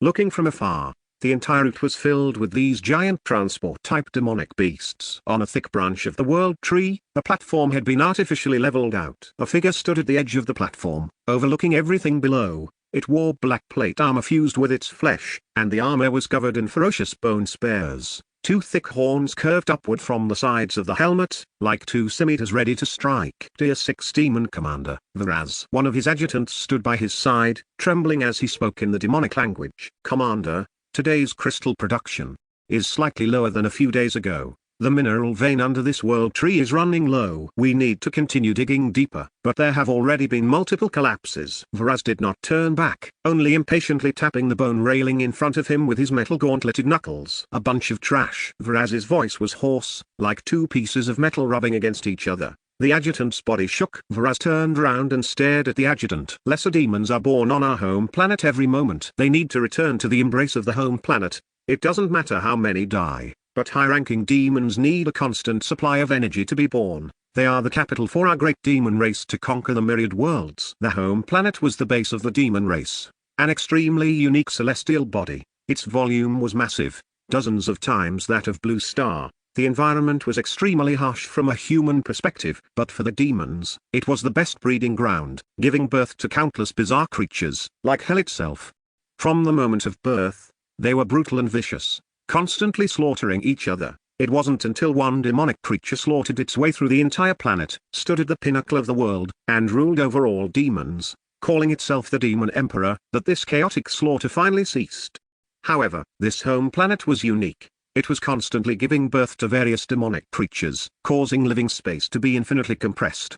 In order to fight for living space, wars soon broke out again. To keep the world orderly, the Demon Emperor had to assemble a great army to invade other planets. While plundering resources, it consumed low-ranking demonic creatures, and the resources were given to elite demons to improve their strength, helping them control the low-ranking demons and continue to invade other planets, forming a virtuous cycle and growing rapidly. This was also the reason behind Voraz's words. "Convey my command as commander. Double the number of those mining lesser demons." Voraz said angrily, "Within half a year, I want this tree to completely turn into a pile of useless wood." "Yes, my lord," the adjutant quickly responded. If this world tree turned into wood, it meant the mineral vein beneath it had been completely exhausted. Just then, Voraz turned his head sharply. In the air, there seemed to be an unusual humming sound. Following the direction of the sound, Voraz looked up in confusion. He saw that in the distant western sky, a pure white beam of energy tore through the grey clouds and pierced straight into the firmament. Chapter 68. Crush them. Watching that pillar of light reaching towards the heavens, Voraz narrowed his eyes. "What is that?" The adjutant looked in the direction he was pointing and also saw the beam of light piercing through heaven and earth, but could not answer. "Why haven't you sent scouts yet?" Voraz let out a roar, the sound waves rolling outwards. "Go and see for me if those damned elves are up to something." Roar. Dozens of gargoyles perched on the branches of the world tree moved in response. They spread their leathery wings, let out shrill screeches, and turned into shadows, flying rapidly towards the direction of the light pillar. At this moment, the elves in the valley were still immersed in the shock of the newly activated magic circle. Time passed bit by bit. A shadow descended from the sky and landed heavily on the platform. It was one of the previously dispatched gargoyle scouts. It knelt on one knee, its voice hurried and hoarse. "My lord commander." Voraz stopped, turned around, and stared at it with his scarlet pupils. "Speak." "The source of the light pillar is indeed in the direction of the Elven Royal City. The energy is extremely powerful. Based on the fluctuations and aura, it is a portal of the holy human race. They must be opening a transport channel." "Elven Royal City?" Voraz's mouth split open, revealing a row of shark-like teeth. "What do those long ears, hiding in the forest and trembling, want to do? Summoning reinforcements from another world? Or do they want to activate some ancient magic?" As he spoke, the mockery on his face vanished, replaced by solemnity. Regardless of which it was, it meant a variable. And he hated variables the most. He turned around, facing the countless demon army soldiers gathered below, his voice exploding like thunder. "Assembled the entire army." Rumble. The ground began to tremble. In the distance, countless demon army soldiers of various sizes and hideous appearances stood up from the ground, forming a solid, black mass like a tide. They brandished crude weapons and let out bloodthirsty roars. Roar. Several siege behemoths, like moving hills, were awakened and let out deafening roars. In the sky, more gargoyles and winged demons blocked the light, forming an ominous dark cloud. Voraz walked down from the platform and stood before his army. "Those long-eared elves, they cower in their final city, praying to their void gods. Today, we will trample their royal city and crush their hope. We will make them understand that on this continent, there are no gods. Only by joining us can they find peace." Roar. A roar like a tsunami responded to him, merging into a torrent of destruction. Voraz drew the great sword burning with demonic flames from his waist and pointed it forward. "March." "Crush them." The black tide surged madly, the roars shaking the heavens. Roar, roar, roar. A massive demon army, carrying the momentum to destroy everything, began to charge towards the direction of the light pillar. Blue Star, Arctic Theater Base. The door to the conference room was pushed open by Rian Moore. Creak. The conference room fell silent instantly. All core members of the New Hope project focused their gazes on the doorway in a swish. On the left side of the head seat was the person in charge, Commander Zane Garrison, his gaze as steady as a mountain. On the right, General Lance Ray sat with a straight back, in full military uniform, his presence sharp. On both sides of the long table, Academician Dr. Kian Vance, Academician Dr. Leon Carter, and several other National Treasure-level academicians, along with a group of top military advisors and think tank members, stopped their discussions and greeted Rian Moore. Rian Moore nodded and walked to the table. He tossed a glowing crystal the size of a quail egg onto the conference table, where it rolled over to Academician Dr. Kian Vance. Academician Dr. Kian Vance. His eyes went wide instantly. He pushed his chair back, carefully cradled the crystal in his palms, and looked at Rian Moore. "What is this?" "Rian Moore, over there. It's called an energy crystal, or magic crystal." Academician Dr. Kian Vance examined the crystal against the light, his face flushed with excitement. "Good stuff." Academician Dr. Leon Carter, "Let me see. What does a biologist like you know about this?" "Move aside." Academician Dr. Kian Vance clutched the crystal tightly in his palms. The people in the conference room were used to this. Rhiannon Moore, who had just sat down, smiled and tapped the table, drawing everyone's attention back. The portal is already under construction, and the magic circle has been built. But there's been a small problem. I've returned now to verify our method. He concisely explained the three methods proposed by Cl and how he had become that critical spatial link. Commander Zane Garrison looked serious, checked his watch, it was past midnight. In other words, the portal could open at any time. Starting from now, theoretically, yes. Rhiannon Moore nodded, but I'm not sure how long they need on their end. That's great. We can finally go and see it for ourselves. Everyone was excited and full of anticipation. At this moment, the biologist academician Dr. Leon Carter said, by the way, Commander Lin, there's another piece of good news. He stood up and projected a document onto the big screen. The analysis report for the air, water, and soil samples from Teru is out. Academician Dr. Leon Carter pointed to the dense data on the screen, his tone arrogant. The microbial flora is 97% similar to Blue Star. There are no lethal pathogens. The air composition is also basically the same. It can be breathed directly. Simply put, our people will have no problem living normally after going over. There's no need for special immunity drugs or wearing protective gear. And based on the body types of races like the elves, the gravity there should also be similar to Blue Star.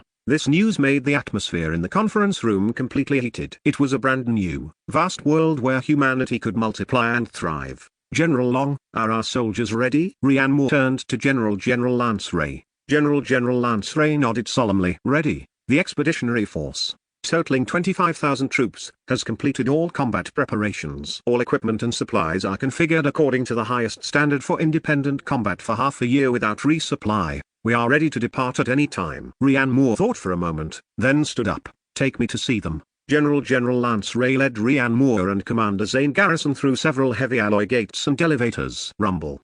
The final gate, 30 meters high, slowly opened to both sides. A cold air mixed with the smell of gunpowder, machine oil, and steel rushed towards them. An unprecedentedly huge underground space appeared before their eyes. It was several kilometers long, 500 meters wide, and the dome was over a dozen meters high. 25,000 soldiers, organized by battalion, formed neat phalanxes and stood silently in this space. It was dead silent, like a silent forest of steel. Only their synchronized breathing was faintly audible. P.S. Thanks to Kong Zishao for the Great God certification. This chapter is an extra update specifically for this. Chapter 69. The portal opens. Rows of the latest Mengshi assault vehicles, Zanlang infantry fighting vehicles, as well as large-caliber self-propelled artillery, tanks, fighter jets, helicopters, and more were all neatly parked on both sides of the formation, stretching as far as the eye could see. Some were covered with dust sheets, yet they still exuded a chilling murderous aura. Rhiannon Moore even saw rockets. On the way to the reviewing stand with the two men,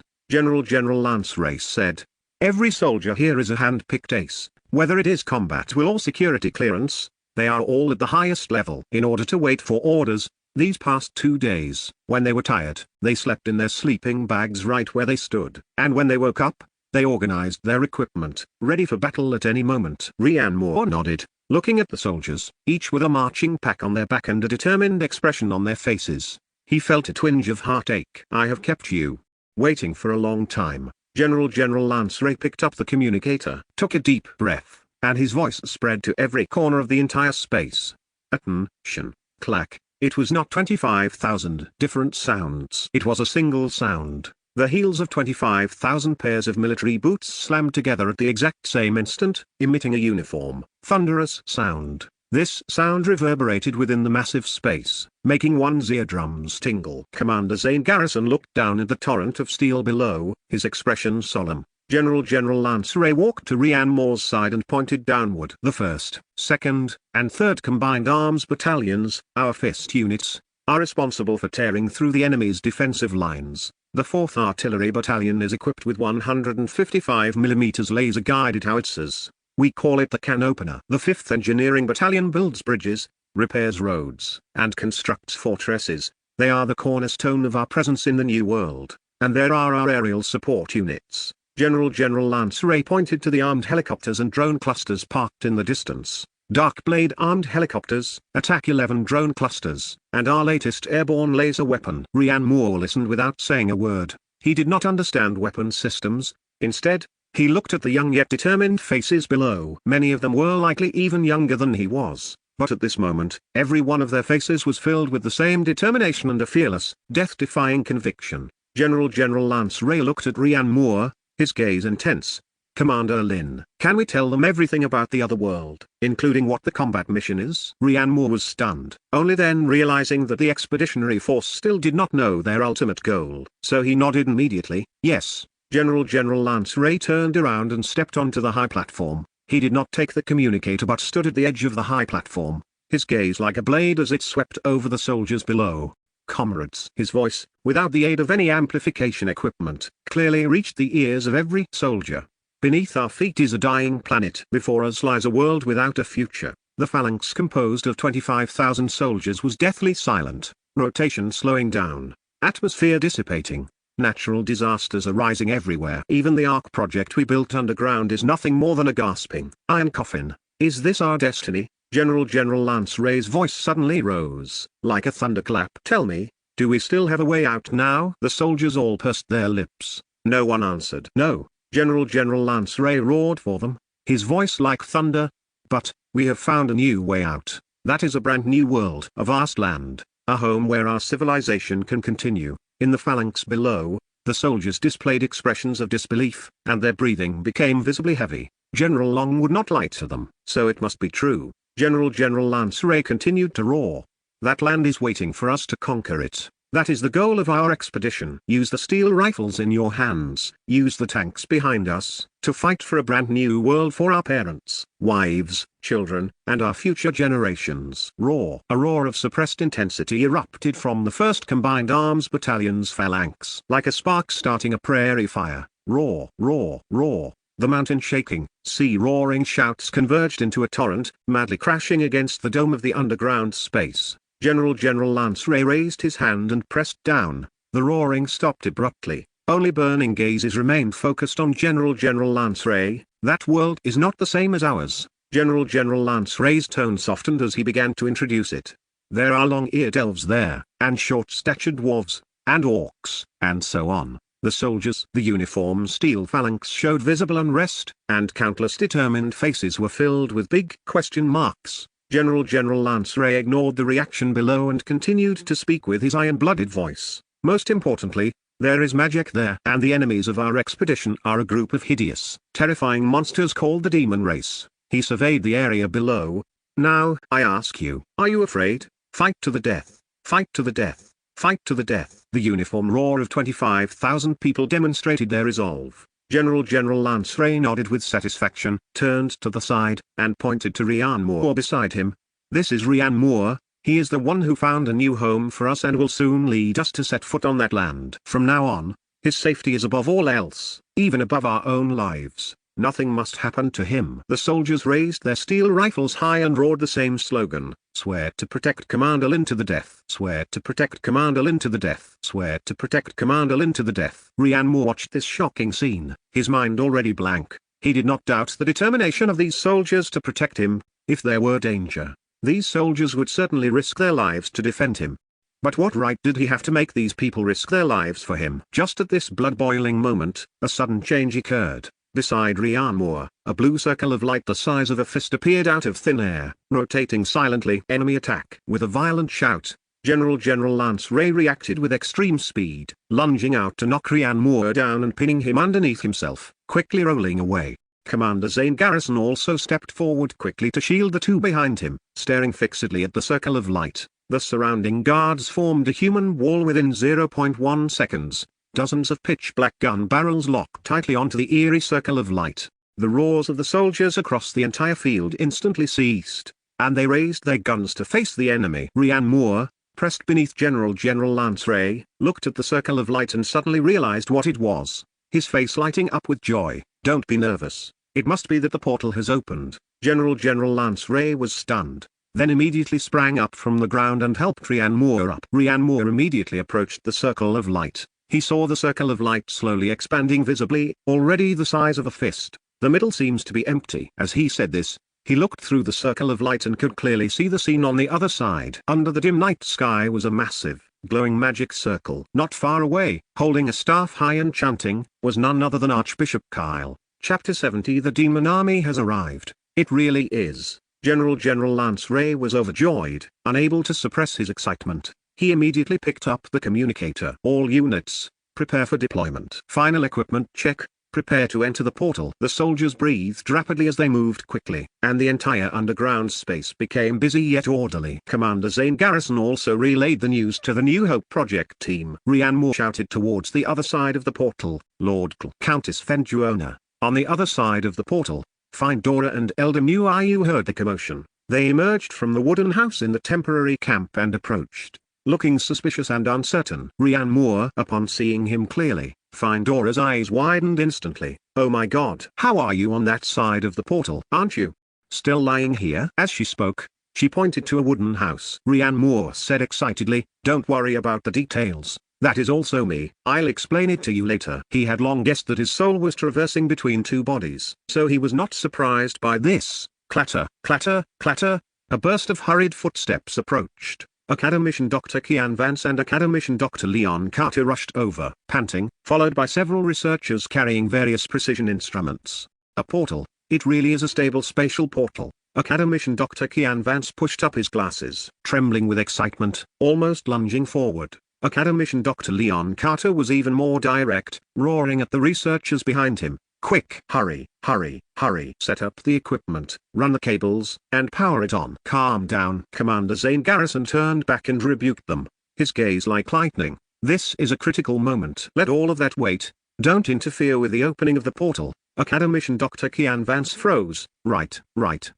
After it opens, we have 10 days. A little while longer won't matter. We absolutely must not interfere with the portal. Everyone, back up. The onlookers were quickly pushed aside by the academicians, leaving only Rhiannon Moore by the portal. The portal continued to expand steadily, now the size of a soccer ball. Rhiannon Moore asked Cl on the other side.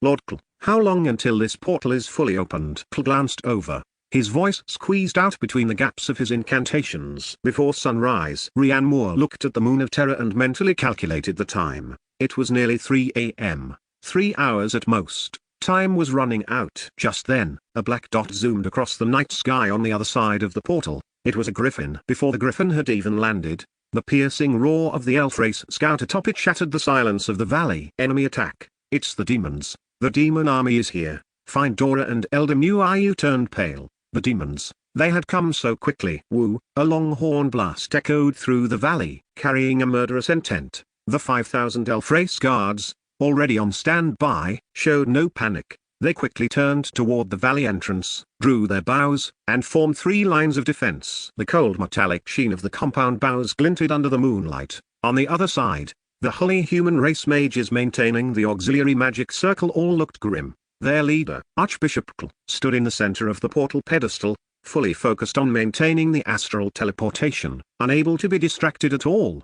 Without this tier 6 archmage joining the battle, the combat power of their mage corps would be greatly reduced. Get on the griffin and check the situation. Elder Muayu shouted in a low voice, rushing toward a waiting griffin. Findora followed closely behind, and the two vaulted onto the griffin's broad back. The griffin flapped its wings, whipping up a gale, and carried the two into the high sky. The moonlight draped a layer of silver gauze over the earth. At the edge of the silver gauze, a thick black mist was surging forward at a speed visible to the naked eye, devouring the moonlight. That was not mist. It was the endless demon army. High above, the elf race scouts responsible for vigilance had already engaged with the demon army's flying units. Dozens of gargoyles and winged demons, relying on their numerical advantage, surrounded the elf race scouts and tore them to pieces. Retreat was only a matter of time. Elder, the Queen's reinforcements. Findora's voice trembled slightly. When the pillar of light rose, I sent the fastest messenger back. Elder Muayu's voice was dry. Let's hope it's not too late. Beside him, an elf race captain of the guard watching the scene below clenched his fists until they turned white, growling with resentment. Damn holy human race. Why didn't they tell us in advance that opening the portal would cause such a commotion? If not for that pillar of light, we wouldn't have been exposed at all. Elder Muayu sighed. At the time, I also questioned Archbishop Cl. He said the astral teleportation hadn't been used for hundreds of years. Their generation only learned it from ancient texts and had no idea it would trigger such a phenomenon. This cannot be blamed on them. Elder Muayu's expression shifted uncertainly in the moonlight. Finally, the struggle in his eyes turned into a glimmer of determination. We cannot wait any longer. His voice was soft, yet carried an unquestionable weight. "Find Dora, Elder, go down, go to the camp and take Rian Moore's body." Elder Muayu's gaze was fixed on the encroaching darkness. "Leave here immediately and return to the royal city." Find Dora froze, then realized what he meant, her emerald eyes widening instantly. "No. Elder. This is an order." Elder Muayu interrupted her, his tone sterner than ever before. "Rian Moore is the only variable on Terra. As long as he is alive, our elf race, and indeed the entire Terra, still has hope." "Then what about you?" Find Dora's voice choked with sobs. "I will leave these brave warriors to buy you time." Elder Muayu's face showed a look of sacrificial resolve. He looked back at the elf race phalanx standing ready below. "Otherwise, none of us will escape." Tears welled up in Find Dora's eyes, and she shook her head desperately. "Execute the order, Find Dora." Elder Muayu's voice rose again. Find Dora's body stiffened. She looked at Elder Muayu's aged yet resolute profile. She certainly understood and could grasp his meaning. This was indeed the wisest decision. Even though she was unwilling, she had no choice but to obey the order. Biting her lip, she nodded heavily. "Yes, Elder." The griffin circled and dove rapidly toward the camp below. As soon as they landed, Find Dora heard an anxious shout. "Find Dora, what's the situation outside? What's going on?" She looked up and saw that in the portal, which had expanded to the size of a basketball, only Rian Moore's head was visible, his face full of anxiety. Find Dora wiped away her tears forcefully and rushed over. "Rian Moore, the demon army is here," she shouted. "Quick!" What did she say? On the other side of the portal, the others couldn't understand what Find Dora was saying, and Academician Kian asked anxiously. After Rian Moore translated, the hearts of everyone, General Lance Ray, Commander Zane Garrison, and the two academicians, sank. Chapter 71. The word give up is not found in the dictionary. Enemy numbers. Composition. General Lance Ray asked calmly. Find Dora looked confused. Rian Moore realized she couldn't understand and immediately translated. "I can't see clearly. It's a black mass covering the mountains and plains. There must be nearly 100,000. Find Dora's voice was filled with grief and despair. "There are also countless flying magic beasts and siege behemoths. 100,000. Rian Moore's head buzzed. He translated the situation. General Lance Ray and Commander Zane Garrison exchanged a look, both seeing the same two words in each other's eyes. Desperate straits. "Our combat strength?" General Lance Ray continued to ask toward the portal. Note: since Rian Moore is on the side, I won't repeat the translation every time to avoid being wordy. Find Dora glanced at the elven phalanx at the valley entrance, her voice strained. 5,000 elite elven guards, and over a dozen members of the holy human race. Archbishop Kyle needs to maintain the portal. He cannot take action. 5,000 against 100,000, a drop in the bucket. And it was a poorly equipped cold weapon force against a demon army that was unafraid of death. This wasn't a battle at all, it was a massacre. Rian Moore felt a chill rush from the soles of his feet straight to the top of his head. He looked at the slowly expanding portal, then at Find Dora's despairing face on the other side. An unprecedented sense of powerlessness seized him. Just a little bit more. Just the last 2.5 hours. As long as the portal fully opened, the 25,000 strong steel torrent behind him could go out to help. But now, those 2.5 hours had become an insurmountable chasm. If the portal was destroyed, all efforts, including those of the Vanguard Republic, would vanish like bubbles. The future of Blue Star, the hope of the Terra continent, everything would be crushed in this valley along with that unfinished portal. The faces of the two old academicians, Academician Dr. Kian Vance and Academician Dr. Leon Carter, were drained of all color. Their lips trembled, unable to utter a single word. One moment it was a broad road to a new world, the next it had turned into such a desperate situation. Despair spread simultaneously on both sides of the portal. General Lance Ray suddenly spoke, his voice breaking the frozen atmosphere. "Rian Moore, tell her." Rian Moore was startled. "Tell her to take your body from the camp and fly back to the Elven Royal City immediately." General Lance Ray looked at Rian Moore, his speaking speed serious. "As long as you are alive, there is still hope for everything." Rian Moore immediately relayed the words to Find Dora on the other side of the gate. Find Dora wiped her face, nodded heavily, and quickly replied in Elvish. "Elder Muayu has already given the order.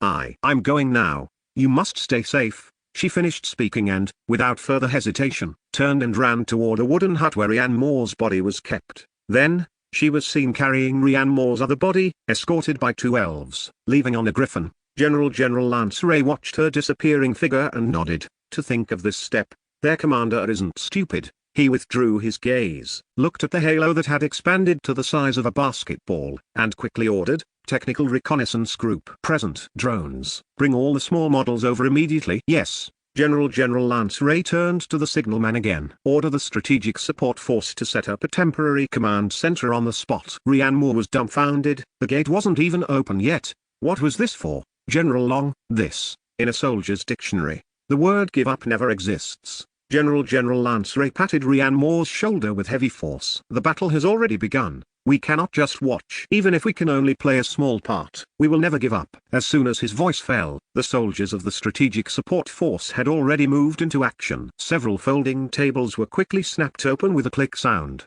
Military laptops were placed on the tables, various cables were rapidly connected, and cooling fans began to hum. This equipment, originally intended to be deployed after reaching the Terra continent, was now put to work ahead of schedule. A technician rushed over holding a quadcopter drone. It was only the size of a palm. "Deploy immediately." "Yes." The soldier carefully brought the drone close to the portal and gave it a gentle push. The drone passed through the portal and flew toward the distance. The operator pointed the controller antenna toward the portal. Signal connected, image transmission normal. In front of the temporary command table, on a large screen that had been urgently set up, the image flickered once and then became clear. On the screen was the night sky of another world. Under the military infrared camera, everything in the valley appeared in sharp black and white outlines. Extremely clear. "Fly higher, fly toward where they are massing." General Lance Ray ordered, pointing at the direction where those elves were gathering on the screen. "Yes." The image on the screen began to move. The drone climbed silently, gliding over the temporary camp set up by the elves, flying toward the valley entrance. Soon, a dark, squirming tide appeared in the distance of the image. "Zoom in." The operator pushed the joystick, the image zoomed in, and the true face of that tide was finally revealed. In the meeting room, everyone subconsciously held their breath. It was an ugliness and ferocity that words could not describe. Some monsters resembled skinned hellhounds, their muscles knotted and dripping with slime. Others were amalgams of tentacles and insects, waving sickle-like limbs. There were also countless short, hunched lesser demons holding rusted weapons, huddled together and letting out silent roars. Among them, even rotting members of the elven race, looking like zombies, were seen. Behind these infantry, several mountain-like behemoths took heavy strides, each step making the trees on the ground tremble. The sky was occupied by flying units such as winged demons with bat-like wings and gargoyles. This was the demon race. The terrifying demon race that had slaughtered all intelligent traces of the Terra continent, leaving them defeated and losing vast territories. "Piss." Academician Dr. Leon Carter gasped, his face turning pale. Academician Dr. Kian Vance leaned against the table, his lips trembling, unable to say a word. The videos Ryan Moore brought back before were only of dead demon corpses. The visual impact of seeing them form a massive army with one's own eyes was a completely different concept. "Continue deploying drones." General Lance Ray looked at the screen, his cold voice ringing out again. "All suicide drones that can pass through the portal, send them all out." Yes. Just as he said, no matter how powerful the demon race was, in his dictionary, there was no such thing as giving up. Terra continent, high in the valley, Elder Muayu was preparing to give the order to retreat. He was ready to sacrifice some of the guards to buy time for Find Dora and Ryan Moore. Just then, he noticed a few strange little things flying out from the teleportation formation area. They had no wings, yet they could hover in the air, emitting a slight humming sound before flying straight toward the demon army. "Elder, be careful." An elven guard raised his bow alertly. "Don't move." Elder Muayu immediately shouted to stop him. "Those are things from Lord Ryan Moore's world. Tell the soldiers not to attack." Although he didn't understand what these little things were for, his intuition told him that since the Vanguard Republic had deployed them, they must be useful. At that moment, a scout riding a griffin landed before him with a piece of heartening news. Chapter 72 Reinforcements arrive. The elf scout leapt off his mount, his face filled with excitement and ecstasy as he said to Elder Muayu, "Elder, Her Majesty the Elf Queen's reinforcements. Reinforcements have arrived." Elder Muayu's body trembled, and he grabbed the scout by the shoulders. "What did you say? Reinforcements?" "Yes. They are not far behind us. They are led personally by General Adrian of the Silver Moon Guard." Elder Muayu felt a surge of heat rush to his head, and his blood began to boil. There was still hope. This battle could still be won. He asked quickly, "How many men have come?" 15,000. The scout shouted, 15,000. Elder Muayu was shocked, realizing that aside from the forces the Elf Queen had to keep behind to guard the capital and defend against the demon army invasion, this was the maximum combat force she could spare for reinforcements. Adding in the 5,000 they had here, that made a total army of 20,000. This was the same number of reinforcements gathered when Lostia was in danger before. Elder Muayu's heart sank. Even with the 15,000 reinforcements sent by Her Majesty the Elf Queen, facing nearly 100,000 of the demon army was still like a mantis trying to stop a chariot. The compound-bound repeating crossbow were powerful, but could they pierce the thick hide of a siege behemoth? Could they hold back the endless winged demon in the sky? Only magic could do that. The chances of victory were slim. Thinking of this, his eyes lit up. Magic? Didn't the holy human race bring many mages this time? If they had their help, this battle might actually be winnable. He glanced at the portal behind the valley, which was still slowly expanding, and then looked at the small, buzzing metal things circling in the sky. He could not retreat. If they retreated, everything would be lost. He took a deep breath, turned his griffin, and flew toward the temporary camp. The top priority was to stabilize those guys from the holy human race. They were the key to this defense. Archbishop Kyle was a Tier 6 Archmage, and there were 2 Tier 5 mages and several Tier 4 advanced mages. If this force was willing to give it their all, they could at least hold off the demon army's first wave of attacks. As long as they held out until the portal was fully opened. In the camp, the mages and guardian knights of the holy human race were in chaos, arguing fiercely around Kyle, who was maintaining the magic circle. In the name of the holy light, we must retreat immediately. The demon army is coming. Staying here is just waiting for death. A young mage turned pale, his voice trembling. Retreat? You say that so easily. Another older mage immediately retorted, pointing at the operating magic circle. The contract is written clearly. We are responsible for building the portal. If we give up halfway now, will you be the one to compensate for all the gold and treasures paid by the elf race? Our lives are about to be lost. Who cares about gold? Quiet. A Tier 5 mage scolded in a deep voice, his stern gaze sweeping over the crowd. Panic solves nothing. Elder Muayu has already requested reinforcements from the Elf Queen, and we should hold on for a little longer. Furthermore, with Archbishop Kyle here, even if the battle goes poorly, it won't be difficult for us to escape. But if we give up now, not only will we have to return all our payment, but we will also have to bear the cost of breach of contract. Everyone, have you thought about how you will explain this to His Holiness the Pope? The word Pope acted like a bucket of cold water, extinguishing all the clamor. The crowd fell into a dilemma-ridden silence. Just then,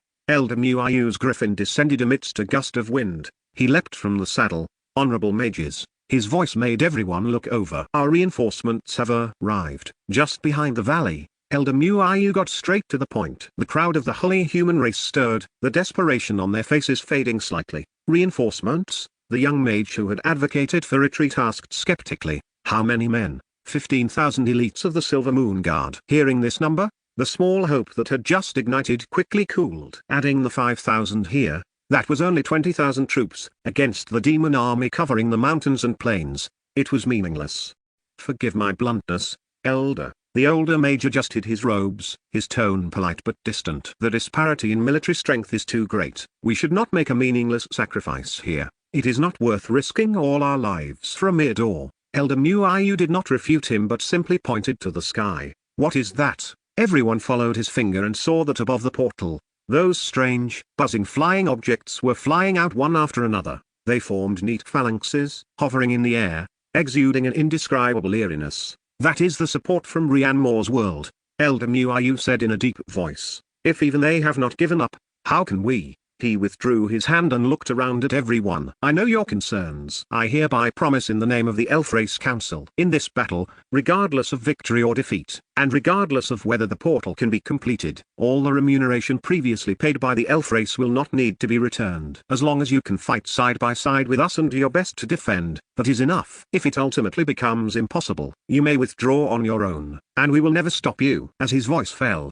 the holy human race fell into silence. The mages who had been arguing incessantly just a moment ago were now all stunned. The older mage who had been most worried about his gold going down the drain suddenly had eyes that lit up like 2 gold coins. He cleared his throat sharply, turned around, and reprimanded his still hesitant companions with an expression of heartbroken indignation. What are you still waiting for? Did you not hear the elder's words? He puffed out his chest, his expression solemn. The elf race is so benevolent and righteous. Could we, the holy human race, be the kind of cowards who abandon our alliances for the credibility of the holy sea. For the glory of the holy light, we must stay and fight to the very last moment. The other mages looked at each other, then nodded one after another. That's right. For the glory of the holy light, for his holiness the Pope. Elder Muaya looked at the mages of the holy human race and bowed solemnly. Thank you, everyone. He said no more, turned, and leapt onto his griffin. A tier 5 mage of the holy human race shouted the order, everyone, follow me to the front line. A moment later, after leaving several sturdy protective magic circles around Archbishop Kyle and leaving 2 people to keep watch, a dozen Pegasi carrying mages and knights soared into the sky. They followed behind Elder Muayu's griffin, flying toward the defensive line at the entrance of the valley. Image. Why doesn't the image I generated look good? It was supposed to be at night. Meanwhile, on Blue Star, at the Arctic base, on the large screen in the temporary command center, the real-time footage sent back by the drone was incredibly clear. The dark, overwhelming demon army had already advanced to a position less than 2 kilometers from the elf defensive line. The dust stirred up by their movement was like a black sandstorm. How many drones have been deployed? General Lance Ray shifted his gaze from the screen and turned to ask, Chapter 73. Are drones really useful? General, we have deployed 520 swarm micro-suicide drones and 80 sharp-blade small attack drones. All are now in standby mode, a technical officer reported. On the tactical map on the screen, hundreds of green dots representing the drones formed a massive web above the elf race positions. At the entrance of the portal, which was now the size of a wash basin, soldiers had formed a long line. They handed the prepared drones one by one to the soldiers at the entrance, who then reached out and sent them into the parallel world. The soldiers sitting in front of the computers then remotely took off and connected them to the intelligent combat system for control, eliminating the need for one person to control each unit and allowing for unified command and arrangement. Worried about signal instability, they had already extended a long antenna into the portal. Be careful. The edges of the portal create a spatial cutting effect. Do not touch them under any circumstances. Academician Dr. Kian Vance and the other academicians warned hurriedly, glancing at a steel pipe that had been severed by the portal's edge. Commander Zane Garrison stood beside General Lance Ray, his expression solemn. General Long, are these drones really useful? I don't know. General Lance Ray shook his head. But it's better than standing by and doing nothing. Even if it just relieves pressure on the elves and buys them a few minutes, that's good enough. Perhaps these few minutes will be our hope to stabilize the situation or even turn the tide. At the valley entrance, the demon army was already visible to the naked eye. The defensive line, rapidly formed by the arriving reinforcements, stood silently like a green levee across the valley and up the hills. At the very front were heavy infantry holding tower shields and long sabers. Behind them, rows of elf archers had their hands on their compound bows, their sharp arrows glinting coldly under the dimmer light. Further back was the mage phalanx composed of elemental elves, who were already chanting under the organization of their commanders to enchant the allied forces. Every elf had a small repeating crossbow hanging from their waist, capable of delivering a fatal blow to any demon attempting to get close. Elder Muayu and the mages of the holy human race landed on the high ground behind the front line. It was the optimal position for spellcasting. The trembling of the earth became increasingly distinct. The air was filled with a stench mixed with sulfur and rotting flesh. The teeth-gritting hisses and roars of the demon army were now clearly audible. Standing atop a mountain-like siege behemoth charging at the very front was a tall demon commander. It was Viraz. Roar. It let out a deafening roar toward the sky. The great battle was on the verge of breaking out. The demon army had arrived within a few kilometers, the earth trembling like rolling thunder. Nearly 100,000 strong, they truly covered the mountains and plains. An endless sea of demonic clouds rolling forward. Countless short, hunched lesser demons and hellhounds, wielding rusted weapons, ran at the very vanguard, emitting inexplicable hisses from their mouths. Behind them, abominations stitched together from tentacles and insects dripped slime from their mouths, excitedly waving their sickle-like appendages. Mixed among them were skinless-looking monsters, their ugliness and ferocity impossible to describe in words. There were also robust monsters with knotted muscles, infected elves resembling zombies, and liches with eerie ghost fire burning in their eye sockets. In the center of the army were several mountain-like siege behemoths, taking heavy steps that caused the trees on the ground to tremble with every stride.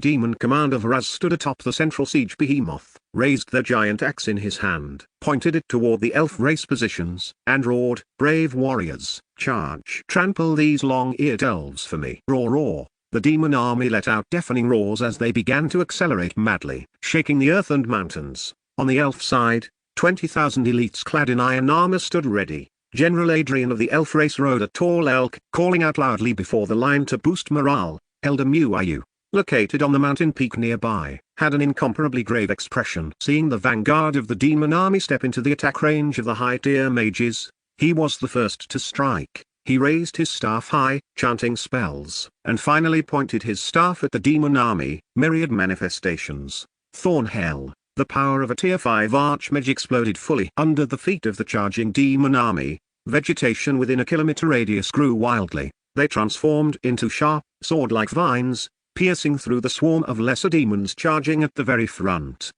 Roar! Hundreds to thousands of lesser demons were pierced on the spot. Green ichor splattering everywhere, staining the earth with blood. The demonic tide behind them, however, ignored them, trampling and charging over these severely wounded units, sending severed limbs and broken arms flying.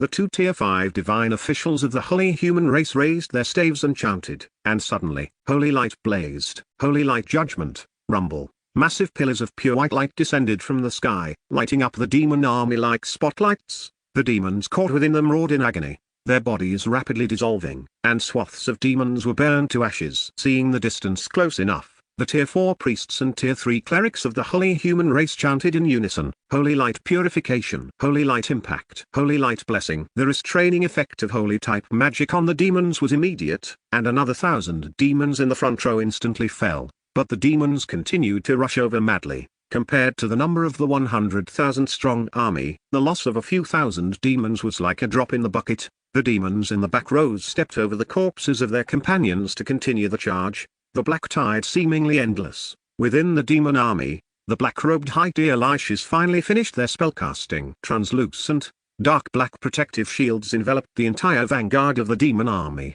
The demon army continued to advance, pushing through the magical attacks. The 15,000 elites of the Silver Moon Guard plus the original 5,000 garrison troops, 20,000 elf warriors in total, formed 3 defensive lines, stretching across the valley entrance like a great wall of steel.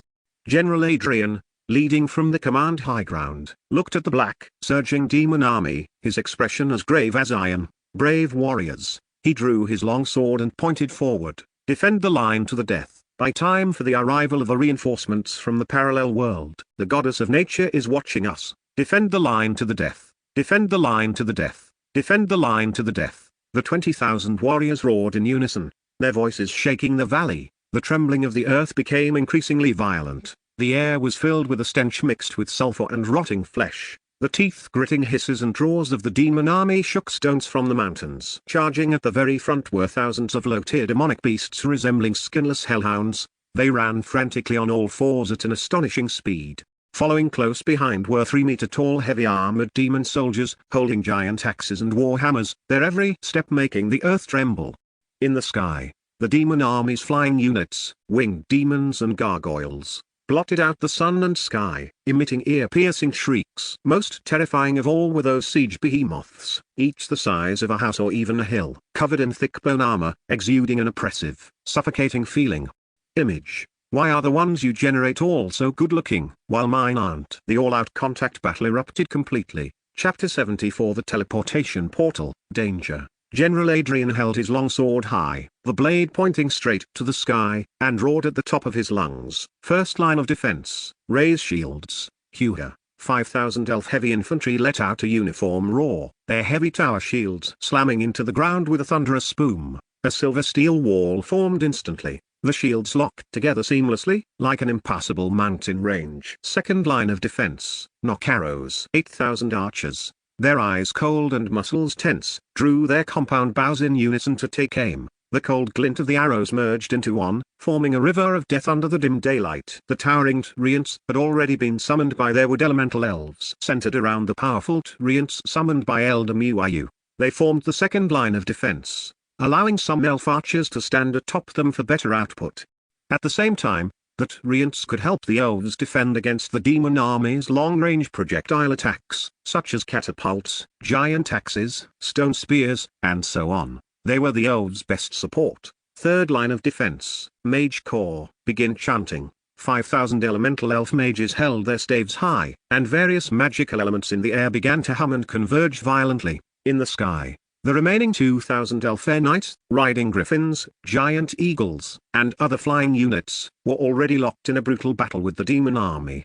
The occasional screams and falling demons and elves added a touch of tragic heroism to the already heavy atmosphere. First volley, loose arrows. General Adrian's sword swung down abruptly. Whoosh, whoosh, whoosh. The moment 8,000 arrows left their strings, the air seemed to be sucked dry. That was not a rain of arrows, but a moving dark cloud, a dark cloud made of steel and death, silently enveloping the charging demon army. PFFT, PFFT, PFFT. The lesser demons and hellhounds charging at the very front were instantly turned into hedgehogs, wailing as they were trampled into pulp by the subsequent demonic tide.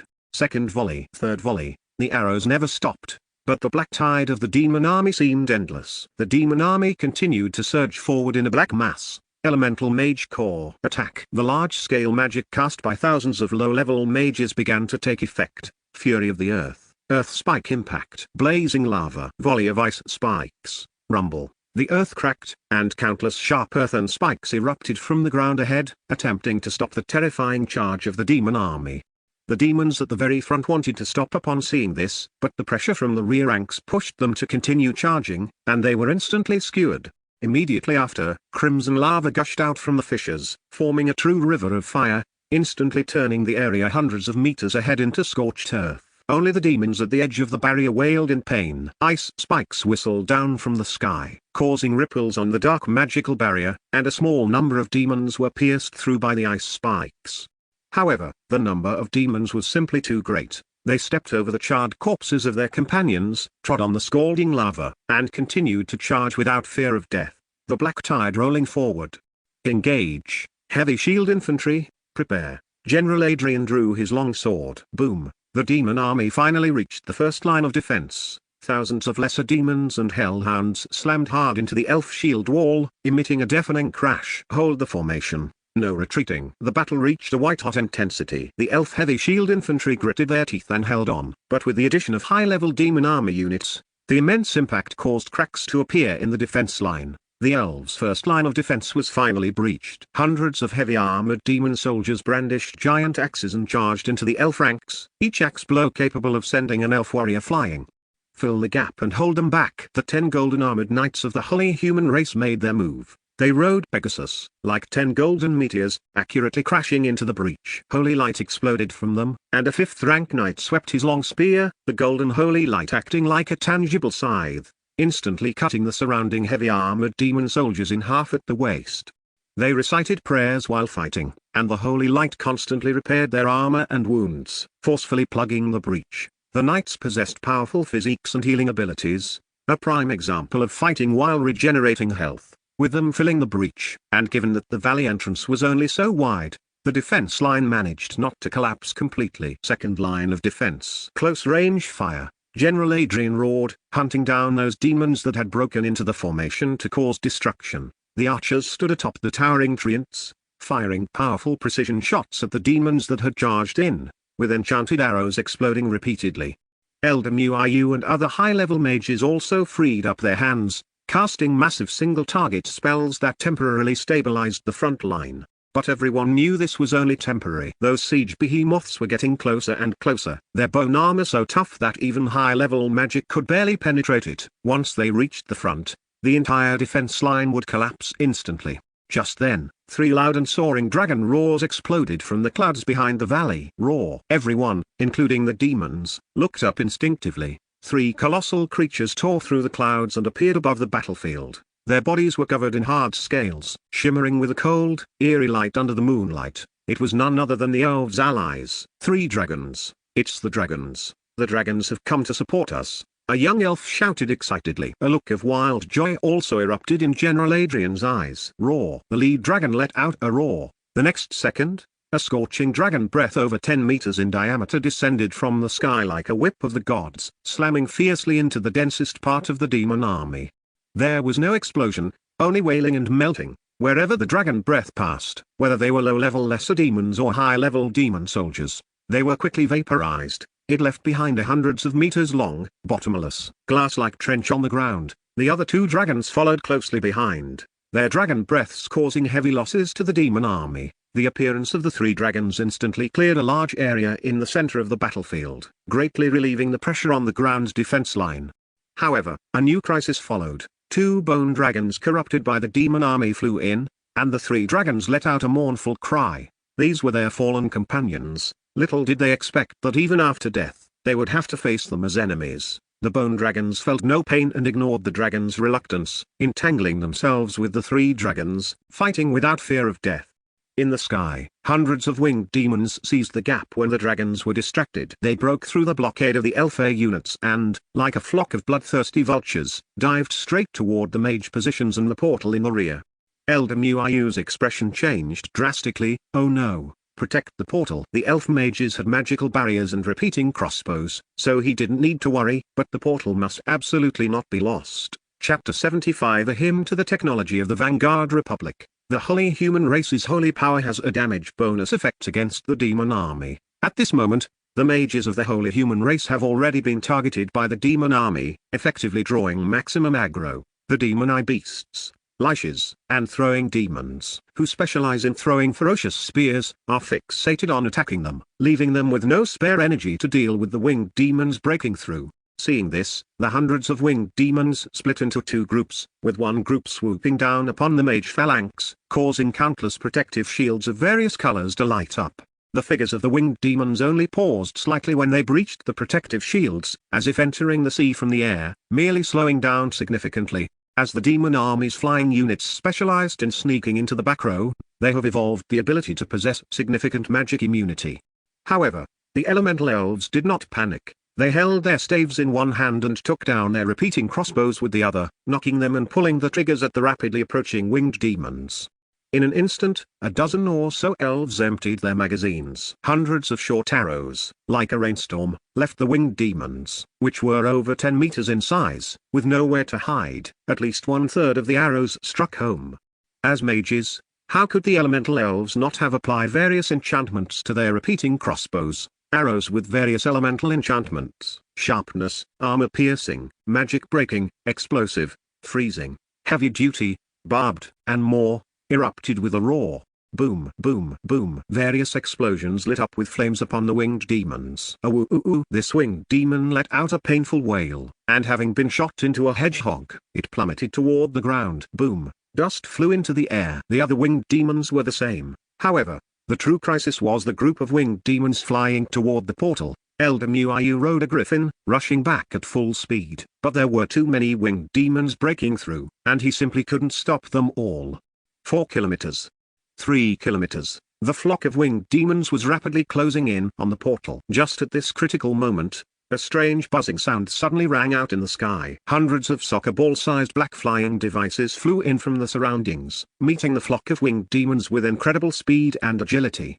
It's something from the Vanguard Republic, Elder Muiu gasped. Inside the Arctic base, the entire temporary command center was so quiet one could hear a pin drop. Rian Moore, Commander Zane Garrison, General Lance Ray, and others all stood together, staring intently at the footage transmitted back by the drone.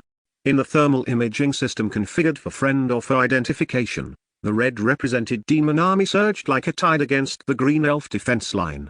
On the screen, the 20,000 elves at the valley entrance were already considered packed tightly, but compared to the endless, swarming demon army in the distance, they were pitifully few. Damn it, there are too many of these monsters. A staff officer gritted his teeth and said, during the first wave of attacks, as Elder Muiu and a group of high-ranking holy human race mages displayed their might, Academician Dr. Kian Vance and the other academicians exclaimed in shock. Heavens, a single person actually possesses a lethal range and power comparable to a missile. It's truly incredible. When they saw 3 dragons and 2 bone dragons appear, breathing dragon breath, even Commander Zane Garrison and General Lance Ray, who were accustomed to grand spectacles, had their pupils constrict sharply. Academician Dr. Kian Vance was so excited he became incoherent. It's unscientific. Is this biomass energy directly converting into a high-energy jet? Rian Moore interjected. Could it also be Godzilla's atomic breath? Academician Dr. Leon Carter was already so excited that spit was flying everywhere.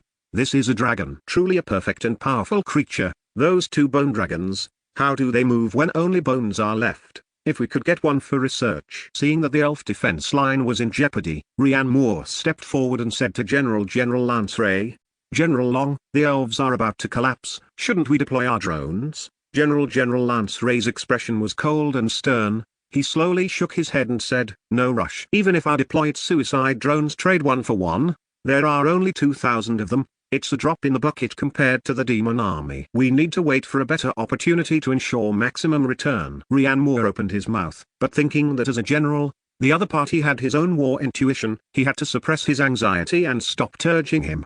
He turned to look at the soldiers nearby. They were still lining up in turn, quickly deploying the prepared drones into the portal. "I hope they can hold out until we enter," he couldn't help but pray in his heart. "Oh no, the demon army's flying units are charging at us," someone exclaimed. On the screen, the flock of winged demons broke through the elf defense line and flew over rapidly. General Lance Ray's eyes flashed with a sharp light, and he finally issued the combat order: "Deploy suicide drones." Received. Activating drone swarm. On the big screen, hundreds of green dots moved rapidly, pouncing toward the red dots representing the winged demons. An air battle spanning civilizations erupted. The winged demons noticed these small drone things charging at them, but they didn't take them seriously, thinking they were strange-looking little birds. Screech. The winged demons let out piercing screams, instinctively waving their sharp claws to tear apart these strange birds charging at them. As a result, the moment they stretched out their claws, boom, the first huge fireball erupted violently. To deal with these legendary demon army units,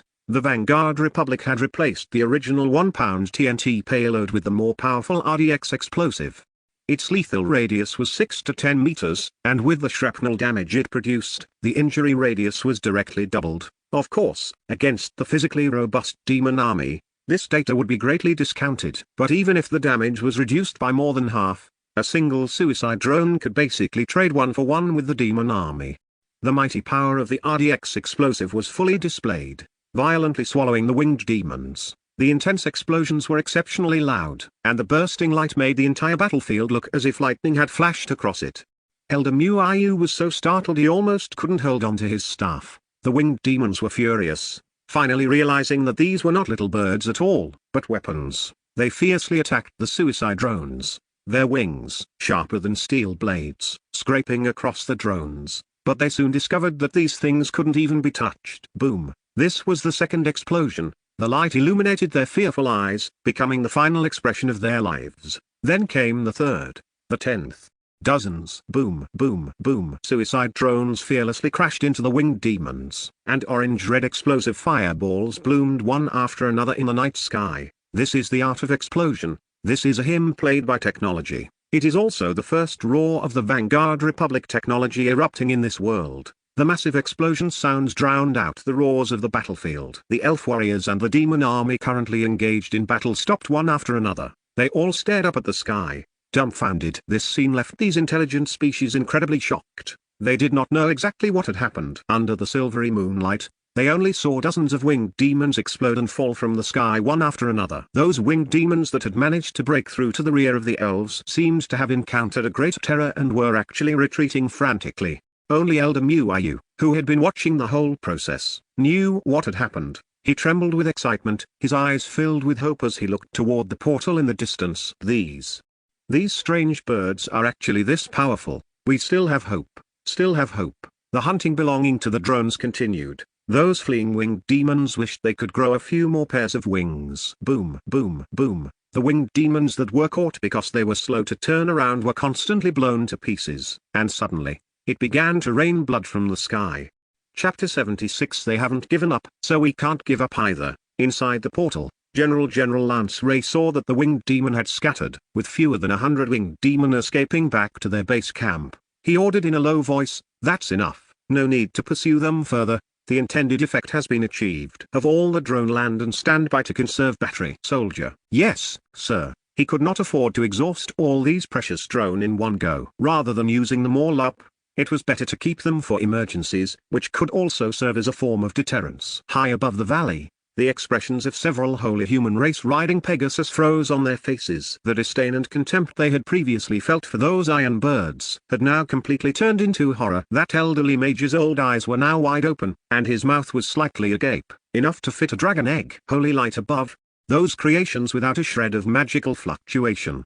They actually, he stammered for a long time, unable to form a complete sentence. Beside him, the Tier 5 Archmage who had been scolding the others had an equally dramatic expression beneath his faceplate, muttering to himself. No incantation required, no mana required, not even a spellcast required. What kind of war weapon is this? This completely overturned their understanding of the past thousands of years. On the Terra continent, power was inextricably linked to a spellcaster's mental power and magical talent, but now, a group of mortals, a group of fragile ordinary people, had easily slaughtered nearly 100-winged demon that even knights found troublesome, all from across another world. This is not magic. Archbishop Kyle, who was maintaining the teleportation magic circle, was the most shaken person among them all. He continued to chant an ancient and lengthy spell, each syllable precise and flawless. He was multitasking, seeing everything that was happening in the outside world clearly. Every dive and every explosion of those iron birds felt like a heavy hammer, smashing fiercely against his mental defenses. Is this the technology of the Vanguard Republic? A chill rose from the bottom of his heart. His hands, which were maintaining the spell, began to tremble slightly. If not for his mental power being as vast as the sea, allowing him to forcibly steady his mind, this astral teleportation that maintained the link between the two worlds would likely have been interrupted instantly. Elder Muayu did not miss this once-in-a-lifetime opportunity. He raised his staff high, his old but resonant voice infused with magic, resounding throughout the entire elf race defensive line. Brave warriors, do you see it? That is reinforcements from a parallel world. It is the hope brought to us by Rian Moore. They haven't given up, and we must not give up either. For the glory of the elf race, for our homeland, hold the line. After a brief silence, the elf race positions erupted with shouts like a tsunami. For our homeland, for the Terra continent, hold the line. The dawn that suddenly appeared in the midst of despair was the best stimulant. The morale of the elf warrior was reignited. They roared, using their companions' shields and their own flesh and blood to once again firmly plug the gap that the demon army had broken through. A dull and oppressive roar came from behind the demon army, and the ground began to shake at an even more terrifying frequency. The swarming demon army infantry parted like a tide to both sides, clearing a path. Hundreds of massive, spherical objects slowly appeared on the battlefield. They looked exactly like bloated beetles magnified 1,000 times, each step leaving a shallow pit in the ground. Their bodies were covered in thick chitinous shells, shimmering with a sickening, greasy luster. Most terrifying of all was what they carried on their backs. It was a massive, constantly writhing tumor that seemed like a living creature. Its surface was covered in vein-like patterns, constantly dripping with disgusting green slime. Embedded in the very front of the tumor was a giant eyeball, Corruptor. The moment they saw these monsters, the faces of Elder Muayu and all the high-ranking members of the elf race turned deathly pale in an instant. Quick, earth mages, prepare stone wall. Where are the catapults? Quickly, take out those Corruptor. Everyone, raise your magic shields. Elder Muayu's roar even carried a hint of trembling. Corruptor, this biological weapon specifically evolved to counter magical civilizations, was the nightmare of all magical defenses. Currently, the four major races had no particularly good way to deal with this type of unit. If they used magic, the enemy had lashes with barriers specifically designed to defend against magic. While the lashes barriers could not defend against physical attacks, they were always surrounded by layers of protection from heavy armored demon soldier. With a height of nearly 4 meters and massive, thick shields, arrows couldn't penetrate them at all. Only flaming stones launched by siege catapults could have some effect. Or they could assemble high-level mages to forcibly break through the barriers with explosive power for single-target kills. But where could they find so many high-level mages right now? In the rear positions of the elf race, beside the catapults already prepared to deal with the Corruptor, the elves used torches to ignite a boulder held in place. Ignite, ignite, ignite, ignition complete, fire. The elves' long swords cut the vines binding the catapults, and the flaming boulders were violently launched by the accumulated power, streaking through the dark night like meteorites. From the catapult positions, dozens of blazing boulders flew up in unison, forming a meteor shower that smashed fiercely toward the Corruptor positions. The flying demon army in the air intercepted the boulders without fear of death, using their bodies to collide with them, causing several boulders to veer off target. The boulders passed through the interception of the flying units and then through the barriers released by the lashes. The heavy armored demon soldier raised their shields toward the sky, firmly protecting the Corruptor in the center, waiting in strict formation. The half-human-sized boulders, trailing roaring flames, descended from the sky and smashed fiercely onto the shields. Boom! Amidst the sound of the collision, the tall heavy-armored demon soldier buckled at the knees, the ground beneath their legs cracking inch by inch. Sparks fell through the gaps in the tower shields, illuminating the disgusting corruptor beneath them. Raw, the heavy-armored demon soldier ultimately withstood the blow, deflecting the boulder to the side. However, a corruptor nearby was not so lucky. It had raised itself high to spray acid for an attack, but the meteor shower arrived, colliding with the just sprayed corrosive acid and falling together. Then, because it failed to retreat into the shield soldier's defense in time, it was hit directly. The corruptor was flattened and torn apart on the spot. For a moment, corrosive acid and flames splattered everywhere, and the surrounding heavy-armored demon soldier immediately suffered, running around in pain and howling incessantly. After one wave of attacks from the elf race catapults, only one corruptor was killed and a few were injured, with very little effect. But fortunately, it interrupted the spraying frequency of the corruptor. The corruptor that had dodged the attack began to accumulate energy, the tumor on their backs suddenly contracting. Inside the giant eyeball in front, a blinding, dark green light suddenly flared up. Hundreds of sharp humming sounds tore through the noisy roars of the battlefield. The next second, hundreds of dark green acid streams, as thick as buckets, sprayed out from the demon army positions. They tore through the night sky, accurately bombarding the front-line shield wall of the elf race. Chapter 77. I said rebounds per game. You went straight for artillery? There was no earth-shattering explosion, only a hissing sound that made one's scalp tingle and teeth ache. An armored elf warrior roared and raised his enchanted tower shield, upon which shimmered the triple magical auras of sturdiness, deflection, and protection cast by mages. However, the moment the acid touched the tower shield, that shield, capable of withstanding a battering ram, along with its magical auras, dissolved and vaporized silently and rapidly, like snow under a scorching sun. The elf warriors who were struck because they lacked a shield to block it wore expressions of extreme terror and let out horrifying screams. Their bodies were rapidly dissolved within the dark green light, emitting billows of foul-smelling black smoke, ultimately leaving behind only a hissing puddle of green liquid. One strike. With just a single strike, nearly 100 frontline armored elf warriors and their armor crumbled into nothingness. But this was only the beginning. After piercing the first line of defense, those corrosive acids did not dissipate. Instead, like splashed concentrated acid, they splattered onto the ground behind and onto the elf warriors. Hiss, hiss, hiss. Large swaths of land were corroded, emitting black smoke and turning into poisonous swamps where one could not stand. The massive magical barrier, jointly supported by several elf mages, flickered violently upon contacting the acid. It rapidly disintegrated and dissipated, holding for only a few seconds before shattering with a crack into specks of light filling the sky. The mages beneath the barrier followed in the footsteps of the front-line soldiers. Chaos. Unprecedented chaos. The defense line that had just been reconsolidated was torn open into a massive, irreparable gap under the first volley from the corruptors, as if it were made of paper. The demon army seized the opportunity to surge in wildly, engaging in a melee with the panicked elf warriors. The situation instantly spiraled out of control. No, Elder Muayu's eyes were wide with rage and despair. The situation was critical. Inside the portal, in the temporary command center of the Arctic base, the atmosphere was suffocating to the extreme. By now, the portal had expanded from the size of a wash basin to a diameter of 1 meter. During this time, over 1,000 more drones had been deployed, and they were still being launched at a rate of 2 per second. Everyone witnessed that horrific scene in the distance through the high-definition infrared cameras of the drones. What is that thing? Academician Dr. Kian Vance adjusted his glasses, his voice dry. Academician Dr. Leon Carter stared intently at the biological structure of the corruptors on the screen, his eyes a mix of a researcher's fanaticism and a normal person's fear. Anti-energy.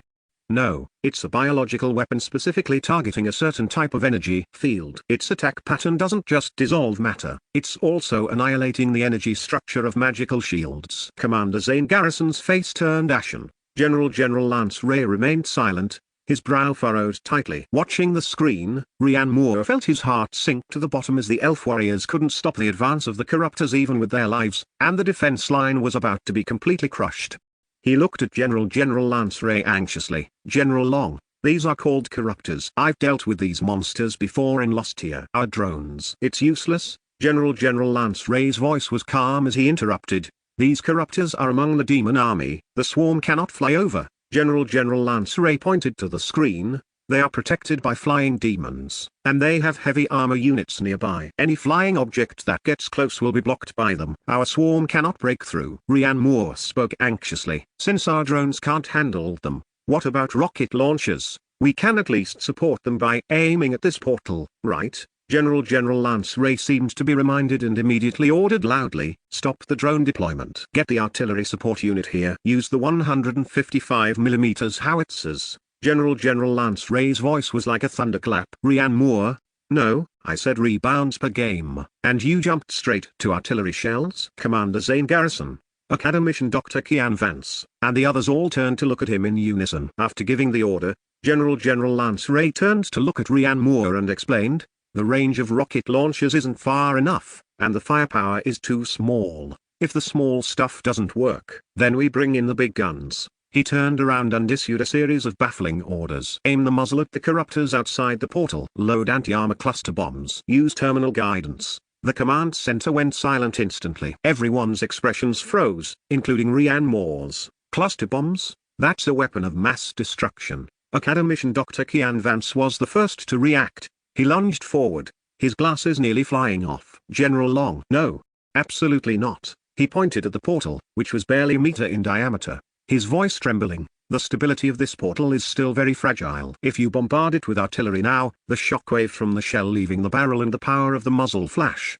If the portal collapses, the consequences will be unimaginable." General Lance Ray glanced back at him. "Academician Kian, this is war, not an experiment. The elf defense line is about to collapse. If they are finished, all our previous efforts will be in vain." He turned his head back to the screen and said coldly, "If it collapses, I'll take responsibility." Commander Zane Garrison pulled Academician Dr. Kian Vance aside. "Listen to General Lance Ray." Soon, a massive 155mm self-propelled howitzer was towed in front of the portal. The barrel lowered slowly, and the pitch-black muzzle aimed precisely at the shimmering portal. This scene was filled with an absurd sense of surrealism. The expressions on the faces of the artillery squad soldiers operating it were indescribable. Squad leader.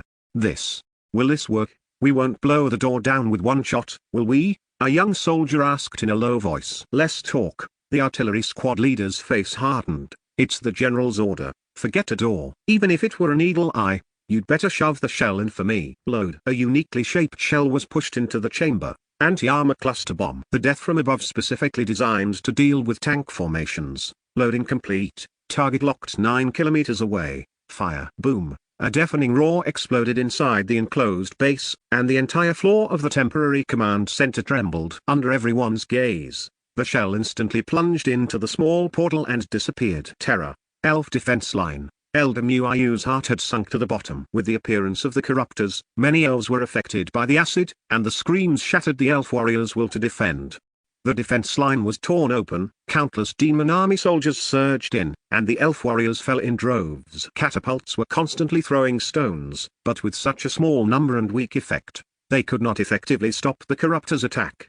Despair spread like a plague. Damn it. Is this as far as we go? He was filled with resentment. He was even prepared to burn his own life and cast a forbidden spell to buy the last bit of evacuation time for the remaining soldiers. Continuing to resist would only result in a one-sided massacre. Whoosh! Just then, a piercing, extreme whistling sound came from the sky behind. Chapter 78. The teleportation portal turned into a firepower output base. The sound did not belong to any flying magical beast they were familiar with. It was the sound of something tearing through the air at high speed. Elder Muayu looked up abruptly. He saw a black dot streak across the night sky at a speed the naked eye could barely track, flying precisely over the heads of the corruptor army.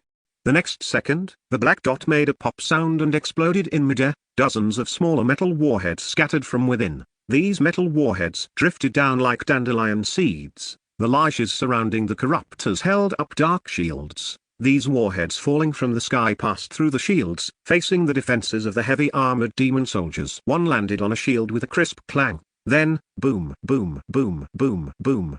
A series of dense explosions instantly covered the entire area. This was not a magical explosion, but pure, violent physical destruction. When had the lages, corruptors, and heavy-armored demon soldiers under the shields ever suffered such a dense and high-energy bombardment? The shield only lasted for a mere 2 seconds before shattering violently because the lages were injured. A large swath of the covered demon soldiers fell and wailed in pain amidst the kicked-up dust and smoke. This included the bloated corruptors. Just this one cluster bomb sent several fragile corruptors under this protective shield to the afterlife. The only fortunate thing was that the heavy armored demon soldiers, due to their superior defensive capabilities, did not suffer too much damage.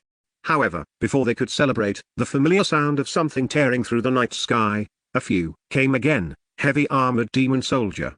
They subconsciously huddled together, using their shields to protect themselves tightly. Boom, boom, boom, boom, boom. This time, those corruptors that had only been injured in the first wave of attacks exuded emotions of fear. They were immediately submerged in the dust and dirt. The metal jets, designed specifically for top attack strikes, easily pierced the corruptors' thick chitinous shells. Green acidic blood mixed with shattered internal organs shot into the sky like a fountain. One after another, the giant corruptors were blasted into riddled, rotting flesh under the baptism of the steel rain. Their huge bodies twitched continuously, and the dark green light in their crystal eyeballs quickly dimmed. The remaining surviving corruptors met their end amidst the second wave of fire and explosions, and this was just the effect of 2 cluster bombs, which had caused a dozen corruptors under layers of protection to be severely injured or even killed. The battlefield fell into silence once again. The storm-like explosions and commotion of the cluster bombs were truly remarkable. Elder Muayu's raised staff stopped in midair, and the magic he was preparing to burn his life force with was stuck in his throat. Watching the scene in the distance under the moonlight, his withered fingers began to tremble uncontrollably.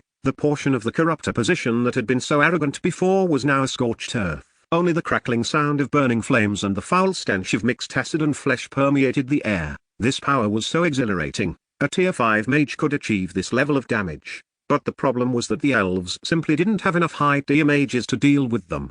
If the attack power wasn't enough, it would be blocked by the Lish's shields, and without enough catapult power, they had fallen into despair.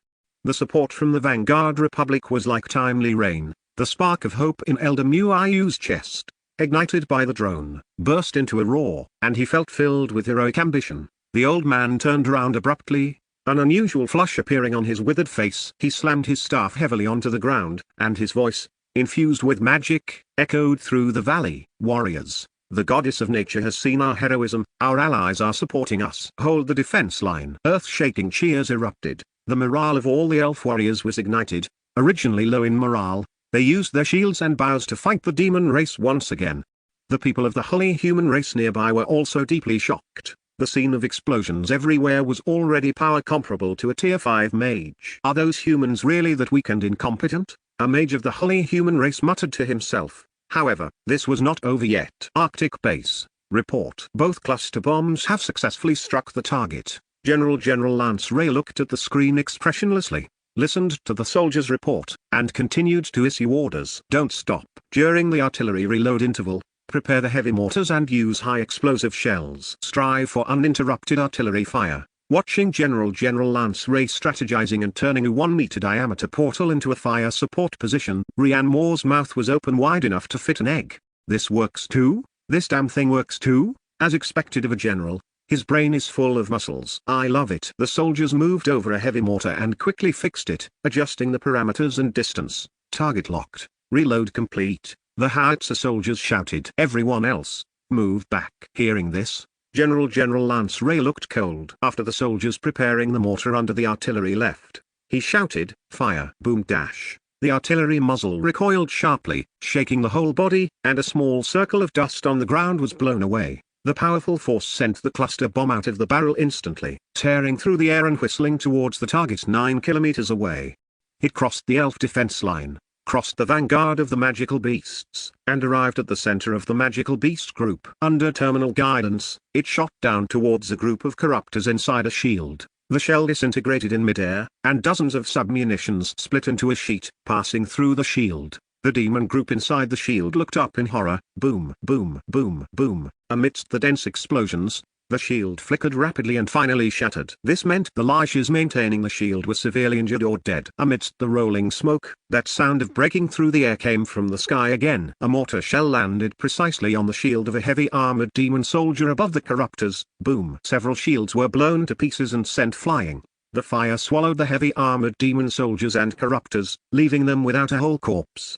Then came the 5th, 6th, and dozens of cluster bombs and shells in precise point-killing strikes. The sound of shells breaking through the air, explosions, and wailing continued incessantly. The corruptor army, which had left the elf army helpless, was thus precisely decimated by more than half. The entire battlefield, whether elf or demon, stopped their actions and stared blankly at that land of death swept by steel and fire. Elder Muayu's staff fell to the ground with a clang. He opened his mouth, his cloudy old eyes filled with extreme shock. This is what? Before he could figure it out, another wave of attacks followed. Whoosh! A shelter-railing flame swept rapidly through the air, turned slightly, and headed straight for the rear of the demon group. What was it trying to do? Chapter 79 Gatling Gun. Demon Commander Varaz was shocked and bewildered to see his army of corruptors being picked off one by one. Since when did those long-eared elves, or even the bipeds of terror, possess such weapons? At that moment, a sudden, inexplicable sense of being locked onto a target snapped him out of his shock.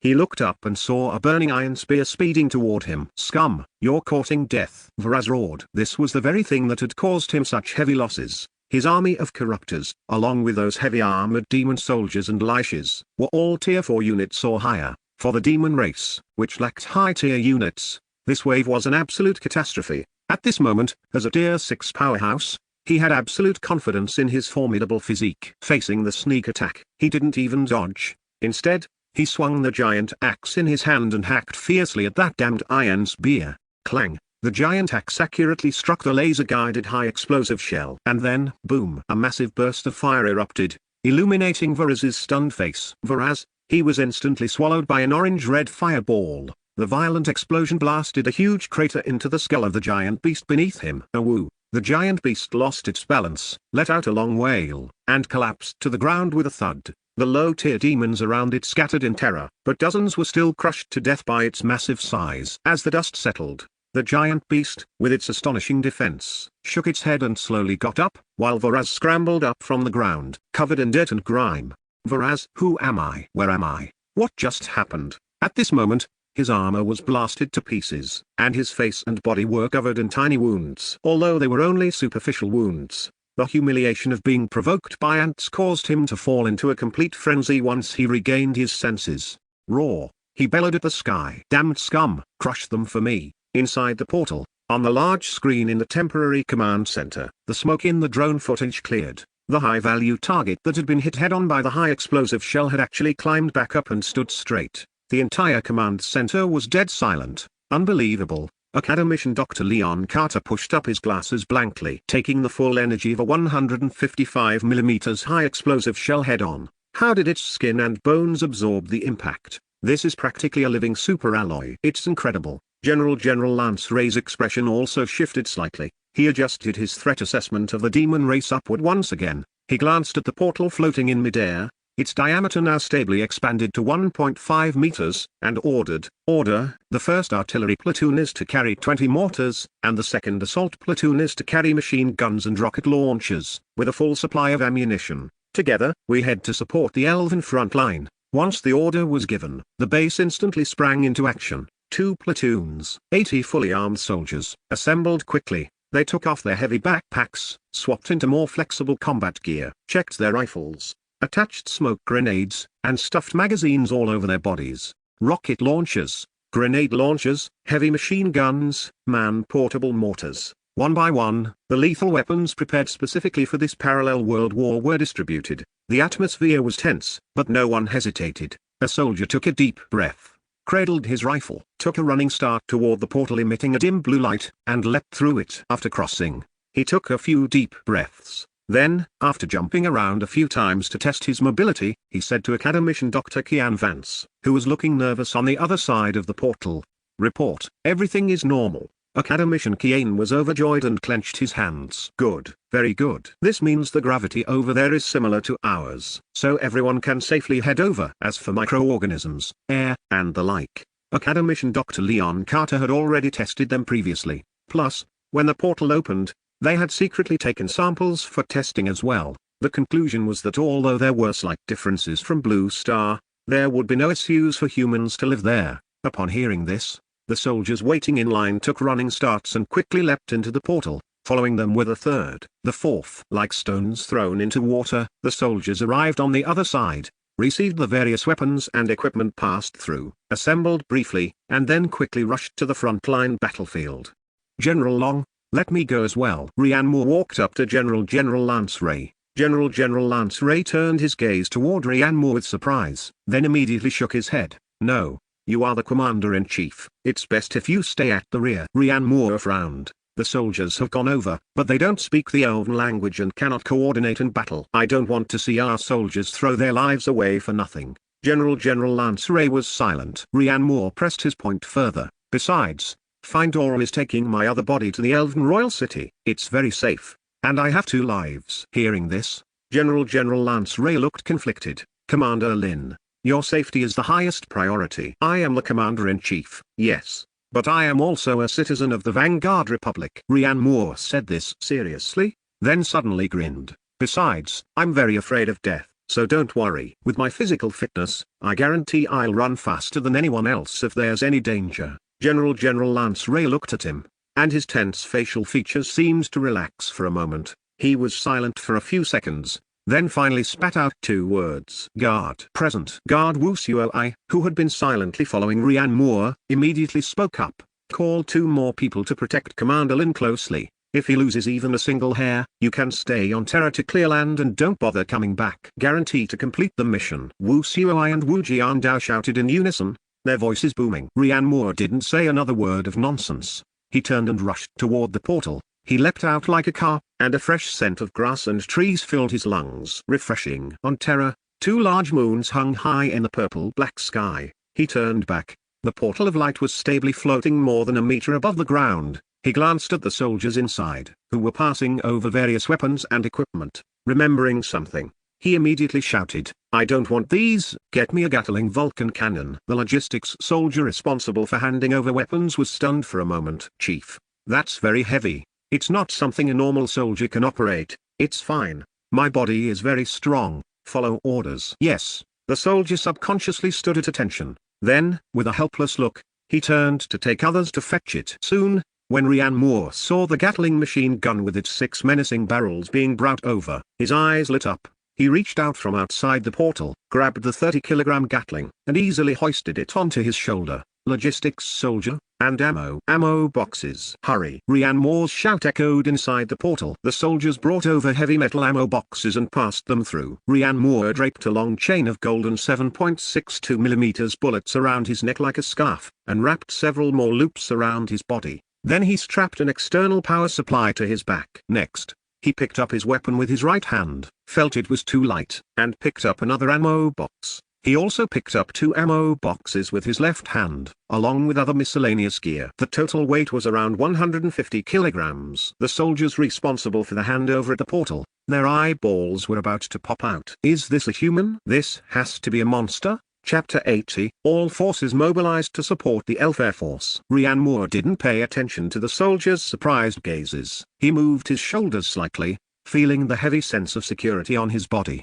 Without another word, he strode forward and ran toward the front line. Boom, boom, boom. Every step he took caused the ground to emit a muffled thud. His second-order physical constitution, enhanced by the life fruit, carried a load of 150 kilograms. Not only was he not crushed, but he also ran at a speed far exceeding that of an ordinary person. The 4 guards responsible for protecting him, who had just passed through the portal and finished putting on their gear, hadn't even had a chance to catch their breath before they saw their protection target transform into a steel whirlwind and speed away, leaving a trail of dust.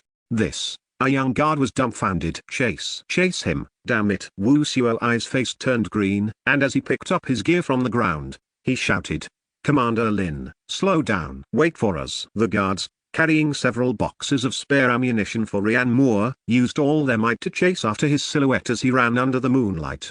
3 kilometers away, the soldiers of the 1st Artillery Platoon and the 2nd Assault Platoon were forced marching toward the front-line battlefield. Beneath their feet was unfamiliar, soft soil, and the air was filled with a strange mixture of blood and vegetation. The 2 bright, large moons in the sky constantly reminded them that this was an alien continent. While surprised, they remained vigilant, with their guns pointed outward, ready to respond to an ambush from any direction at any time. Bang, bang, bang. A heavy, rhythmic thudding sound came from behind them, approaching rapidly. The soldiers instinctively looked back. A figure rushed out from the woods behind them. After seeing who it was, the soldiers were collectively stunned. The soldiers, They saw that the person was carrying a heavy 6-barreled Gatling gun and a metal ammunition box. His neck and body were wrapped in golden bullet chains, and his other hand was holding 2 heavy ammunition boxes. As elite soldiers who dealt with weapons every day, they could instantly estimate the terrifying weight of all the equipment on him. Yet, this person,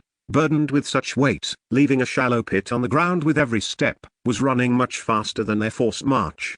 The person who arrived was none other than Ryan Moore. He passed the soldiers one by one, bringing with him a gust of wind. A soldier opened his mouth wide, watching the other person run past in a daze. Immediately after, 4 fully armed figures chased out from the woods, each running out of breath, their faces pale. "Commander Lin! Commander Lin, slow down! Wait for us!" Wu Xiao's shout carried a hint of breakdown. They were guards, responsible for protecting the target, but now, they could barely even see the target's silhouette. The soldiers of the 2 platoons looked at the fast-moving Ryan Moore, then back at the 4 guards who were about to collapse from running. Everyone's mind recalled the scene from earlier. Before setting off, General Long had ordered them with a serious face to protect the safety of Ryan Moore at all costs. Now, who is protecting whom? Platoon leader, is that our Ryan Moore? A young soldier asked, stuttering. "He's a monster," the platoon leader said, then immediately roared, "What are you all standing there for? Damn it, chase! Keep up! Hurry, hurry, hurry!" The soldiers of the 2 platoons stopped overthinking, gritted their teeth, and chased after that monster-like figure. Inside the portal, at the temporary command center. After Ryan Moore and the others left, General Lance Ray's gaze remained fixed on the big screen, calmly issuing orders one after another. Signal Corps, enter the portal and deploy the signal base station. Yes, engineers, enter the portal and construct the first line of defense in the surrounding area. Received. 3rd and 4th Assault Platoons, enter and continue to support the front-line battlefield. The orders were executed crisply and efficiently. Inside the base, more soldiers assembled, silently checking their equipment, then running one by one and leaping into the alien continent. General Lance Ray's gaze moved to a split screen, which was displaying the air battle on the continent of Terra. The Griffin Knights of the elf race were retreating steadily under the siege of the massive number of winged demons. From time to time, griffins were torn apart, falling along with the elf warriors on their backs. Report. The elf race air force is on the verge of collapse, with casualty rates exceeding 40%. An analyst's voice rang out in the command center. General Lance Ray said in a deep voice, "How many suicide drones do we have?" Report. Over 1,200 have already passed through. They are ready to strike at any time. Deploy them all. General Lance Ray's voice was resolute. Support the elf race air force. Yes. The moment the order was given, thousands of new green dots began to move on the big screen. They converged into a torrent, rushing toward the red dots in the sky. In the night sky of the front line, the Griffin Knights of the elf race were retreating steadily under the siege of the winged demons. And from time to time, griffins were torn to pieces, with the elf warriors on their backs falling along with them. "Yigang, watch out!" an elf knight shouted to his companion not far away. He watched helplessly as his companion's griffin was torn apart by 3 winged demons from different directions, blood staining the mount's white feathers red. The elf warrior named Yigang roared and swung his sword, cutting off the wing of one winged demon. But the sharp claws of another winged demon had already pierced his chest. He and his griffin fell powerlessly toward the dark ground. He turned his gaze to his comrade, trying to show his usual smile, blood spilling from the corner of his mouth as he said, "Elsie, live on." Elf Knight Elsie wanted to rush over to catch him like a madman, but he couldn't get through no matter what. He watched his companion fall to the ground, remembering his usual smile and the help he had given during training. Tears blurred his silhouette. "No!" he screamed heart-wrenchingly. Scenes like this continued to play out on the aerial battlefield. The hard bodies of the gargoyles were like battering rams, violently crashing into the griffin formation. The winged demons gathered in groups, using their numerical advantage to overwhelm the isolated elf knights. The flying elves relied on their long spears and the sharp claws of their griffins to engage in the most tragic and brutal slaughter. Just then, the elf knights, who were fighting to the death, suddenly heard a humming sound they had never heard before. The sound approached from afar, becoming increasingly dense, as if a large swarm of unknown metal flying insects was approaching. "What is that?" Elsie dodged a dive from a gargoyle and looked in the direction of the sound with surprise and suspicion. He saw a patch of things sparkling like starlight in the distance, flying toward them at extreme speed. They had no aura of life, nor did they have wings, yet they flew faster than the winged demons. "It's the reinforcements, strange birds," Elsie shouted excitedly. The demon race's flying troops also discovered these uninvited guests. Some winged demons and gargoyles, who hadn't suffered losses yet, split off to meet them. A winged demon had just approached the group of strange birds when it discovered that the other side had suddenly accelerated and crashed straight into it. There was no magical fluctuation, no aura of martial skills. Boom! A ball of fire exploded in the air. That third-order winged demon didn't even have time to scream before it was blown into pieces in midair. Before he could react, that swarm of strange birds had already plunged into the demon race's flying army. Charging forward without fear. Chapter 81 The Frenzied Demon Lord Volas. Boom, boom, boom, boom, boom. With the suicidal attack of the self-destruct drones, a series of dense explosions echoed through the night sky. Thousands of fireballs turned the entire sky into daylight within mere tens of seconds. The winged demon's flying skills were useless against these strange birds that only charged in straight lines. Even the gargoyles' hard bodies were no longer indestructible in the face of such close-range explosions. If one explosion wasn't enough, then two, then three. This was a massacre. It was also an inspiring anthem. The surviving elf knights hovered in the air, stunned, watching the demon remnants fall like rain around them, their long spears forgotten in their hands. The demon flying units that had driven them to despair moments ago were routed in a short time. As for the remaining 3,000 plus winged demons and gargoyles, they were already terrified, screaming in horror as they scattered and fled.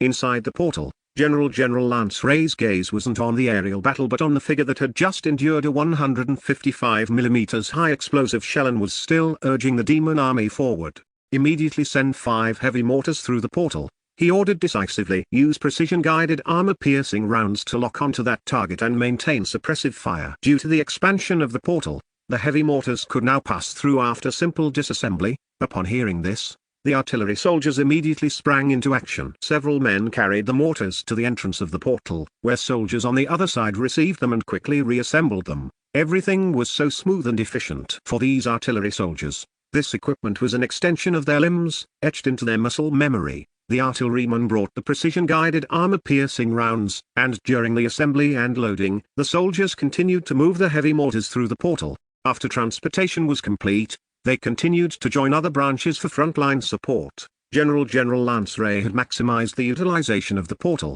The 2 holy human race members and Archbishop Kyle, who were chanting spells to open the portal nearby, saw all of this. The shock in their hearts was evident. Archbishop Kyle was fine, as he had to keep chanting spells. But the 2 people beside him had their mouths agape, already numb. On the frontline battlefield, Demon Commander Varaz, inexplicably shelled, was venting his fury, raging as he commanded his army to accelerate forward, wanting to overwhelm the mouth of the valley with sheer numbers. At the same time, he also advanced, intending to quench his anger with the sweet blood of the elves. The 100,000-strong army spread out like a long river, dense and numerous. The valley entrance was only 2 kilometers wide, making it impossible for everyone to enter at once, so it would take some time for him to reach the front lines. Damn 2-legged beasts, I'll tear you apart. He threw aside a lesser demon that was in his way, his eyes glaring fiercely into the distance. Just as he was about to charge forward, a familiar sharp whistling sound came from above his head again. Whoosh! Varaz looked up just in time to see a rocket, trailing a fiery exhaust, descending from the sky at an incredibly high speed. His pupils constricted. He instinctively wanted to swing his axe to cut it down, but instantly recalled the previous explosion and knew that thing couldn't be touched. It would explode on contact. So, using his 6th deer strength, he quickly dodged. Boom! The shell hit his original spot, and the violent explosion kicked up a large amount of dirt, the shockwave making him stumble.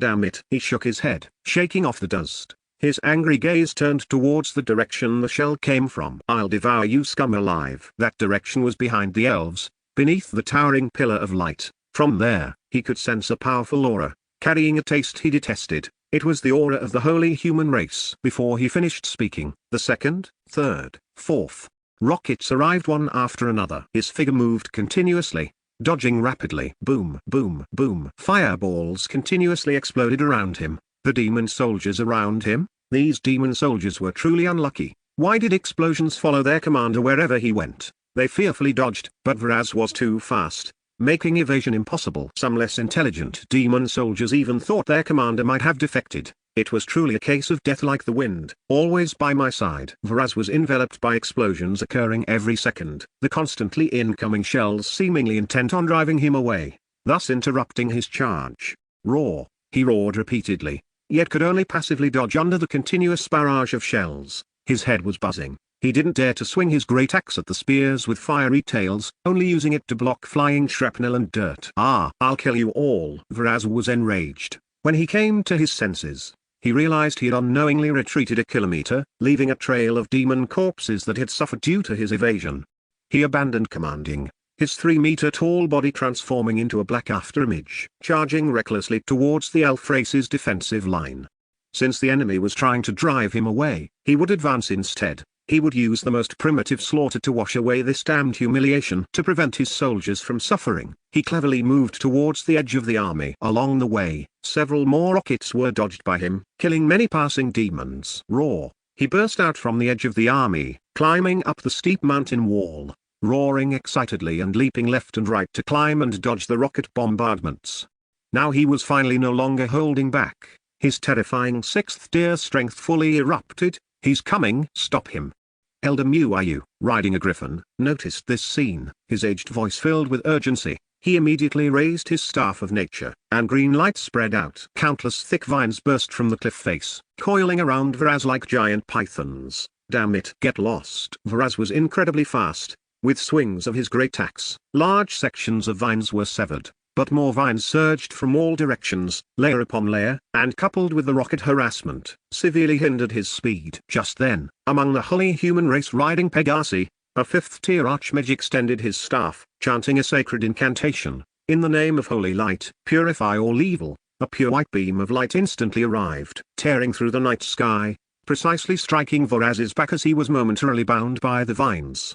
Sizzle! A harsh sound rang out, and black demonic energy intensely evaporated like ignited gasoline. A smoking black hole was burned into Vraz's indestructible armor. Roar! Vraz let out a roar of extreme pain. Unlike physical attacks, the damage from holy magic pierced straight to the soul, making him feel a long unfelt agony. His movements stiffened, and a rocket happened to fly in at that moment, hitting his side waist squarely. Boom! The pain and impact force combined, and Vraz's massive body lost its balance for the first time. Thud! He fell from the cliff to the ground with a dull thud. Chapter 82 Is the Vanguard Republic Society another demon race? Vraz endured the pain and quickly stood up, looking at the Holy Human Race magic guide in the distance with extremely venomous eyes. He looked again at the iron spears constantly attacking from behind, and finally glanced at those endless vines. A stifling feeling of having nowhere to vent his rage made him almost go crazy.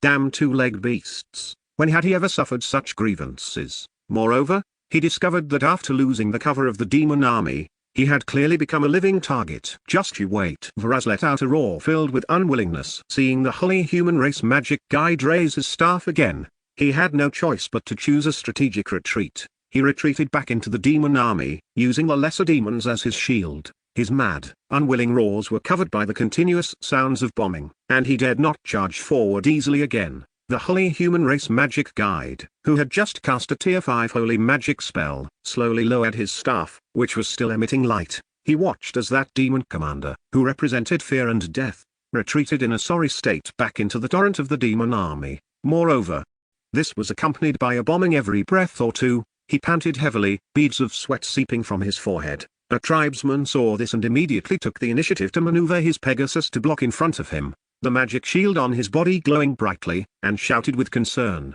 Lord Priest, are you all right? Since the war began, the holy human race, had also endured immense pressure. The priest shook his head. I am fine. I just need to recover. That last strike had consumed a lot of magic power. He glanced at his staff, then looked up towards the direction where the endless iron spears were raining down. His holy magic could injure a Tier 6 demon. This was enough to make him proud. But the opponent's attacks, every single one of them forced the demon commander to dodge, not daring to take it head-on. Combined with those massive explosions and flashes of fire, it was clear that their power was immense. Most importantly, he could not sense even the slightest bit of magic fluctuation. He did not understand, nor could he comprehend how it was done. Furthermore, it seemed there was no consumption, and they could keep releasing it forever. In the name of the holy light, the mage in front asked curiously, My lord, is that the power bestowed upon the Vanguard Republic people by some god? The magic guide fell silent, because he did not know either. He looked towards the pillar of light reaching the sky in the distance, his eyes filled with extreme complexity or curiosity, and a trace of deep unease. What kind of beings were these human allies who called themselves the Vanguard Republic? Could they be another demon race? On the other side of the sky, Elder Muayu, riding a griffin, was both shocked and excited, his whole body trembling like chaff. He turned his head and looked at the pillar of light connecting heaven and earth, turbid old tears streaming down his cheeks. Hope. That was the light of hope for the elves, and even for Terra. Suddenly, he noticed a group of people running from below not far away, and after being stunned, he was overjoyed. He raised his staff high and roared loudly, "Brave warriors, hold on. Our allies have arrived." His voice, like a thunderclap, resounded over the battlefield. Rian Moore, carrying his man's romance, led the soldiers of the 1st Artillery Platoon and the 2nd Assault Platoon to the elf defense line. Elder Muayu descended from the sky riding his griffin and landed in front of them, the wind pressure from the landing making it impossible for people to open their eyes. He grabbed Rian Moore's shoulder, his withered hands trembling with excitement. "Lord Rian Moore, praise the goddess of nature. You have finally arrived." His voice was hoarse, and his turbid eyes were full of bloodshot veins. Clearly, the Vanguard Republic's previous long-range strike capability had completely subverted his perception. "Elder, don't get excited yet." Rian Moore patted his arm and got straight to the point. "What is the situation on the front line? How much longer can the defense line hold?" Elder Muayu pointed to the battlefield ahead, where the sounds of killing were deafening. "The first shield defense line can no longer hold. There are too many in the demon army. We urgently need your power." "Understood." Rian Moore turned around and issued orders to the 2 platoon leaders. "Artillery platoon, go to the 3rd defense line, over at the elemental mage position. Find a good position and smash all the shells into the densest parts of the demon army for me." "Yes, Chief." The artillery platoon leader saluted and immediately led his team to the position. "Assault platoon, follow me." Rian Moore took the remaining soldiers and followed Elder Muayu toward the 2nd defense line. "Lord Rian Moore, your safety is of paramount importance," Elder Muayu shouted urgently while leading the way. "Please get on my partner, Gorot. It will protect you with its life." Ahead, a giant tree man tens of meters tall took heavy steps, slapping a heavy armored demon soldier that was trying to crash into the defense line into a pulp. It heard Elder Muayu's call and let out a low hum. Then it bent down an incredibly thick branch, stretching it out like an arm in front of Rian Moore and the others. The thinner twigs on the branch automatically retracted, forming a natural staircase. The soldiers. Rian Moore had seen this before in Lostia, so he was accustomed to it, but for the soldiers behind him, this scene was no less than seeing a monster in person. They pretended to be calm, looking straight ahead, thinking to themselves that they absolutely could not lose face in this parallel world. In case they were filmed by the drone above or seen by General Long, and he asked whose soldiers they were, the regiment commander would probably train them to death when they got back. "Thank you, Elder." Rian Moore did not stand on ceremony and was the first to run up, carrying his Gatling. The soldiers saw this and followed closely, quickly climbing up the branch onto the tree man's broad shoulder. Gorot slowly straightened its body, lifting them to a high altitude of nearly 30 meters above the ground. At the same time, the branches and leaves around its shoulders grew and intertwined rapidly, forming a thick circle of tree walls that just happened to protect everyone at waist height.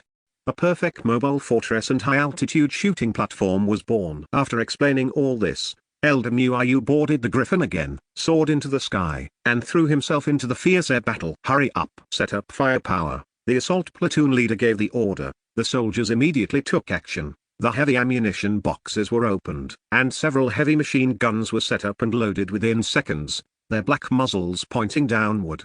Rian Moore slammed the tripod of his 6-barreled Gatling Vulcan cannon onto the tree trunk. Thud. In the muffled sound, the living wooden structure absorbed most of the impact. He pulled the bolt, wondering how to load it, when his guard, Wu Suoi, smartly stepped forward. He skillfully connected an orange-yellow ammunition belt from Rian Moore's body to the feed port, then connected the power supply, stood at attention, and said, "Ready, Chief." Rian Moore grinned. "All right." He turned his head to look down in front, where a black, endless mass of the demon army lay. The black tide composed of lesser demons and hellhounds was crazily crashing against the golden dam formed by the elf shield soldiers. Every time the enchanted arrows of the elf archers fell, they could precisely take away the life of a monster, but compared to that terrifying number, it was like a drop in the bucket. The defense line was in critical danger. Rian Moore looked down at all this, a sense of heroic spirit erupting from his chest, and he revealed a cruel smile. "Let me show you my big baby, Chapter 83 The sixth tube Bodhisattva opens the wheel. All beings are equal. Everything was ready. Ryan Moore pressed the red button on the Gatling gun. VRRR. The motor began to pre-spin, the sound rising from a low hum to a sharp whine, as if the Grim Reaper's chainsaw was starting up. The next second, rat-tat-tat-tat-tat-tat, a series of deafening roars instantly drowned out all the howls and screams on the battlefield. A whip of fire composed of tracer rounds shot out from above, sweeping fiercely into the densest vanguard ray of the demon army. Have you ever seen a harvester reaping wheat? The demon vanguard was that wheat, falling in massive swathes, wherever the whip of fire passed, whether it was lesser demons, hellhounds, or any other unsightly demon units. Their bodies were instantly torn into flying pieces of minced meat and black blood.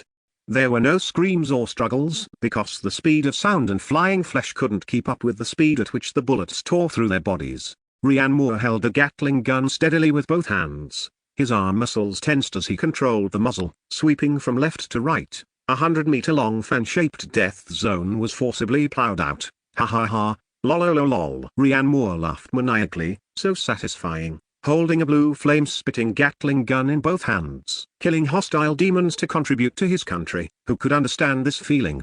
Within this area, a shocking, massive gap appeared in the wave of the demon vanguard. With black flesh and blood paste covering the ground, the assault platoon leader looked at this monster chief who was single-handedly operating a Gatling Vulcan cannon with the gaze one would use for a literal monster. He seemed stimulated by the scene as well, roaring at the soldiers beside him, unwilling to be outdone. Fire. Bang, bang, bang, bang, bang, bang. Rat-tat-tat-tat-tat. Several heavy machine guns roared simultaneously, their 12.7mm large caliber bullets forming several equally lethal barrages that swept across other directions in a crossfire. A hellhound that had just leapt up, attempting to pounce on an elven shield bearer, was struck in the chest by a bullet midair. Its entire upper body exploded into a cloud of blood mist, while its lower body fell powerlessly to the ground. However, when the firepower swept over the heavy armored demon soldiers, their tower shields withstood the onslaught, sparks flying off the surface of the shields. Seeing this, a soldier shouldered an individual rocket launcher and aimed at a heavy armored demon soldier that had broken through the defensive line. Whoosh, boom, an orange-red fireball exploded on the demon soldier's shield, the violent shockwave sending it flying. Its hard carapace and shield were covered in spiderweb-like cracks. Just then, Ryan Moore and the others suddenly found a layer of shimmering light on themselves, and their strength and status surged. He turned his head and saw some elemental elves in the rear casting spells on them. Clearly, the extraordinary performance of Ryan Moore and the other humans had made these elves see them in a new light, realizing these people were more important. They were chanting incantations. Every time they raised their staves, a bright light would fall upon him or the soldiers nearby. Is this magic blessing and magic shield? The guard looked curiously at the shimmering light and the dome-like thing on himself and Ryan Moore, filled with wonder. This is so amazing. Haha, then hurry up and kill more demons to repay them. Ryan Moore laughed, continuing to press the red button. The unique roar of the Vulcan cannon once again dominated the battlefield. The entire front line had become a one-man show for Ryan Moore and his team at this moment. The elven archers desperately firing arrows at the second defensive line all slowed down their movements in unison. They stared blankly at the cleared area below, then looked up at the steel creation on the shoulder of the giant treant that was constantly spitting fire. A young elven archer opened his mouth wide. His enchanted arrows could penetrate the bodies of 3 lesser demons, something he had once been proud of, but that unique weapon of the Vanguard Republic people poured out more metal sand in a single second than the arrows he shot in an entire day. That wasn't a battle, that was a massacre. At the first defensive line, the elven shield bearers, who had been gritting their teeth, bleeding from the corners of their mouths, and swaying from the impacts, suddenly felt the pressure drastically decrease. Looking out through the gaps in their shields, they saw the once ferocious monsters disappearing in swathes, like a sand painting being wiped away by an invisible giant hand. Change ammo belts, cross cover. Watch out for the demon creatures in the sky. Machine gunner number 2, move 10 degrees to the left. The pressure is high over there. Where's the rocket launcher? Blast those big guys for me. Right, the ones with the bone shields. The shouts of the Vanguard Republic soldiers seemed a bit faint amidst the roar of the Gatling gun, but they were full of order and the iron-blooded spirit unique to the battlefield. A young soldier grinned and laughed while spraying bullets frantically. Come on, you devils from another world, bring it on, you non-human monstrosities. I can't kill enough of you. In the face of such terrifying firepower, The demon vanguard showed confusion and fear for the first time. They were pushed forward by their kin from behind, the orders of high-ranking demons to advance ringing in their ears. But as soon as they moved forward, they would be swallowed by the insurmountable barrage of death ahead. Suddenly, a series of violent explosions erupted overhead. Ryan Moore instinctively ducked his head, and the roar of the Gatling gun paused for a moment. He looked up to see the night sky instantly ignited by thousands of fireballs, with the wreckage of winged demons and gargoyles falling like rain amidst the flames.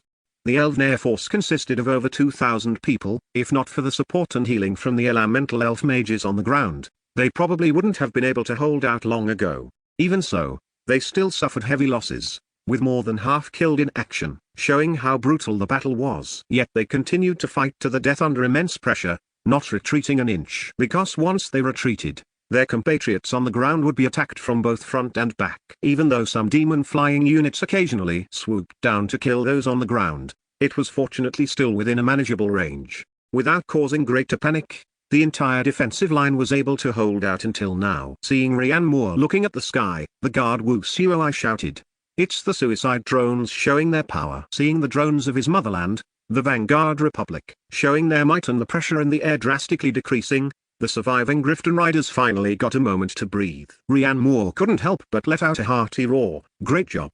Let's work together and kill these sons of bitches demons." He aimed the muzzle downward again, and the motor emitted a sharp whine once more. Rat-tat-tat-tat-tat. The whip of fire continued to run rampant through the demon army. The residual light from the explosions in the sky had not yet dissipated, lighting the entire battlefield in flickering shadows. In the darkness further away, the faint sounds of dragon roars and hisses could be heard. 3 massive dragons were frantically biting and clawing at 2 bone dragons. Dragon breath and pale bone flames were spat out in a crisscross, every collision making the earth tremble. The bone dragons completely ignored defense, leaving deep gashes on the dragons' bodies with their sharp bone claws. Meanwhile, the dragons bit down hard on the bone dragons' cervical vertebrae with their teeth, trying to tear them apart. The battle there was a primitive wrestling match belonging to giant beasts. Any ordinary unit could not get close. Even a glancing blow meant death. No, wait, the Godfather's love. Cough.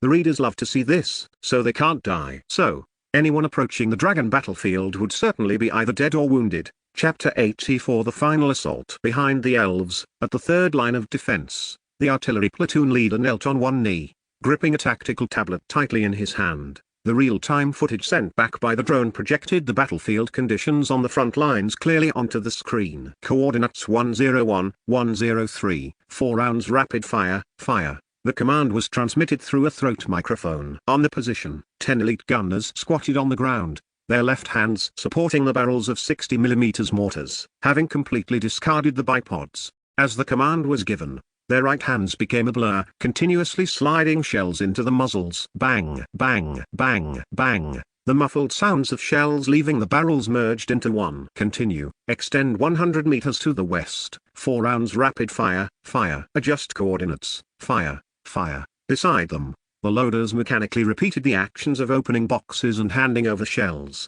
In the 40-man artillery platoon, 10 were firing and 30 were loading, squeezing the fire projection efficiency to its limit. Often, while the previous round of 4-shot bursts was still in the air, a new round of shells was already whistling out of the barrels and into the sky. In the night sky, every few seconds, dozens of faint red lights traced parabolas, accurately falling into the most crowded areas of the demon army. Boom, boom, boom, boom. The flames of the explosions merged together, kicking up a tide of flesh, soil, and bone fragments within the demon army. The ground was repeatedly plowed by artillery fire. The valley entrance was only 2 kilometers wide, and the vanguard of the 100,000-strong demon army was packed together, with absolutely no room to dodge. Ooh, ooh, ooh. The screams were incessant, and severed limbs of the demons were everywhere. On the shoulder of the Treant Jalut, Ryan Moore watched the meteor shower that continuously lit up the distant sky. That scene, which could be described as an artillery carpet bombing, shocked every intelligent creature who saw it. It caused the Gatling gun in his hands to lag by half a beat. Holy crap! Is our artillery platoon really this fierce? Just as he finished his exclamation, he noticed that after the smoke and dust cleared, the battlefield ahead had changed. The previously endless lesser demons and hellhounds had been cleared by nearly a third. Black plasma covered the entire valley entrance, forming a nauseating quagmire. A breeze blew in from the valley entrance, carrying a stench mixed with the smell of burning, excrement, body odor, and blood. Rhiannor's face turned green, and his stomach churned. Bleg. He bent over and dry heaved. Are these bastards pulling a biochemical attack? So disgusting. Did anyone bring a gas mask? Bleg. The guard Wu Xiuai quickly patted his back, his own face looking sickly as well. Rhiannon recovered for a moment, wiped his mouth, took the Gatling gun with a fresh ammo belt, and looked into the distance again. The scene in the distance made him gasp as a result. He dry heaved even harder. At the distant valley entrance, amidst the smoke and blood mist, 4 terrifying behemoths like moving hills were accelerating with heavy steps, revealing their full forms. Holy Godzilla! Rhiannor's eyes widened. Within the demon army, Demon Commander Varaz dodged the shockwaves of the shells, watching in shock as his cannon fodder legion was harvested like wheat. It couldn't understand, when did these long-eared weaklings gain such power? Its blood-red gaze stared fixedly at the pillar of light reaching the sky behind the elven battle line. It knew even with its toes that this change must be caused by that pillar of light. If it wasn't mistaken, a portal must have been opened beneath that pillar of light. Furthermore, it could feel the aura of a Tier 6 archmage of the holy human race there. Yet they had not shown themselves. That damned holy human race scum must be maintaining teleportation magic. It must be destroyed, interrupt their spellcasting and make the elves and holy human race's plan for reinforcements fail completely. Varaz raised his giant axe, veins bulging on his neck as he let out a sky-shaking roar, hacking at the hesitant demon units around him. Everyone, attack fiercely. Whoever dares to retreat, I'll shove their head into their cloaca. Heavy armored soldiers,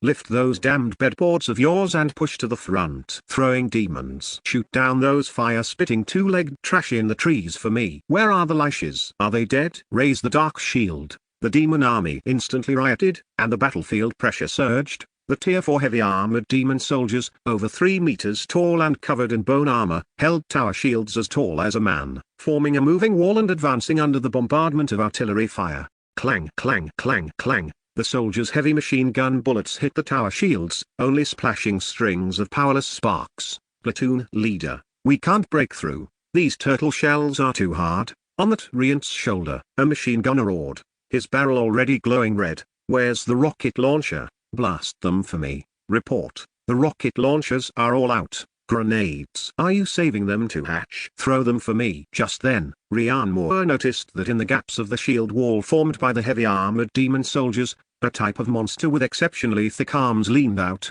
throwing demons. They held pale bone spears in their hands, their muscles suddenly bulging. Swoosh! A sharp sound of breaking air came straight for Rhiannon. The Gatling gun's tongue of fire was too conspicuous. He had become the primary target. Commander, watch out. Wu Xiuai's pupils contracted, and without thinking, he lunged like a hungry tiger, slamming Rhiannon to the ground. Almost at the same time, that Riant Gelut let out a low roar, waving a huge branch to block in front of him. Puchy. The bone spear easily pierced the hard drunk. Thud. The tip of the spear was firmly embedded in the tree wall in front of Rhiannon, less than half a meter from his face. The tail of the spear still vibrating at high frequency, making a buzzing sound. Rhiannon shuddered, his back instantly drenched in cold sweat. If this thing hit a person, he scrambled to his feet, a surge of fury rushing to his head. Fuck, you dare to sneak attack. He grabbed the Gatling gun and was about to fire in that direction. Rat-tat-tat-tat-tat-tat. However, as the flames spat out, the opponent had already retracted behind the heavy shields. The bullets hit them, leaving only a series of clinking sparks. Damn it. Rhiannon spat and cursed. What is this shield made of? It's harder than a woman's mouth. The valley entrance, 4 behemoths charged forward against the heavy firepower. The demon commander was now hiding on the inner side of the 4 siege behemoths, forcing these simple-minded beasts to continue their charge. As a Tier 6 demon, Varaz's enhancement direction was roughly the same as a knight, but his constitution was stronger. Demons only enhance their physical bodies. Their astonishing physique is their greatest advantage. At the same tier, its health bar is boss level, with high physical damage and extremely high defense. A Tier 6 Great General of the Terra Continent is no match for it in a one-on-one fight, but no matter how powerful, it still feared being pinned down, so it chose to hide. At the very least, it had to get rid of those damned flaming spears that chased it every few seconds. Chapter 85 The Power of Cloudburst. Boom, boom, boom. The ground shook violently. The nearly 100-meter-tall siege behemoths took heavy strides, trampling low-tier demons who couldn't dodge in time into meat paste. Their massive bodies formed a moving wall of size. In the distance, a streak of scorching light whistled through the air from the direction of the portal. A 155mm laser-guided armor-piercing shell clang. The shell slammed hard into a siege behemoth's bone armor, exploding in a burst of blinding sparks. The thick bone armor was instantly pierced and detonated, leaving cracks all around as black blood seeped out. The behemoth let out a roar of pain. "Keep charging, you brainless oaf." Viraz's heartless surging caused the behemoth to merely stumble before enduring the pain and continuing forward. This was the physique of a peak rank 4 demonic beast, at the cost of flexibility. They gained defense and terrifying health pools comparable to rank 5. In past wars, only high-tier magic and holy spells could deal effective damage to them, making them the ultimate siege units. But now, those iron spears falling from the sky were causing them immense agony. It is worth mentioning that the demon race has an extremely strict hierarchy. Even if Viraz ordered it to its death, it wouldn't dare utter a single word of complaint. They swung the massive stone hammers and bone axes in their hands, clumsily trying to block the artillery fire, but to little effect. Atop the tree and Groot's shoulder, a platoon leader roared, "Where are the thermobaric bombs? Give that big guy a shot and see." "Watch the distance. Don't hit our own." Hearing this, a soldier shouldered an individual man-portable launcher. After confirming no enemy flying units were blocking the path, he aimed at a distant siege behemoth. If this thing was blocked at close range and exploded, it would be a disaster. Fire. The soldier pulled the trigger. Whoosh. A rocket trailed fire, slamming precisely into the behemoth's chest. There was no violent explosion, only a momentary flash. Immediately after, with the impact point as the center, the air within a 100-meter radius seemed to be sucked dry, forming a brief vacuum. The bodies of all rank 0 hellhounds within range suddenly collapsed inward, black blood flowing from their 7 orifices. The rank 1 lesser demons didn't fare well either, their charging figures coming to a sudden halt. The next moment, boom! A massive orange-red fireball suddenly expanded, swallowing everything. The temperature inside the fireball instantly reached around 2000 degrees. Under the combined effect of overpressure and high temperature, all rank 0 units within range were vaporized. Rank 1 units weren't much better off, with only charred black bones and some internal organs remaining. Only powerful rank 2 demon units could resist slightly, but they were all heavily wounded, their skin completely destroyed in a gruesome sight. Then came the residual heat phase lasting 2 to 3 seconds, with temperatures below 1000 degrees, roughly the temperature of an open flame. Rank 2 demons could have originally withstood this short-term residual heat, but with their skin destroyed and being heavily wounded, they could only die in hatred. Currently, only units rank 3 and above could still move. If they had biological structures, they were all bleeding from their ears and noses, with ruptured organs and charred skin. Some units with inanimate bodies controlled by souls felt no pain and were actually the least injured. Rank 4 shielded demon soldiers possessed powerful defense. Their injuries were limited to burns, but they were still jumping around in agony. As for the rank 5 siege behemoth that was hit, it was right at the center of the explosion. A woo-oo. It looked up to the sky and let out a heart-wrenching wail. The bone armor on its chest was burned red, and large patches of flesh were carbonized by the high temperature, emitting a scorched stench. Its massive body stumbled, barely managing to steady itself. Holy crap, it's that powerful? Rian Moore's eyelids twitched as he watched. The low-tier demons within the 100-meter diameter clearly wouldn't survive. He remembered General Lance Race saying that unless absolutely necessary, and to prevent alerting the elves and holy human race, only small-scale individual thermobaric bombs were allowed. Otherwise, if a medium-sized thermobaric bomb went off, this rank 5 behemoth would likely have died on the spot. The demon commander Viraz, who was clinging to the inner thigh of another behemoth, also had his back singed by that terrifying heat wave. He was stunned before his face twisted into a ferocious expression. This kind of weapon had power comparable to rank 5 magic, but while magic could be absorbed and resisted by a lich's shield, this could not.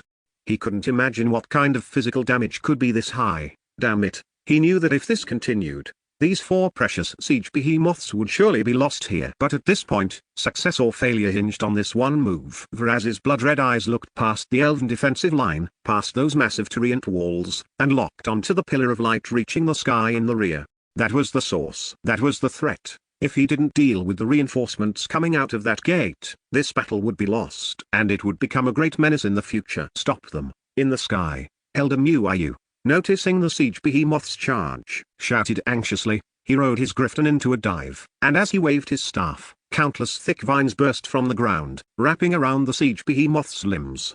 On the other side, The holy human race mages riding Pegasi also took action. Holy light spears pierced the night sky, shooting accurately toward the behemoths. Woo! A dozen lashes let out sharp screeches, their transparent dark shields glowing brightly to block most of the magical attacks. The siege behemoths completely ignored the vines in front of them, letting them wrap and tighten around their bodies before snapping them with brute force.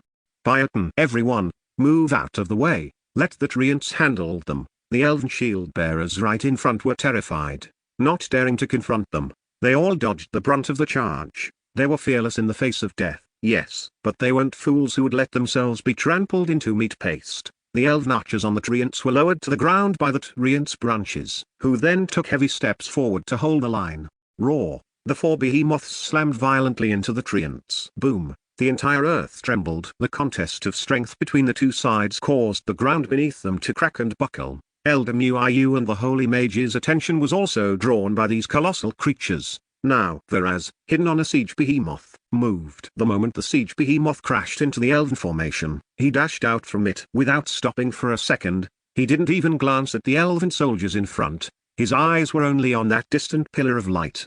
He crouched slightly, his leg muscles suddenly exploding with power. Boom! A shallow pit was blasted into the ground. Viraz's figure turned into a black afterimage. Rushing toward the portal, he no longer hid his strength. A terrifying speed of over 100 meters per second completely erupted. The elven soldiers along the way only felt a gale blow past, seeing nothing but a passing afterimage. In an instant, he had already charged hundreds of meters, plunging straight into the elven mage position in the rear. Screams immediately rang out as the elves along the path were knocked over like pins. Chapter 86 Critical Situation. Plan B against invasion. Elder Muiu witnessed this scene from the air, his heart nearly bursting with grief and indignation. Oh no! He looked down at the defensive line, which was already crumbling under the impact of the giant beasts, and then at that unstoppable black afterimage, his teeth grinding audibly. With a final clench of his teeth, he turned his griffin around and chased after Viraz. Thorn jungle. He pointed his staff forward, and his remaining mana surged out frantically.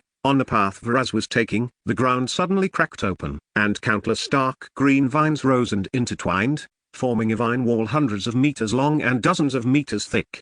However, get the hell out of my way! Viraz roared, swinging his giant axe in a full circle. With a whistle that tore through the air, he slammed it down fiercely. Boom! Wood chips and green sap flew everywhere. The thick wall composed of tough vines was actually cleaved open by his brute force, creating a path.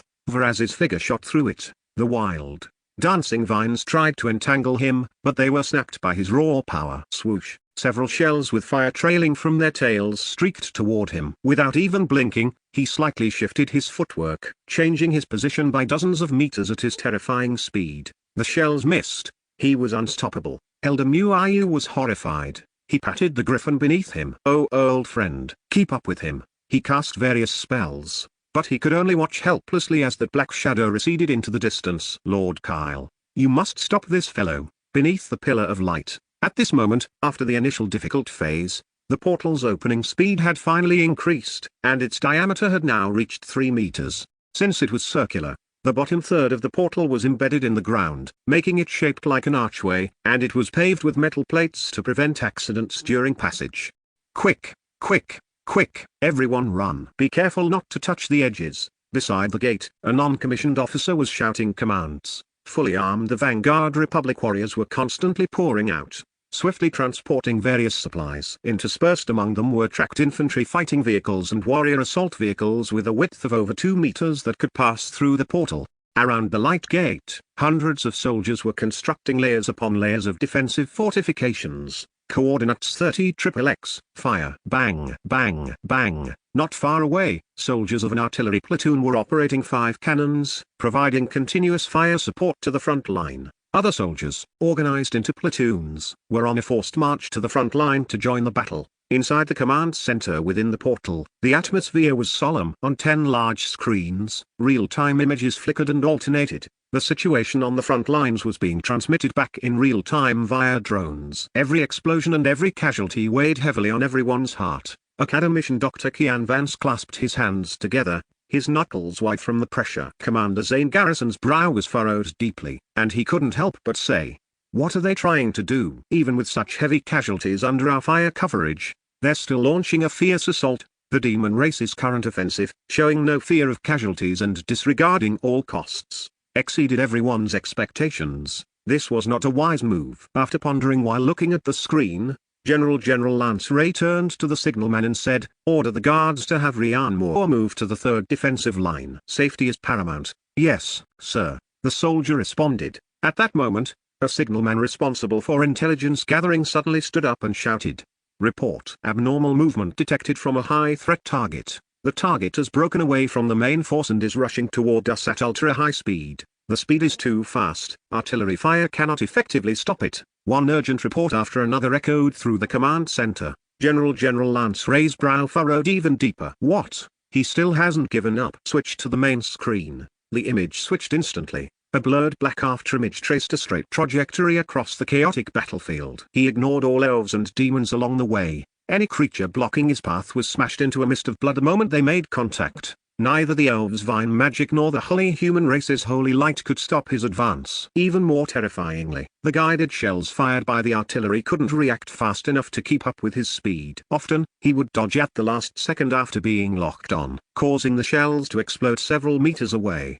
He simply ignored the shockwaves and shrapnel damage. As for minor skin injuries, they healed as good as new in no time. It could be said that as long as his body wasn't directly hit, he wouldn't be significantly harmed. Commander Zane Garrison's expression changed. "We can't let him get here." General Lance Ray stared fixedly at the black shadow getting closer and closer on the screen, his eyes flashing rapidly. With that terrifying defensive power and speed beyond human imagination, once such a creature charged through the portal and reached Blue Star, the consequences would be unimaginable. That would be another catastrophe on top of the apocalypse. General Lance Ray felt a chill down his spine and gritted his teeth as he issued the order. "Hear my command. All artillery, cease suppression of the front line. Shift to stopping the high-threat target from approaching the portal. Conduct indiscriminate fire coverage. Simultaneously, activate Plan B." Those simple words caused the entire command center to fall into an instantaneous, deathly silence. Commander Zane Garrison's pupils suddenly contracted. "General Long, are you sure?" Academician Dr. Kian Vance trembled all over and said in disbelief, Plan B, you're going to." General Lance Ray ignored their shock and issued more specific instructions. "Immediately send the nuclear warhead over. Set it to a 35 kiloton unyield and use remote detonation mode." "Yes, sir." The signalman stood at attention, saluted, and quickly moved to execute the order. This series of commands took less than 10 seconds. Decisive and resolute, Plan B was the emergency anti-invasion plan. Once the situation spiraled out of control, this level of the underground base would be locked down, and the troops outside would surround it heavily, using every possible method to seal it off. For example, filling the entire underground base with ultra-high-strength C-200 concrete at all costs, wrapping this level into a closed, giant sphere. Furthermore, a new blockade line would be established outside, guarded by heavy troops year-round, with nuclear bombs ready to launch at any time, to defend against any creature emerging from within. Only in this way could they ensure that Blue Star would not be invaded by the other world. Soon, several soldiers secured a cylinder about 1.2 meters long, dark green and printed with a conspicuous red skull and crossbones warning symbol, onto a specialized small transport vehicle.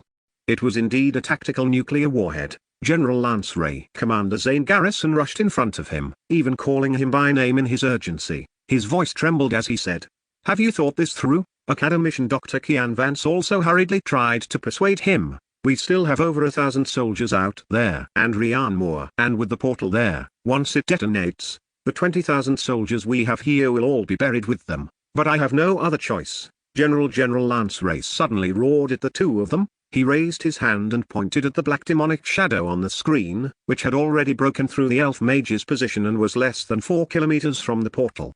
A speed of over 100 meters per second, freakish defense that can withstand 155 millimeters high explosive shells. Even thermobaric bombs probably couldn't deal with him. Even our armor-piercing shells can't accurately hit him due to inertia, as well as dispersion and circular error probable. If this thing reaches our side, tell me, who can stop it? How long can an underground city with a population of 10 million last against him? I am saving billions of people. Chapter 87, Sacrificing Everything for the Greater Good. After General Lance Ray finished shouting, his chest rose and fell violently. It was clear that this decision was very difficult for him to make. He paused, then said in a low voice, Every one of our soldiers was prepared to make the ultimate sacrifice from the moment they decided to step onto that land, including my own son. Commander Zane Garrison, who had wanted to say more, opened his mouth but couldn't find any words after hearing that last sentence. General Lance Ray took a deep breath. His tone no longer intense. The blast radius of this nuclear bomb is less than 5 kilometers. Ryan Moore is 5 kilometers away. With his Tier 2 constitution and the healing magic of the elves, he shouldn't die. Even if he really dies, he still has another body far away in the Elven Royal City. The Vanguard Republic will still have a chance to start over. We can afford to lose a forward base, but we cannot afford to lose the entire Blue Star. These words left Commander Zane Garrison and Academician Dr. Kian Vance speechless. They looked at General Lance Ray's face, which was filled with determination, their expressions complex. This man was a general, but he was also a madman who, for the sake of the big picture, could instantly decide to sacrifice everything. Vroom. The transport truck carrying the nuclear bomb drove past, carrying that terrifying object capable of destroying everything, and entered the blue glowing portal. On the command center's main screen, the red dot representing Varaz was approaching at a visible speed while the men were arguing. 3 kilometers, 2 kilometers, 1 kilometer. It broke through the final blockade formed by countless layers of firepower. This included soldiers on a forced march, drones in the sky, infantry fighting vehicles, armored vehicles, mortar coverage, artillery barrages, and every other means meant to stop its advance.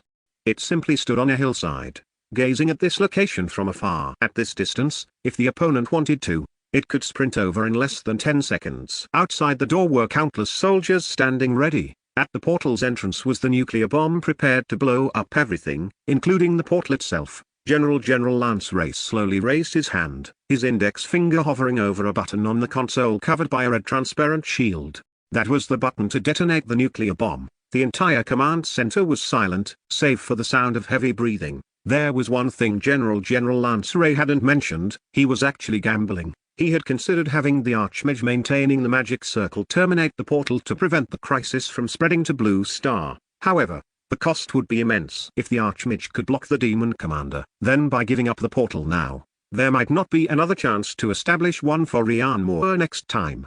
This place was very close to the Elven Royal City, which would likely be destroyed. Other races would never be willing to pay the high price, or risk inviting a wolf into their home, to let the Vanguard Republic through. Even if Ryan Moore could secure a chance to rebuild the portal later, it would likely be years away. But the time Blue Star had left for humanity was running out. At this moment, General Lance Ray was gambling with the lives of 25,000 of his own people, betting that the Archmage could block the Demon Commander.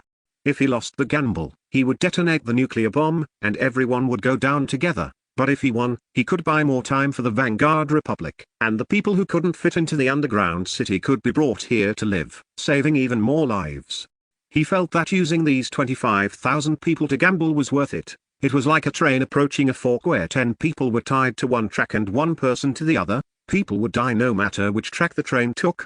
General Lance Ray's choice was cold and cruel. Outside the portal, the roar of artillery was deafening. Varaz sprinted through the filling dust, mud, crushed leaves, and shrapnel coated its entire body, stuck on by the oozing black blood, only to be blown away by the head-on gale.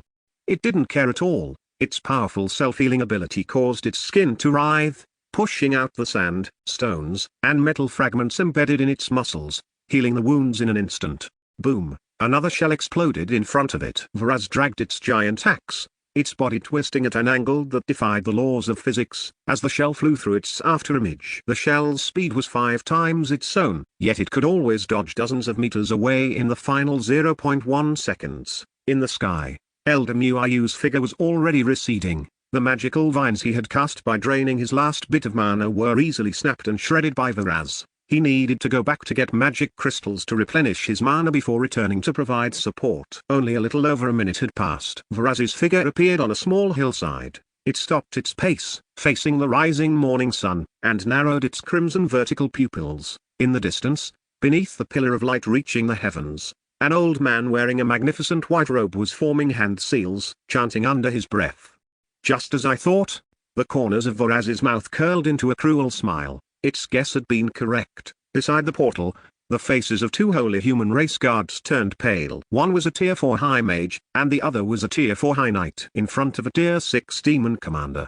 They were no different from ants. Archbishop Kyle's lips moved rapidly, his incantations never stopping as he stared solemnly at Varaz on the hillside. He glanced to his side. The portal's diameter had expanded to 3.2 meters, just a bit short of its final form of 3.5 meters. But there was no more time. Kyle's hands instantly changed seals, and the speed of his incantation suddenly accelerated. He had to stabilize the portal immediately. Roar! Varaz let out a roar and turned into a streak of black lightning, charging toward the portal. For the glory of the holy light, the Tier 4 knight let out a death-defying roar. His knightly spirit and honor would not allow him to retreat a single step. He slammed his massive metal shield in front of him, legs slightly bent, putting his entire weight behind it. Golden holy power surged from the gaps in his armor, dyeing him into a golden figure. Holy light, grant me strength. The other Tier 4 mage raised his staff high, and a searing holy light spell shot out, accurately striking Varaz's back. Sizzle.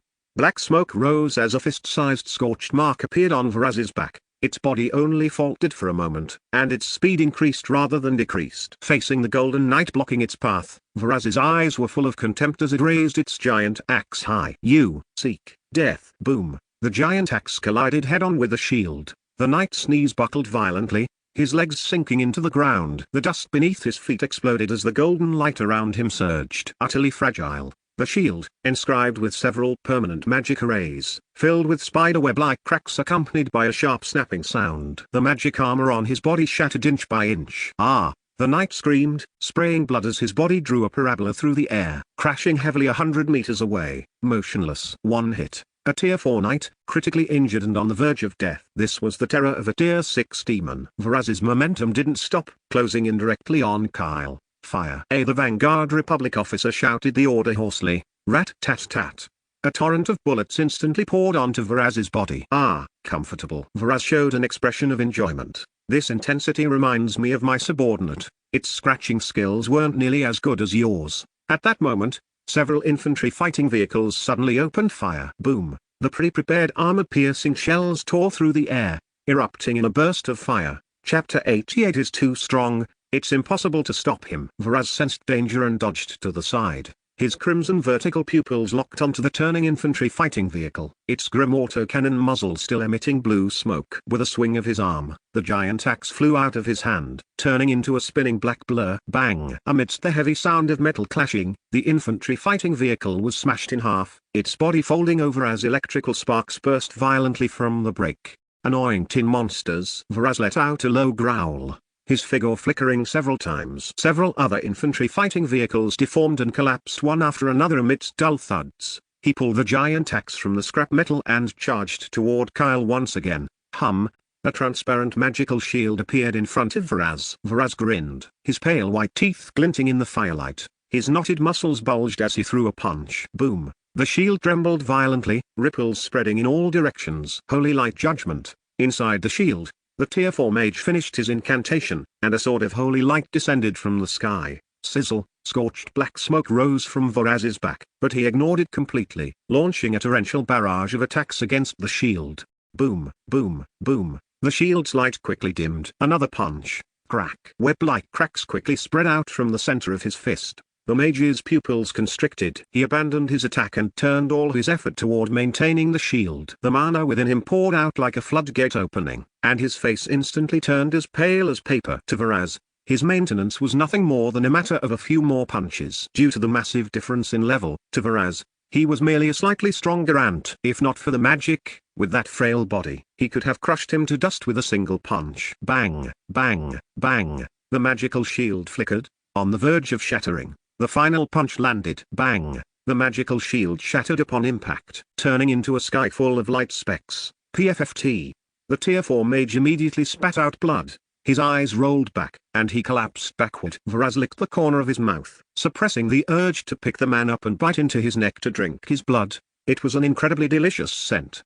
But he had more important things to do now. He kicked the obstructive fellow aside, ignored the bullets clinking against his body, and locked his gaze on the final barrier. It was the holy word barrier that Archbishop Kyle had set up for himself earlier. Inside the portal, at the command center, cold sweat had already soaked the backs of General Lance Ray, Commander Zane Garrison, and the others. Academician Dr. Kian Vance glanced at General Lance Ray's finger hovering over the red button, his Adam's apple bobbing with difficulty.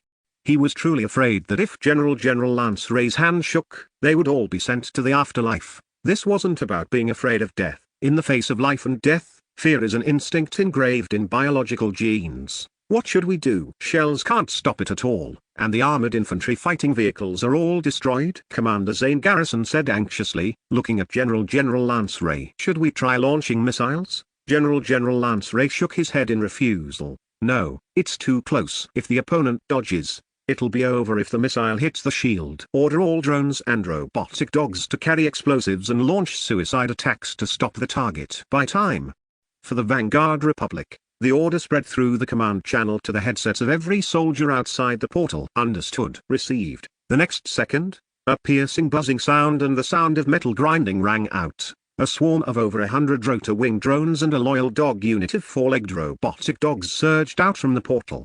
They launched a fearless charge toward that demonic shadow. High-energy explosives were strapped to every machine. Swarm has reached the airspace above the target. Beginning the first dive. Loyal dog units 1 through 12 have approached the target, executing grappling tactics. The calm voices of the operators echoed through the channel in the command center. They knew what they were controlling. These weren't simple machines. They were the painstaking efforts of the Academy of Sciences and the Arsenal, each costing a fortune. But at this moment, they were more suitable weapons than flesh and blood. Vraz's crimson vertical pupils finally moved away from Kyle, drawn by the dense buzzing coming from overhead. Have the ants changed their form? His gaze crossed dozens of meters, locking firmly onto the old man in white robes behind the shield. From that old thing, he smelled a vast and pure power that made his soul feel nauseous. Hey! Vraz let out a low growl from his throat and swung his giant axe casually.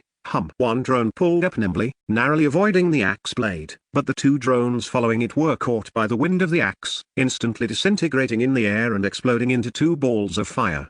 They just exploded. Unrivaled strength gave the giant axe terrifying kinetic energy. Vraz stared at Archbishop Kyle, his voice sounding as if it came from the depths of hell. Old thing, is it you who summoned these tin ants and caused me such heavy losses? Very good. Very good. Fury rose like poisonous flames as a 4-legged robotic dog suddenly lunged from the side, nimbly pouncing onto his calf, its mechanical claws gripping his muscles tightly. Boom! A violent explosion went off by his leg. Mud and metal fragments coated his leg. Vraz's movements stalled. He looked down at the charred wound on his leg. Although it was healing rapidly, the feeling of being provoked by an ant made him burn with rage. He looked expressionlessly at the robotic dogs and drones swarming from all directions. Annoying tin flies. Get lost. With a roar, the giant axe swept across. A visible airwave crushed through like a bulldozer. Over a dozen robotic dogs at the front were instantly blown away, their limbs twisting and parts scattering in midair. Boom, boom, boom. The explosives inside them were detonated, exploding one after another in the air like a string of expensive metal fireworks. Time successfully delayed. 1 second. Vraz turned and raised his giant axe high with both hands, his back muscles bulging like mountains, and hacked down fiercely at the thin holy word barrier in front of him. Boom! The holy word barrier flashed with light. Indestructible. This was clearly more than a level stronger than the previous Tier 4 mage's barrier. A hint of tyranny flashed in Vraz's eyes, and his attacks became increasingly violent. One axe strike. Another axe strike. Boom, boom, boom. The barrier shook violently, and cracks on the surface spread rapidly like spider webs. Inside the shield, Kyle's robes billowed without wind, his expression as deep as water. The portal stabilization ritual had reached its final stage. Just at the moment Vraz's giant axe was about to fall again and completely shatter the barrier. The portal beside Kyle burst with light. All the obscure runes brightened to the extreme in an instant, then vanished into the deep blue curtain of light within the archway. It's done. Chapter 89. Stopping at all costs. A terrifying divine light erupted from Archbishop Kyle's aged, cloudy eyes. He opened his arms, and a new incantation, sacred and majestic, began to chant from his lips. Too late. Vraz's figure flickered as he closed the distance in an instant, his giant axe swinging down with a whistle that tore through the air. He could already see the delightful scene of this old man being split in two by his axe, warm blood splashing across his face. So what if he was a Tier 6 Archmage? Once he got close to someone of the same tier, there was only one path, death. However, beneath the axe blade, the scene of flesh and blood separating did not occur. A more solid and brilliant golden shield suddenly lit up, and the burst of holy light made Vraz feel a needle-like sting. A flash of bewilderment crossed his eyes. Another shield? Damn it. He had to kill him before the incantation was finished. An all-out strike from a tier 6 archmage, and one using holy magic that naturally countered him. Even if he didn't die, he would definitely lose a layer of skin. Bang, bang, bang. The sounds of the slashes were so fast they merged into one. Every time that golden shield, known as Holy Guard, was struck, it would erupt with blinding radiance, frantically burning his skin. Varaz ignored this. Being burned by the holy light instead triggered his bloodthirsty ferocity, sending him into a complete frenzy. The infantry fighting vehicles too, ram that bastard, an operator roared. Boom. Flames swallowed the wreckage of the infantry fighting vehicle. Swarm Team 3, hit his face. Goddamn it, make him turn his head. Blow it up right in his eyes. Boom. Amidst the violent explosion, Varaz turned irritably and swung his axe. Annoying buzzing tin cans. Get lost. Several diving drones turned into balls of fire. Time delayed, 2 seconds. Varaz turned back and continued to swing his giant axe, hacking at the shield. Inside the shield, the magic crystals on the ground serving as backup energy sources turned into streams of light and were absorbed by the shield, sustaining this extreme consumption. Loyal dog number 31, go. Blow up his ass. Boom. All remaining drones, go. Saturated suicide attacks. Blow him up for me. Boom, boom, boom. In Varaz's eyes, these expensive hunks of metal were no different from annoying mosquitoes. He didn't care if the guns and cannons nipped at him, but buzzing in front of his eyes and clinging to his body was unacceptable. He had to clear them out irritably from time to time.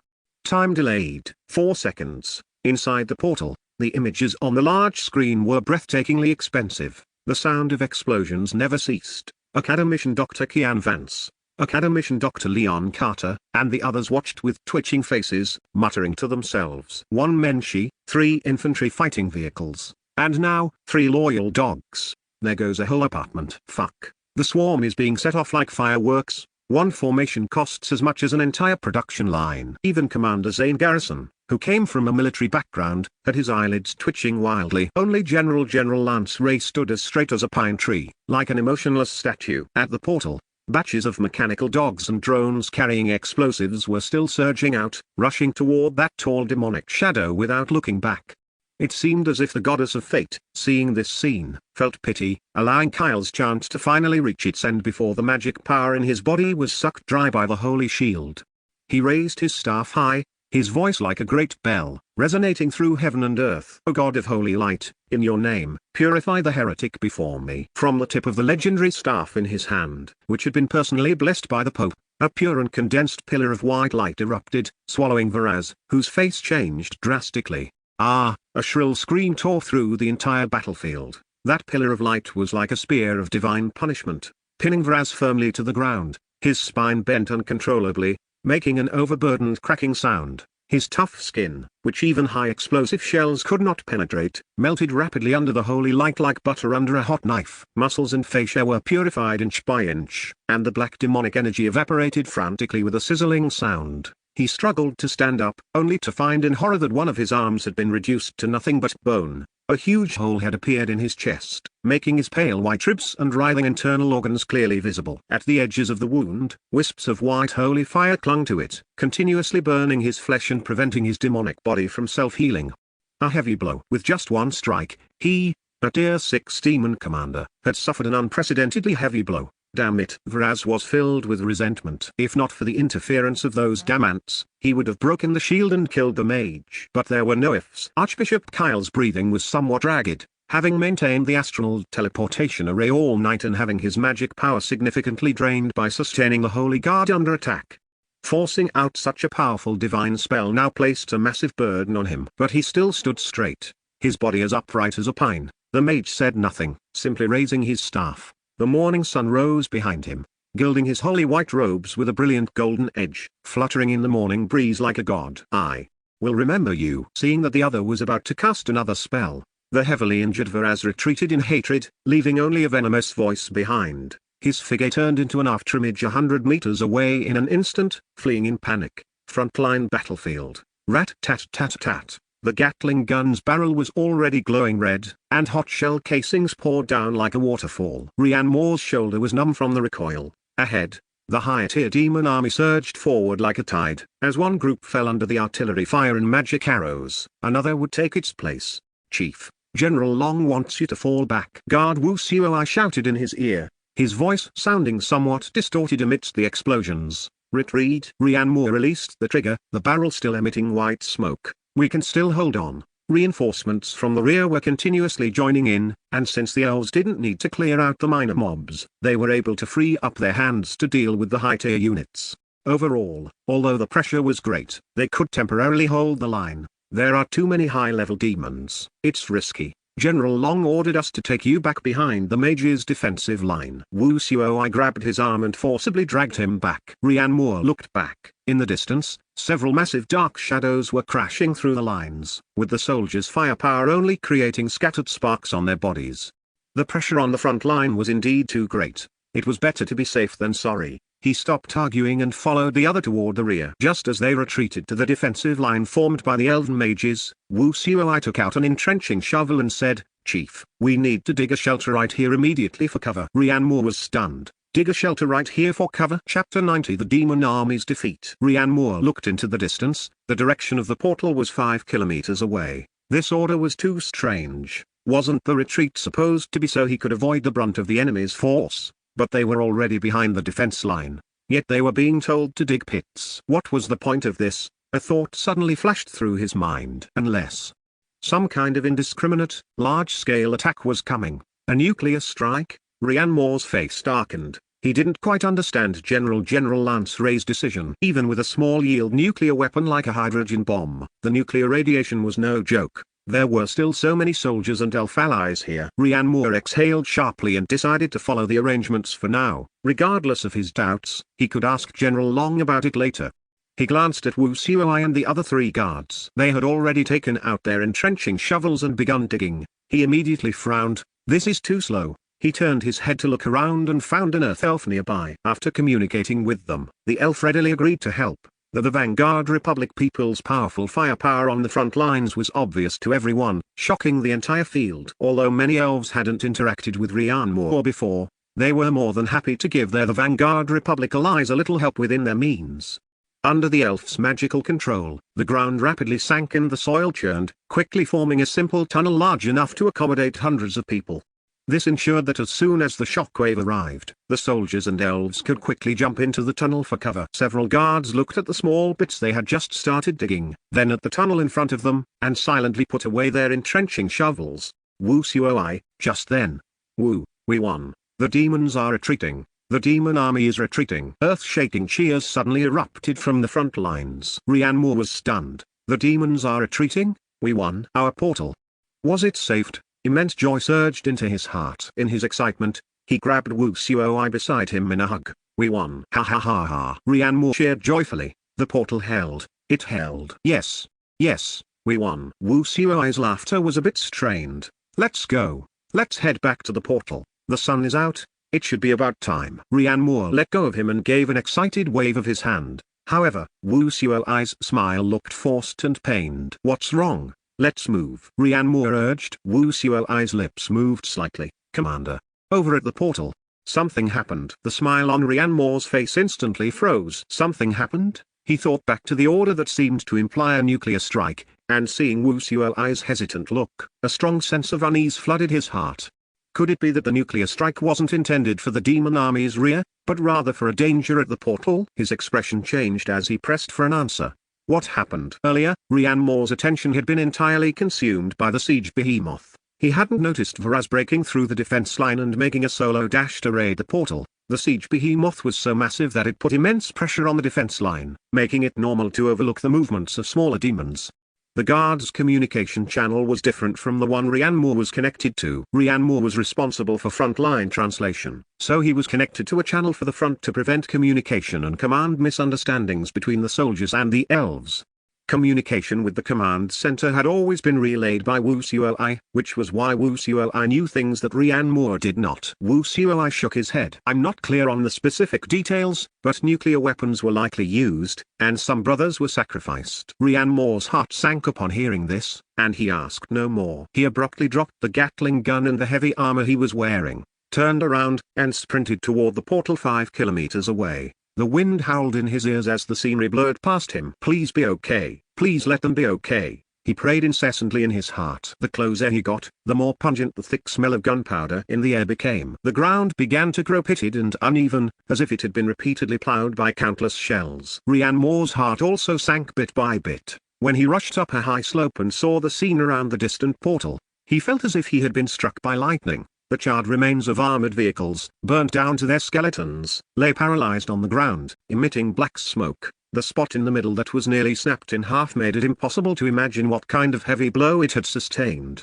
With the portal as the center, the land for nearly 1,000 meters around was covered in various parts and debris. And there were bodies, shattered limbs, charred organs, deformed weapon parts, and fragments of blown-apart equipment. They were mixed into the green grass and soil, forming a tragic tableau that defied description. Hundreds of medics and soldiers were moving quickly through this quagmire of flesh and blood. Trembling, they placed mangled remains into body bags or dragged survivors who still had a breath left from the piles of corpses, carrying them quickly into the portal on stretchers. What happened? Why is it like this? Did the demons come here? Rhiannon Moore's lips quivered, but he couldn't make a sound. He started moving his legs, which were already becoming unresponsive, and walked toward the portal step by step, passing a heavily wounded soldier lying in a pool of blood. He hurried over. One of the man's legs was gone. Blood was everywhere, and his eyes were vacant as he was about to slip into a coma. He immediately knelt down and gathered the soldier into his arms. "Commander." The soldier's eyes focused on Rhiannon Moore's face, his voice as faint as a mosquito, incredibly weak. Rhiannon Moore stared blankly at the man's pale, dirt-stained face. His hands were shaking. This soldier had clearly been as full of life as the morning sun before they set out, shouting about being fearless. But now his body was broken. He had given everything. Rhiannon Moore wanted to open his mouth to offer comfort, but it was as if his throat were blocked, and he couldn't say a single word. "Let's go. I'll take you home." Rhiannon Moore suppressed the grief in his heart, used a tourniquet to stop the bleeding, and picked him up to walk toward the portal. "Commander, leave him to us." Two soldiers carrying an empty stretcher ran over quickly and took the wounded man. Rhiannon Moore let go and looked around at the wounded groaning in pain on the ground, receiving temporary medical treatment on the spot, looking at the shattered corpses being placed into black bags. His mind went completely blank. Several sets of footsteps approached in silence. It was Commander Zane Garrison, General Lance Ray, and the others. Rhiannon Moore looked up and said urgently, "General Long, what is going on here? This place is clearly behind the front lines. How could there be casualties?" In the early morning, the faces of these soldiers were still fresh in his memory. Partings of life and death were common in the apocalypse, but these soldiers had followed him into this other world. He had the responsibility and duty to bring them back safely. He could even imagine the children of these soldiers reaching out their hands, blinking their large, tear-filled eyes, and saying those innocent words to him with a sense of grievance. "Uncle, I'll give you back the Martyr's Medal. Can you give me back my daddy?" The moment Rhiannon Moore thought of this, he felt like he was going to go insane. Chapter 91 War, Where No One Escapes Death. Commander Zane Garrison's face was covered in dust, and he had long lost the composure of a stabilizing force. He took a step forward of his own accord, silently patted Rhiannon Moore's shoulder, and explained, "A powerful creature, suspected to be a demon, Commander, broke through the defensive line on your side. It was charging straight for our portal. To deal with the emergency crisis, we prepared for the worst-case scenario, ready to use a nuclear bomb for defense if all else failed." Commander Zane Garrison's voice was hoarse as he pointed at the scorched earth around them that had been plowed over once.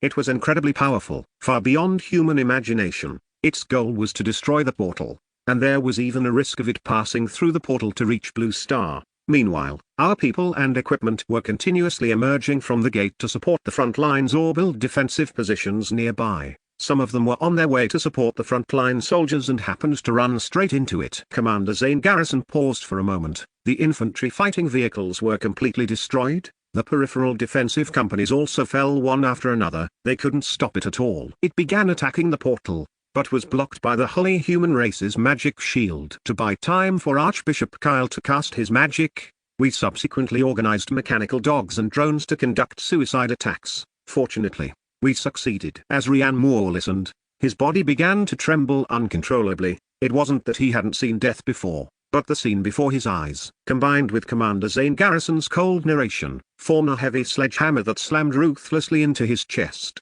His head was buzzing. "Succeeded." Rhiannon Moore's voice was very soft, carrying a tremor he hadn't even noticed himself. "They were the price of success." Thinking of something, he questioned sharply, "General Long, Why wasn't there an early warning to tell them a powerful target was approaching? Why was that demon allowed to charge right up to the gate? Don't we have drone monitoring? Where were our contingency plans? Facing the questioning, General Lance Ray remained expressionless. Contingency plans? He finally spoke, his voice as cold as Arctic ice.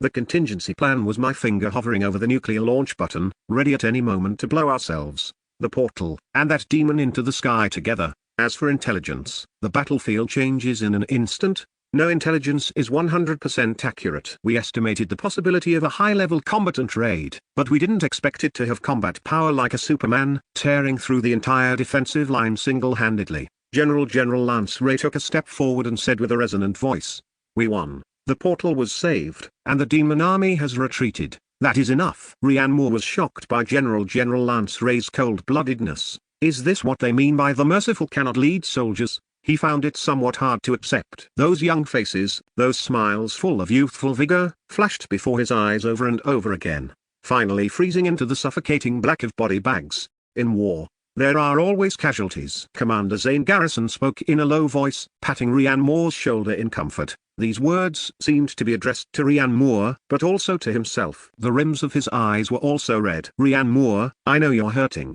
We all are." Commander Zane Garrison's voice softened slightly. "I came through that age too. I've seen comrades fall beside me. That's a feeling you can never forget for the rest of your life. But right now, you are the Commander-in-Chief of the New Hope Project, the highest person in charge for the Vanguard Republic on the Terra Continent. You can be sad, you can be angry, but you cannot collapse. Those brothers who sacrificed themselves are watching us from above. What we can do for them is to carry their legacy and walk this path to the end, until the day of our complete victory." Commander Zane Garrison's words made Ryan Moore give a bitter smile. Yes, in war, there are always casualties. He understood the logic, but when it actually happened before his eyes, it was still hard to accept. Textbooks and history books only write about how many soldiers were sacrificed. It's just a number. But only when their bodies are lying in front of you do you realize how shocking it is. It pierces deep into the soul. Just then, a signalman ran quickly to General Lance Ray and saluted. "Report, General. The preliminary casualty count is complete. 123 killed in action, including 12 officers, 54 seriously injured, 112 lightly injured, 8 warrior assault vehicles destroyed, 12 Type 92 infantry fighting vehicles completely destroyed, 106 loyal dog combat robots lost, 320 swarm drones lost." Ryan Moore fell into a silence after hearing this. General Lance Ray nodded. "Understood. The pensions for all sacrificed soldiers will be issued at 3 times the highest standard, military medals, posthumously awarded first-class merit, front lines of the army." Woo! The low sound of horns still echoed in the valley. The demon army, which had been attacking fiercely just a moment ago, retreated like the tide. Elder Muayu, riding a griffin, hovered in midair with a look of astonishment. His face was pale, and his beard and white hair were in disarray. Exhausted mana and overdrawn life force made him look incredibly weak. Earlier, to pursue Faraz, he had exhausted all his power and could only retreat to the front lines to recover urgently using magic crystals.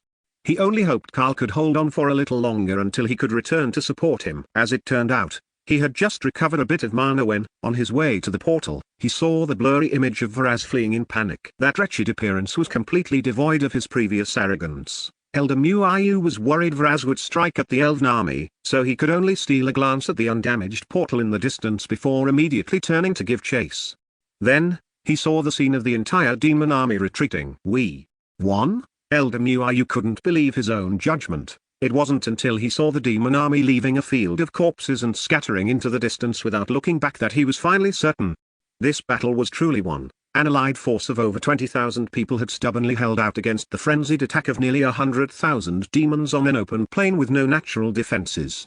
Such a record was an incredible miracle in the war history of the Terra Continent. Victory. We've won. Thank the goddess of nature for her protection. On the positions below, the surviving elves erupted into earth-shaking cheers. They dropped their weapons and hugged their comrades tightly, tears mixing with blood and dirt as they fell. The joy of surviving a disaster made every elf so excited they could hardly contain themselves. Elder Muayu composed himself, steered the griffin to land, and met with General Adrian. "Elder, are you all right?" General Adrian came forward to meet him, his armor also full of gashes. "I'm fine." Elder Muayu waved his hand. "Arrange for the brave warriors to clear the battlefield and tally the casualties. General Adrian nodded. The orders have already been given. Just then, 3 scarred dragons descended from the sky. Chapter 92 Post-war arrangements. The scales on the dragons were damaged in many places, and their bodies were still stained with undried golden blood. One of the dragons carried the massive skeleton of a bone dragon on its back. That was one of the 2 bone dragons.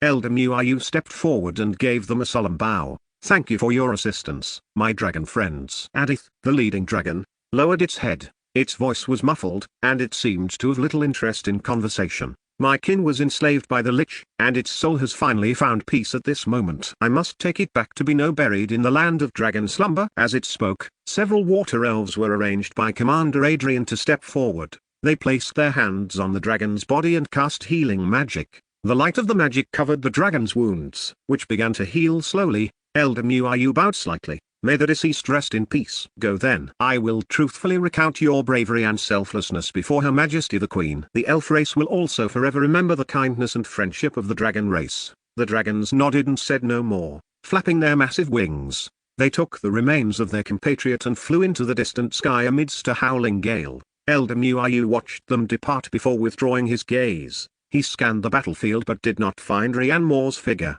He presumed he must have gone over to the portal. Elder Muayu found Commander Adrian, who was directing the cleanup. "What are our losses?" Commander Adrian's expression darkened. "Elder, in this battle, a total of 3,892 of our kin have returned to the embrace of the goddess of nature, and the number of injured is countless. Even the elemental elves responsible for maintaining the third line of defense. Many have fallen into a coma due to mana depletion and will need a period of recuperation." Elder Muayu's fingers tightened around his staff, and he opened his mouth to speak. "Nearly 4,000 casualties." This was almost 1/5 of the elite elven army. These Silver Moon Guards were among the few remaining active forces of the elf race. Elder Muayu felt a sharp pang of heartache, but he knew that now was not the time for sorrow. "Commander, I'll leave things here to you for now. Countess Findora is absent, so I need to handle the communication with our mysterious ally from the Vanguard Republic." "Understood." Having finished the handover with Commander Adrian, Elder Muayu mounted his griffin once more and flew toward the portal 5 kilometers away. At the thought of the miraculous power displayed by the Vanguard Republic people, his previous sorrow lightened considerably. Weapons that could unleash such immense power without chanting or magic elements were simply unheard of. The power shown by the Vanguard Republic people gave him hope for the continued survival of the elf race. Over at the portal, the unconscious Tier 4 mage and the knight who had blocked Viraz's full-strength strike were being treated by comrades who had rushed back from the front lines. However, their faces remained a weak, pale color. Archbishop Kyle leaned on his staff, holding a magic crystal in one hand to restore his mana while listening to his subordinates recount the events at the front. While he was by the portal, he had seen many of the Vanguard Republic people rushing to the front with all sorts of strange equipment. After witnessing the combat strength the Vanguard Republic displayed here at the portal, he couldn't help but feel curious about the situation at the front. After the Tier 5 priest finished explaining the situation, he remarked with a sigh, "Their power is incredible. It isn't magic at all." The surrounding clansmen couldn't help but nod in deep agreement. Kyle listened quietly to the whole account, lost in thought. Suddenly, he heard Rian Moore's agitated voice from a distance. He couldn't help but glance over at the group of the Vanguard Republic people gathered nearby. Had a conflict broken out? He then said, "Let's go and see those miraculous the Vanguard Republic people. They aren't as weak as we initially thought." This stubborn, conservative archbishop no longer had the arrogance and scrutiny he'd shown at their first meeting. Instead, his expression held a complex, respectful solemnity as between equals. He had seen those warriors charge with their bodies of flesh and blood, and he had seen lives blooming and fading amidst explosions. If those brave warriors hadn't bought him time to chant his spells, the outcome might have been very different. That fearless, death-defying determination had earned his respect. Rian Moore, who had just vented his emotions and calmed down, rubbed his face with both hands when he saw Kyle approaching with a group of people. While easing his stiff facial muscles, he pushed all his emotions back into the depths of his heart. Rian Moore went to meet them and spoke first. "Your Excellency, Archbishop, Your Excellency, Rian Moore." Kyle nodded slightly, using the formal address of the Terra Continent's nobility. "On behalf of the holy human race, I pay the highest respect to the bravery of your noble warriors. May the holy light protect those brave survivors and soothe their pain. You are a race worthy of respect. Thank you for your blessings and recognition." Rian Moore responded. "I also want to thank you and your people for all the efforts you made to open this portal. He glanced at the bloodstains and tattered clothing on the other party's group and said apologetically, "I am very sorry, but because I am not sure if the Vanguard Republic items and food will cause you to be poisoned, for your safety and the friendship between our two sides, we cannot host you for the time being. Once our scientists have researched and confirmed they are harmless, I will certainly host a grand banquet to properly entertain you all." Kyle shook his head slightly, unconcerned. "Your Excellency is most considerate." There were no excessive pleasantries between the two sides. The bond of life and death forged on the battlefield was far more substantial than any flowery words. Kyle got down to business. According to the contract, the portal was completely stabilized at sunrise. From this moment on, it will enter a 10-day period of use. During this period, we will remain here as a diplomatic mission to fulfill our oversight duties. Just as he finished speaking, a clear eagle cry echoed from the sky. Several blood-stained griffins flew in rapidly and landed nearby. Elder Muiyu and two elves leapt down from the griffins' backs and approached the group. He first glanced at Rhiannoir and nodded in greeting, then turned his gaze to Kyle, placing a hand over his chest and bowing. "Your Excellency Kyle, this battle has finally resulted in a hard-won victory under everyone's brave defense. On behalf of the elf race, I thank your race for the assistance. Her Majesty the Queen will remember your contributions." Kyle nodded non-committally. "Elder Muiyu, the victory in this battle is also largely thanks to the Vanguard Republic people. The goddess of fortune smiles upon them. You have arrived at the right time. According to the contract, the elf race also needs to send representatives to join us in forming an oversight mission to fulfill oversight duties." "Naturally," Elder Muiyu answered straightforwardly. Kyle said no more and turned to look at Rhiannoir. "Your Excellency Rhiannoir, I know you have many things to attend to next, so we won't disturb you further. However, Chapter 93 The Vanguard Republic enters the scene. Starts up. Speaking of the but, Kyle paused, his tone becoming serious. "According to the contract, during this period we have the right to inspect all weapons, equipment, and facilities transported by your side. I hope your people will not put up any pointless resistance." The meaning of these words was that everything the Vanguard Republic had here would be exposed to the other party without reservation. To this, Rhiannoir merely nodded calmly. "Fine. I will pass the word down." These terms were already agreed upon in the contract. The inspection team was simply fulfilling a customs role. Since it was settled, there was no need for further bickering. Seeing that the two had finished talking, Elder Muiyu spoke up. "Lord Rhiannoir, our warriors will continue to guard the surrounding area for a while to prevent the demons from attacking again. However, we suffered heavy losses in this battle, and our defensive forces are severely lacking." He didn't finish the sentence, but Rhiannoir understood, so he said, "Thank you for your tribe's thoughtful arrangements and full protection. We will pass through the portal as quickly as possible to establish sufficient defensive strength so your warriors can return home and reunite with their kin." Elder Muiyu nodded with a smile. Rhiannoir turned to General Lance Ray and said, "Beware of the demon army making a comeback. We need to establish our own defensive forces as soon as possible." "Understood." Arrangements have been made, and we've tasked cruising drones to monitor the movements of the demon army. Rhiannoir gave an N of acknowledgement and took General Lance Ray and the others to bid farewell to Kyle's group. They arrived before the portal and were about to enter when he suddenly thought of a problem. He stopped and looked at Commander Zane Garrison. "If we go back like this, won't we carry microorganisms from this world with us? Could that lead to a series of problems?" Commander Zane Garrison shook his head. "Academician Dr. Leon Carter and the others have already considered this. That level of the base has been sealed and isolated from the outside by corridors. Essentially, our side here is connected to that level inside the base, but the interior base is isolated from the outside of Blue Star. To go to the outside world, one needs to undergo decontamination. It will only be connected to Blue Star after they come over and confirm everything is absolutely fine." Rhiannoir realized that with these professionals around, he didn't need to worry blindly. At the portal, soldiers were continuously moving various supplies out. Armored vehicles and other equipment emerged like a long dragon in an endless stream. Wheeled armored vehicles, assault vehicles, 122 mm self-propelled mortar howitzers, Mengshi armored vehicles, anti-aircraft missile launchers, 122 mm multiple rocket launchers, armored recovery vehicles, ambulances, command vehicles, vehicle-mounted laser weapons, and so on.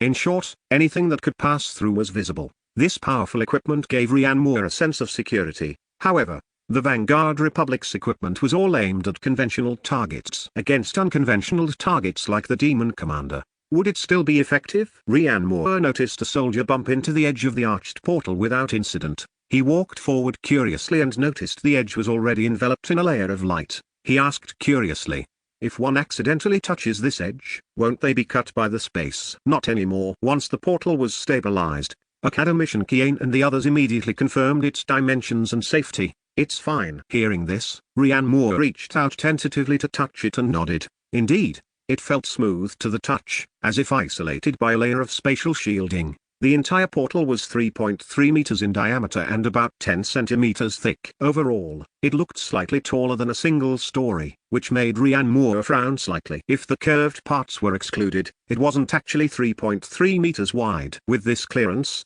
wouldn't large equipment like airplanes be unable to pass through? Seeming to see Ryan Moore's doubt, General Lance Race spoke up. Due to the size of the portal, some of our weapons and equipment cannot pass through. For example, certain tanks, some vehicle-mounted weapons, as well as airplanes and rockets. Some can only be brought over by dismantling them into parts and then reassembling them. Currently, limited by the 10-day usage period, time is very tight. These oversized weapons are already being dismantled and will be brought over successively in the coming days. After listening and seeing that everything was arranged, Ryan Moore asked no more and stepped into the portal. The soldiers at the entrance immediately cleared a path to let the three of them pass through first. Behind the portal was Blue Star's underground base. The base was a scene of bustling activity. The engines of heavy transport trucks let out low roars, and the metal tracks of tracked armored vehicles ground against the concrete floor, making a piercing sound.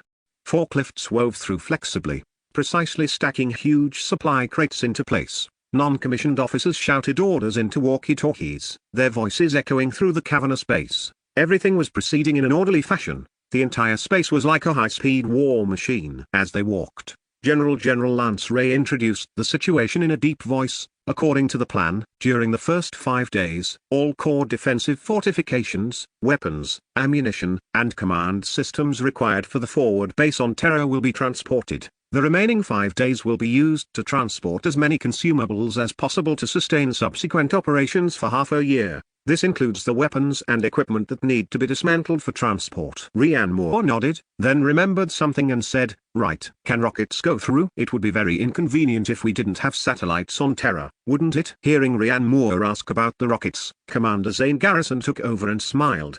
No problem. The dimensions of the Long March 11th can fit through. Whether it's for high-altitude information superiority or weapon guidance, it is crucial. We've already considered this. The trouble is that it requires special transport vehicles to pass. And we also need to calculate the orbital altitude to adjust the rocket fuel. Just then, a burst of excited shouting came from a corner, interrupting their conversation. Heavens, this is unscientific. The cell activity is just too ridiculous. Ryan Moore and the others turned to look. Academician Kiane and Academician Liu were leading their team, gathered around a row of temporary lab benches. Academician Dr. Leon Carter's hair was a mess as he looked at the images under the microscope, shouting with excitement. The lab benches were covered with samples brought back from Terra. Scraps of demon flesh, soil soaked in blood samples from different races, and even several relatively intact demon corpses. Commander Zane Garrison explained.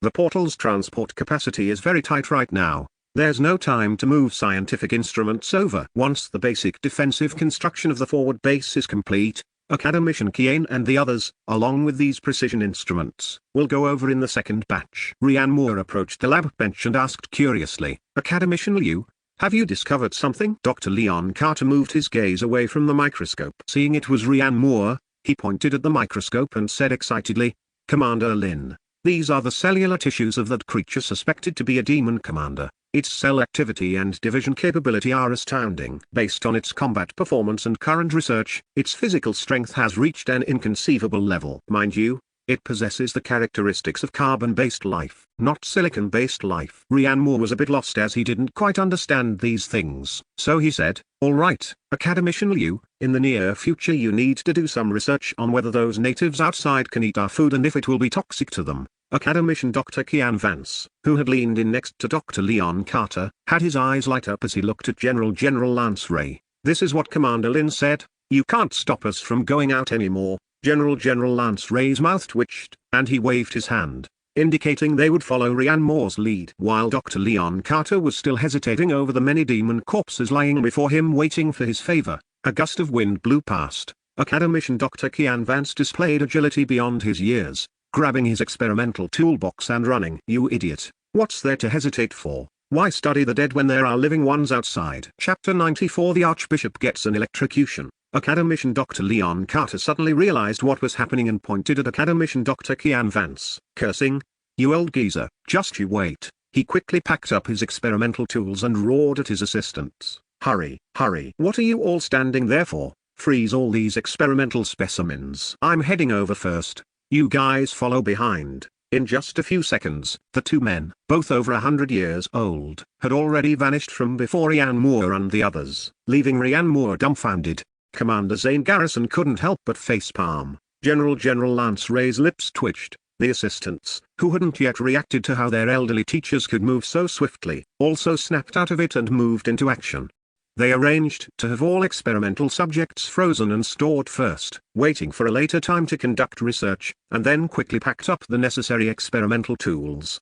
Rhiann Moore's gaze passed over the busy scientific research team and landed on a distant clearing illuminated by powerful floodlights. His gaze froze. In that clearing, rows of black body bags were neatly laid out. Rhiann Moore walked over slowly. The clamor of the base seemed to drift away from him at this moment. Rhiann Moore stood in silence, motionless, mourning for them in his heart. How will the remains of these soldiers be handled? Cremation. As General Lance Ray said this, he seemed to notice why Rhiann Moore was curious about it, so he asked, "Does Commander Lin have any suggestions?" Rhiann Moore nodded. "We don't know when Blue Star will completely stop rotating. When that happens, there will be constant earthquakes and magma. They sacrificed themselves before they even had a chance to get a good look at this continent. I think they should just be buried here. On one hand, it allows them to see the new continent they gave their lives for. On the other hand, it can remind us and the soldiers who follow to remember the sacrifices and efforts made by these predecessors. As for their families, once things have stabilized here, they can all be brought over as well." General Lance Ray thought for a moment and nodded in agreement. It was indeed a good suggestion. While there is the saying that fallen leaves return to their roots, in a practical sense, these soldiers and their families would certainly prefer to stay in a stable new home. After bowing his head in silence for a long time, Rhiann Moore turned and walked toward the temporary medical area set up nearby. Inside the medical area, the wounded lay on field cots. The air was thick with the smell of disinfectant. Seeing Rhiann Moore, General Lance Ray, and the other leaders enter, some of the wounded who could still move struggled to salute, but he stopped them with a gesture. The news of Rhiann Moore's argument with General Lance Ray outside had already spread, earning him their heartfelt recognition and gratitude. He visited the wounded one by one, not saying much, only patting their shoulders with a heavy heart. War is no child's play. It is paid for with blood and lives. At the same time, it gave Rhiann Moore an idea, and he said to Commander Zane Garrison, "Later, see if we can establish cooperation with the races of the Terra Continent, such as having their mages help us treat the wounded." Commander Zane Garrison nodded. Noted. Coming out of the medical area, General Lance Ray listened to a report in his earpiece and suddenly spoke up. "Commander Lin, they are about to hold a flag-raising ceremony outside. Do you want to go see?" Rhiann Moore was taken aback, then immediately nodded. "Let's go." This would be the first time the flag of the Vanguard Republic was raised on the Terra Continent. He had to be there for this ceremony. The three of them walked through the portal and returned to the Terra Continent. On the plains, a brand new metal flagpole had already been erected. Rhiann Moore, General Lance Ray, and Commander Zane Garrison stood beneath the flagpole. Two soldiers marched forward with crisp, clean movements and hooked on a bright red flag. A burst of stirring music rang out. All the combat engineers under construction, the soldiers setting up equipment, and the patrolling troops stopped their busy work the moment the music started. They stood at attention where they were, saluting toward the flagpole. The bright red flag rose slowly in the morning sun of the Terra Continent, catching the breeze of this alien world. Rhiann Moore saluted and watched, his nose feeling a bit stinging. This melody was one he had heard since childhood. At this moment, standing on this strange land and looking at this familiar flag, he deeply understood the weight carried behind this music and that unyielding will. Just as Rhiann Moore told General Lance Ray and the others to go about their business while he walked around to observe the soldiers' progress and check for any gaps, Wu Suoi, who had been following him, suddenly spoke. "Chief, something happened with the monitoring delegation. That archbishop from the Holy Human Race got shocked." Time went back to when the two parties had separated. Kyle watched Rhiann Moore and the others leave, while Elder Muiyu also took two elves to walk around and observe. He thought for a moment and gave an order to a knight behind him. Return to the holy city immediately and report everything that happened here to His Holiness the Pope exactly as it occurred. Also, tell His Holiness that I will personally remain here to fulfill the duty of monitoring. Yes, Your Excellency the Archbishop." The paladin bowed to accept the command, mounted a Pegasus, and turned into a streak of light, soaring into the sky. Kyle turned around and looked toward that spatial portal. At this moment, the portal was like the entrance to an ever-resting ant nest. Squads of fully armed soldiers trotted out with rhythmic steps, quickly assembling in designated areas. Crawler-type engineering vehicles and transport trucks loaded with modular building materials followed closely behind, the roar of their engines filling the air. This plane, which had just been soaked in blood, was being covered by rigorous order and a flood of steel at a speed visible to the naked eye. Elder Muayu stood on a piece of high ground with several elven mages, unable to look away. The scene on the front lines that had subverted his understanding now left him with an infinite desire to investigate everything about the Vanguard Republic people. He saw giant green iron crates being broken open, revealing black iron pipes stacked inside like works of art. The soldiers moved quickly, snapping the iron pipes together as strange metal structures rose from the ground. He then saw a square iron box being set down. After some operation, a long pole was erected. Subsequently, several soldiers with solemn expressions formally unfurled a large red flag. Accompanied by a burst of stirring music he had never heard before, the flag slowly rose. In an instant, every busy soldier on the plane, no matter what they were doing, quickly stopped and stood at attention. The blood-red flag fluttered in the wind. They all raised their hands to their foreheads in unison, their eyes like torches, watching the red flag reach the top. The entire process was sacred and solemn. Even though he didn't understand the language or what was happening, Elder Muayu watched with great interest. At that moment, Kyle and his party walked over slowly. "Elder Muayu, the battle has just ended. Aren't you going to handle the aftermath?" Elder Muayu didn't turn his head, his eyes fixed on an engineering vehicle in the distance that was hoisting a giant metal module. "General Adrian will handle everything. He is much better at these things than I am." He withdrew his gaze and asked in return, "And what about you, Your Excellency the Archbishop? The demon race could invade the holy city at any time. Aren't you, a tier 6 Archmage, going back to take command?" Chapter 95 My God, this is the power of lightning. Kyle did not answer. His gaze drifted into the distance, landing on an infantry fighting vehicle that had just driven out of the portal not far away. That ferocious gun barrel and heavy armor silently spoke of a power completely different from magic. Elder Muayu followed his gaze and smiled slightly. "It seems we are thinking the same thing." The two shared a look. Everything was understood without words. "I plan to take a closer look. Care to join?" he invited. Kyle gave a faint nod. In the eyes of the surrounding the Vanguard Republic soldiers, these long-eared elves and the people from the Western Holy See were quite interesting. These human-like aliens were currently pointing and gesturing at an engineering vehicle. Then they circled a newly deployed artillery piece, touching it here and there as if they had seen a beautiful woman. Various exclamations kept coming from their mouths, though their babbling was incomprehensible. The soldiers found it quite novel and amusing. "Your Eminence, look at this." Elder Muayu pointed at a newly set up heavy machine gun and shouted excitedly, "This is the iron tube from the front lines that can spit out flaming metal." He then pointed toward the sky, where a drone was performing a reconnaissance patrol. "And those flying iron birds, it was they who stabilized the crumbling aerial defense lines." Carl glanced at Elder Muayu, a hint of superiority appearing on his face as he said coolly, "I was right by the portal at the time." The implication was, "I've already seen everything you're talking about." Elder Muayu didn't mind this at all. At this moment, he was like an apprentice with an insatiable thirst for knowledge, looking around for someone to ask about the details of these weapons. But Rhiannon was too busy to stop, and the surrounding the Vanguard Republic soldiers were all like silent jars, unable to understand anything he asked. This left him scratching his head in frustration. "What is that?" A young elven attendant suddenly pointed at a working forklift, his face full of confusion. That yellow mechanical creation emitted a low hum as two massive steel forks easily lifted a huge weight and steadily transported it to a designated spot.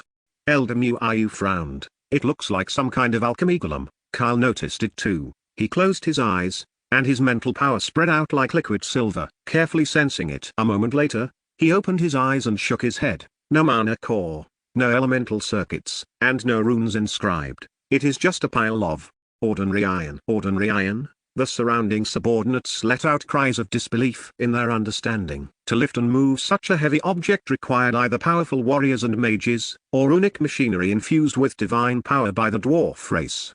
But this thing before them was actually just a pile of ordinary iron. How on earth did it move? Elder Muayu stepped forward quickly, wanting to observe it closely, but was blocked by two serious-looking soldiers. "Sir, the forklift is in operation. There are blind spots, and approaching is dangerous. Please stay back." Elder Muayu? He watched as the soldiers spoke a string of gibberish, accompanied by various hand gestures. He tried to explain, but since neither side understood the other, he could only retreat dejectedly. "They don't know our language. There's no way to communicate." Sigh. Elder Muayu sighed. His eyes filled with a longing to understand the unknown. From a certain perspective, mages were scholars, and high-tier mages were top-level scholars. Their desire for knowledge was no less than that of a scientist. But being unable to communicate was like a eunuch in a brothel. They had no choice but to keep walking, and were soon attracted by another object. Most of the weapons on the list Rianmour had provided were accompanied by pictures. Kyle could understand the weapons whose power he had already witnessed, but the dizzying array of logistical equipment used to maintain operations was completely beyond his comprehension. He felt it was necessary to record these things and wait for Rianmour to be free to explain their uses. In the past, with Kyle's personality, he would have immediately sent someone to fetch Rianmour and demand an explanation on the spot. But after witnessing the Vanguard Republic warriors charge with their lives, this stubborn archbishop now appeared much more reasonable. The Vanguard Republic had earned his respect. The group approached a large metal cabinet that emitted a continuous roar and smoke with a peculiar smell. This made Elder Muayu frown. He didn't like this air-polluting thing. Several thick black cables extended from it, connecting to tall lamp stands. Blinding white light radiated from the tops of the stands before being turned off. It was currently daytime. This was a lighting system set up so construction could continue at night. "Light magic?" A knight blurted out instinctively. "No. There are no magical fluctuations in this light." Kyle tried to investigate with his mental power again. This time, he felt a violent, chaotic power surging inside that iron cabinet, then flowing into the vines. That power felt somewhat familiar to him. He frowned in thought, then his eyes suddenly widened. This is... Elder Muayu looked at him in confusion. "What is it?" Kyle looked shocked as he pointed to the cable connected to the electrical box. "I feel the power of lightning within these vines." "What?" Elder Muayu was shocked. He hurriedly crouched down to observe closely. He did indeed feel a power similar to that produced during thunderstorms on Terra, goddess of nature above. Incredible, truly incredible. How did the Vanguard Republic people manage to tame lightning for their own use? His intense curiosity made him desperate to know the answer. Beside him, Elder Kyle had already crouched down, following the vines to see where they led, wondering if lightning would appear at the end. He ended up moving toward an outlet. Next to the outlet was a plug that hadn't been inserted yet. He felt no lightning power in that disconnected cable, only in the outlet itself. Understanding something, he picked up the unplugged plug and curiously inserted it. Sure enough, he felt the familiar power within the vines. He looked at the holes in the socket, took a metal pendant from his person that happened to fit, and poked it in. Boom! A brilliant flash of electric light sparked. Kyle, his hair and beard immediately stood on end. His body convulsed before he was flung back, steam rising from him. "My lord." The knights beside him were horrified and rushed to support him. The busy soldiers nearby had seen the few other worlders and elves crouching there researching something, feeling like they were watching country bumpkins, which was quite amusing. Noticing the commotion and their loud, incomprehensible shouting, they hurried over to check the situation. Seeing the blackened socket on the ground, they guessed someone had been electrocuted. Their expressions changed drastically as they immediately reported the situation. If not handled well, this could turn into a major diplomatic incident. Chapter 96. No, you're addicted to electricity? Upon hearing that something had happened to Kyle's group, Rianmour rushed over. When he arrived at the scene, he saw Archbishop Kyle and Elder Muayu squatting on the ground, muttering to themselves, surrounded by followers who were leaning over to watch. "What's going on?" Rianmour asked a nearby soldier, reporting to the chief. "They were squatting here studying a three-phase power outlet, and then they got electrocuted," the soldier reported truthfully. "Rianmour," the soldier continued with a strange expression, "but after this person was electrocuted, he actually acted as if nothing had happened." "Chief, do you think we should arrange for a doctor to check them over?" Rianmour waved his hand. "No need. They have healing magic, which is more effective than ours." "All right, go back to your duties." He looked at Kyle, who was still squatting on the ground fiddling with the outlet, and walked forward, leaning down to say, "Lord Kyle, are you all right?" The other party turned his head upon hearing the voice, immediately giving Rianmour a fright. Kyle's original white beard and hair were actually scorched and frizzy. and there was a bit of black ash on his face. Where was the aristocratic air he once had? Seeing it was Ryan Moore, Carl grabbed him and pointed at the outlet, asking, "I'm fine. This can't hurt me. Tell me, is the power inside this the same as the lightning in nature?" Seeing that Ryan Moore, someone they could communicate with, had arrived,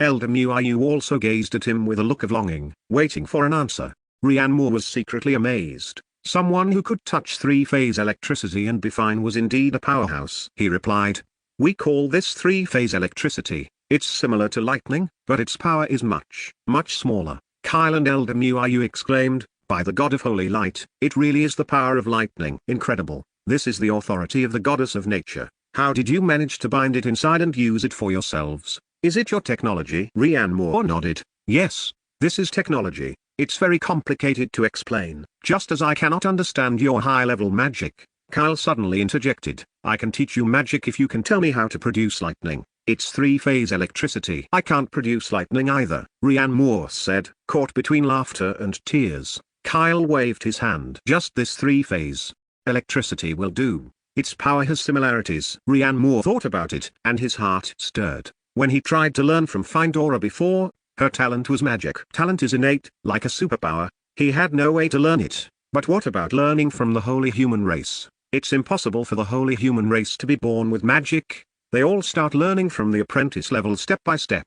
Now that a powerhouse said he could teach, any hesitation from a male like him would be a sign of disrespect toward the wonders of magic. So he immediately said, "No problem, Your Excellency Archbishop, it's a deal." Kyle waved his hand, indicating it was a small matter. He turned and pointed to the slightly blackened outlet on the ground. Then, "Lord Ryan Moore, I want to feel the power of light, three-phase electricity, a bit more, but there's no more of that power inside now. What happened?" Ryan Moore, "Wait, are you actually addicted to getting shocked?" Ryan Moore had a strange look on his face. "The circuit probably tripped. This is very dangerous. I don't suggest you continue feeling it." Kyle's face was blackened. End of block 1.